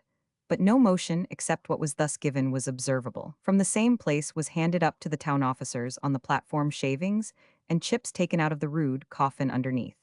These were held up to the populace, and some chips thrown over among them, conduct which did not appear very decorous from the official attendance upon such a solemnity. At 5 minutes to 9 o'clock, Bailey's, Crichton, and Small again came up Liberton's Wynd, still habited in their robes and with their staffs, but did not ascend the scaffold. The executioner mounted it and immediately commenced lowering the body, which was done by degrees and rather leisurely. Again the people made the welkin ring with 3 hearty cheers when they saw their vengeance completed. A few cries of, "Let us have him to tear him in pieces," were heard, but there was no color for what has been said in a newspaper account, that there appeared indications of a riot to effect this. There was perhaps never a tithe, or a 20th part of the same number collected in Edinburgh, who showed less disposition to disturb the public peace. So far from the bold front of the policemen deterring them from their purpose, the policemen stood all the time with their backs to the crowd, and we believe had not to interfere in a single instance. Had the purpose of the mob been evil, and had they acted simultaneously, no bold 242 front of the detachment of police, though it was strong, could have prevented them attaining their object. The physical force and pressure of such a mass would have overwhelmed all the officers present. But the crowd were in perfect good humor, and never was there one that thought less of rioting. Their desires were gratified, their aspirations were answered, the arch-criminal had met with his doom, and there was for the present nothing to ruffle their tempers. Accordingly, after the body was lowered, the people commenced dispersing quietly and in an orderly manner until the streets were perfectly cleared. The body was lowered precisely at 5 minutes before 9 o'clock, having hung exactly 40 minutes. Upon its falling into the space under the scaffold, which was boxed in, a scramble took place among the operatives for relics, consisting of pieces of the rope, shavings from the coffin, and 100. And 100. The body was placed in a shell and almost immediately carried down on men's shoulders to the lockup house. The populace, upon seeing this winding up of the business, quietly dispersed. All Wednesday, however, large groups visited the scene. Instantly after the tragedy was closed, the men who were to remove the scaffold and other erections appeared and commenced operations. Such was their celerity that by 11:30 all traces of it were removed. We have abstained in the foregoing account of the exit of this notorious criminal from expressing any opinion upon the very remarkable and unusual display of feeling which was manifested by the immense majority of the spectators present, but have contented ourselves simply with describing these ebullitions, along with the other incidents attendant on it, conceiving that to our readers who 243 did not witness it, they would form part and parcel of the transactions, aye, and a more important part than either some of the actions of the culprit or the doings of the officials engaged in it. No one who witnessed the unprecedented conduct of the crowd could have hindered himself from being impressed with it, and assuredly we did not survey it with indifference, nor refrain from forming an opinion. Some of the journals who record such events appear to have felt very wrathful upon the occasion, and to have lavished every term of vituperation upon those whose conduct ran counter to their fine-drawn sentimentality. We confess that we cannot see any reason for indulging in such excessive sensibility. It is not customary certainly to behave so, and this departure from the etiquette of an execution is probably what has shocked them. But then we must recollect that ordinary executions are very different things from what this was, and that in them the expression of feeling and sympathy for the sufferer is genuine and heartfelt, and if those who exhibit it are entitled to any praise for honesty and sincerity in that case, they have not forfeited it in this, as there can be no doubt that the behavior complained of was an unpremeditated and simple expression of detestation for the crime, and exultation that punishment had overtaken it. No comparison can be drawn between a man who is executed for some petty theft, whom the frequenters of executions cannot bring themselves to consider as a very desperate felon, and a monster who is most justly hanged for one execrable murder, when there are 15 behind as abominable. The sentiments and opinions of the mob cannot be the same in the one case as in the other. They cannot enter into nice legal distinctions, if indeed legal distinctions would blame them. But they see one man suffer for stealing a few shillings, and they pity him, and another for murdering 16 individuals, and they execrate him. 244. There is nothing extraordinary in all this, though it is unusual, almost unprecedented, that an opportunity should occur to call it forth. To show anything else than an implacable aversion to such great moral turpitude would have been to manifest a slight perception of evil, and we suspect that those who blame the shouters were themselves actuated by equally honorable feelings, though they would not permit them to operate in the same way. We will concede to them that people of very refined feelings and cultivated minds would not triumph over the last moments of the most depraved man who ever lived, and that Burke was that man, perhaps with the exception of Hare, there can be no question. But then we must recollect that those who jostled each other upon the High Street of Edinburgh on the morning of the execution make no pretensions to such high refinement. We must also bear in mind that many of the populace were of the same rank in life as the massacred victims, and that they naturally felt more deeply on the subject than those whose station and habits removed them from the risk of being butchered. Also, that a notion had gone abroad among these people that their bodies were mangled for behoof of a science which is to benefit more peculiarly the rich, and that those obnoxious individuals who exercise the inhuman trade of resurrectionists are screened by them from the punishment they merit. They believed also that there was a desire to deal too leniently towards this ruthless gang, and that, although one of them had been sacrificed, others of the delinquents had been snatched from a deserved fate, because their blood was little accounted of. It had been even imagined that a disposition was cherished of saving the life of Burke, and that he was unwillingly consigned to his fate. Now all this is very erroneous, and some of it very absurd, but still these opinions were conscientiously held by numbers, and would be as 245 operative in dictating an expression of their feelings, as more rational ideas could have been. It is not wonderful, then, that when they witnessed the preparations for the ceremony, they should indulge in expressions of satisfaction, and that when the culprit himself was exhibited before them, an uncontrollable and simultaneous shout of triumphant exultation should burst forth, and that execration for his enormous guilt should have led the vast multitude, without concert or premeditation, to repeat again and again their acclamations. The law in such cases justly and wisely, but relentlessly, consigns the perpetrators to death, and the public voice also relentlessly adds to it obloquy and reproach. Nay more, the Lord Justice Clerk, before passing sentence, mentioned that he was prevented only by a sense that the public eye would be offended by so dismal a spectacle, from ordering also that to satisfy the violated laws of his country and the voice of public indignation, his body should be exhibited in chains, to bleach in the winds, in order to deter others from the commission of similar offenses. His lordship, so far from having any aversion to posthumous vengeance, adds, "I trust that if it is ever customary to preserve skeletons, yours will be preserved, in order that posterity may keep in remembrance your atrocious crimes." And he could scarcely have used other terms in animadverting upon what he justly characterized in the following words: "A crime more atrocious, a more cold-blooded, deliberate, and systematic preparation for murder, and the motive so paltry, was really unexampled in the annals of this country."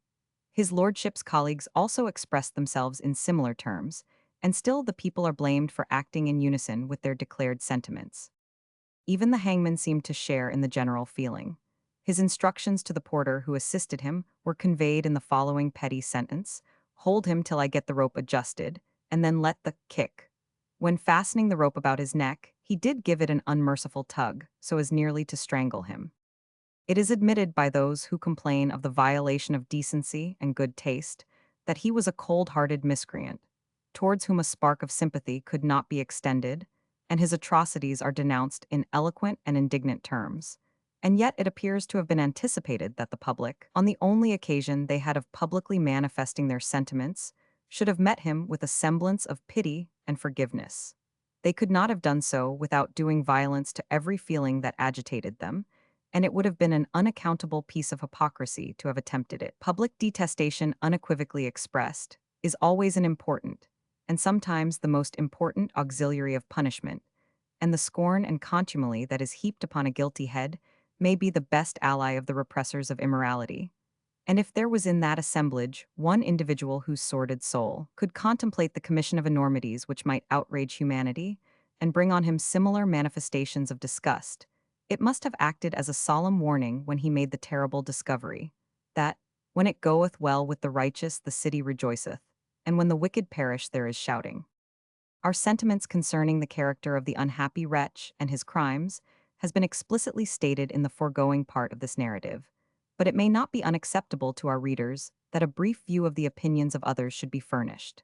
We subjoin, therefore, the 247 following observations, the merit of which may well justify their insertion. The atrocious murderer, Burke, whose hands were more deeply dyed in innocent blood than those of any other homicide recorded in the calendar of crimes, has undergone the sentence of the law. And from the narrative of the concomitants of the tragedy, it will be seen that the circumstances attending his exit were as extraordinary as his guilt was transcendent and unprecedented. Essentially, and in his real character, an ignoble, base, mean-spirited wretch, this wholesale assassin, by the mere extinction or obliteration of every moral principle and feeling of his nature, and by a consequent abandonment of the faculties bestowed upon him to the commission of crime, has succeeded in obtaining a bad preeminence, even among those who had prostituted and degraded far higher endowments to the ways of iniquity, and a name which ought never to have been heard of beyond the precincts of the lowest and meanest compartment of society, is now damned to immortal infamy, and stands out in strong relief from the long and black catalogue of those who have most signalized themselves by their daring violation of the laws both of God and of man. In fact, it was reserved for this incredible monster and his associate fiends to reduce murder to a system, and to establish a regular traffic in the bodies of their victims. Ordinary homicides slay from passion or revenge. The murders they commit are the product of an ungovernable and overmastering impulse, which hurls reason from her seat, and, in the wild conflict of guilty passion, precipitates them into the commission of acts which are no sooner done than they would perhaps give the universe were they undone. But Burke and his crew possess the horrid and anomalous distinction of having, without 248 the palliation of passion, or of any other motive which a just view of human infirmity can admit in extenuation, and from a base and sordid love of gain, and of acquiring the means of rioting in profligacy and iniquity of every sort, established a traffic in blood upon principles of cool calculation, and an utter recklessness of either God or man, which would have done no discredit to Mammon himself. Hence it is that Burke is perhaps the only criminal who has died, not only without exciting an emotion of pity in a human bosom, but amidst the curses, both loud and deep, of the assembled thousands who witnessed the ignominious termination of his guilty career. The wild shouts of exultation which saluted him upon his appearance on the scaffold, and which rung in his ears with still fiercer acclamations when the world was closing on him forever, must have appalled even the heart of ice within his worthless bosom, and sounded as the knell of a judgment to come, where the spirits of the slain would rise up before him to demand a just retribution. Yet at that awful moment, when his deeds of blood must have arisen before him, and when the unknown future must have presented itself to his mind as the past was about to close, the wretch seemed almost calm, and looked defiance, nay, scorn at those who, yielding to their overpowering sense of his crimes, blasted his last moments with their shouts of wild triumph and exultation. It will be long ere such a scene as this occur again, unless, indeed, as is the devout wish of everyone, a similar spectacle be produced by the execution of Hare. There never, perhaps, was such a signal and appalling expression of a whole populace's indignation as on this occasion. The nature of the feeling by which they were actuated, indeed, could only be estimated by looking at the species of crime 249 at once so novel and so aggravated, of which the wretch has been convicted. History, even in its blackest record, the Newgate Calendar, has disclosed nothing similar or equal in atrocity to the late transactions at the West Port, if we accept one or two straggling and doubtful cases, which the progress of inquiry, stimulated by the recent events, has since elicited. The commission of such horrors, and the state of mind and feeling which could bend to their commission, formed, as it were, a new era in the history of human nature and of human crime. A proportionate impression was communicated to the multitude, who literally stood for a season in pitiless horror fixed, found guilty of a tissue of enormities, at the very least, of which one would require to be something more or less than human to refrain from shuddering. The execution of this monster was anticipated by thousands, without any of those sentiments of commiseration which usually accompany such spectacles. After all was granted that the advocates of science could demand, still the bare species facti, and no sophistry could pervert or soften that, was narrowed and nailed down to this, that Burke had done a deed which stands highest in the code of crime, by the laws both of God and man, that he had done so, not from any of these various motives or temptations, which the indulgence of mankind is often apt to admit as palliatives to guilt, but from the basest of all considerations, the procurement of a paltry pittance, and that he had contracted this heavy villainy, not once or twice, or from sudden or casual impulses, but coolly and deliberately had gone about exercising the work of murder as a trade, dealing with human creatures as a butcher deals with cattle, shedding their blood and selling their flesh for bread. It is impossible, without adverting to all these facts, to form any conception of the popular fury on this occasion.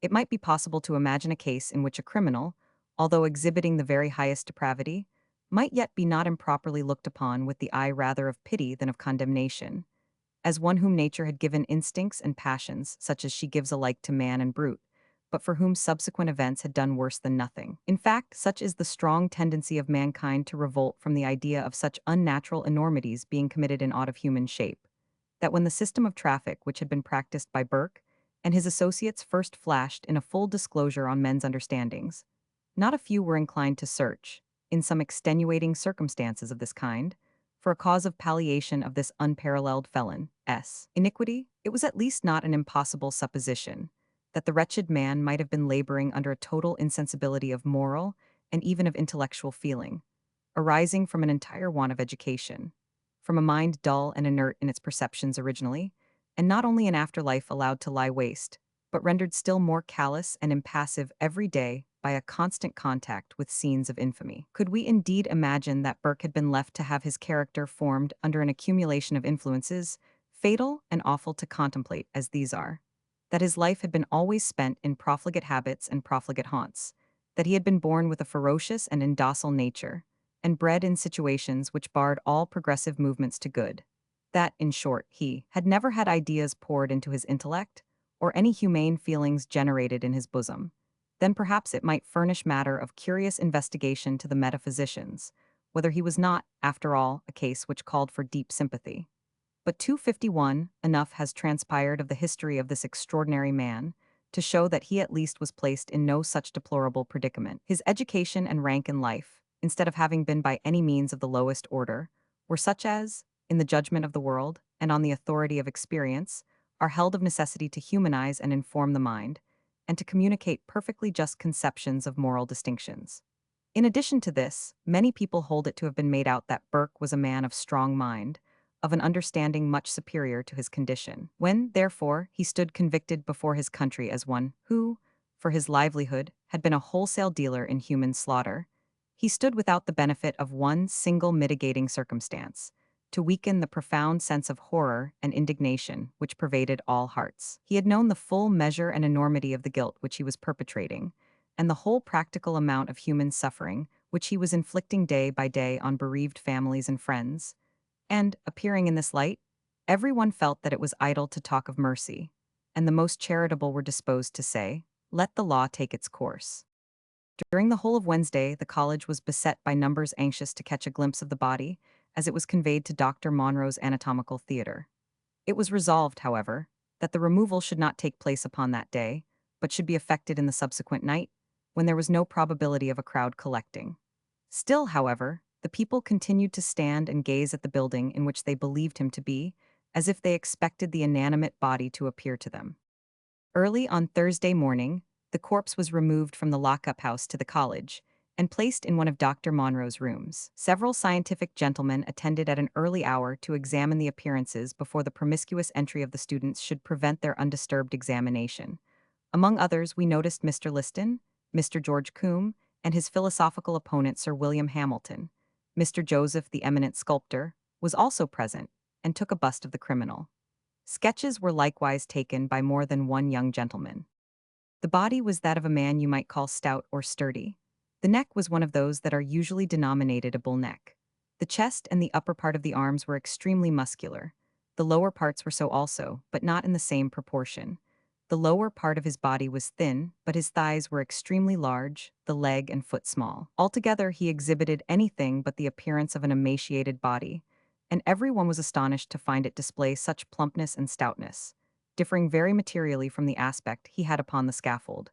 But then, as we have already noticed, the size of the clothes making them hang loosely upon him, gave a look of feebleness and narrowness to the chest which it did not possess.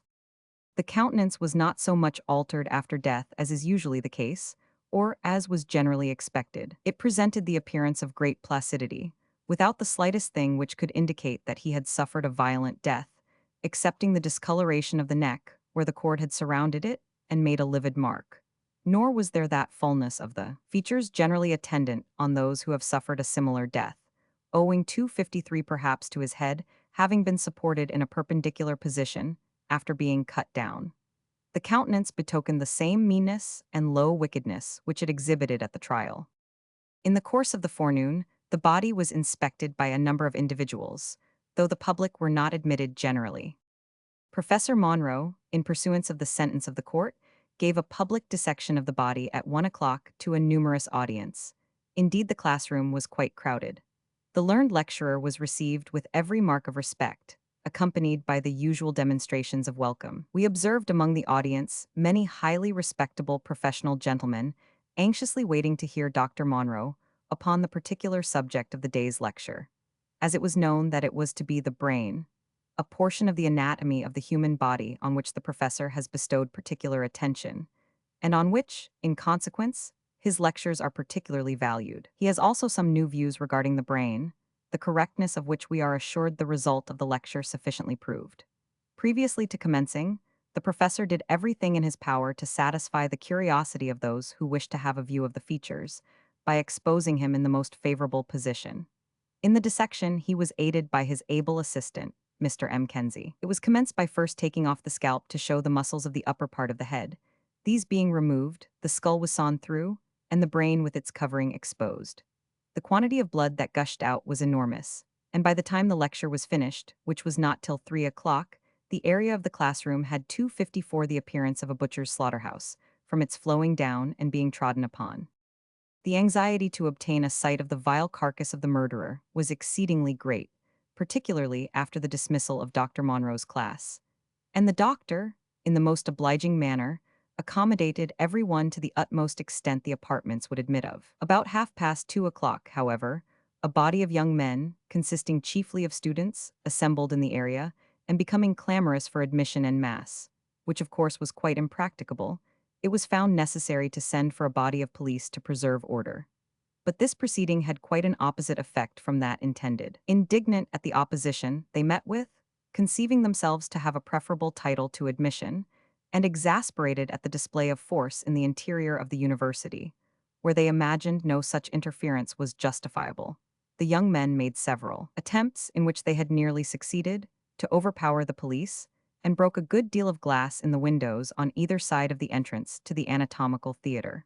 The police were in fact compelled to use their batons, and several hard blows were exchanged on both sides. The Lord Provost was present for some time, but was glad to retire with whole bones, amidst the hootings of the obstreperous youth, who lavished opprobrious epithets on the magistrates, particularly on Bailey Small, the college bailey, who displayed considerable activity, and harangued the assemblage from time to time with apparently very little effect. Attempts were made to convey some prisoners the police had made across the square, but they were speedily rescued on attaining the open space.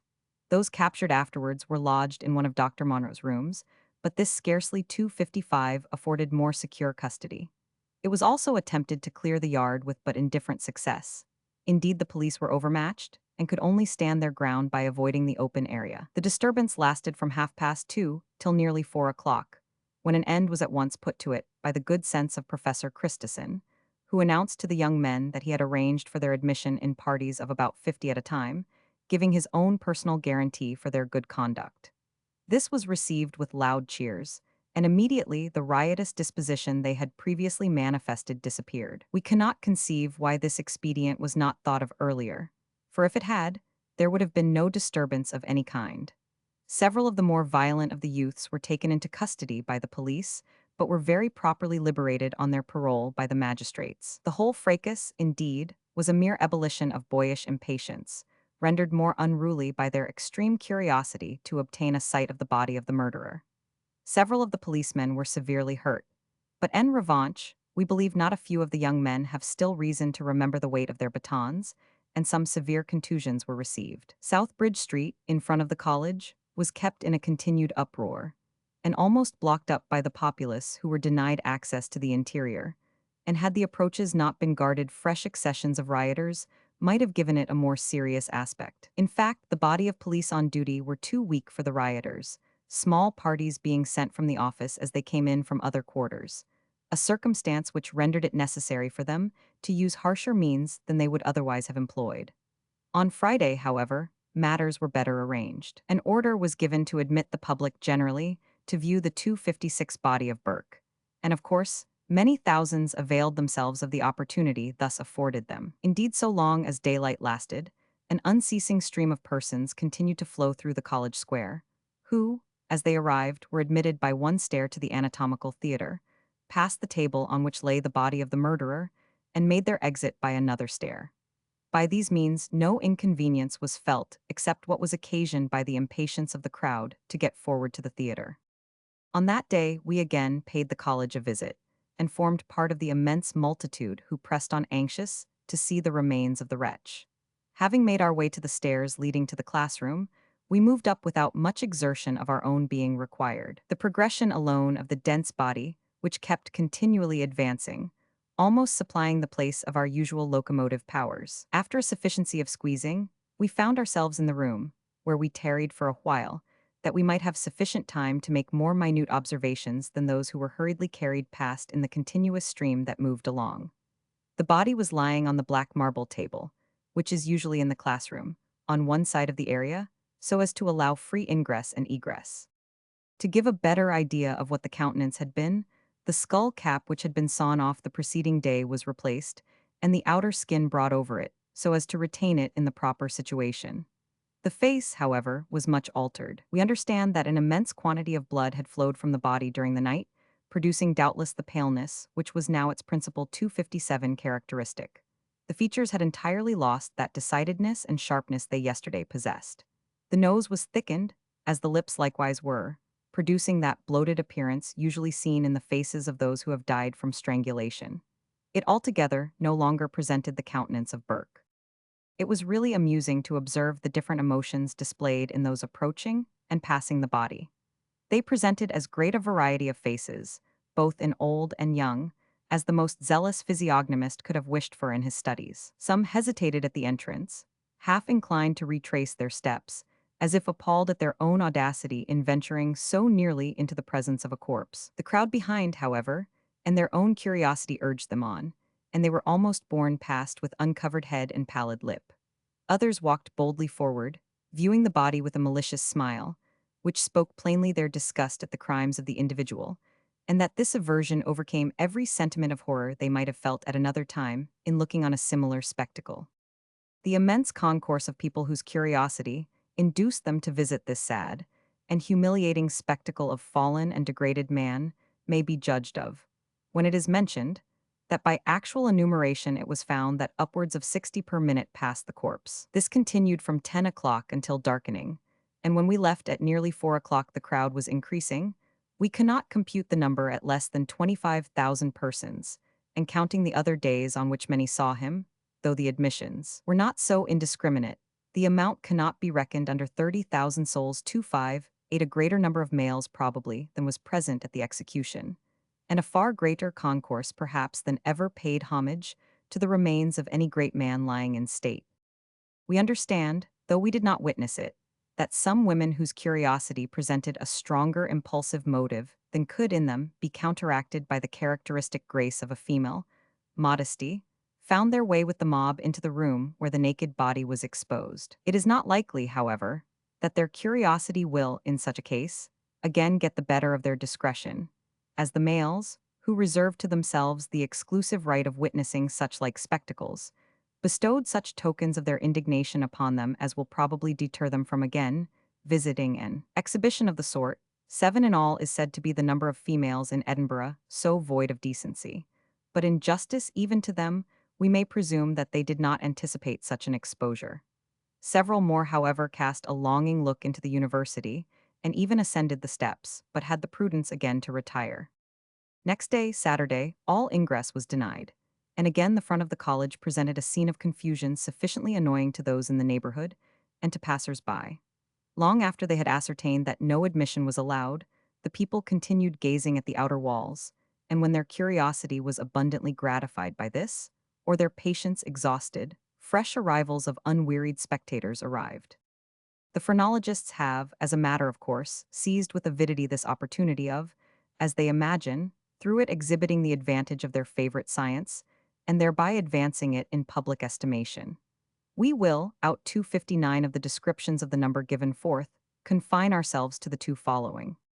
Phrenological developments of Burke. For the following measurement of the head of Burke, with the development deduced from it, we are indebted to an ingenious friend who has taken some interest in the science of phrenology, without, however, becoming a convert to its doctrines. The measurement was taken with the greatest care, in the presence and with the assistance of an able phrenologist, so that its accuracy may, we believe, be confidently relied upon. Measurement. Inches. Circumference of the head 22. From the occipital spine to lower individuality 7.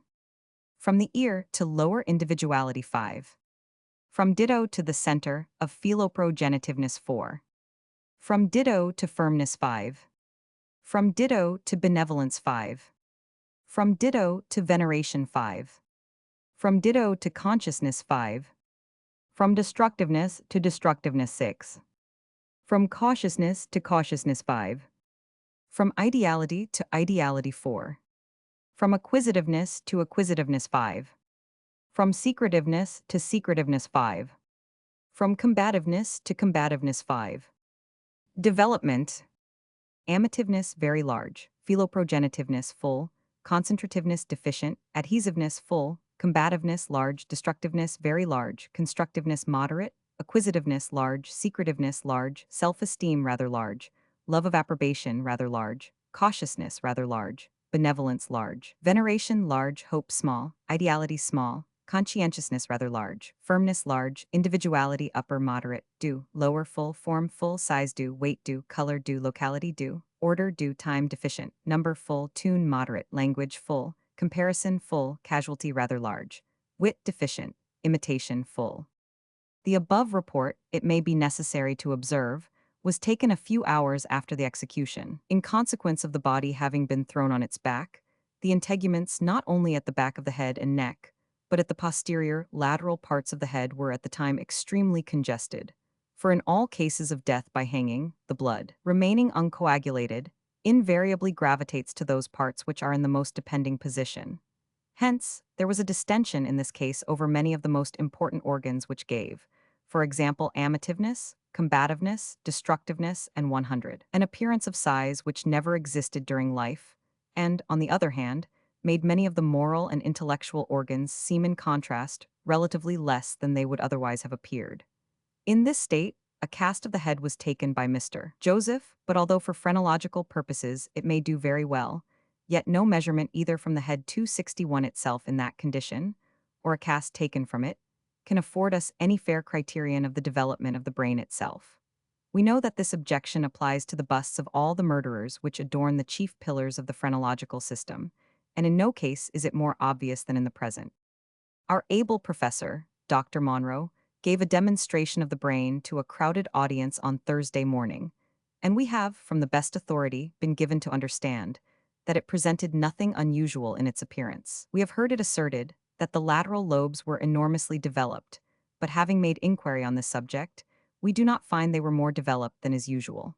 As no measurement of the brain itself was taken, all reports on this subject must be unsatisfactory, nor could the evidence of an eyewitness in such a matter prove sufficient to be admitted as proof either in favor of or against phrenology. The question which naturally arises is, whether the above developments correspond with the character of Burke. It is not our intention to enter into any controversy on this subject. Yet we cannot help remarking that it may be interpreted, like all developments of a similar kind, either favorably or unfavorably for phrenology, as the ingenuity or prejudices of any individual may influence him. We have the moral organs more developed certainly than they ought to have been. But to this it is replied that Burke, under the benign influence of these better faculties, lived upwards of 30 years, without committing any of those tremendous atrocities which have so paralyzed the public mind. He is neither so deficient in benevolence nor conscientiousness as he ought to have been, phrenologically 262 speaking, and these organs, which modified and gave respectability to his character for as many as 30 years, all of a sudden ceased to exercise any influence, and acquisitiveness and destructiveness, arising like two archfiends on both sides, leave the state of inactivity in which they had reposed for so long a period, and gain a most unaccountable control over the physical powers under which they had reposed. For so many years succumbed, but is the size of the organ of destructiveness in Burke larger than it is found in the generality of heads? And are his organs of benevolence and conscientiousness less developed than usual? We hope to have it in our power, at an early period, to adduce sufficient evidence to determine these questions, and in the meantime, leave our readers, who have the inclination and leisure, to amuse themselves, like the astrologers of old, with the above phrenological horoscope of this atrocious criminal. It is an old saying that doctors differ, nor has our recent experience tended, in any degree, to abate our confidence in this maxim. As it is desirable, however, to show both sides of a question at once, we insert the following observations on the head of William Burke, from the pen of a distinguished phrenologist. Public attention has been so strongly attracted by the atrocious crimes of Burke that the other incidents of his life, and his general character as a man, are liable to be altogether overlooked. In viewing his character, however, with a philosophically eye, the whole mental qualities manifested by him in the different situations in which he was placed must be taken into account. Burke was born in the parish of Orry, county of Tyrone, in Ireland, in the spring of 1792. When at school, he was distinguished as an apt scholar, a cleanly, active, good-looking boy, and though his parents were strict Catholics, he was taken into the service of a Presbyterian clergyman, in whose house he resided for a considerable time. He was recommended by the minister to a gentleman in Strabane, in whose employment he remained for several years. He subsequently tried the trade of a baker, at which he continued only for 5 months. He thereafter became a linen weaver, but soon got disgusted with the close application that was essential to earn a livelihood at that poorly paid, irksome employment, and he enlisted in the Donegal militia. He was selected by an officer as his servant, and we are told that he demeaned himself with fidelity and propriety. While in the army, he married a woman in Ballinha, in the county of Mayo, and after 7 years' service, the regiment was disbanded, and he went home to his wife. He shortly afterwards obtained the situation of groom and body servant to a gentleman in that vicinity, with whom he remained 3 years. He subsequently came to work at the Union Canal in Scotland, and there formed an acquaintance with the woman M. Dougal, who became remarkably fond of him, deserted her paternal roof for his society, and attached herself to him, partaking of his various fortunes during the last 10 years of his life. It is mentioned that Burke treated her with kindness, and acknowledged her as his wife, and that she was passionately fond of him in return. Being reduced to much wretchedness and poverty, 264 Burke and M. Dougal lodged for a few nights in Hare's house, and during his stay, a fellow lodger died, whose body was sold by Hare and Burke for dissection. At this point, his career of villainy commenced. The price of the body being expended, Burke decoyed a woman into Hare's den and murdered her, and sold her body. He and Hare repeated similar tragedies 12 or 13 times during the course of a year, till at last they were detected. Nothing can exceed the intense selfishness, cold-blooded cruelty, and calculating villainy of these transactions. And if the organs of selfishness and destructiveness be not found in Burke, it would be as anomalous as if no organs were found for the better qualities which he had previously displayed. Phrenology is the only science of mind which contains elements and principles capable of accounting for such a character as that before us, and it does so in a striking manner. We have seen a measurement and development of the head of Burke, taken by an experienced phrenologist from the living head, also a very accurate cast of the head with the hair shaven, taken by Mr. Joseph after the execution, and we have conversed with a medical gentleman who saw the brain dissected. The head was rather above than below the middle size. The middle lobe of the brain, in which are situated the organs of destructiveness, secretiveness, and acquisitiveness, was very large. At destructiveness, in particular, the skull presented a distinct swell, and the bone was remarkably thin. The cerebellum, or organ of amativeness, was large, and Burke stated that, in some respects, his ruin was to be attributed to the abuses of this propensity, because it had led him into habits which terminated in his greatest crimes. The organs 265 of self-esteem and firmness were also largely developed.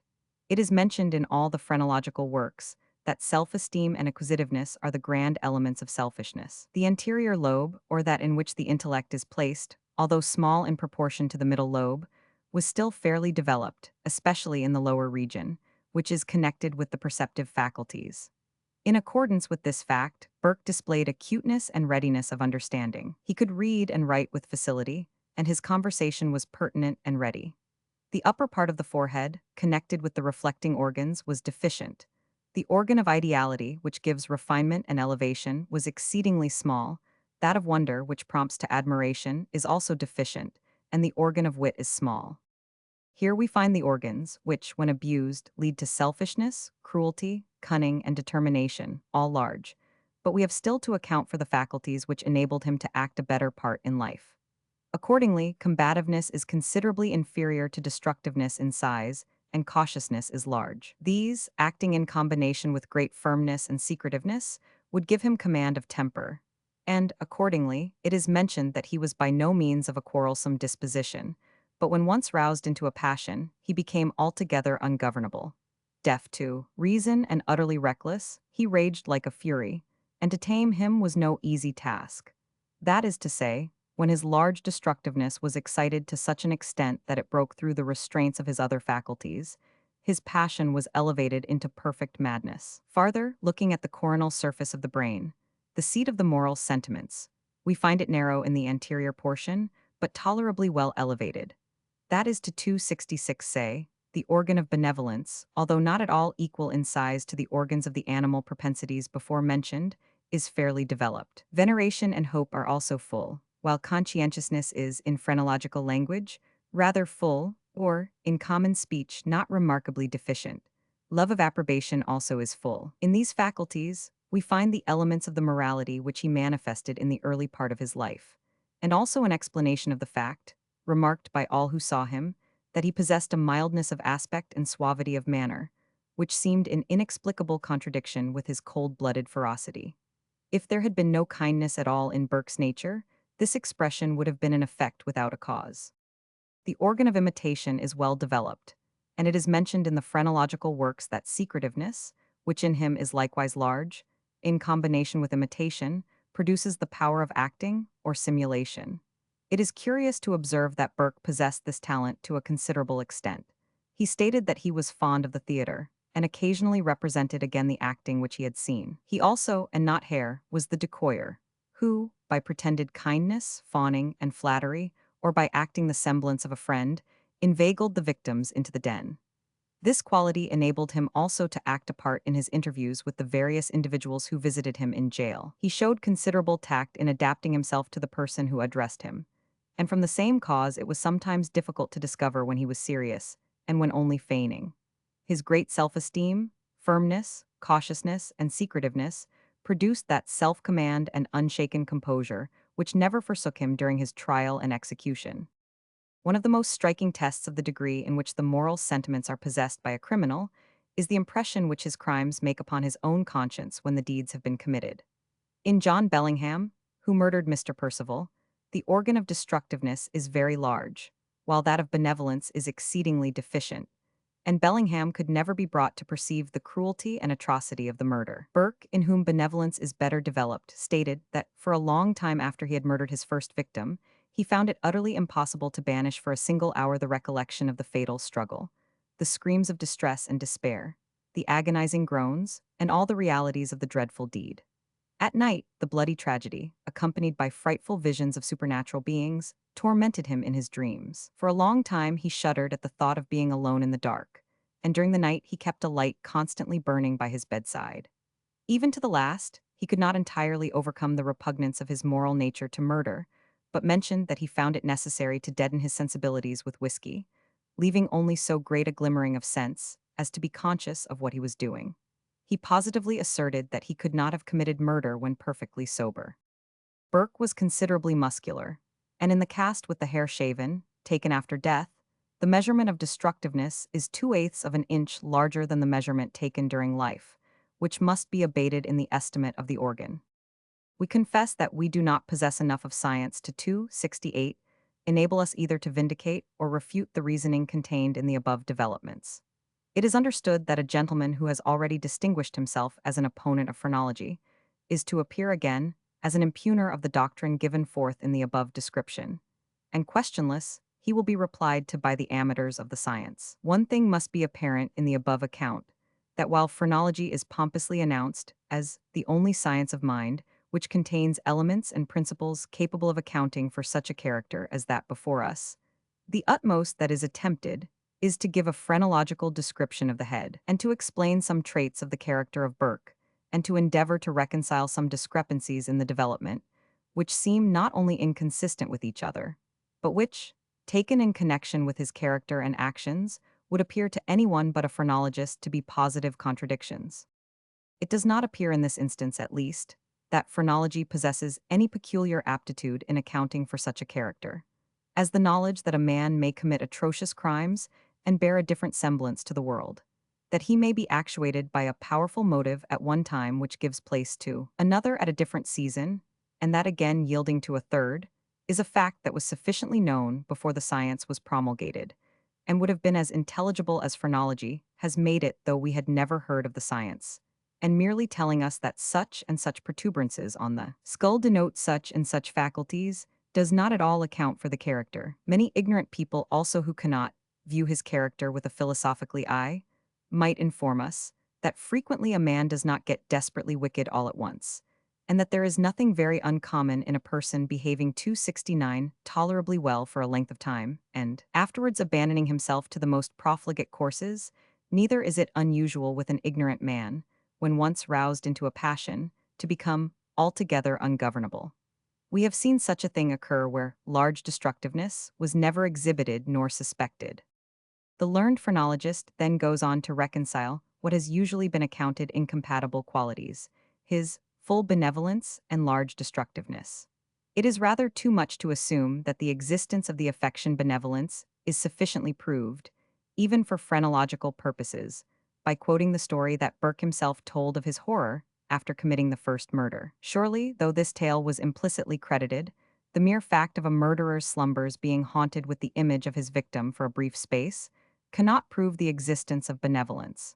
But we shrewdly surmise that the whole is a fiction of Burke's, and that he narrated it at a time when the well-developed organ of imitation, combined with his large secretiveness, was excited to such a degree as to produce acting or simulation, and that it furnishes an illustration of the tact he showed in adapting himself to the person who addressed him. We happen to know that he spoke quite freely about this as well as his other murders, that he went about it in the most cool and heartless manner, that the two monsters not only enticed the poor old woman into the house and allured her with a show of kindness, but that they actually, in this their first essay, when they were just about to perpetrate it, jested upon the subject. Hare asking Burke to go ben and see how his mother-in-law was this morning.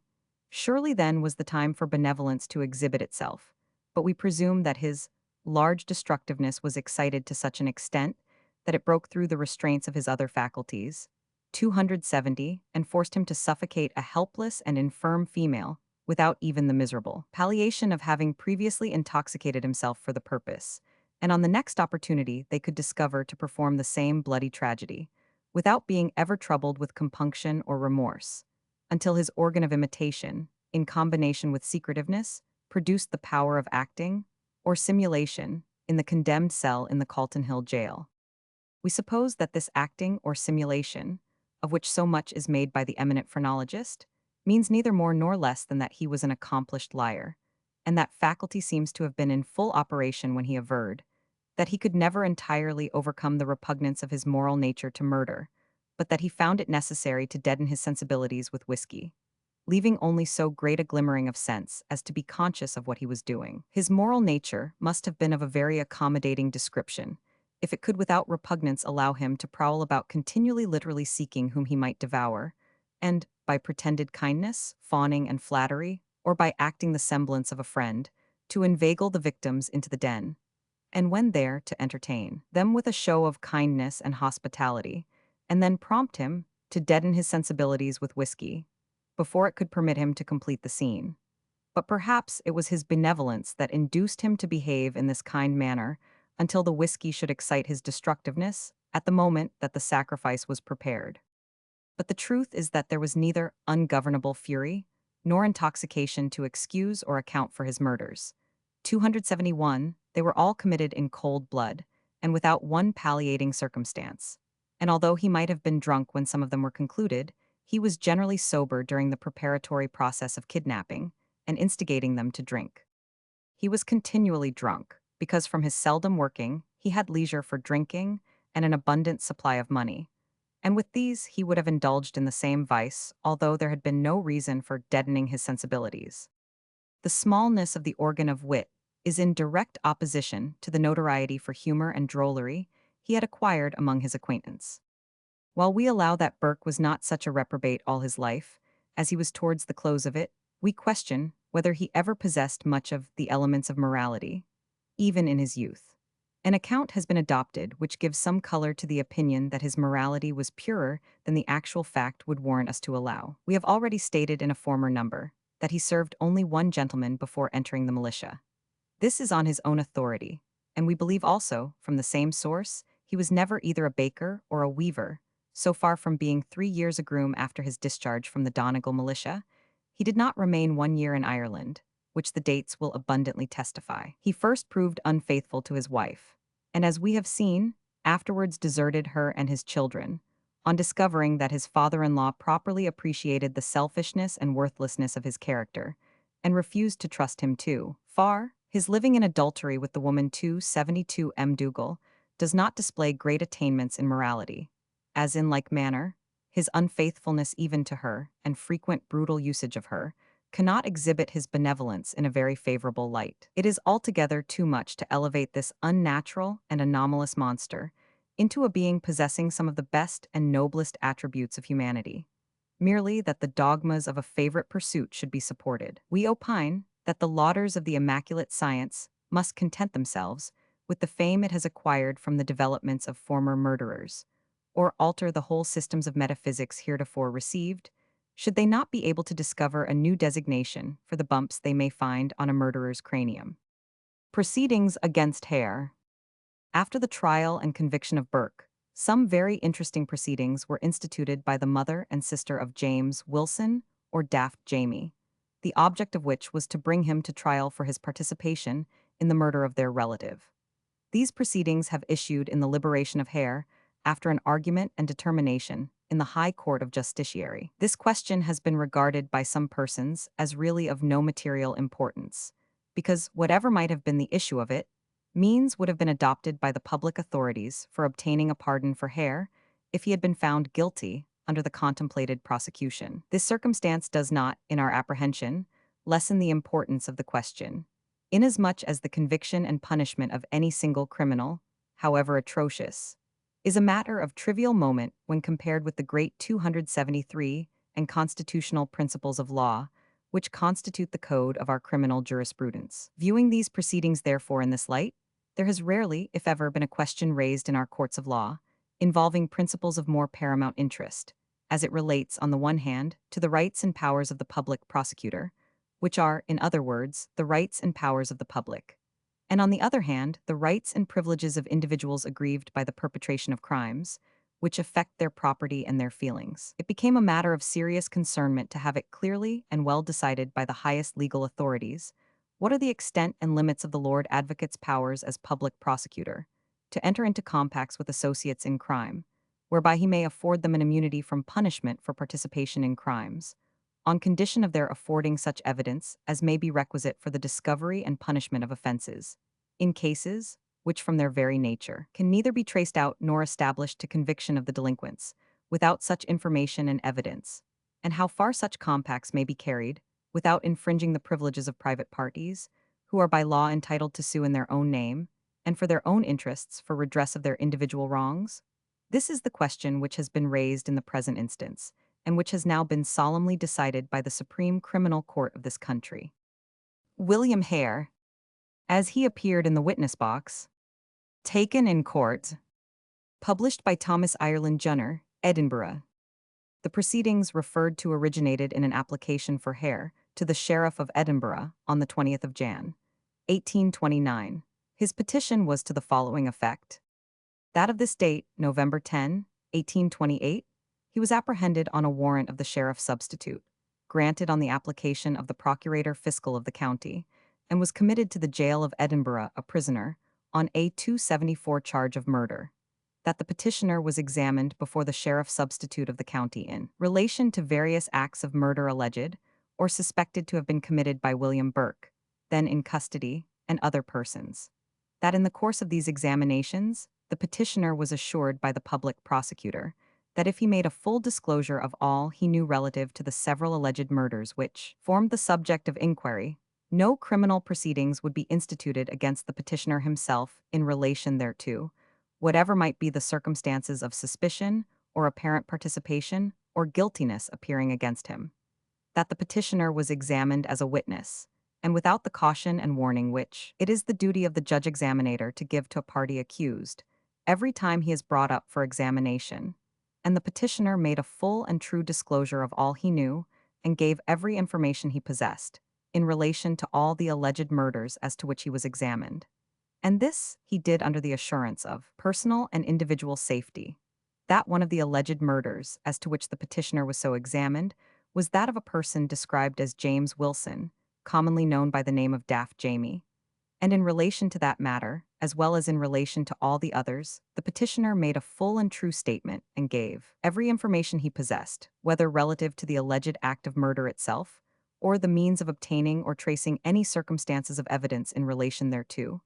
And all this he did, relying on the assurance of personal and individual safety above mentioned, and the compact and transaction thence arising, that in consequence of the statement and information thus elicited from, and procured through the petitioner, the said William Burke was indicted to stand trial before the High Court of Justiciary in the month of December 275 last, on a libel setting forth 3 charges of murder, as to all of which the petitioner had been precognized. As aforesaid, that one of these 3 charges was the foresaid alleged murder of James Wilson, alias Daft Jamie.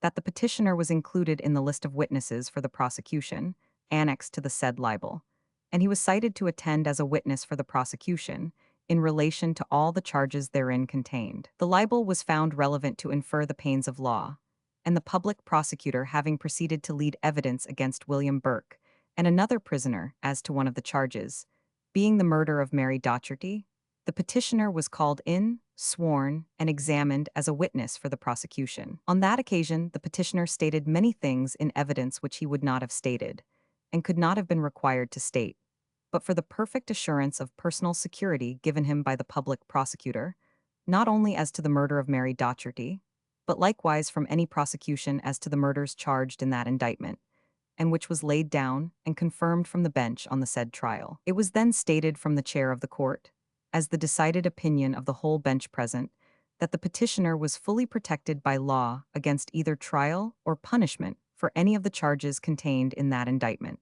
That notwithstanding the compact with the public prosecutor, under which the petitioner was induced to make disclosures of great importance to the public interest and to the administration of justice, but which were calculated to involve himself in circumstances of suspicion and hazard, in which he could not otherwise have been involved, and notwithstanding the assurance of personal safety held out to the petitioner from the bench, criminal proceedings have, within these few days, been instituted against the petitioner, at the instance of Janet 276 Wilson alleged sister, and Janet Wilson alleged mother, of the said James Wilson alias Daft Jamie, but who, the petitioner is informed and has reason to believe, do not truly possess these characters, and have produced no evidence thereof. And he has been examined before the sheriff substitute as a party, accused of that offense, and is now a close prisoner in the jail of Edinburgh, committed for further examination as to that charge of murder. That, under the circumstances above detailed, the petitioner is advised that the proceedings thus instituted against him are incompetent, irregular, oppressive, and illegal, and that the warrant on which he is committed at the instance of the said Janet Wilson is illegal, and that he is entitled to immediate liberation. That the petitioner has been informed that the said Janet Wilson, alleged mother, and Janet Wilson, alleged sister, have applied for and obtained the authority of your lordship to lead a precognition and examine witnesses as to the petitioner's alleged guiltiness of the said charge, and that an ex parte examination of witnesses is actually going on under the authority and force of your lordship's power and compulsator, in absence of the petitioner, who is shut up a close prisoner as aforesaid. The petitioner has been advised that this proceeding also is incompetent, irregular, and illegal, and highly oppressive and injurious. The petitioner prayed the sheriff, inter alia, to recall the warrant on which the petitioner is committed, and to ordain him to be set at liberty. Also to put a stop to the foresaid precognition or examination of witnesses, and to ordain the same, in so far as it has already proceeded, to be delivered to the clerk of court. Upon which the sheriff pronounced an order for service immediately on Mr. George Monroe, solicitor, Supreme Courts, agent for Janet Wilson, and appoints tomorrow 277 at 2 o'clock afternoon for hearing counsel or agents for the petitioner and for Janet Wilson in the sheriff's office. And in the meantime, sists farther proceedings in the precognition at the instance of the said Janet Wilson. The case was accordingly heard by the sheriff, when Mr. Jeffrey opposed the liberation, and Mr. M. Nail supported the petition. After hearing counsel, the sheriff said, "This is a new point. I have always understood the right of the private party to be as great as that of the public prosecutor.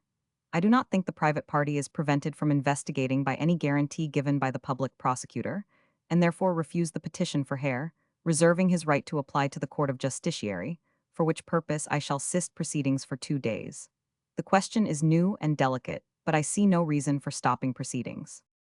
Mr. Miller then stated that the respondent's agent had got authority from the Lord Provost to examine Burke, but just as he was about to enter the prison, a note was put into his hand by the governor from the magistrates, stating that, until the judgment of the sheriff was known, access could not be given. The urgency of the case and the inapplicability of the objections to his examination were represented, and the sheriff thought proper to provide for Burke's examination by a note to his interlocutor, which was as follows. Edinburgh, 21st January 1829. The sheriff having resumed the consideration of the petition for William Hare, and having heard counsel for William Hare and the respondents, Janet Wilson, Senior and Junior, in respect that there is no decision finding that the right of the private party to prosecute is barred by any guarantee or promise of indemnity given by the public prosecutor, refuses the desire of the petition, but in respect of the novelty 278 of the case, supersedes further proceedings in the precognition before the sheriff, at the instance of the respondents, till Friday night at 7 o'clock, in order that William Hare may have an opportunity of applying to the Court of Justiciary. Note: the application which has been made to the Lord Provost for liberty to see Burke, by the private prosecutors, is not before us, but remains to be disposed of by the Lord Provost. This judgment of the sheriff was brought under review of the Court of Justiciary by a bill of advocation, and of suspension and liberation for Hare, which came on for discussion before the court on the 26th of the same month, when the Lord Justice Clerk said, "After having heard the counsel, I have now to state that the court have resolved, before giving their opinions, in the first place to make an order on the Lord Advocate to make any answer to this bill that he may see necessary. The court desire to decide this question in the gravest manner, after seeing informations, and the council will make arrangements for giving them in as speedily as possible." Informations were then ordered to be lodged on Saturday following. In obedience to this order of court, answers for the Lord Advocate and informations for Hare and the relatives of Wilson were accordingly lodged, and their lordships on the 2d February proceeded to pronounce judgment on the very nice and important points of law embraced in the discussion. The Lord Advocate's answer is as follows. The respondent has not failed to observe the guarded terms in which this order is conceived, calling upon him only to give such information as he shall deem proper 279, and thus relieving him from the necessity of questioning the power, even of this court, to require, in this shape, a disclosure of the grounds on which the public prosecutor has been guided in the exercise of his official discretion. Influenced, however, by those feelings of respect which the respondent has ever endeavored to evince towards this high court, he readily submits the following statement, in deference to their wishes, on so extraordinary a case. The murder of Mary Docherty took place on the night of Friday, the 31st October last, and on the evening of the following day, William Burke, Helen M. Dougal, William Hare, and Margaret Laird, his wife, were taken into custody. On Monday, the 3d of November, Burke and M. Dougal were examined before the sheriff. These persons, as your lordships have had occasion to know, denied all accession to the crime. On the 4th of November, William Hare and Margaret Laird were examined by the sheriff. In the declarations then emitted by them, they both positively denied all accession to the murder and stated that Docherty had not received any violence from any person in their presence. Hare and his wife were again examined by the sheriff on the 10th of November. They were a third time examined on the 19th of November. At these examinations, they firmly persevered in their former denial. The precognition having been completed, was laid before the respondent, in order to be finally disposed of.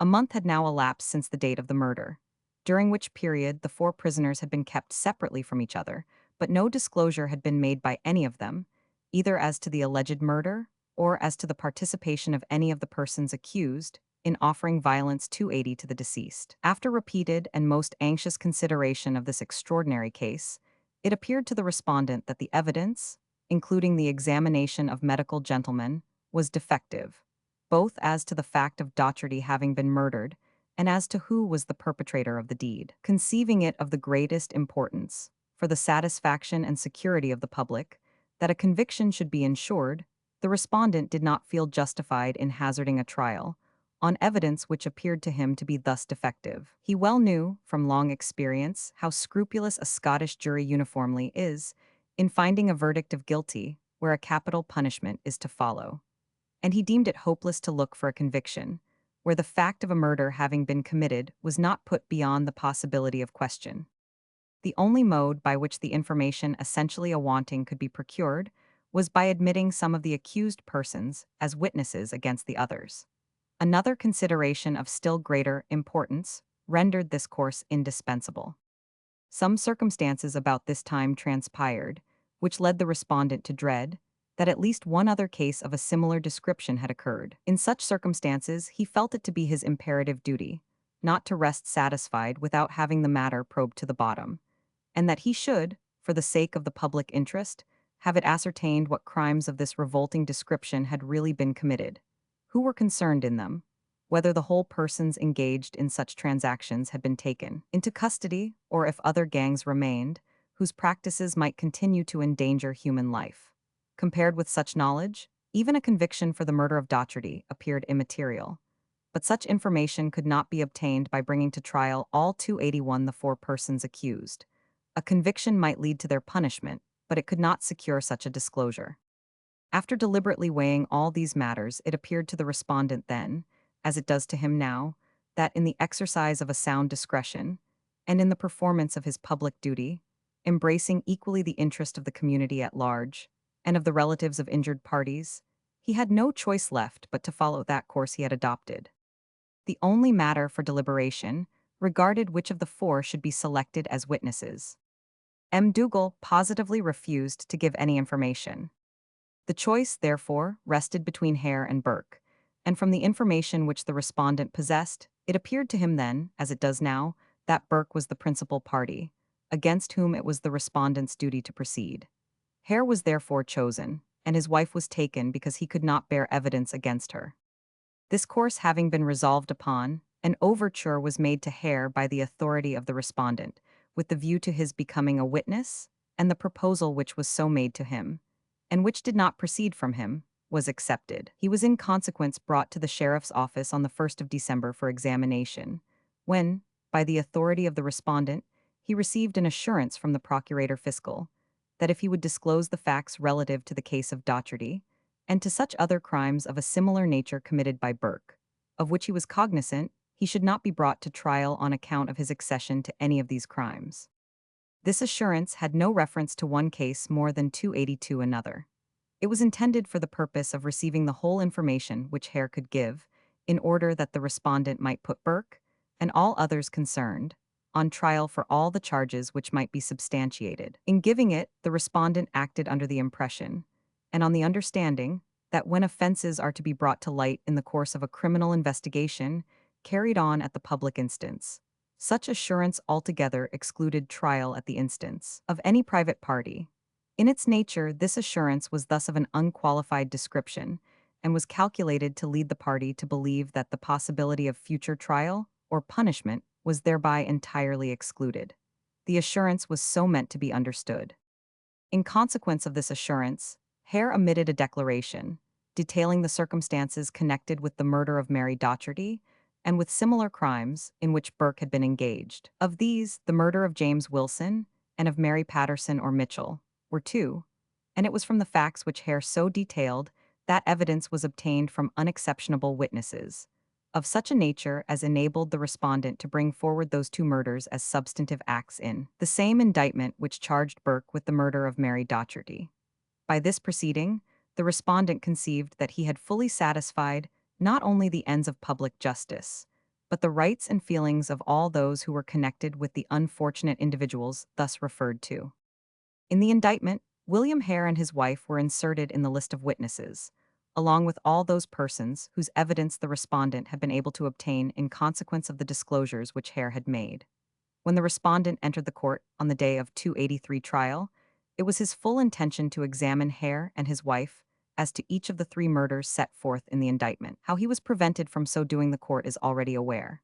Had Burke been acquitted of Docherty's murder, the respondent must, in the discharge of his duty, have proceeded to try him on the other two charges, and in proof of both, Hare and his wife must have been examined as witnesses. As it was, they were both adduced on the trial, and it was from the information obtained from Hare, on the assurance of immunity, that the respondent conceives he was enabled to secure a conviction. The warrant of imprisonment against Hare and his wife, at the public instance, has since been withdrawn, in consequence of its having turned out, after the most anxious inquiry, that no crime could be brought to light in which Hare had been concerned, excepting those to which the disclosures made by him under the above assurance related. In regard to the crimes so disclosed, whether they were included in the indictment against Burke or not, the respondent having, in the conscientious discharge of his duty, authorized the assurance to be given which has now been stated, apprehends that he is legally barred from prosecuting either of those persons at his instance, and he will not make any such attempt. He need not add that he should strongly feel such a proceeding, upon his part, as dishonorable in itself, unworthy of his office, and highly injurious to the administration of justice. Having thus, in compliance with the order of your lordships, given such information to the court as he has deemed proper, in regard to the situation in which the public prosecutor stands, in reference to the murders set forth in the bill of advocation, the respondent has only to 284 add, that, upon perusing the said bill, he finds no statement in it which requires any answer on his part. Information put in for Hare states that the question now to be resolved is, whether the informant, Hare, is protected from farther criminal process in order to punishment, for the murder of James Wilson alias Daft Jamie.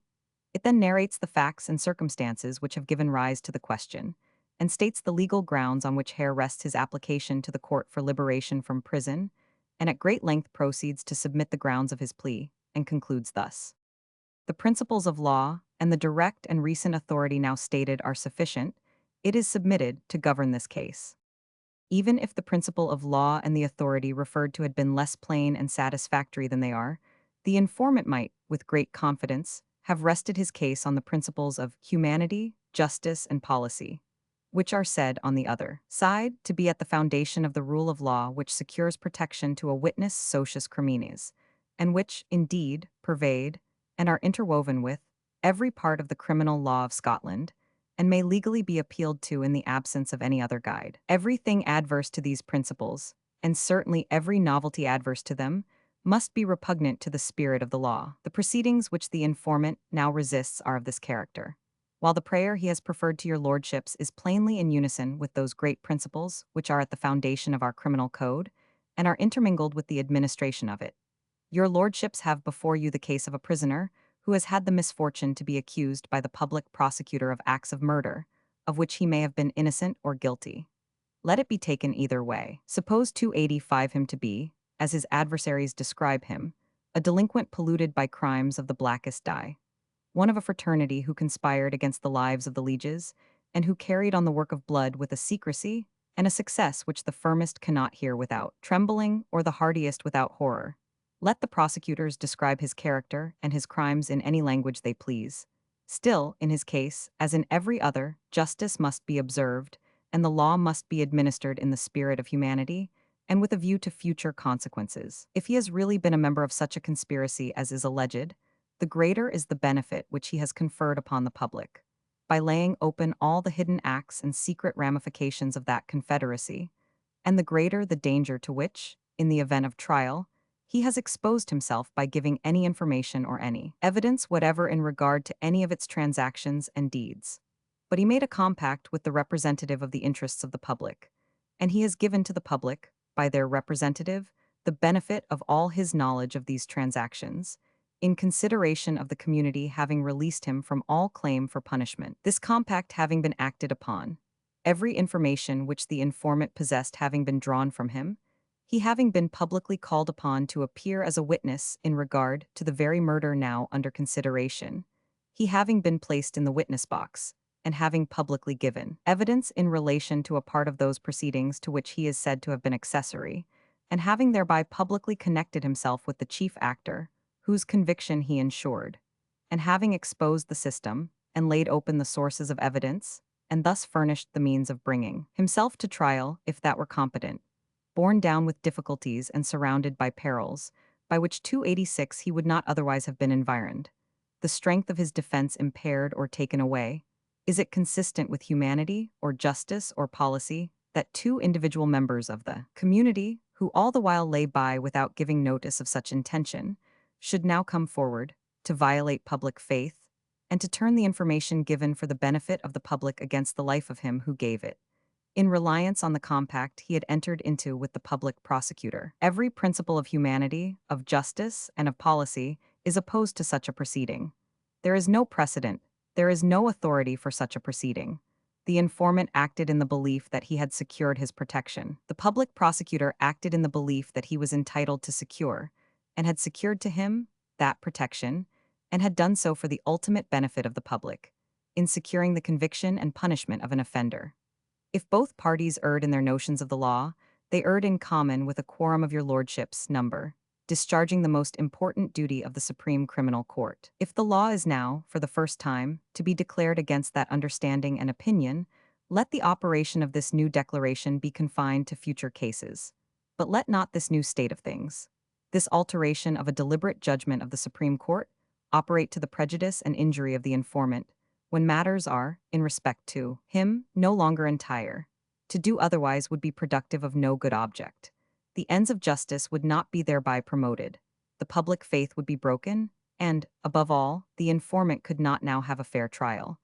These considerations give him a sufficient claim to the interposition of your lordships to prevent further proceedings against him. The information given in for the relatives of James Wilson is also of great length. It is there stated that the right of the private party to prosecute is not controllable by the public prosecutor, and is independent of him. The prosecutors state this as a fundamental and constitutional principle in the criminal jurisprudence of Scotland. It is not an antiquated right, as stated by the counsel for the prisoner, but is recognized by the latest authorities, and is consistent with the most fundamental principles of our practice. There can therefore be no question as to the title of the prosecutors. They state themselves to be the nearest kinsmen of the deceased, demanding the vengeance of the law on the body of the culprit if he is found to be a murderer. Legally speaking, there are only two situations in which a prisoner can actually plead indemnity in bar of trial, viz., previous acquittal by a jury or remission by the Crown. These are the two constitutional modes of freeing an accused party from the consequences of alleged crime, and either of them is an effectual bar to trial, whether at the instance of the public prosecutor or of the private party. But the point which the prosecutors are anxious to establish is this: that whatever may be the nature of the private arrangement between the public prosecutor and the criminal, and whatever may have been his inducement to give up his right of calling upon him to answer at the bar of justice for the crime of which he is guilty, that arrangement cannot deprive the private party of his right to insist for the full pains of law. If the law contemplated the power of the public prosecutor to deprive the private party of his right to prosecute, by arrangements to which the latter is no party, it had better declare at once that the private instance shall be at an end, because it virtually would be so. The assertion of the prosecutors, however, is that their legal right to investigate the circumstances attending the 288 death of their near relation, and to indict the accused party, if they shall find sufficient ground to do so, cannot be interfered with by the proceedings of the public prosecutor, in circumstances over which they have no control. They say that this doctrine must be held, because it flows as a necessary and irrefragable consequence from the constitutional right of prosecution, which has been proved to exist. If the right be in the private party, How can it be wrested from them?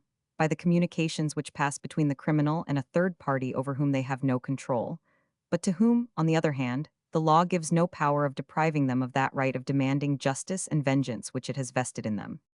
In point of form, indeed, it is required that the Lord Advocate should grant his concourse to a prosecution before the High Court of Justiciary. But this form is established, not for the purpose of showing that his permission to prosecute is necessary, but for the purpose of showing that there is a public injury to be vindicated as well as a private party to be satisfied. Accordingly, the Lord Advocate has no right to refuse his concourse. If he should refuse, he can be compelled to grant it, for this very reason, that it is not in arbitrio of him to deprive the private party of his legal right. The law was so stated by Lord Alemore, on the complaint of Sir John Gordon against His Majesty's Advocate, June the 21st, 1766, and the same doctrine is laid down by our authorities. Here quotations in support of the above doctrine are introduced from Burnet, p. 300, and from Hume, Vol. 2 p. 123. The prosecutors pleaded, too, that the socius criminis is only protected by the indulgence of the court with regard to the particular crime as to which he gives evidence. Formerly, a socius criminis was not received as an evidence in the criminal courts of this country, because of the interest which he was supposed to have in establishing the guilt of the individual accused, and thus freeing himself from the imputation of the crime, and the practice which has lately crept in of affording an indemnity to the witness, for the crime as to which he has given evidence, does not appear to have been recognized until subsequent to the case of Jameson in 1770. In the case, accordingly, of MacDonald and Jameson in August 1770, when the objection of a witness having been socius criminis was fully debated, the prosecutor in answer did not say that the witness, by being examined, would thereby be exempted from prosecution, but only that he might hope for impunity, while the usage, at that time, of granting special pardon to accomplices for enabling them to give evidence confirms what has been stated. At what period a different rule came to prevail does not appear. Baron Hume conceives that the practice may have commenced from the rule introduced by 21st Geo. 2 Cap. 25 as to a particular offense. The doctrine maintained on the part of the prisoner is that he is relieved not only from the consequences attaching to his participation in the crime as to which he has been examined, but also as to others, in regard to which the same parties may have been implicated, but which have not been the subject of trial. This argument extends the doctrine of indemnity much farther than it has yet been carried. For the question underwent grave discussion, and the practice, as then followed by public prosecutors and recognized by the bench, is distinctly stated by the learned judges in the case of Downey, who was tried for high treason in the year 1794. The discussion arose upon certain questions being put to a witness of the 290 name of H. Hesson, tending to criminate himself. The danger had been pointed out by the counsel for the prisoner, to which the course of the examination might lead, as the witness might confess that which was sufficient to convict him of the crime of treason. The doctrine laid down by the whole of these learned judges is this, that for what the individual told the court as a witness, he could not afterwards be questioned. But they distinctly state that if the witness, after being put into the box, refuses to answer, he would not have been entitled to any protection.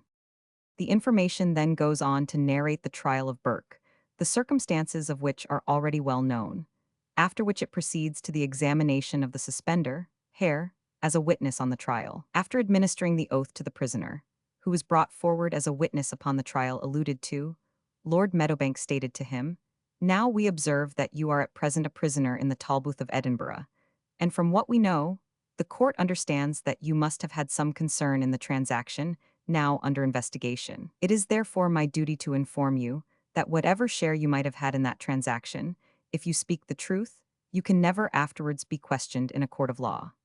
Lord Justice Clerk, you will understand that you are called here as a witness regarding the death of an elderly woman of the name of Campbell or McGonigal. You understand that it is only with regard to her that you are now to speak." To this question, the witness replied by asking, "T'ood woman, sir?" Lord Justice Clerk, "Yes.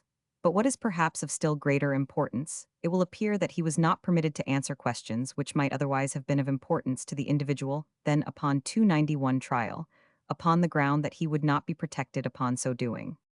From all which these facts are indisputably established, viz. First, that the witness was examined as to no other murder than that of Docherty or Campbell. And 2 dly, that he was distinctly warned that he was not bound to answer any question with regard to the other murders contained in the indictment, because as to any other murder except that under investigation, he was not protected by the court. The present question therefore stands thus. Hitherto, a witness has only been protected from trial for the particular crime as to which he has given evidence. The prisoner has given none as to the crime of which he is now accused, and therefore he has not been placed in that situation which entitles him to the protection of the court.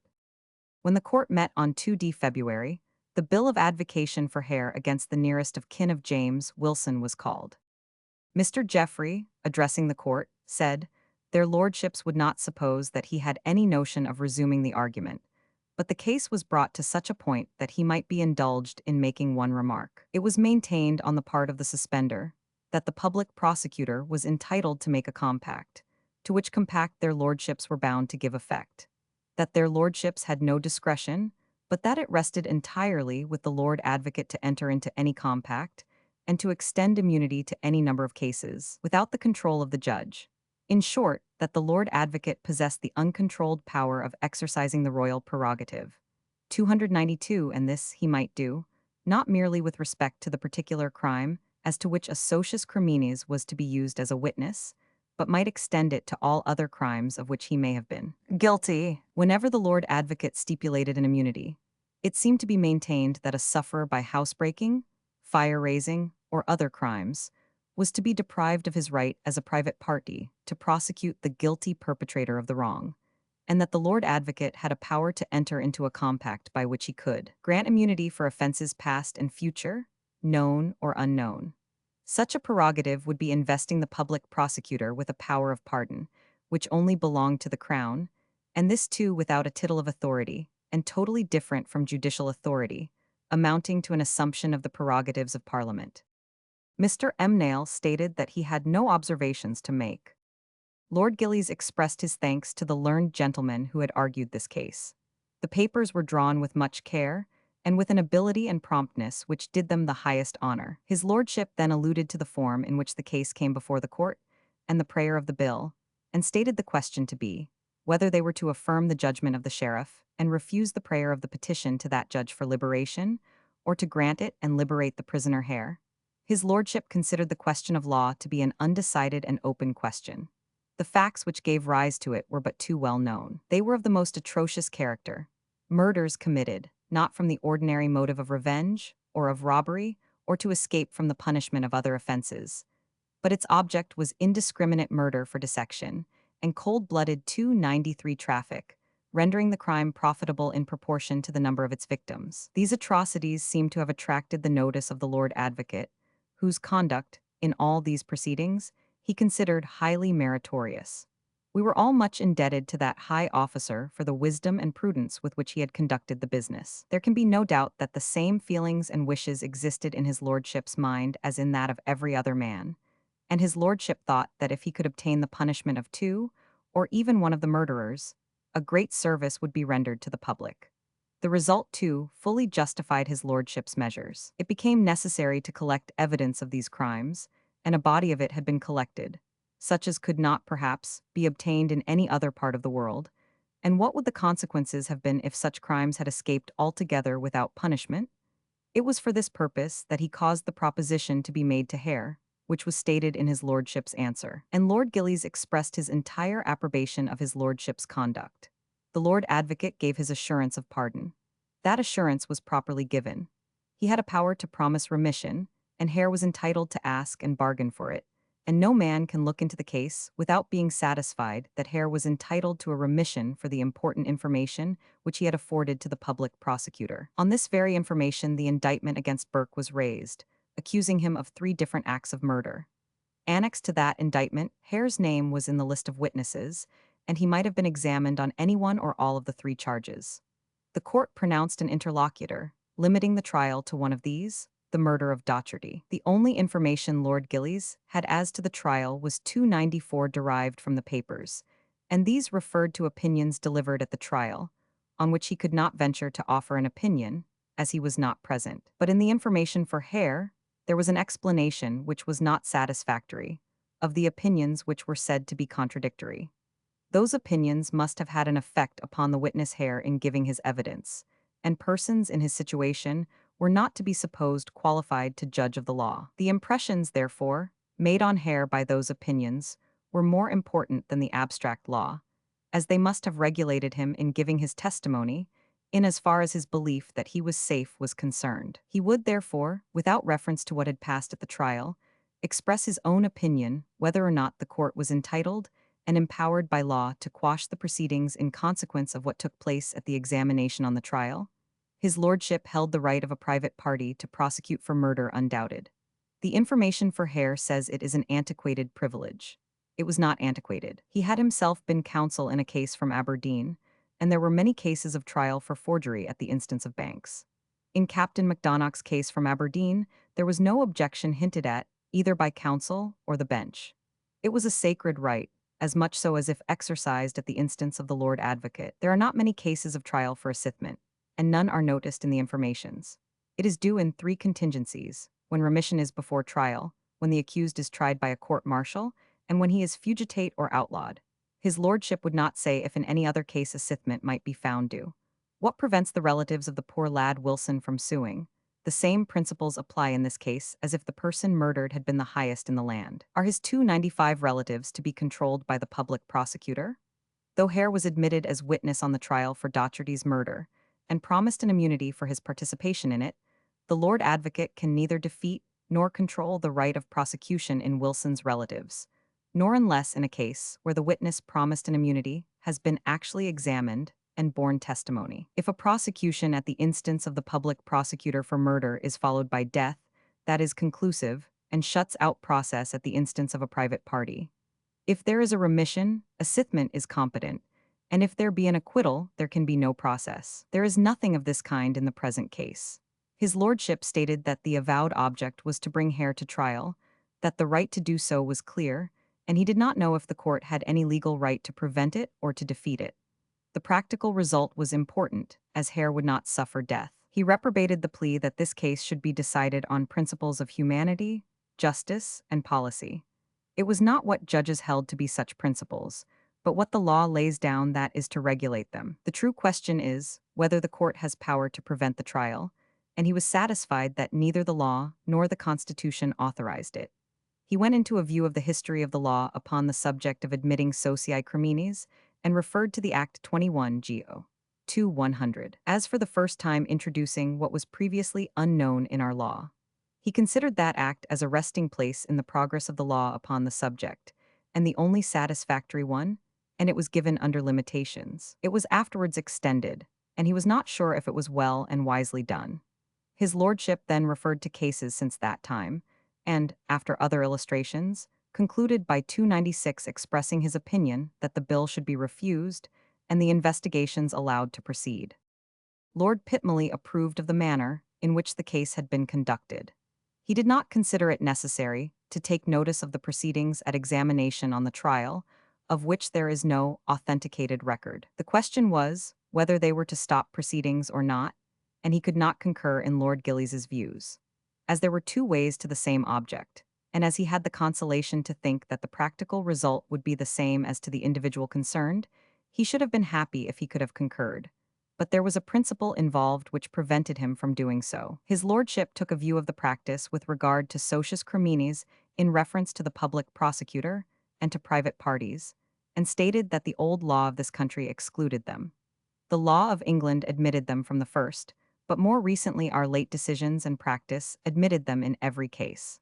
Such a system could only be introduced gradually. His lordship differed from Lord Gillie's in his view of the Act Go. 2-100, which introduced a particular rule of law for a special case. It was not a general act and laid down no general rule, but rather an exception. The 20th section enacted a rule different from that in 31, and the act could not be considered as a resting place in the history of the law as to socii. His lordship then went into a review of the cases applicable to this point, and the principle laid down in the case of Smith and Brodie had now been uniformly acted upon for a period of upwards of 40 years. The Lord Advocate's statement was highly satisfactory, and everyone must agree in approving of the whole course of his proceedings. His lordship could not, after procuring all the information which Hare afforded on the faith of the promised immunity, 297 turn round and proceed against him, because he had not been examined on the two cases not brought to trial. He next considered the right of the private party, and held that if it was competent to proceed against Hare in the case of Wilson, it was equally competent to proceed against him in the case of Docherty, at the instance of private parties. Yet it is admitted that in the case of Docherty, the right of the private party is controlled, and must be controlled. After a variety of other illustrations, which we regret our limits will not allow us to repeat, in support of these doctrines, Lord Pitmley concluded by saying that the purity and integrity of the law and the faith of the public prosecutor, which, for the public good, must not be broken, required that the liberation of the prisoner should be granted, and the proceedings against him stopped. He felt most intensely for the relatives of James Wilson. He sympathized with the public in their feelings of detestation upon the subject of the murders which had led to these discussions. But he felt more for the honor of the country, which was bound to vindicate the faith of a great public officer acting for the public welfare. Lord Meadowbank considered this a very important case, as regarded the consistency of the court, and also as it affects the first law officer of the Crown, and if he were under the necessity of refusing to discharge the warrant of commitment against Hare, it would be to him a subject of humiliation and endless regret. His lordship differed from his brethren, who considered the admissibility of a socius crimines as of modern introduction into the law of Scotland. He referred to the authority of Lord Hales and the trials of Lord Morton and the Gary conspirators to show that socii were received as witnesses of old, and that remissions had been given for the purpose of obtaining their evidence. His lordship went into an 298 eloquent and learned illustration of the antiquities of our criminal law in the days of the justiciar, and previous to the time that the Lord Advocate was invested with his present power, and maintained that at no period in the law of Scotland has a private prosecutor ever enjoyed the power of suing a criminal without being subject to control by the public prosecutor and the court. And he held that, when the king created the Lord Advocate public prosecutor, he also must be held to have invested him with all the powers necessary for explicating the duties of his office. Among these, the power of remission of offenses for the purpose of obtaining information essential to the public welfare must have been transferred. There never had been a prosecution of a socius crimines at any period in the history of the court when he had obtained the promise of indemnity from the Lord Advocate and given information and evidence. His lordship was therefore for quashing the proceedings. Lord Mackenzie said, although he had been anticipated in what he had to offer on this subject, he considered it his duty to express his opinion. As to the matter of form, he was of opinion that Hare was competently before the court, and it was necessary to decide whether he had a sufficient protection by the compact with the Lord Advocate against farther proceedings. He held that the calling of a witness who was a socius gives an implied protection, and this he held to be fixed by the cases of Brodie and Smith, followed by all the cases ever since. He considered that Hare had this protection both for the case of Docherty and Wilson. The course of the Lord Advocate had been most wise and expedient, and this wretched man, Hare, had acquired an immunity in all the three cases, in consequence of the promise held out to him. Considering the evidence adduced on the trial of Burke, it was impossible 299 to contemplate Hare's escape without pain, but he must not die by a perversion of the law, which would shake all confidence in the fair and steady administration of justice. Lord Alloway concurred in the views of Lord Gillies and expressed his opinion at considerable length. He applauded the Lord Advocate, who had acted in a manner worthy of himself and of the high office which he held. His conduct had been distinguished for wisdom and firmness, and he had not a doubt that the Lord Advocate was bound to go to the Crown for a remission to Hare. The Crown, he held, was the only source of mercy. His lordship could not approve of any authorities drawn from the practice of periods in our history, which were a disgrace and abomination. And he could not think of resting any of our law on precedents drawn from the trials of Lord Morton and the Gary conspirators. He heard that the trial on which Hare was examined was only on the case of Docherty, not of Wilson, and if it was not the case of Wilson, his examination in the other case afforded him no protection. All other cases except Docherty were excluded, and there was no other before the jury. The statute of Geo. 2 was in veriti observantia. His lordship was for refusing the bill. The Lord Justice Clerk said that, considering this case as one of very great importance, he had prepared his opinion upon it with great care and anxiety, and as he had dictated it, he would now read it without any apology. After some preliminary remarks, that opinion was expressed in the following terms. From the statement of the Lord Advocate, it is placed beyond all doubt that, with a view to the public interest alone, he resorted to the course therein detailed, and considering the atrocious, extraordinary, and unexampled nature of the crimes to which his attention had been called, the infinite importance of avoiding 300 the risk of the escape from punishment of all who then appeared implicated in these crimes, and the immense advantage of a public example from a conviction, he did exercise a wise and sound discretion in betaking himself to the evidence of Hare and his wife, and giving the assurance stated in his answers. It moreover appears to me that the propriety and wisdom of the conduct of the public prosecutor, in regard to the important and delicate duty he had to perform, have been most fully evinced by the result of the trial and conviction of William Burke. If instead of following the course he did, he had indicted Hare and his wife along with the other prisoners for the murder of Docherty, the public prosecutor having then, according to his own statement, no sufficient information regarding the murders of Wilson and Patterson, and had failed to obtain a verdict, against the certainty of which not being the case, no one will venture to give an opinion. It may be considered what would then have been the feeling of the public in regard to such a proceeding. Keeping the above circumstances in view, and attending particularly to the nature and structure of the indictment exhibited against Burke and M. Dougal, charging the single crime of murder, in the three specific acts of Mary Patterson, James Wilson, and Mrs. Docherty or Campbell, all alleged to have been perpetrated in the same way and with the same intent, viz., for the sale of the bodies for dissection. In the list of witnesses subjoined to which Hare and his wife were included, the interlocutor of the court, finding the whole indictment relevant to infer the pains of law, but upon the motion of the prisoners, allowing the separation of the charges, and the trial then to proceed as to the murder of Docherty alone, the subsequent direction, at the desire of the prisoners, given to Hare, to confine his statement to the case of Docherty. The examination which he then underwent one both for the prosecution and the prisoners, is to be carefully attended to. His lordship then took a most comprehensive and detailed view of the law applicable to the case, which our limits will not permit us to give at length.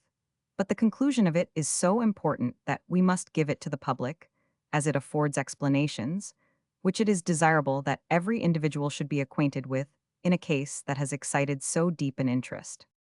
If then, the prisoner Hare is legally exempted from all prosecution, at the instance of the public prosecutor, for any accession he may have had to the three acts of murder charged in the indictment against Burke and M. Dougal, there seems no ground in law for maintaining that he may still be prosecuted at the instance of the relations of either of the three parties alleged to have been murdered.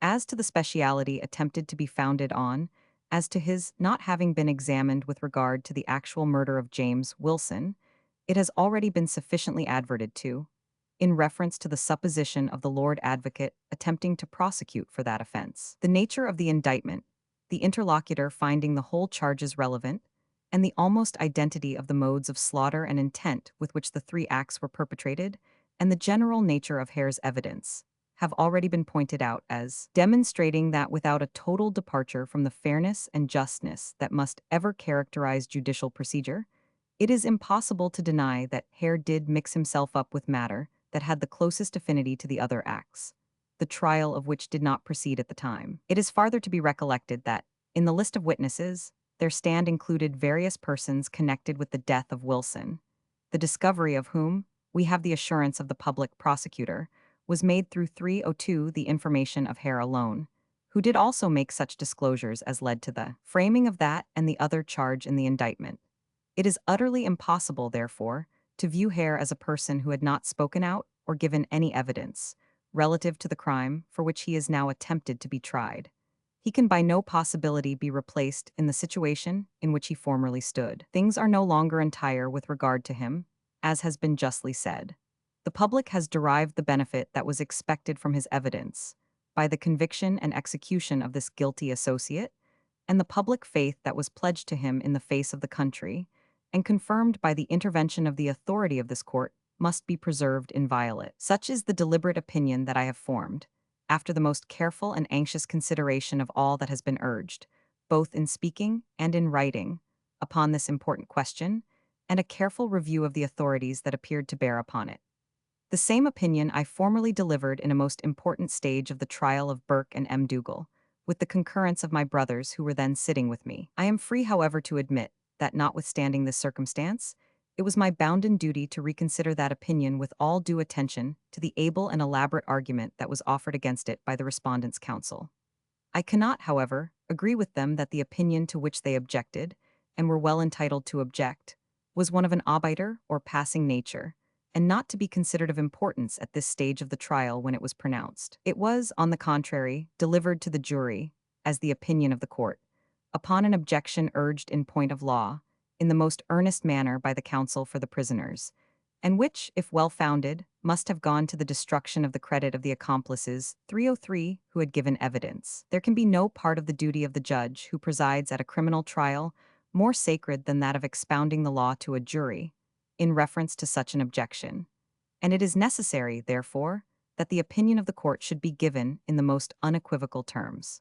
It was accordingly given to the purport and effect that is stated in the printed trial. As no man can say what effect that statement of the law had upon the minds of the jury, as it may in fact have led them to give such credit to Hare and his wife, as actually brought about their verdict against Burke, and consequently that his fate had been decided by it, I have no hesitation in declaring that if I had, upon reflection, been convinced that I had committed an error, and delivered an erroneous opinion in law to the jury, I should have felt it to be my bounden duty, without the least regard to popular feeling or clamor, to have made such a representation to the Secretary of State, as might have led to an alteration of the sentence of the law upon Burke.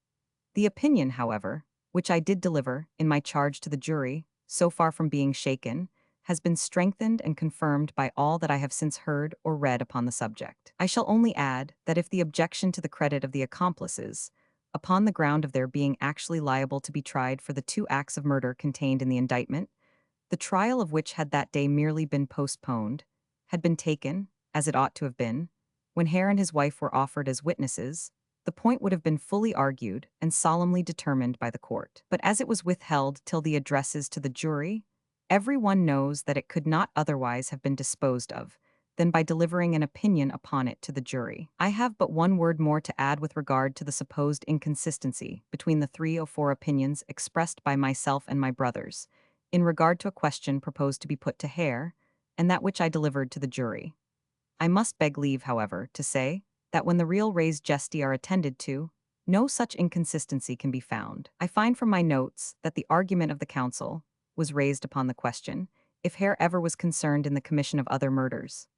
Upon the competency of that question, the opinions of the court were delivered, and those opinions must necessarily be viewed as having reference to the question actually proposed, and the injunction which the panel's own counsel had themselves desired should be given to Hare, to confine himself to the case of Docherty. And I well recollect of putting it to the counsel that the witness must be fairly dealt with, and of having stated that if asked in regard to the cases of Wilson and Patterson, his whole statement must be given, whatever the consequences might be. When the examination was resumed, I do not find that the question is put in the precise terms on which it had been argued, and it was only at a later period that Hare was asked if there was a murder committed in his house in October last, but as to which the opinion of the court was not delivered. Whatever shade of difference may therefore appear in the opinions regarding these questions, and that which was advisedly delivered in the charge to the jury, and I am by no means surprised it has so struck some of your lordships, must fairly be ascribed,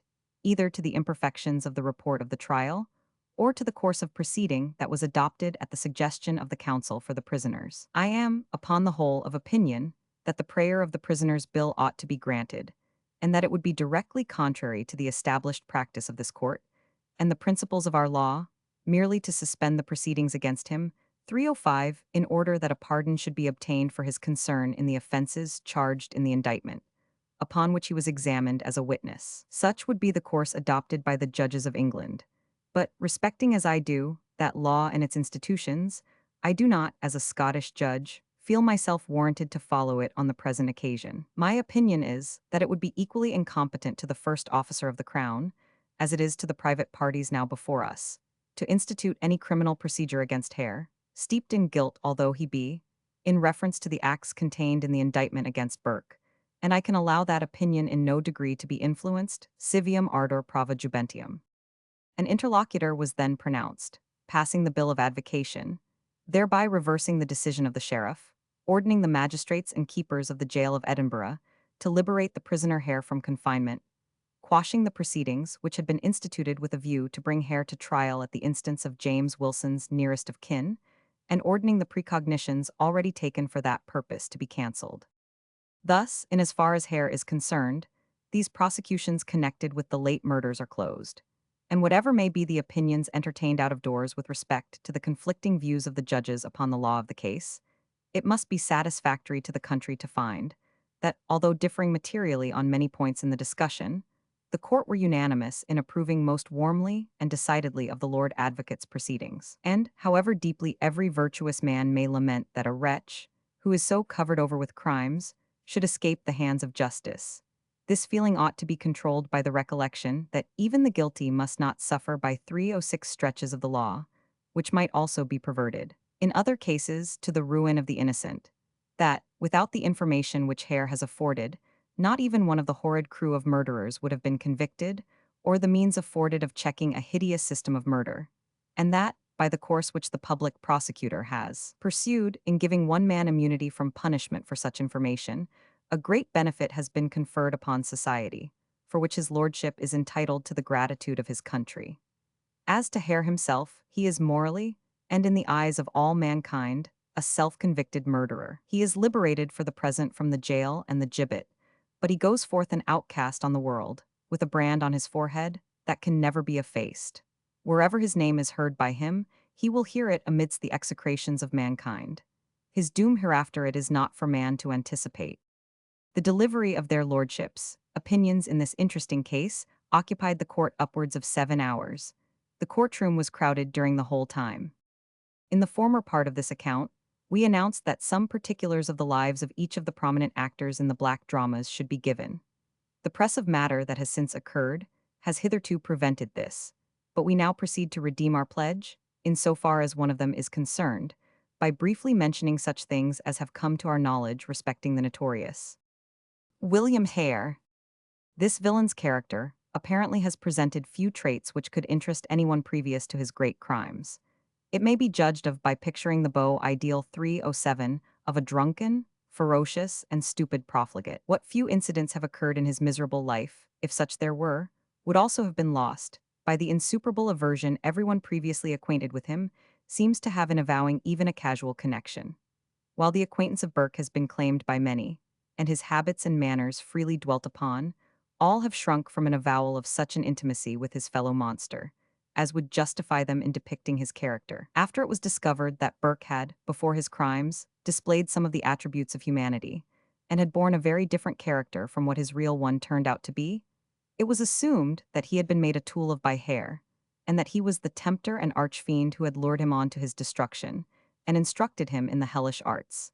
And Burke's language favored the idea, but Hare has since exhibited, along with his hardened indifference and callousness, such a mental apathy, such gross and unconceivable stolidity in his conduct and estimation of his crimes, as to force us to the conclusion that, however inclined he might be to reach the climax of atrocity, he was not capable of leading or directing anyone, far less Burke, or initiating him in the barbarous trade. In corroboration of this, we may mention that a celebrated literary professor of our university, it is understood, visited both of the murderers when in jail, and gave, as his opinion, that in comparison with Burke, Hare was a perfect fool, and that he was convinced that he could never be his instructor.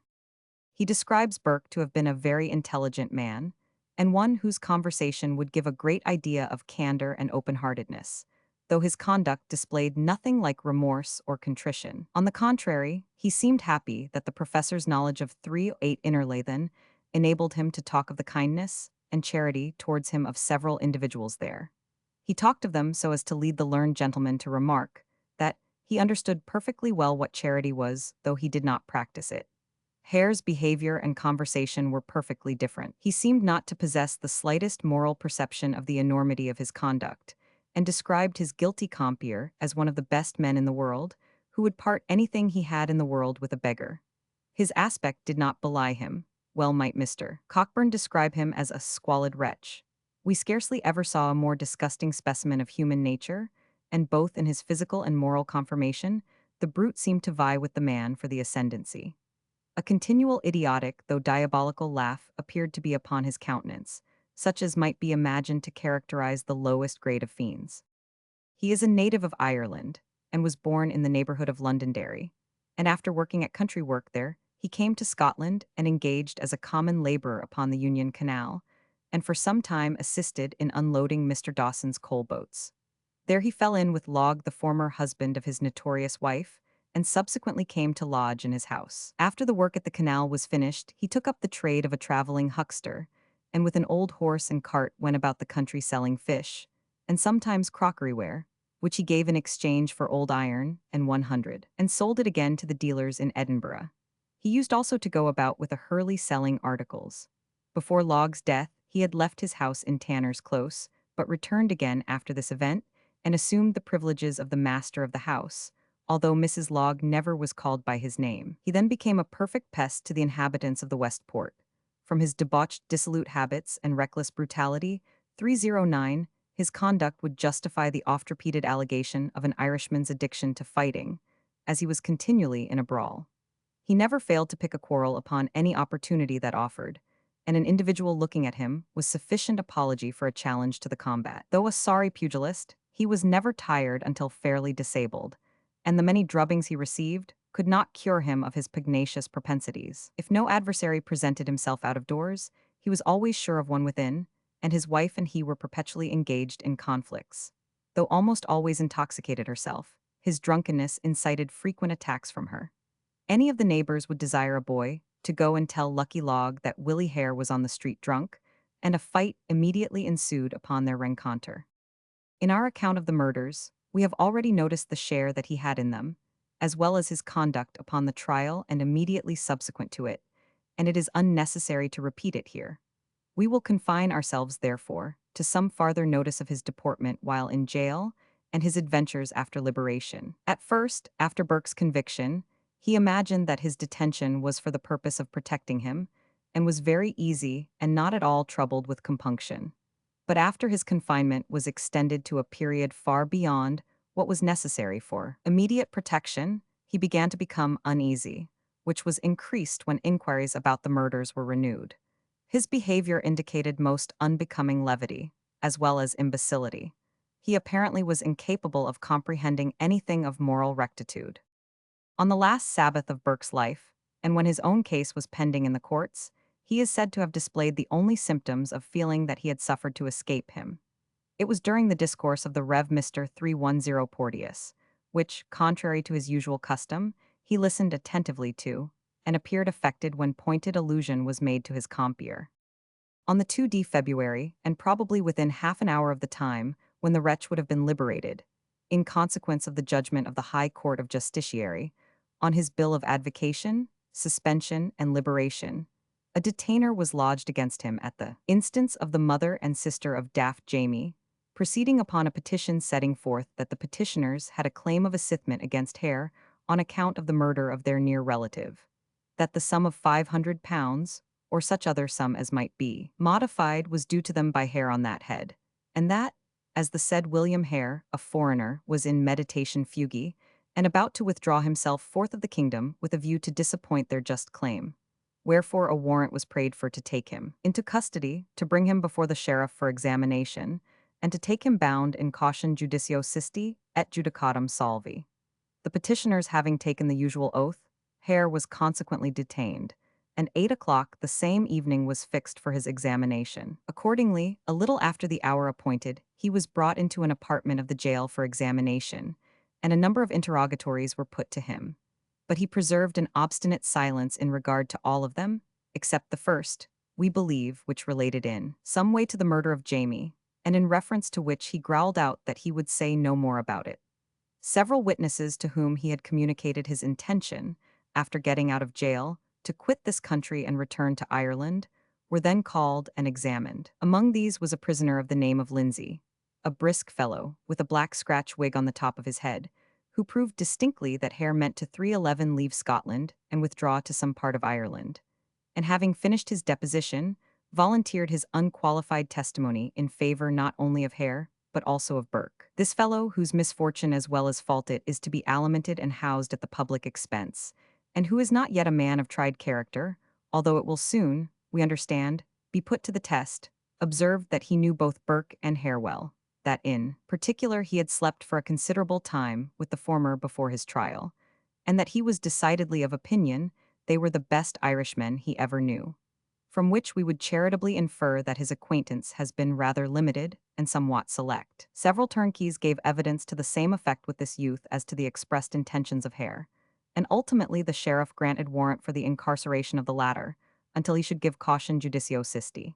When Hare discovered the turn things were taking, he recovered the use of his speech, and said twice or three times, "Ye are no giving me justice. I'm sure, gentlemen, ye are no giving me justice." Observing him getting the better of the caution he had previously observed, several questions were put to him, without however eliciting any satisfactory answers. "What would you do if you were to get out of jail?" "I do not know. I must do something. I have no money." "Do you consider yourself in danger from the mob?" He gave no audible answer to this question, though he seemed to be muttering something. "Would you consider yourself safe in Edinburgh?" "No, I would not consider myself safe in Edinburgh." "Would you consider yourself safe in any other part of this country?" "My mind and heart tell me that I ought to be safe." This answer excited some surprise, for had it been competent to prove anything except his expressed intentions to quit the country 312 upon his liberation, witnesses might have been easily produced to whom he had admitted the murder, from all prosecution for which he is now forever free. The appearance of Hare upon this occasion was more than usually hideous and forbidding. The squalid wretch of the witness box will not soon be forgotten by those who happened to see him there. But on Monday night, he was incomparably more gruesome and growlish. For in order to facilitate the operations of some phrenologists, who had just finished taking a cast of his head, his hair had been mown down to the very sconce, with the exception of a fringe bordering the scalp all round, thus blending in his appearance the ludicrous with the horrid in a way and manner that defies all description. His behavior, however, was rather dogged and cautious than impudent or forward. When he first entered the apartment, he seemed very much at his ease. But when he came to understand, after repeated explanations, the object of the proceedings, he grew exceedingly restless and fidgety, neither his mind or heart telling him that farther imprisonment was likely to prove either convenient or salutary. Upon the whole, however, he is certainly one of the coolest and most collected villains that ever lived, and we are convinced that the only consideration which gave him a moment's uneasiness is an accidental vision of the gallows flitting across his imagination. To this favor, indeed, we have little doubt that he will ultimately come. The following admirable description from the graphic pen of John M. Diarmid, Esquire, editor of the Dumfries and Galloway Courier, a gentleman to whom literature is much indebted, furnishes every particular that can be required 313 of Hare's proceedings after his liberation from the Calton Hill jail. "We were roused from our bed on the morning of Friday the 6th of February by a messenger who stated that the miscreant Hare had arrived in Dumfries. At first we could hardly credit the intelligence, after what we had seen stated in the Edinburgh papers, but on repairing to the coach office at the King's Arms Inn, a little after 8 o'clock, we discovered that the news was too true. By this time a considerable crowd had collected, and every moment added to its density. On being admitted to the hateful presence of the man, we found him, as was natural, exceedingly reserved on certain points, but sufficiently communicative regarding others, particularly the means employed, as he alleged, by certain authorities to facilitate his escape to his native country. At a little past 8 on Thursday night, while a very different impression prevailed in Edinburgh, he was released from his cell in the Calton Hill jail, and after being muffled in an old camlet cloak, walked in company with the head turnkey, as far as the post office on Waterloo Bridge, without meeting with the slightest molestation. At this point his companion called a coach and conveyed him to Newington, where the two waited till the mail came up. The guard's edition of the story varies thus far, that he took up an unknown passenger in Nicholson Street and was ordered to blow the horn there. But the difference is immaterial, and might easily arise from Hare's state of mind and ignorance of the ever-shifting localities of Edinburgh. Be this as it may, he got safely seated on the top of the mail, without challenge and without suspicion. In the way-bill he figured as a Mr. Black, not an inappropriate name, and the tall man who came to see him off exclaimed, when 3:14 the guard said, "All's right. Goodbye, Mr. Black, and I wish you well home." At Noble House, the second stage on the Edinburgh road, 20 minutes are allowed for supper, and when the inside passengers alighted and went into the inn, Hare was infatuated enough to follow their example. At first, however, he sat down near the door, behind backs, with his hat on, and his cloak closely muffled about him. But this backwardness was ascribed to his modesty, and one of the passengers, by way of encouraging him, asked if he was not perishing with cold. Hare replied in the affirmative, and then moving forward, took off his hat and commenced toasting his paws at the fire, a piece of indiscretion that can only be accounted for by his imbecility of character. And little indeed was the wretch aware that Mr. Sanford, advocate, one of the counsel employed against him in the prosecution at the instance of daft Jamie's relations, was then standing almost at his elbow. A single glance served all the purposes of the fullest recognition, and as Hare naively enough remarked, he shook his head at me. We suppose it was a shake after the fashion of the ghost in Macbeth, and that the wretch was so well aware of its significancy that he felt his blood freezing in its course, and that his hair, if the phrenologists had left any remaining, would have bristled like quills upon the fretted porcupine. When the guard blew his horn, the associate of Burke managed to be first at the coach door, and as there happened to be one vacant seat, was allowed to go inside. But Mr. S., on coming forward, immediately discovered what had taken place, and although something was said about the coldness of the night, determinedly exclaimed, "Take that fellow out."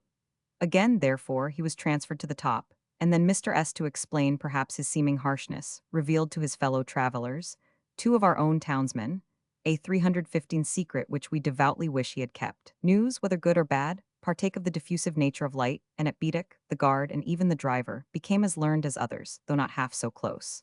Still, as the hour was early, the night dark, and the inmates asleep, no disturbance of any kind occurred until the tocsin was sounded in this town.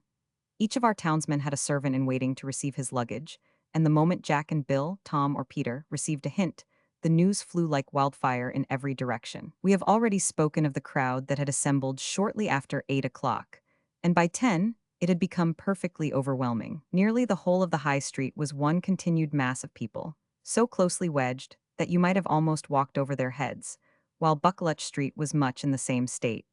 And to express much in few words, the one, as far as numbers went, reminded us of a great fair when the country empties itself of its population, and the other of what takes place at an execution.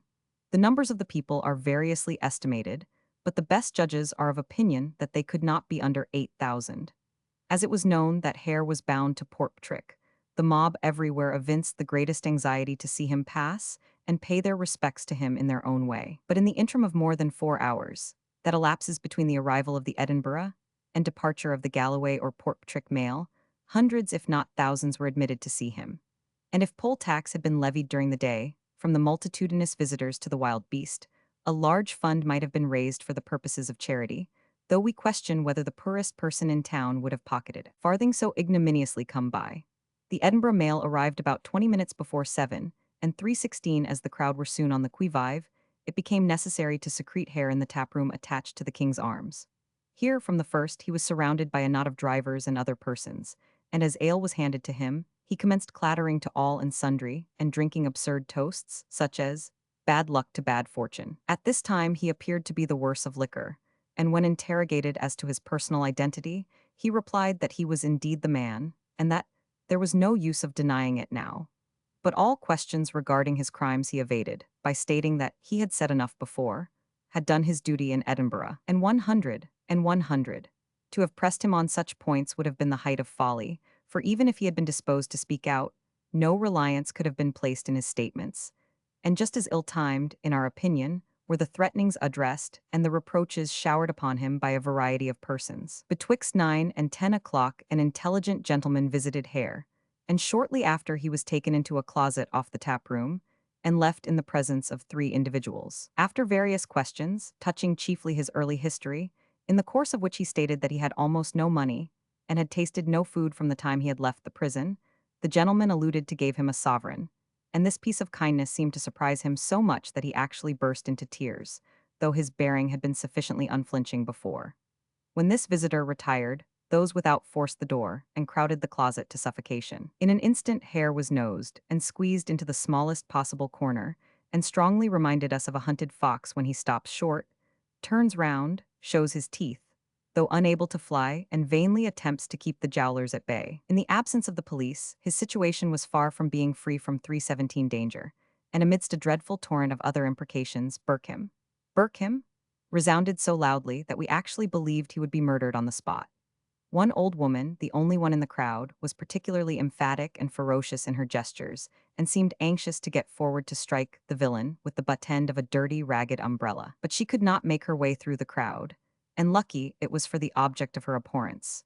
For mischief, like fire, needs only a beginning, and if but one individual had set an example of violence, we believe it would have been very generally followed. When the police arrived, the room was cleared, and Hare reconveyed to the tap room, where crowds continued to visit him, almost up to the hour, 11 o'clock, when the Galloway mail was expected to start. With a view to this, the inn-yard was cleared not without difficulty, the horses put to, and the coach brought out.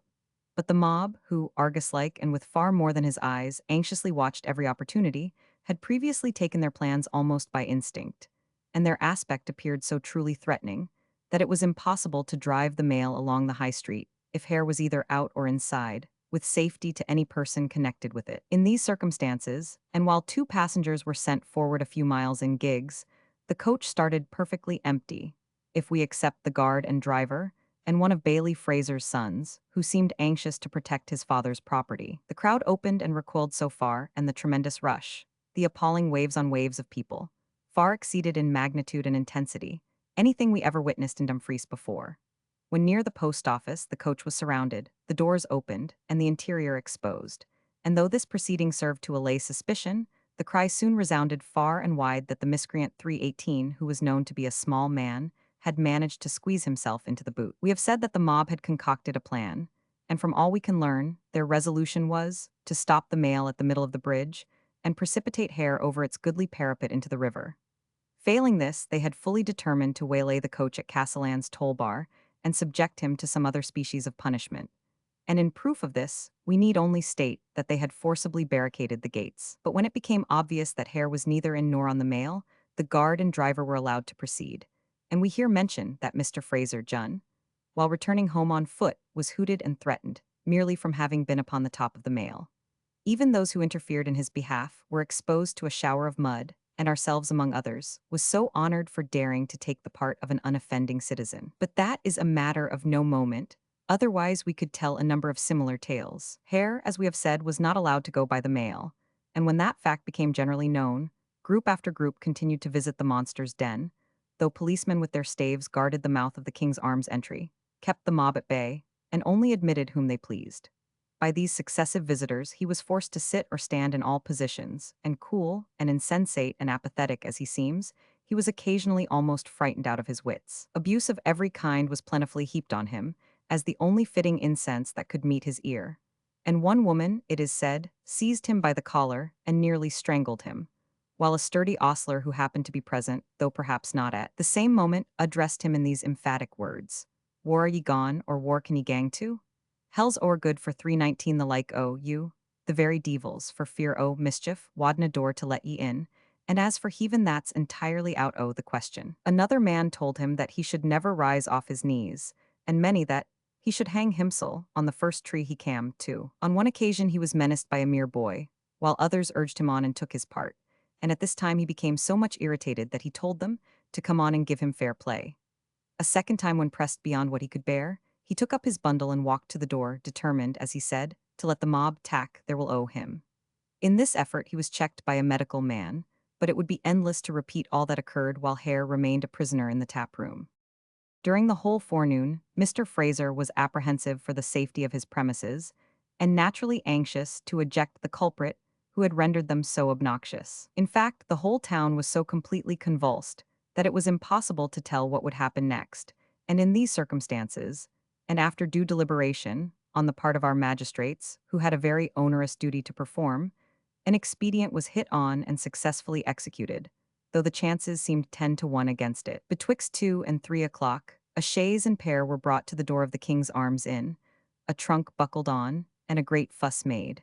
And while these means were employed as a decoy duck, another chaise was got ready almost at the bottom of the back entry, and completely excluded from the view of the mob, if we accept a posse of idle boys. The next step was to direct Hare to clamber or rather jump out of the window of his prison, and crouch like a cat along the wall facing the stables, so as to escape observation. This part of his task was well executed, and 3:20 the moment he got to the bottom and jumped into the chaise, the doors were closed and the postilion ordered to drive like Jehu. and rarely has a better use been made of the whip. And never perhaps, in the memory of man, did a chaise rattle so furiously along the streets of Dumfries. To pass Mr. Rankine's and round the corner at Mrs. Richardson's brewery was literally the work of a few moments, and here the turn was taken so sharply that the chaise ran for some time on two wheels and had very nearly been overturned. Had it really upset, Hare, to a certainty, would have been torn to pieces. But the driver knew that he was engaged in a very perilous service, and proceeded onwards at a prodigious pace, lashing right and left all the while. The mob by this time had become suspicious that a maneuver of some kind was in the act of being executed, and as the chaise driver had a considerable round to make, they moved in a twinkling and in prodigious masses, with the view of intercepting him about the middle of the sands. The rush down Bank Street baffles all description, and can only be compared to the letting out of waters, or rather to the descent of a mighty cataract. Even from the opposite side of the river, numbers, when they witnessed the speed of the chaise, immediately suspected what had taken place, and rushed with such fury across the old bridge, that the driver ran the greatest possible risk of being outflanked and surrounded on every side. And nothing, in fact, but the mettle of his steeds and the willing arm that urged them forward saved his passenger from instant death, and himself, perhaps, from a terrible sousing.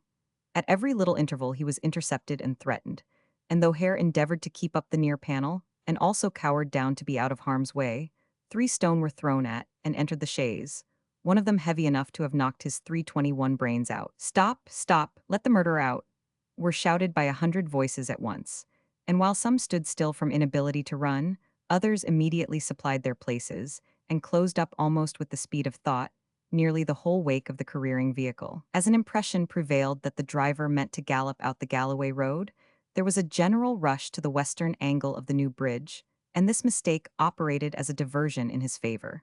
Nor were the few moments gained mise-employed. The sharp corner of Dr. Wood's laboratory was cleared almost at a single bound, and as he had then a broad street before him, nothing could well exceed the fury with which he drove up to the jail door. Mr. Hunter had previously received his clue, and though a strong chain was placed behind the door, an opening was left to admit the fugitive.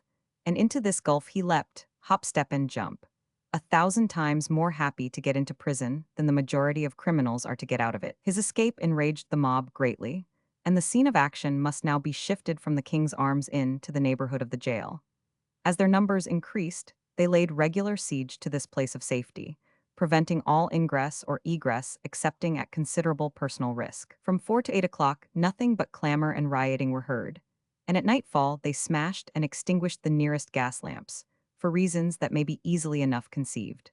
The ponderous knocker of a most ponderous door was wrenched from its socket by main force, and successive showers of stones thrown with such violence into the courtyard that the chimney cans of some of the buildings were broken. For want of a better battering ram, the same means were tried to force the entrance to the jail, and the rebound of the stones was so loud, incessant, and long continued, that the 322 inhabitants of Buccleuch Street were under the greatest apprehensions for the safety of their dwellings. Though the militia staff and police exerted themselves to the utmost, their numbers were inadequate to preserve proper order.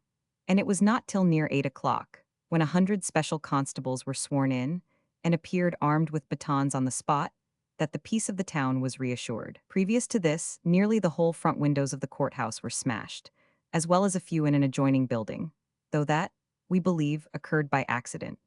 By some, too, it was proposed to pay a similar compliment to every doctor in town, and by others to provide tar barrels and peats for the purpose of firing the doors of the jail. Indeed, from what we have heard, it seems nearly certain that the latter scheme would have been carried into execution, and that nothing prevented the jail from being partially burnt and sacked, but the swearing in of the special constables, a measure that should have been adopted some hours earlier. In spite of the noise occasioned by the uproar and ceaseless hum of human voices, Hare was in bed and sound asleep, and we dare say our authorities were a good deal puzzled what to do with him, and very heartily banned the cause that had led him to pollute Dumfries with his hateful presence. During the whole day, business had been interrupted, if not suspended, and it was feared, if he remained overnight, that the scenes of Friday would be renewed and aggravated by large importations of persons from the country. Still, so long as the streets leading to the jail and other parts of the town were in a state of commotion, it seemed next to impossible to get out of the way, and if the mob had remained firm to their purpose of keeping vigilant watch and ward, we know not what would have been the final result. But as the night waxed their resolution 323 cooled, and at 1 o'clock on Saturday morning, not a single individual was seen in Buccleuch Street beyond those on official duty. As the opportunity was too good to be lost, Hare was roused from his troubled slumbers and ordered to prepare for his immediate departure. While putting on his clothes, he trembled violently and inquired eagerly for his cloak and bundle. But as these articles were not at hand, he was told that he must go without them, and thank his stars into the bargain that he had a prospect of escaping with whole bones. As the whole population of Galloway were in arms, and as the mail had been surrounded and searched on Friday at Crocketford Toll Bar, and probably at every other stage betwixt Dumfries and Portpatrick, it was in vain to escort him across the bridge, and, in these circumstances, he was recommended to take another route.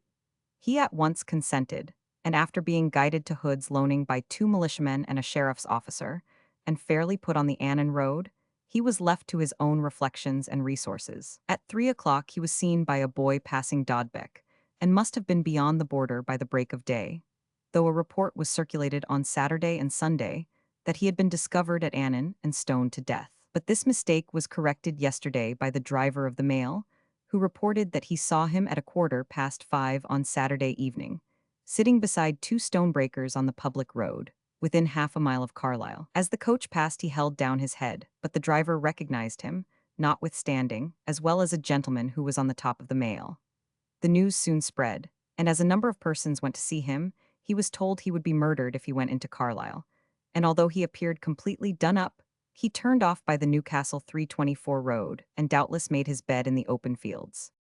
Since writing the above, we have learnt that Hare was seen on Sunday morning last, at a small village about 2 miles beyond Carlisle. During the preceding night, he had slept, as is believed, in an outhouse, and seemed to be moving onwards trusting to circumstances, and without any fixed purpose, if we accept the wretched one of prolonging, as long as possible, his miserable life. In England he is certainly much safer than in Scotland, particularly since the publication of Burke's Confession. But still, it is hardly possible, and certainly not desirable, that a wretch such as he is, steeped to the very chin in blood, should find a permanent resting place for the sole of his foot in any part of the British dominions. While a late great fugitive found only foes in the officers of justice, almost every man is naturally and irresistibly the enemy of Hare. And perhaps, since the days of our first parents, there never existed a human being, of whom it could be said with less justice, "The world is all before him, where to choose his place of rest." Like the first murderer, he bears a mark about him, which even those who run may read. And seared and ossified as his conscience may be, there is a worm gnawing at it that will never die, and we fondly hope that the intense moral loathing, the universal execration, the curses deep as well as loud, excited by crimes which make humanity turn pale, will have more effect than 100 Acts of Parliament, in blotting out similar crimes from our calendar, and restoring Scotland to its wonted propriety. Still, we rejoice that our magistrates were firm and enlightened enough to prevent anything like personal violence from being offered to the miscreant in this town, a feeling which, if necessary, we could justify on 1,001 grounds. It has been often 325 said that most of the horrors of the French Revolution might be ascribed to the first deliberate murder which the populace were allowed and encouraged to perpetrate, and that ever after they appeared to be as insatiable in their thirst for vengeance as the lion is that has once lapped human blood. If Providence, when he interfered specially in the affairs of the world, left Cain to wander homeless on the face of the earth, why may not Hare be subjected to the same species of punishment? And without wishing to refine too far, we may say, as the Romans said long ago, everything must bow to the majesty of the law, and that from the weightiest circumstance down to the smallest, there is a medium course, a middle path, beyond which no rectitude can exist. Hare's appearance and 100. We believe we speak within bounds when we say that scarcely an individual among the thousands who visited Hare here could have identified him from the descriptions given in the Edinburgh papers, and still less from the caricatures in the shape of wooden blocks or cuts, which, when daubed over with printer's ink, were palmed on the public as excellent likenesses. Close confinement may have made him thinner, and terror and reflection more subdued, but his features, of course, remain unaltered, and in place of the ghoulishness, squalor, and ferocity, upon which the changes have been rung so long, the people in this quarter could only recognize the contrary characteristics of apathy, vacancy, and mental imbecility. His eyes are watery, curiously shaped, and have certainly a peculiarity about them, which seems to hover betwixt leering and 326 squinting. The forehead is low, as in all murderers. Combativeness is large, destructiveness middling, the nose, mouth, and chin very vulgar and commonplace, and his countenance on the whole, though it may betray more or less of what we may call a sinister dash of expression, indicates anything but intense ferociousness. The common remark was that he was a poor silly-looking body, and nothing can better describe his appearance, for though hair is certainly no beauty, everyone has seen hundreds of uglier men. He can neither read nor write, and his mind, in other respects, is just as untutored as an Esquimaux Indian's. What is called the moral sense seems in him to stand below zero, and in this opinion we are borne out by all the medical gentlemen who had an opportunity of seeing and conversing with him here. He is 5 feet 6 inches high, and weighed, he says, at one time 10 stones. When his venerable, and we understand, respectable mother visited Edinburgh about a fortnight after he was apprehended, she stated that he was about 25 years of age, and this part of his personal history he seems only to know on her authority. He is a native of Armagh, though he refused to tell the particular parish. His father, who is dead, was a Protestant.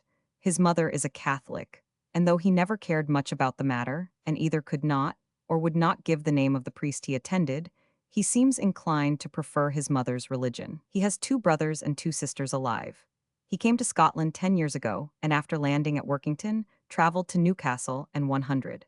He worked 7 years with Mr. Dawson at the canal boats, Edinburgh, and 2 years with Mr. Johnston, quarryman. He married more than 2 years ago and has 2 children. His wife, he says, was lately in Glasgow and got somebody to write a letter to the governor of the jail, stating particulars, which are nobody's 327 business, and suggesting an arrangement for meeting her husband in some part of Ireland. With regard to Burke, his statements were so loose and contradictory that we question whether anyone heard him say the same thing twice over.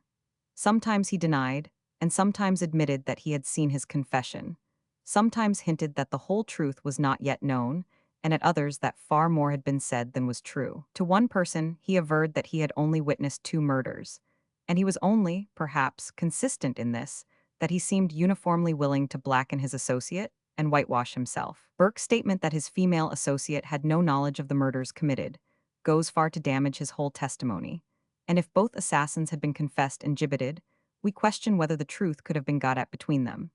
And though we think it right to give the above particulars, we would not, for our own parts, believe a single word that Hare says, where the circumstance he speaks to is at all material, if unsupported by other evidence. To one gentleman who pressed him pretty closely, he positively declared that he believed that even Patterson himself was ignorant of the manner in which they, meaning, of course, Burke and himself, came by so many subjects. A great number of persons were certain that they had seen Hare before, and 1 or 2 farmers insisted that he had worked as a reaper on their lands. But he denied ever having been in Dumfriesshire or Galloway, and it seems probable that this is the real truth. Otherwise, it is very difficult to explain why he did not leave the mail at Albany Place and proceed to Portpatrick quietly on foot, before the hue and cry was raised here. To one of the individuals who saw him out of town, and who strove to open his eyes to the enormity of his guilt, he remarked, as soon as he could speak from Terror 328, "This has been a terrible day for me." "Yes," said the other, "more terrible than any day I ever witnessed in Dumfries, and all owing to your own character." To this he seemed to assent, and added emphatically, "I see it now." Again the other enforced the great duty of repentance, and found him, for the moment, apparently penitent, though he soon recurred to his worldly prospects, and said, "It's of no use going to my own country, or indeed anywhere." On this his guide advised him to try and get to the south, and enlist as a private in some of the regiments of the East India Company. His answer was, "God knows what I will do, though I must do something." And here he went on his way, after offering to shake hands with the officers, and thanking them for seeing him out of town. Hare has not been heard of since the morning of Sunday, the 8th Feb. It is probable that he has found his way to Liverpool, where a passage to Dublin could be readily procured, or that he has embarked at one of the Cumberland ports. By this time, he may be in Ireland, where he can hide his guilty head with less fear of detection. We may hope that his presence will never again pollute our soil. Confessions of William Burke. That our readers may not be disappointed, we print entire the Confessions of Burke as received by the sheriff, as well as the more complete one obtained by the Courant newspaper. The account of his crimes contained in our memoir was so full and correct that these might almost have been spared, but even at the risk of incurring the charge of repetition, we present whatever possesses interest. Letter from the Sheriff to the Right Hun, the Lord Provost. Sheriff's Office, Edinburgh, Feb. 5, 1829. My Lord Provost, as it is now fully understood that all proceedings of a criminal nature against William Hare have terminated, it has appeared to the Lord Advocate that the community have a right to expect a disclosure of the contents of the confessions made by William Burke after his conviction. I have, therefore, been directed to place those confessions in your lordship's hands, with a view to their being given to the public, at such time, and in such a manner as you may deem most advisable. Your lordship is already aware that the first of these confessions was taken by the sheriff substitute on the 3D day of January last, in consequence of Burke having intimated a wish to that effect. The second was taken on the 22D of the same month, a few days before Burke's execution, and in order to give it every degree of authenticity, 330 Mr. Reed, a Roman Catholic priest who had been in regular attendance on Burke, was requested to be present. May be satisfactory to your lordship to know that in the information which Hare gave to the sheriff on the 1st of December last, while he imputed to Burke that active part in those deeds, which the latter now assigns to Hare, Hare disclosed nearly the same crimes in point of number of time, and of the description of persons murdered, which Burke has thus confessed. And in the few particulars in which they differed, no collateral evidence could be obtained calculated to show which of them was in the right.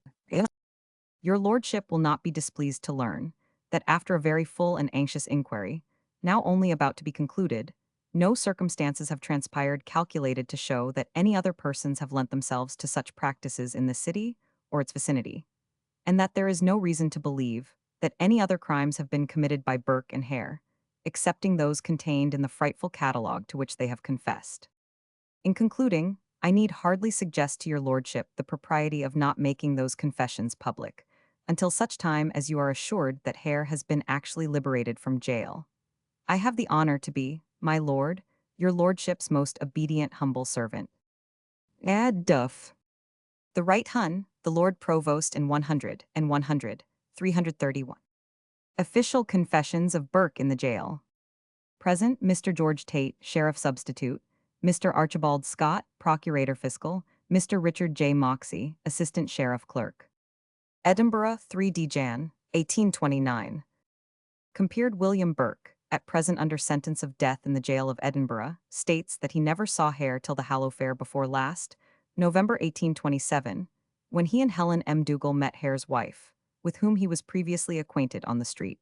They had a dram, and he mentioned he had an intention to go to the West Country to endeavor to get employment as a cobbler. But Hare's wife suggested that they had a small room in their house which might suit him and M. Dougal, and that he might follow his trade of a cobbler in Edinburgh. And he went to Hare's house, and continued to live there, and got employment as a cobbler. An old pensioner named Donald lived in the house about Christmas 1827. He was in bad health, and died a short time before his quarter's pension was due, that he owed Hare 50, and a day or two after the pensioner's death, Hare proposed that his body should be sold to the doctors, and that the declarant should get a share of the price. Declarant said it would be impossible to do it, because the man would be coming in with the coffin immediately. But after the body was put into the coffin, and the lid was nailed down, Hare started the lid with a chisel, and he and Declarant took out the corpse and concealed it in the bed, and put tanner's bark from behind the house into the coffin, and covered it with a sheet, and nailed down the lid of the coffin, and the coffin 332 was then carried away. For interment, that Hare did not appear to have been concerned in anything of the kind before, and seemed to be at a loss how to get the body disposed of, and he and Hare went in the evening to the yard of the college, and saw a person like a student there, and the declarant asked him if there were any of Dr. Monroe's men about, because he did not know there was any other way of disposing of a dead body, nor did Hare. The young man asked what they wanted with Dr. Monroe, and the declarant told him that he had a subject to dispose of, and the young man referred him to Dr. Knox, No. 10, Surgeon's Square, and they went there, and saw young gentlemen whom he now knows to be Jones, Miller, and Ferguson, and told them that they had a subject to dispose of, but they did not ask how they had obtained it, and they told the declarant and Hare to come back when it was dark, and that they themselves would find a porter to carry it. Declarant and Hare went home, and put the body into a sack, and carried it to Surgeon's Square, and not knowing how to dispose of it, laid it down at the door of the cellar, and went up to the room where the three young men saw them, and told them to bring up the body to the room, which they did, and they took the body out of the sack, and laid it on the dissecting table.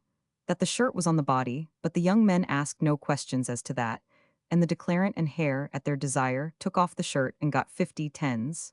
Dr. Knox came in after the shirt was taken off and looked at the body, and proposed they should get 50 tens, and authorized Jones to settle with them, and he asked no questions as to how the body had been obtained.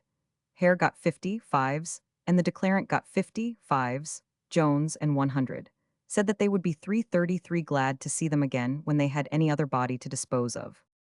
Early last spring, 1828, a woman from Gilmerton came to Hare's house as a nightly lodger, Hare keeping 7 beds for lodgers. That she was a stranger, and she and Hare became merry and drank together.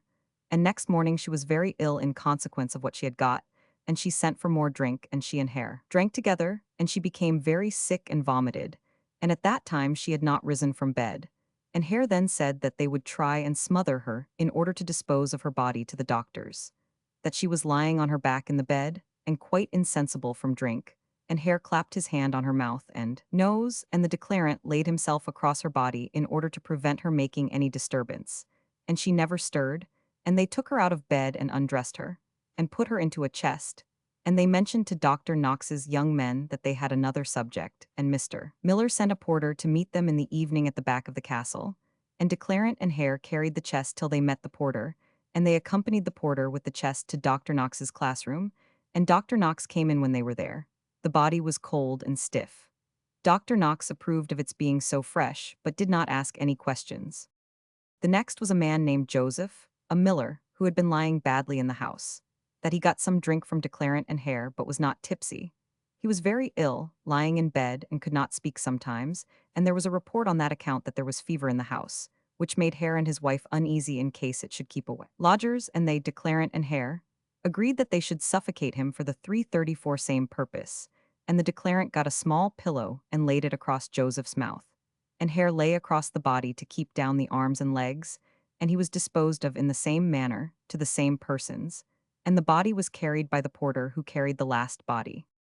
In May 1828, as he thinks, an old woman came to the house as a lodger, and she was the worse of drink, and she got more drink of her own accord, and she became very drunk, and declarant suffocated her. And Hare was not in the house at the time, and she was disposed of in the same manner. Soon afterwards an Englishman lodged there for some nights, and was ill of the jaundice. That he was in bed very unwell, and Hare and declarant got above him and held him down, and by holding his mouth suffocated him, and disposed of him in the same manner. Shortly afterwards an old woman named Haldane, but he knows nothing farther of her, lodged in the house, and she had got some drink at the time, and got more to intoxicate her, and he and Hare suffocated her, and disposed of her in the same manner. Soon afterwards a cinder woman came to the house as a lodger, as he believes, and she got drink from Hare and the declarant, and became tipsy, and she was half asleep, and he and Hare suffocated her, and disposed of her in the same manner. About midsummer 1828, a woman with her son, or grandson, about 12 years of age, and who seemed to be weak in his mind, came to the house as lodgers. The woman got a dram, and when in bed asleep, he and Hare suffocated her. And the boy was sitting at the fire in the kitchen, and he and Hare took hold of him, and carried him into the room, and suffocated him. They 335 were put into a herring barrel the same night, and carried to Dr. Knox's rooms. That soon afterwards, the declarant brought a woman to the house as a lodger, and after some days she got drunk, and was disposed of in the same manner. That declarant and Hare generally tried if lodgers would drink, and if they would drink, they were disposed of in that manner. The declarant then went for a few days to the house of Helen M. Dougal's father, and when he returned, he learned from Hare that he had disposed of a woman in the declarant's absence, in the same manner, in his own house. But the declarant does not know the woman's name, or any farther particulars of the case, or whether any other person was present or knew of it. That about this time he went to live in Brogan's house, and a woman named Margaret Haldane, daughter of the woman Haldane before mentioned, and whose sister is married to Clark, a tinsmith in the High Street, came into the house, but declarant does not remember for what purpose. And she got drink and was disposed of in the same manner. That Hare was not present, and neither Brogan nor his son knew the least thing about that or any other case of the same kind.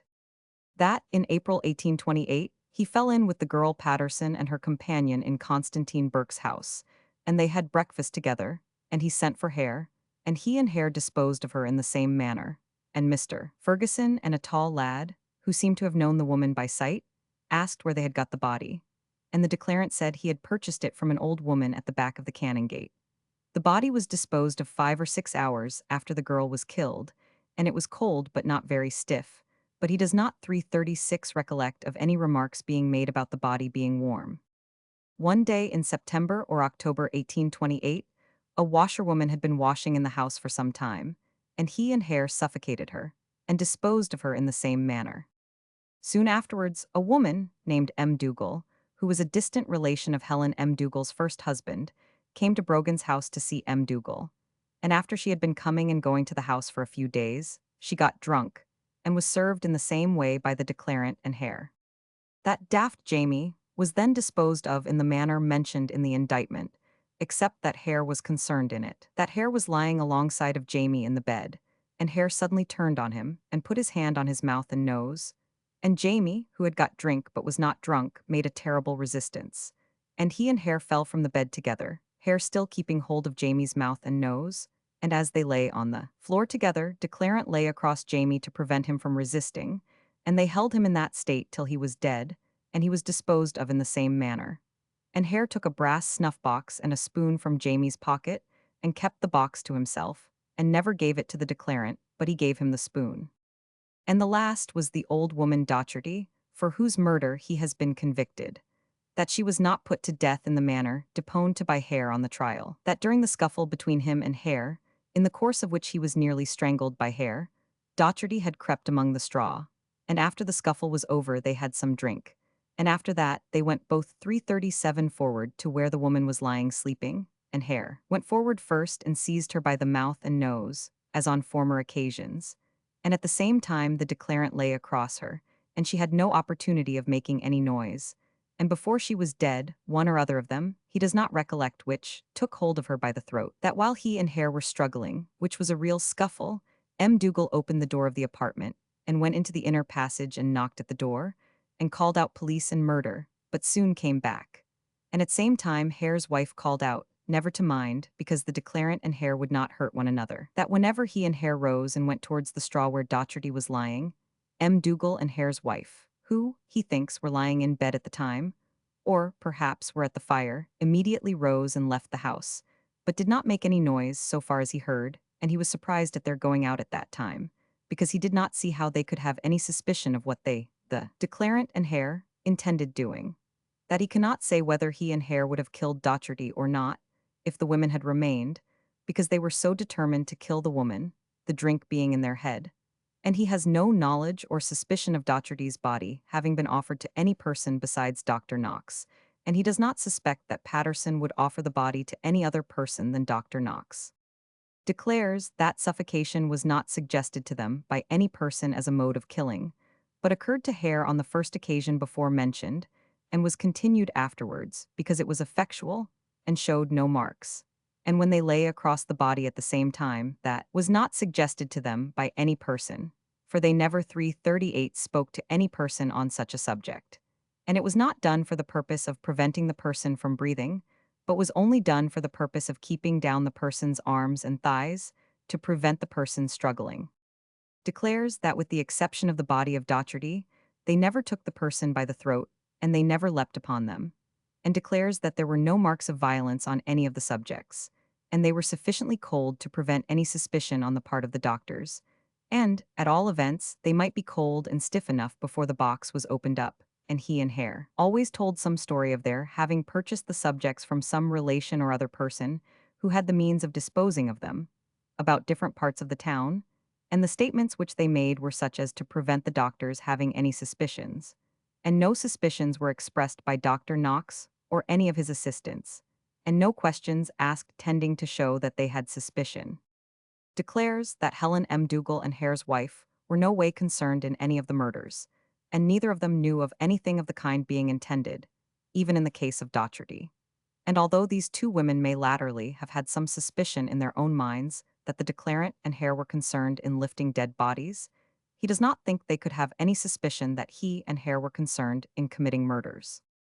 Declares that none of the subjects which they had procured, as before mentioned, were offered to any other person than Dr. Knox's assistants, and he and Hare had very little communication with Dr. Knox himself, and declares that he has not the smallest suspicion of any other person in this, or in any other country, except Hare and 339 himself, being concerned in killing persons and offering their bodies for dissection. And he never knew or heard of such a thing having been done before. W. M. Burke. G. Tate. Present Mr. Geo. Tate, Sheriff Substitute, Mr. Archibald Scott, Procurator Fiscal, Mr. Richard J. Moxey, Assistant Sheriff Clerk, the Rev. W.M. Reed, Roman Catholic Priest. Edinburgh, 22 Jan, 1829. Compared William Burke, at present under sentence of death in the jail of Edinburgh, and his declaration, of date the 3D current, being read over to him, he adheres thereto, declares farther that he does not know the names and descriptions of any of the persons who were destroyed, except as mentioned in his former declaration. Declares that he never was concerned in any other act of the same kind, nor made any attempt or preparation to commit such, and all reports of a contrary tendency, some of which he has heard, are groundless, and he does not know of Hare being concerned in any such, except as mentioned in his former declaration, and he does not know of any persons being murdered for the purpose of dissection by any other persons than himself and Hare, and if any persons have disappeared anywhere in Scotland, England, or Ireland, he knows nothing whatever about it, and never heard of such a thing till he was apprehended. Declares that he never had any instruments in his house except a common table knife, or a knife used by him in his trade as a shoemaker, or a small pocket knife, and he never used any of those instruments, or attempted to do so, on any of the 340 persons who were destroyed. Declares that neither he nor Hare, so far as he knows, ever were concerned in supplying any subjects for dissection except those before mentioned, and in particular never did so by raising dead bodies from the grave. Declares that they never allowed Dr. Knox or any of his assistants to know exactly where their houses were, but Patterson, Dr. Knox's porter or doorkeeper, knew. And this he declares to be truth. W.M.'s Burke. G. Tate. The following is another confession, as dictated and carefully revised by William Burke. The words printed in italics were added in the manuscript by himself. Abigail Simpson was murdered on the 12th February 1828, on the forenoon of the day. She resided in Gilmerton, near Edinburgh, has a daughter living there. She used to sell salt and camstone. She was decoyed in by Hare and his wife on the afternoon of the 11th February, and he gave her some whiskey to drink. She had 1 shilling and 6 pence and a can of kitchen fee. Hare's wife gave her 1 shilling and 6 pence for it. She drank it all with them. She then said she had a daughter.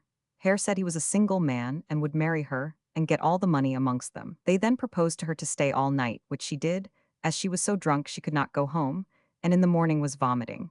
They then gave her some porter and whiskey, and made her so drunk that she fell asleep on the bed. Hare then laid hold of her mouth and nose, and prevented her from 341 breathing. Burke held her hands and feet till she was dead. She made very little resistance, and when it was convenient, they carried her to Dr. Knox's dissecting rooms in Surgeons Square and got £10 for her. She had on a drab mantle, a white grounded cotton shawl and small blue spots on it. Hare took all her clothes and went out with them, said he was going to put them into the canal. She said she was a pensioner of Sir John Hayes. Perhaps this should be Sir John Hope. The next was an Englishman, a native of Cheshire and a lodger of Hare's. They murdered him in the same manner as the other. He was ill with the jaundice at the same time. He was very tall, had black hair, brown whiskers mixed with grey hairs. He used to sell spunks in Edinburgh, was about 40 years of age, did not know his name. Sold to Dr. Knox for £10. The next was an old woman who lodged with Hare for one night, but does not know her name. She was murdered in the same manner as above. Sold to Dr. Knox for 50. The old woman was decoyed into the house by Mrs. Hare in the forenoon, from the street, when Hare was working at the boats at the canal. She gave her whiskey and put her to bed 3 times. At last she was so drunk that she fell asleep, and when Hare came home to his dinner, he put part of the bed tick on her mouth and nose, and when he came home at night she was dead. Burke at this time was mending shoes, and Hare and Burke took the clothes off her and put her body into a tea box. Took her to Knox's that night. The next was Margaret Patterson, who was murdered in Burke's brother's house in the Canongate, in the month of April last, by Burke and Hare in the forenoon. She was put into a tea box and carried to Dr. Knox's dissecting rooms in the afternoon of the same day, and got 50, for 342 her body. She had 2pence halfpenny, which she held fast in her hand. Declares that the girl Patterson was only 4 hours dead till she was in Knox's dissecting room, but she was not dissected at that time, for she was 3 months in whiskey before she was dissected. She was warm when Burke cut the hair off her head, and Knox brought a painter to look at her. She was so handsome a figure, and well-shaped in body and limbs. One of the students said she was like a girl he had seen in the Canongate, as one pea is like to another. They desired Burke to cut off her hair. One of the students gave a pair of scissors for that purpose. In June last, an old woman and a dumb boy, her grandson from Glasgow, came to Herr S. and were both murdered at the dead hour of night when the woman was in bed. Burke and Hare murdered her the same way as they did the others. They took off the bedclothes and tick, stripped off her clothes, and laid her on the bottom of the bed, and then put on the bed tick and bedclothes on the top of her. And they then came and took the boy in their arms and carried him Ben to the room, and murdered him in the same manner, and laid him alongside of his grandmother. They lay for the space of an hour. They then put them into a herring barrel. The barrel was perfectly dry, there was no brine in it. They carried them to the stable till next day. They put the barrel into Hare's cart, and Hare's horse was yoked in it, but the horse would not drag the cart 1 foot past the meal market, and they got a porter with a hurley and put the barrel on it. Hare and the porter went to Surgeon's Square with it. Burke went before them, as he was afraid something would happen, as the horse would not draw them. When they came to Dr. Knox's dissecting rooms, Burke carried the barrel in his arms. The students in them had hard 343 work to get them out, being so stiff and cold. They received 50, for them both. Hare was taken in by the horse he bought that refused drawing the corpse to Surgeon's Square, and they shot it in the tan yard. He had 2 large holes in his shoulder stuffed with cotton, and covered over with a piece of another horse's skin to prevent them being discovered. Joseph, the miller by trade and a lodger of Hare's. He had once been possessed of a good deal of money. He was connected by marriage with some of the Karen company. Burke and Hare murdered him by pressing a pillow on his mouth and nose till he was dead. He was then carried to Dr. Knox's in Surgeon's Square. They got 50 for him. Burke and Helen M. Dougal were on a visit seeing their friends near Falkirk. This was at the time a procession was made round a stone in that neighborhood. Thinks it was the anniversary of the Battle of Bannockburn. When he was away, Hare fell in with a woman drunk in the street at the West Port. He took her into his house and murdered her himself, and sold her to Dr. Knox's assistants for 50. When Burke went away, he knew Hare was in want of money. His things were all in pawn, but when he came back, found him have plenty of money. Burke asked him if he had been doing any business. He said he had been doing nothing. Burke did not believe him and went to Dr. Knox, who told him that Hare had brought a subject. Hare then confessed what he had done. A cinder gatherer, Burke thinks her name was Effie. She was in the habit of selling small pieces of leather to him. As he was a cobbler, she gathered about the coachworks. He took her into Hare's stable and gave her whiskey to drink till she was drunk. She then lay down among some straw and fell asleep. They then laid a cloth over her 344 Burke, and Hare murdered her as they did the others. She was then carried to Dr. Knox's, Surgeon's Square, and sold for 50. Andrew Williamson, a policeman, and his neighbor were dragging a drunk woman to the Westport watch house. They found her sitting on a stair. Burke said, "Let the woman go to her lodgings." They said they did not know where she lodged. Burke then said he would take her to lodgings. They then gave her to his charge. He then took her to Hare's house. Burke and Hare murdered her that night the same way as they did the others. They carried her to Dr. Knox's in Surgeon's Square and got 50. Burke being asked, did the policemen know him when they gave him this drunk woman into his charge? He said he had a good character with the police. Or if they had known that there were 4 murderers living in one house, they would have visited them oftener. James Wilson, commonly called Daft Jamie. Hare's wife brought him in from the street into her house. Burke was at the time getting a dram in Reimer's shop. He saw her take Jamie off the street, bareheaded and barefooted. After she got him into her house and left him with Hare, she came to Reimer's shop for a pennyworth of butter, and Burke was standing at the counter. She asked him for a dram, and in drinking it she stamped him on the foot. He knew immediately what she wanted him for, and he then went after her. When in the house, she said, "You have come too late, for the drink is all done," and Jamie had the cup in his hand. He had never seen him before to his knowledge. They then proposed to send for another half muchkin, which they did, and urged him to drink. She took a little with them. They then invited him Ben to the little room, and advised 345 him to sit down upon the bed. Hare's wife then went out and locked the outer door and put the key below the door. There were none in the room but themselves 3. Jamie sat down upon the bed.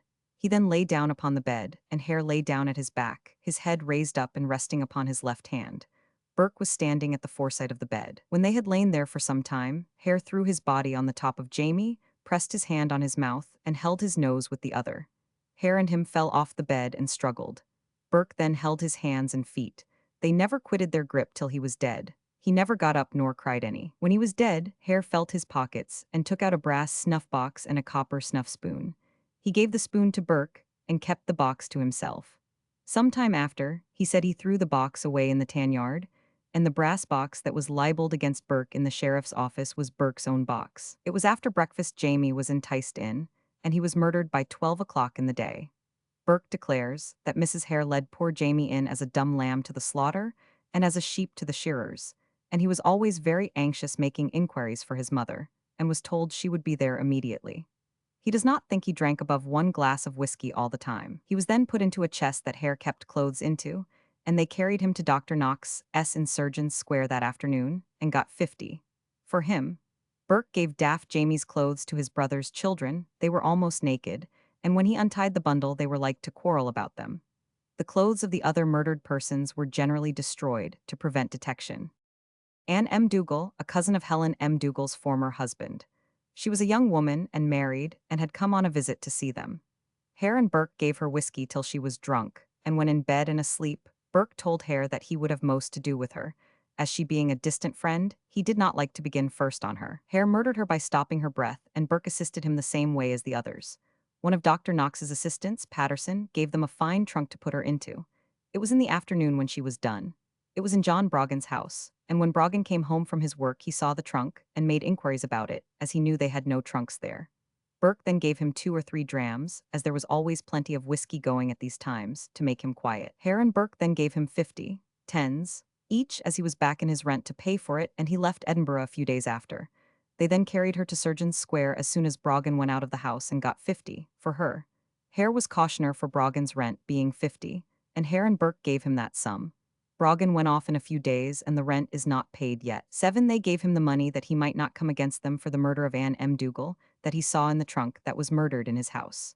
Hare thought that the rent would fall upon him, and if he could get Burke to pay the half of it, it would be so much the better, and proposed this to Burke, and he agreed to it, as they were glad to get him out of 347 the way.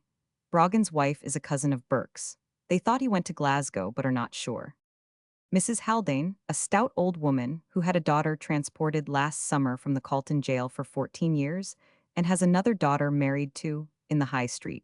She was a lodger of Hare's. She went into Hare's stable, the door was left open, and she being drunk and falling asleep among some straw, Hare and Burke murdered her in the same way as they did the others, and kept the body all night in the stable, and took her to Dr. Knox's next day. She had but 1 tooth in her mouth, and that was a very large one in front. A young woman, a daughter of Mrs. Haldane of the name of Peggy Haldane, was drunk and sleeping in Broggan's house, was murdered by Burke in the forenoon himself. Hare had no hand in it. She was taken to Dr. Knox's in the afternoon in a tea box and 50 got for her. She was so drunk at the time that he thinks she was not sensible of her death, as she made no resistance whatever. She and her mother were both lodgers of Hare's, and they were both of idle habits and much given to drinking. This was the only murder that Burke committed by himself, but what Hare was connected with. She was laid with her face downwards, and he pressed her down, and she was soon suffocated. There was a Mrs. Hostler washing in John Broggan's, and she came back next day to finish up the clothes, and when done, Hare and Burke gave her some whiskey to drink, which made her drunk. This was in the daytime. She then went to bed. Mrs. Broggan was out at the time. Hare and Burke murdered her the same way 348 they did the others, and put her in a box, and set her in the coal house in the passage, and carried her off to Dr. Knox's in the afternoon of the same day, and got 50 for her. Broggan's wife was out of the house at the time the murder was committed. Mrs. Hostler had 9pence halfpenny in her hand, which they could scarcely get out of it after she was dead, so firmly was it grasped. The woman Campbell, or Docherty, was murdered on the 31st October last, and she was the last one. Burke declares that Hare perjured himself on his trial, when giving his evidence against him, as the woman Campbell or Docherty lay down among some straw at the bedside, and Hare laid hold of her mouth and nose, and pressed her throat, and Burke assisted him in it till she was dead. Hare was not sitting on a chair at the time, as he said in the court. There were 7 shillings in the woman's pocket, which were divided between Hare and Burke. That was the whole of them, 16 in whole. 9 were murdered in Hare's house, and 4 in John Broggan's, 2 in Hare's stable, and 1 in Burke's brother's house in the Cannon Gate.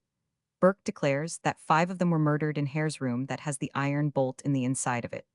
Burke did not know the days nor the months the different murders were committed, nor all their names. They were generally in a state of intoxication at those times, and paid little attention to them.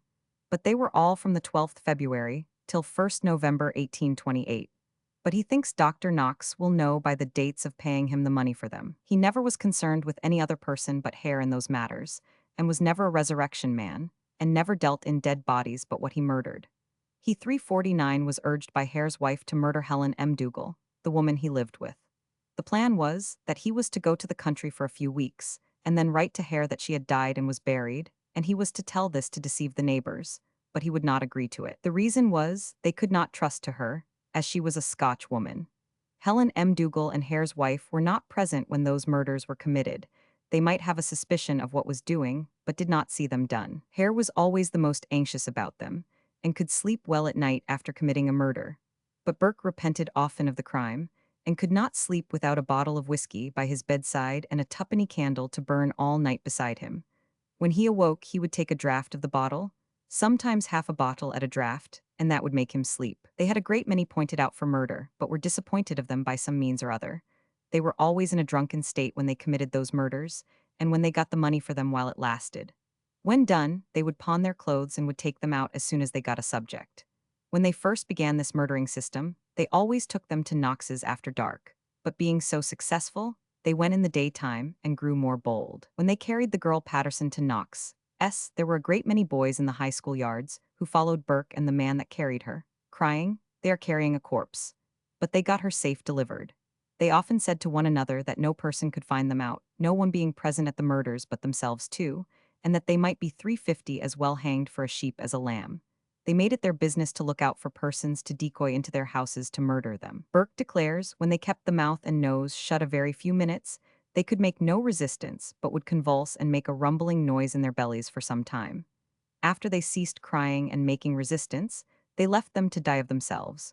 But their bodies would often move afterwards, and for some time they would have long breathings before life went away. Burke declares that it was God's providence that put a stop to their murdering career, or he does not know how far they might have gone with it, even to attack people on the streets, as they were so successful and always met with a ready market, that when they delivered a body, they were always told to get more. Hare was always with him when he went with a subject, and also when he got the money. Burke declares that Hare and him had a plan made up, that Burke and a man were to go to Glasgow or Ireland and try the same there, and to forward them to Hare, and he was to give them to Dr. Knox. Hare's wife always got 50 of Burke's share for the use of the house of all that were murdered in their house, for if the price received was 50, Hare got 50, and Burke got only 50. But Burke did not give her the 50. For Daft Jamie, for which Hare's wife would not speak to him for 3 weeks. They could get nothing done during the harvest time, and also after harvest, as Hare's house was so full of lodgers. In Hare's house were 8 beds for lodgers, they paid 3d. Each, and 2, and sometimes 3, slept in a bed, and during harvest they gave up their own bed when throng. Burke declares they went under the name of Resurrection Men 351 in the Westport, where they lived, but not murderers. When they wanted money, they would say they would go and look for a shot. That was the name they gave them when they wanted to murder any person. They entered into a contract with Dr. Knox and his assistants that they were to get 50, in winter and 50, in summer for as many subjects as they could bring to them.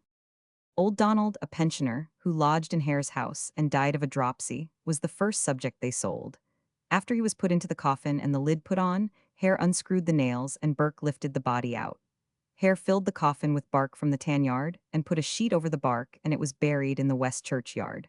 The coffin was furnished by the parish. Hare and Burke took him to the college first. They saw a man there and asked for Dr. Monroe or any of his men. The man asked what they wanted or had they a subject. They said they had. He then ordered them to call at number 10, Dr. Knox's in Surgeons Square, and he would take it from them, which they 999. They got 50 tens for him. That was the only subject they sold that they did not murder, and getting that high price made them try the murdering for subjects. Burke is 36 years of age, was born in the parish of Ory, County Tyrone, served 7 years in the army, most of that time as an officer's servant in the Donegal militia. He was married at Ballinha, in the county of Mayo, when in the army, but left his wife and 2 children in Ireland. She would not come to Scotland with him. He has often wrote to her, but got no answer. He came to Scotland to work at the Union Canal, and wrought there while it lasted. He resided for 352 about 2 years in Peebles, and worked as a laborer. He worked as a weaver for 18 months, and as a baker for 5 months. He learned to mend shoes, as a cobbler, with a man he lodged with in Leith. And he has lived with Helen M. Dougal about 10 years, until he and she were confined in the Calton jail on the charge of murdering the woman of the name of Docherty, or Campbell, and both were tried before the High Court of Justiciary in December last. Helen M. Dougal's charge was not proven, and Burke found guilty, and sentenced to suffer death on the 28th January. Declares that Hare's servant girl could give information respecting the murders done in Hare's house, if she likes. She came to him at Whitsunday last, went to harvest, and returned back to him when the harvest was over. She remained until he was confined along with his wife in the Calton jail. She then sold 21 of his swine for 50 and absconded. She was gathering potatoes in a field that day Daft Jamie was murdered. She saw his clothes in the house when she came home at night. Her name is Elizabeth M. Guier or Mare. Their wives saw that people came into their houses at night and went to bed as lodgers, but did not see them in the morning, nor did they make any inquiries after them. They certainly knew what became of them, although Burke and Hare pretended to the contrary. Hare's wife often helped Burke and Hare to pack the murdered bodies into the boxes. Helen M. Dougal never did nor saw them done. Burke never durst let her know. He used to smuggle and drink and get better victuals unknown to her. He told her he bought dead bodies and sold them to doctors, and that was the way they got the name of resurrection men. Facsimile of Burke's handwriting.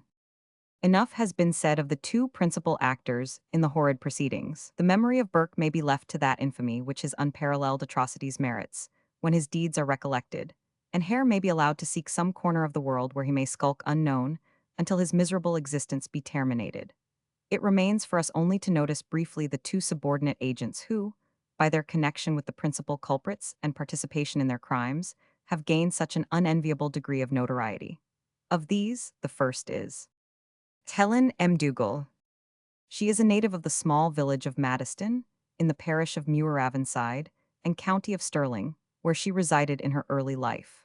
Her maiden name was Dougal.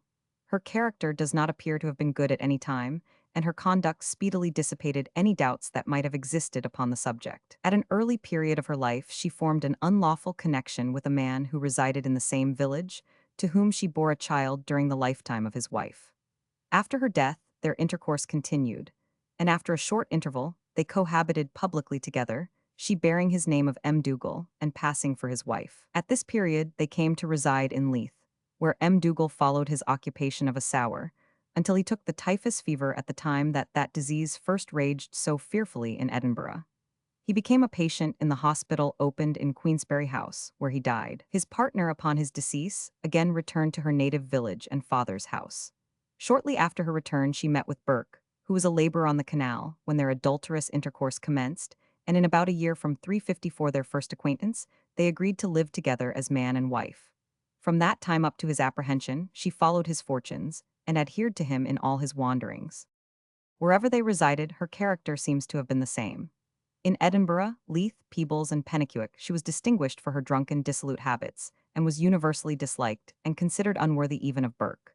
Notwithstanding their many quarrels, in which she was frequently the aggressor, she seems to have cherished an ardent affection towards him, and at the termination of his career, to have felt sincerely upon the subject of his unhappy fate. Her own condition, indeed, is not less pitiable, although a jury has been found who could return a verdict of not proven that she was a participator in the murder for which he has suffered death. Notwithstanding her being present and aiding him in the stratagems which preceded, and the sale of the murdered body, she is guilty in the eyes of God and man, and is doomed to wander on the face of the earth, an outcast from human charities and an opprobrium to human nature. It would almost have been charity to have convicted her along with Burke. Her wretched life is precariously preserved under miseries more horrible than hanging would have been. It was predicted upon her enlargement that she would realize the fable of the wandering Jew, and it seems to have been hitherto fulfilled to the letter. Hunted about from place to place, without being able to find a temporary refuge from her tormentors, she has discovered no person who would maintain social intercourse with her. But, on the contrary, her detection was certainly followed by every species of ill usage and annoyance. We have already adverted to the reception she met with upon her visiting her old haunts in the West Port, and it has only been a sample of what awaited her whenever she went. The next place that she essayed was her father's residence in the village of Reading 355 in Stirlingshire. Here she experienced a similar reception, and was obliged to save herself by a precipitate retreat. She has since made various attempts to discover a resting place with a like effect. She has hitherto been recognized wherever she went, and the summary vengeance of the mob exercised upon her. By the latest accounts, we find that she has appeared at Newcastle, where again she has been rescued from an infuriated populace by the police officers, who afforded her temporary protection and shelter in the prison. Their sympathy, however, does not appear to extend beyond this, and she was as speedily as convenient escorted by constables to the Blue Stone, the boundary of the counties of Northumberland and Durham, and they're transferred to the safe conduct of the functionaries of the latter county. For what purpose further than to get rid of the accursed thing does not appear. Margaret Laird or Hare. This other virago seems to have been accounted, if possible, still more depraved than M. Dougal, and to have possessed all the essentials of that disgusting character, a brutal and abandoned woman. She is a native of Ireland, and accompanied her first husband Log to this country. Log bore the character of a decent, hard-working man, while she was chiefly remarkable for her masculine and bold habits. Log was a sort of undertaker on the Union Canal, engaging with the contractor to cut small pieces upon the line, and for some time worked at it with a detachment of his countrymen in the neighborhood of Winchburg, where his wife worked along with them in the capacity of a laborer, with a man's coat on, wheeling a barrowful of rubbish as stoutly as any of her fellow workmen. At that time, they inhabited a temporary hut on the banks of the canal, and whatever her conduct afterwards, 356 proved, she then exhibited no want of industry. At the conclusion of the work, Log settled in Edinburgh and still industriously pursued his course, selling articles about the street and keeping a lodging house for vagrants. Upon his death, this property devolved upon his widow, and she conducted the establishment. She cohabited with one of the lodgers who is described to have been a young and well-looking man, but he quickly broke up their intercourse and left her, when her connection with Hare commenced. Margaret Laird or Hare. As she appeared in the witness box. Taken in court. Published by Thomas Ireland Junner, Edinburgh. In an Eastern tale, we read of a woman forsaking her husband's society to keep company with a ghoul, with whom she feasted in a burying ground upon dead bodies. Mrs. Hare appears to have had similar propensities. Her brutal husband, in savageness of disposition, as well as appearance, furnishes an apt illustration of the ghoul, while the horrible means of livelihood he adopted is not a bad prototype of the revolting banquet of the Oriental monsters. Her whole conduct now became utterly debauched. She was continually in a state of intoxication, and presented at all times the slatternly ferocious aspect of a confirmed and regardless drunkard. Hare and she are surmised to have used foul means in disposing of a child to which she gave birth about the commencement of their intercourse. Perhaps her subsequent bad odor may have contributed to this opinion. It is certain, however, that the child, if not murdered, perished through want of proper care and attention. The body was put into a box and buried in the waste ground at the bottom of Tanner's Close. It is surprising that the wretched infant who still survives all the hard usage it has experienced did not fall a victim in the same way. Her slovenly and careless conduct extended even to this youngest of her offspring, and she is described as carrying it about more like a cat or a dog than an infant. Even after her connection with Hare 357, she usually went by her former name of Log, to which was appended the familiar title of Lucky, and the nature of her affinity to Hare was better indicated by their indulging in the connubial luxuries of scolding and fighting than by any manifestations of affection or regard. During her confinement in the jail, she kept herself generally retired, remaining principally in the day room of the ward tending her sick baby, and conducted herself in a peaceable manner. She was recognized by the populace almost immediately upon her release, and a crowd speedily collected round her. It was a wet, snowy day, and she was unmercifully pelted with snowballs, mud, and stones, and had some commiseration not been felt for the child which she carried, she would in all probability have fallen a victim to the violence of the mob. She was rescued by the police and conveyed to the police office, where she found shelter and protection. In a few days, she wandered away to Glasgow, where the following account, abridged from the Glasgow Chronicle, will show that her treatment was no better. The celebrated Mrs. Hare was this afternoon rescued from the hands of an infuriated populace by the Calton police, and, for protection, confined in one of the cells. She had left Edinburgh jail a fortnight ago, with an infant child, and has since been wandering about the country. She stated that she had lodged in this neighborhood 4 nights with her child and her bit duds, without those with whom she lodged knowing who she was, and she was in hopes of quitting this vicinity without detection.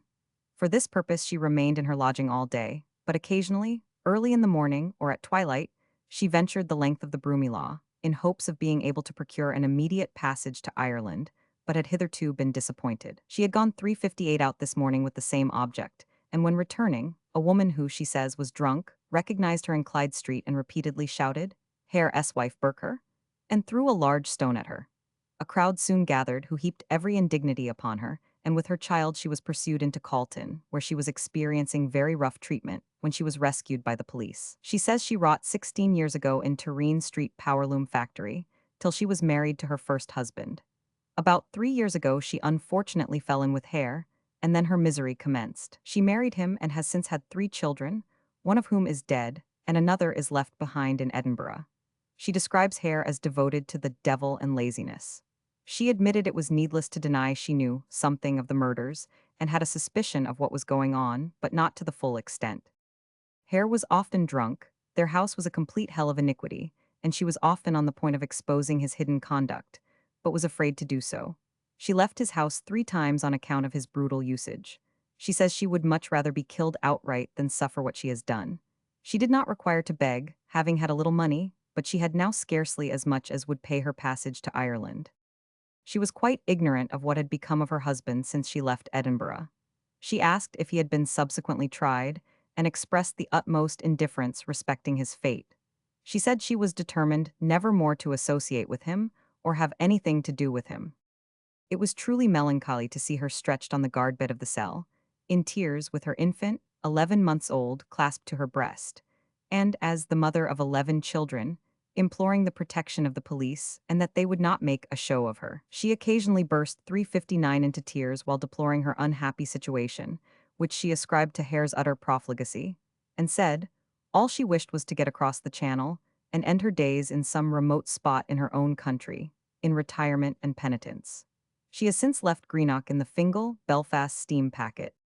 The public, in various country towns and villages, seem to be absurdly lawless in their conduct towards any unfortunate individuals in whom they choose to recognize a resemblance to the miserable outcasts. Several unfortunate individuals have been subjected to rough treatment in consequence of some fancied likeness to the murderers, and all efforts to undeceive their tormentors rendered unavailing by their determination to execute summary justice upon some one, and their disinclination to allow the victim to escape out of their hands.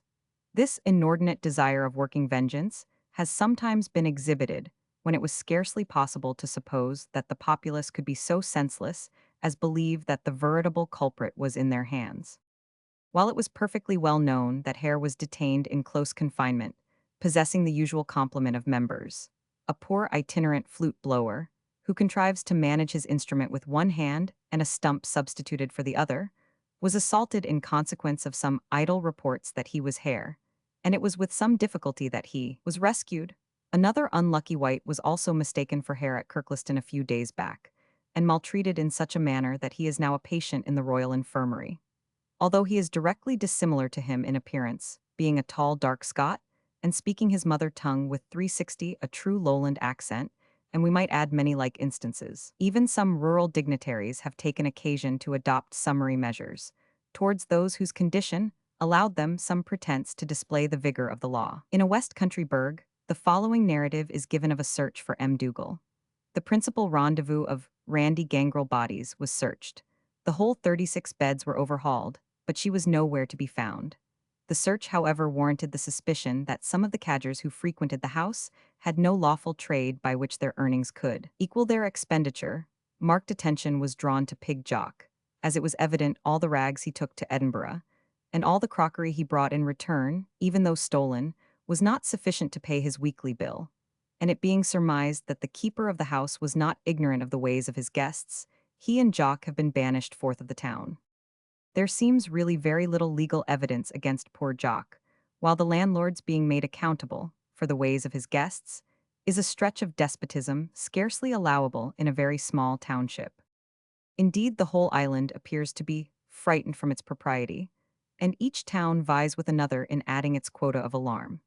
The Burke mania seems destined to exercise as great an influence on the minds of the poorer classes especially, as almost any other mania on record. Nearly every city or hamlet throughout the empire has had its tales of direful attempts at assassination, with their usual accompaniments of wailing and pitch-plasters applied to the unfortunate victims, while the records of the police courts of the metropolis and other large cities furnish ample testimony of the extent to which the black catalogue of crimes has excited the fears of the people.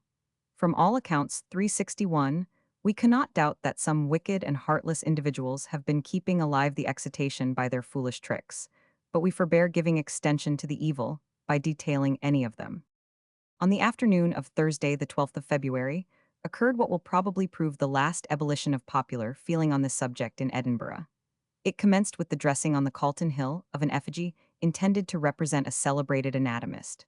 After the ceremony was concluded, the figure was paraded through the principal streets, borne aloft on men's shoulders, with a placard on the back. A countless host of men, women, and children accompanied the procession to Dr. Knox's house in Newington, where the effigy was burked and torn to pieces, and the windows of the house broken. The mob then attempted to do the same at Surgeons Square, but were prevented by the police and dispersed after traversing several streets and breaking a number of panes in the college windows and 100. A gentleman who rode up to Dr. Knox's house, with the view of undergoing a surgical operation, was mistaken for him and had nearly suffered from the violence of the crowd.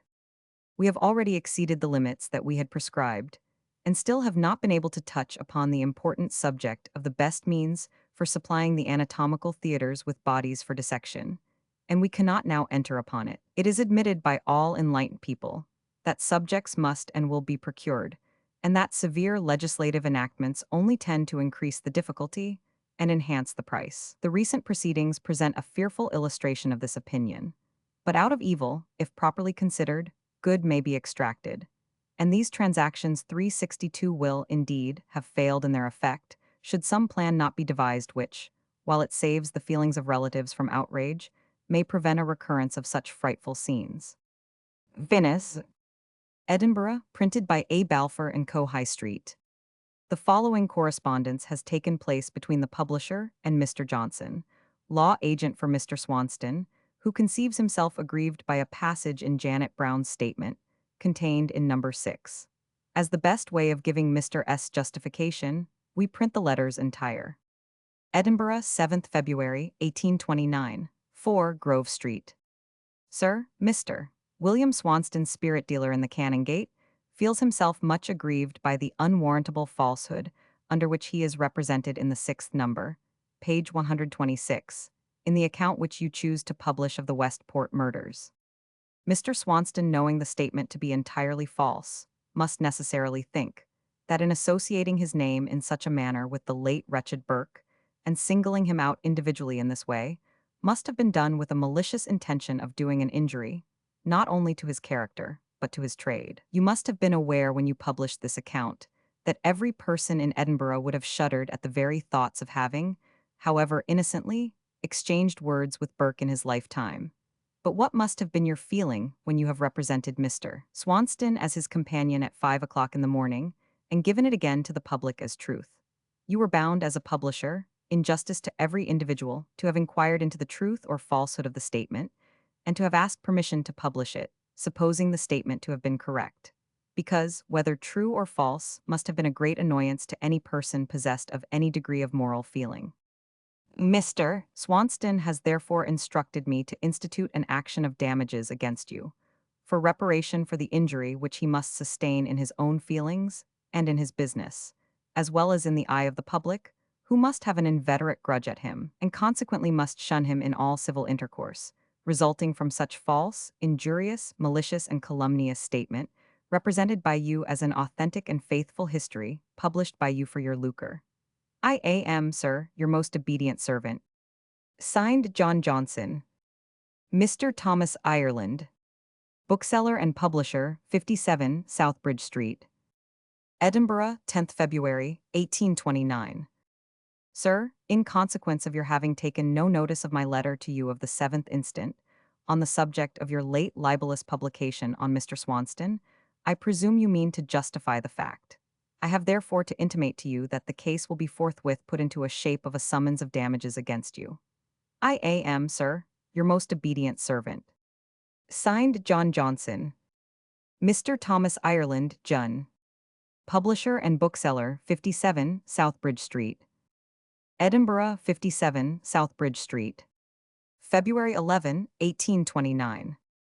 Sir, I have to apologize to you for not answering sooner your letter of the 7th current, complaining of the notice taken of Mr. Swanston in the trial of Burke at present publishing by me. In answer to it, and your second of yesterday, I have to state that I am very sorry that Mr. Swanston should feel at all injured by what has been said of him, and though my information as to what is stated of him was from the best authority 8 still, I would not wish in the smallest degree, even by implication, to injure his feelings or his character, and I shall be ready to insert in the shape of a note, in the number about to be published, any statement you and he may wish to make, such statement not to be inconsistent with what is due to myself in such a matter. Your threat of damages is too fanciful to require from me any serious answer. I am, sir, your very obedient servant. Signed Thomas Ireland Junn. To John Johnson, Esq. 4 Grove Street, Edinburgh. Edinburgh, 11th Feb. 1829. Sir, I am favored with your letter of this date, in answer to my letters of the 7th and 10th inst. And in answer to it, I have to inform you that the summons of damages to which I formerly alluded is now in the press, with the intention of being served upon you tomorrow. I shall, however, this moment send for Mr. Swanston and show him your letter. But I conceive that, although it is very proper to put a note in any new edition, which you may throw off to the purport you mention, still, it will not be a whitewasher of the injury, which the previous publication has already done. With regard to the action of damages, I can assure you that the notion of it did not originate with himself, but with his acquaintances who first read the publication, and pointed out the injurious tendency of it last Saturday, when I first wrote you on the subject.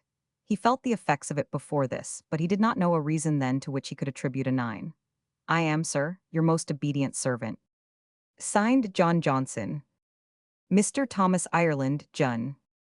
Bookseller and publisher, 57, Southbridge, Edinburgh. Edinburgh, 12th Feb. 1829. Sir, with reference to my letter to you last night, I have now to inform you that I have since seen Mr. Swanston, to whom I read your letter of the 11th inst, and he desires me to say that as you propose no definite palinode of the injury which he has sustained, of which you seem to think lightly, he has no farther observation to make because, were he to make any specific proposition, it would be inconsistent with the view which you take of the matter, and therefore it is quite clear that the parties could not meet each other to the mutual satisfaction. I am, sir, your most obedient servant. Signed John Johnson. Thomas Ireland, Junn Esq. Bookseller, 57, Southbridge, Edinburgh. Edinburgh, 13th Feb. 1829. Sir, I think it very unnecessary to return any particular reply to your 2 last letters. Since you will not condescend to say what would satisfy Mr. Swanston, I shall publish in the forthcoming number of the work your first letter of the 7th and my answer of the 11th. If you wish anything further inserted, you can let me know in the course of tomorrow forenoon. I am, sir, your very obedient servant. Signed Thomas Ireland Junn.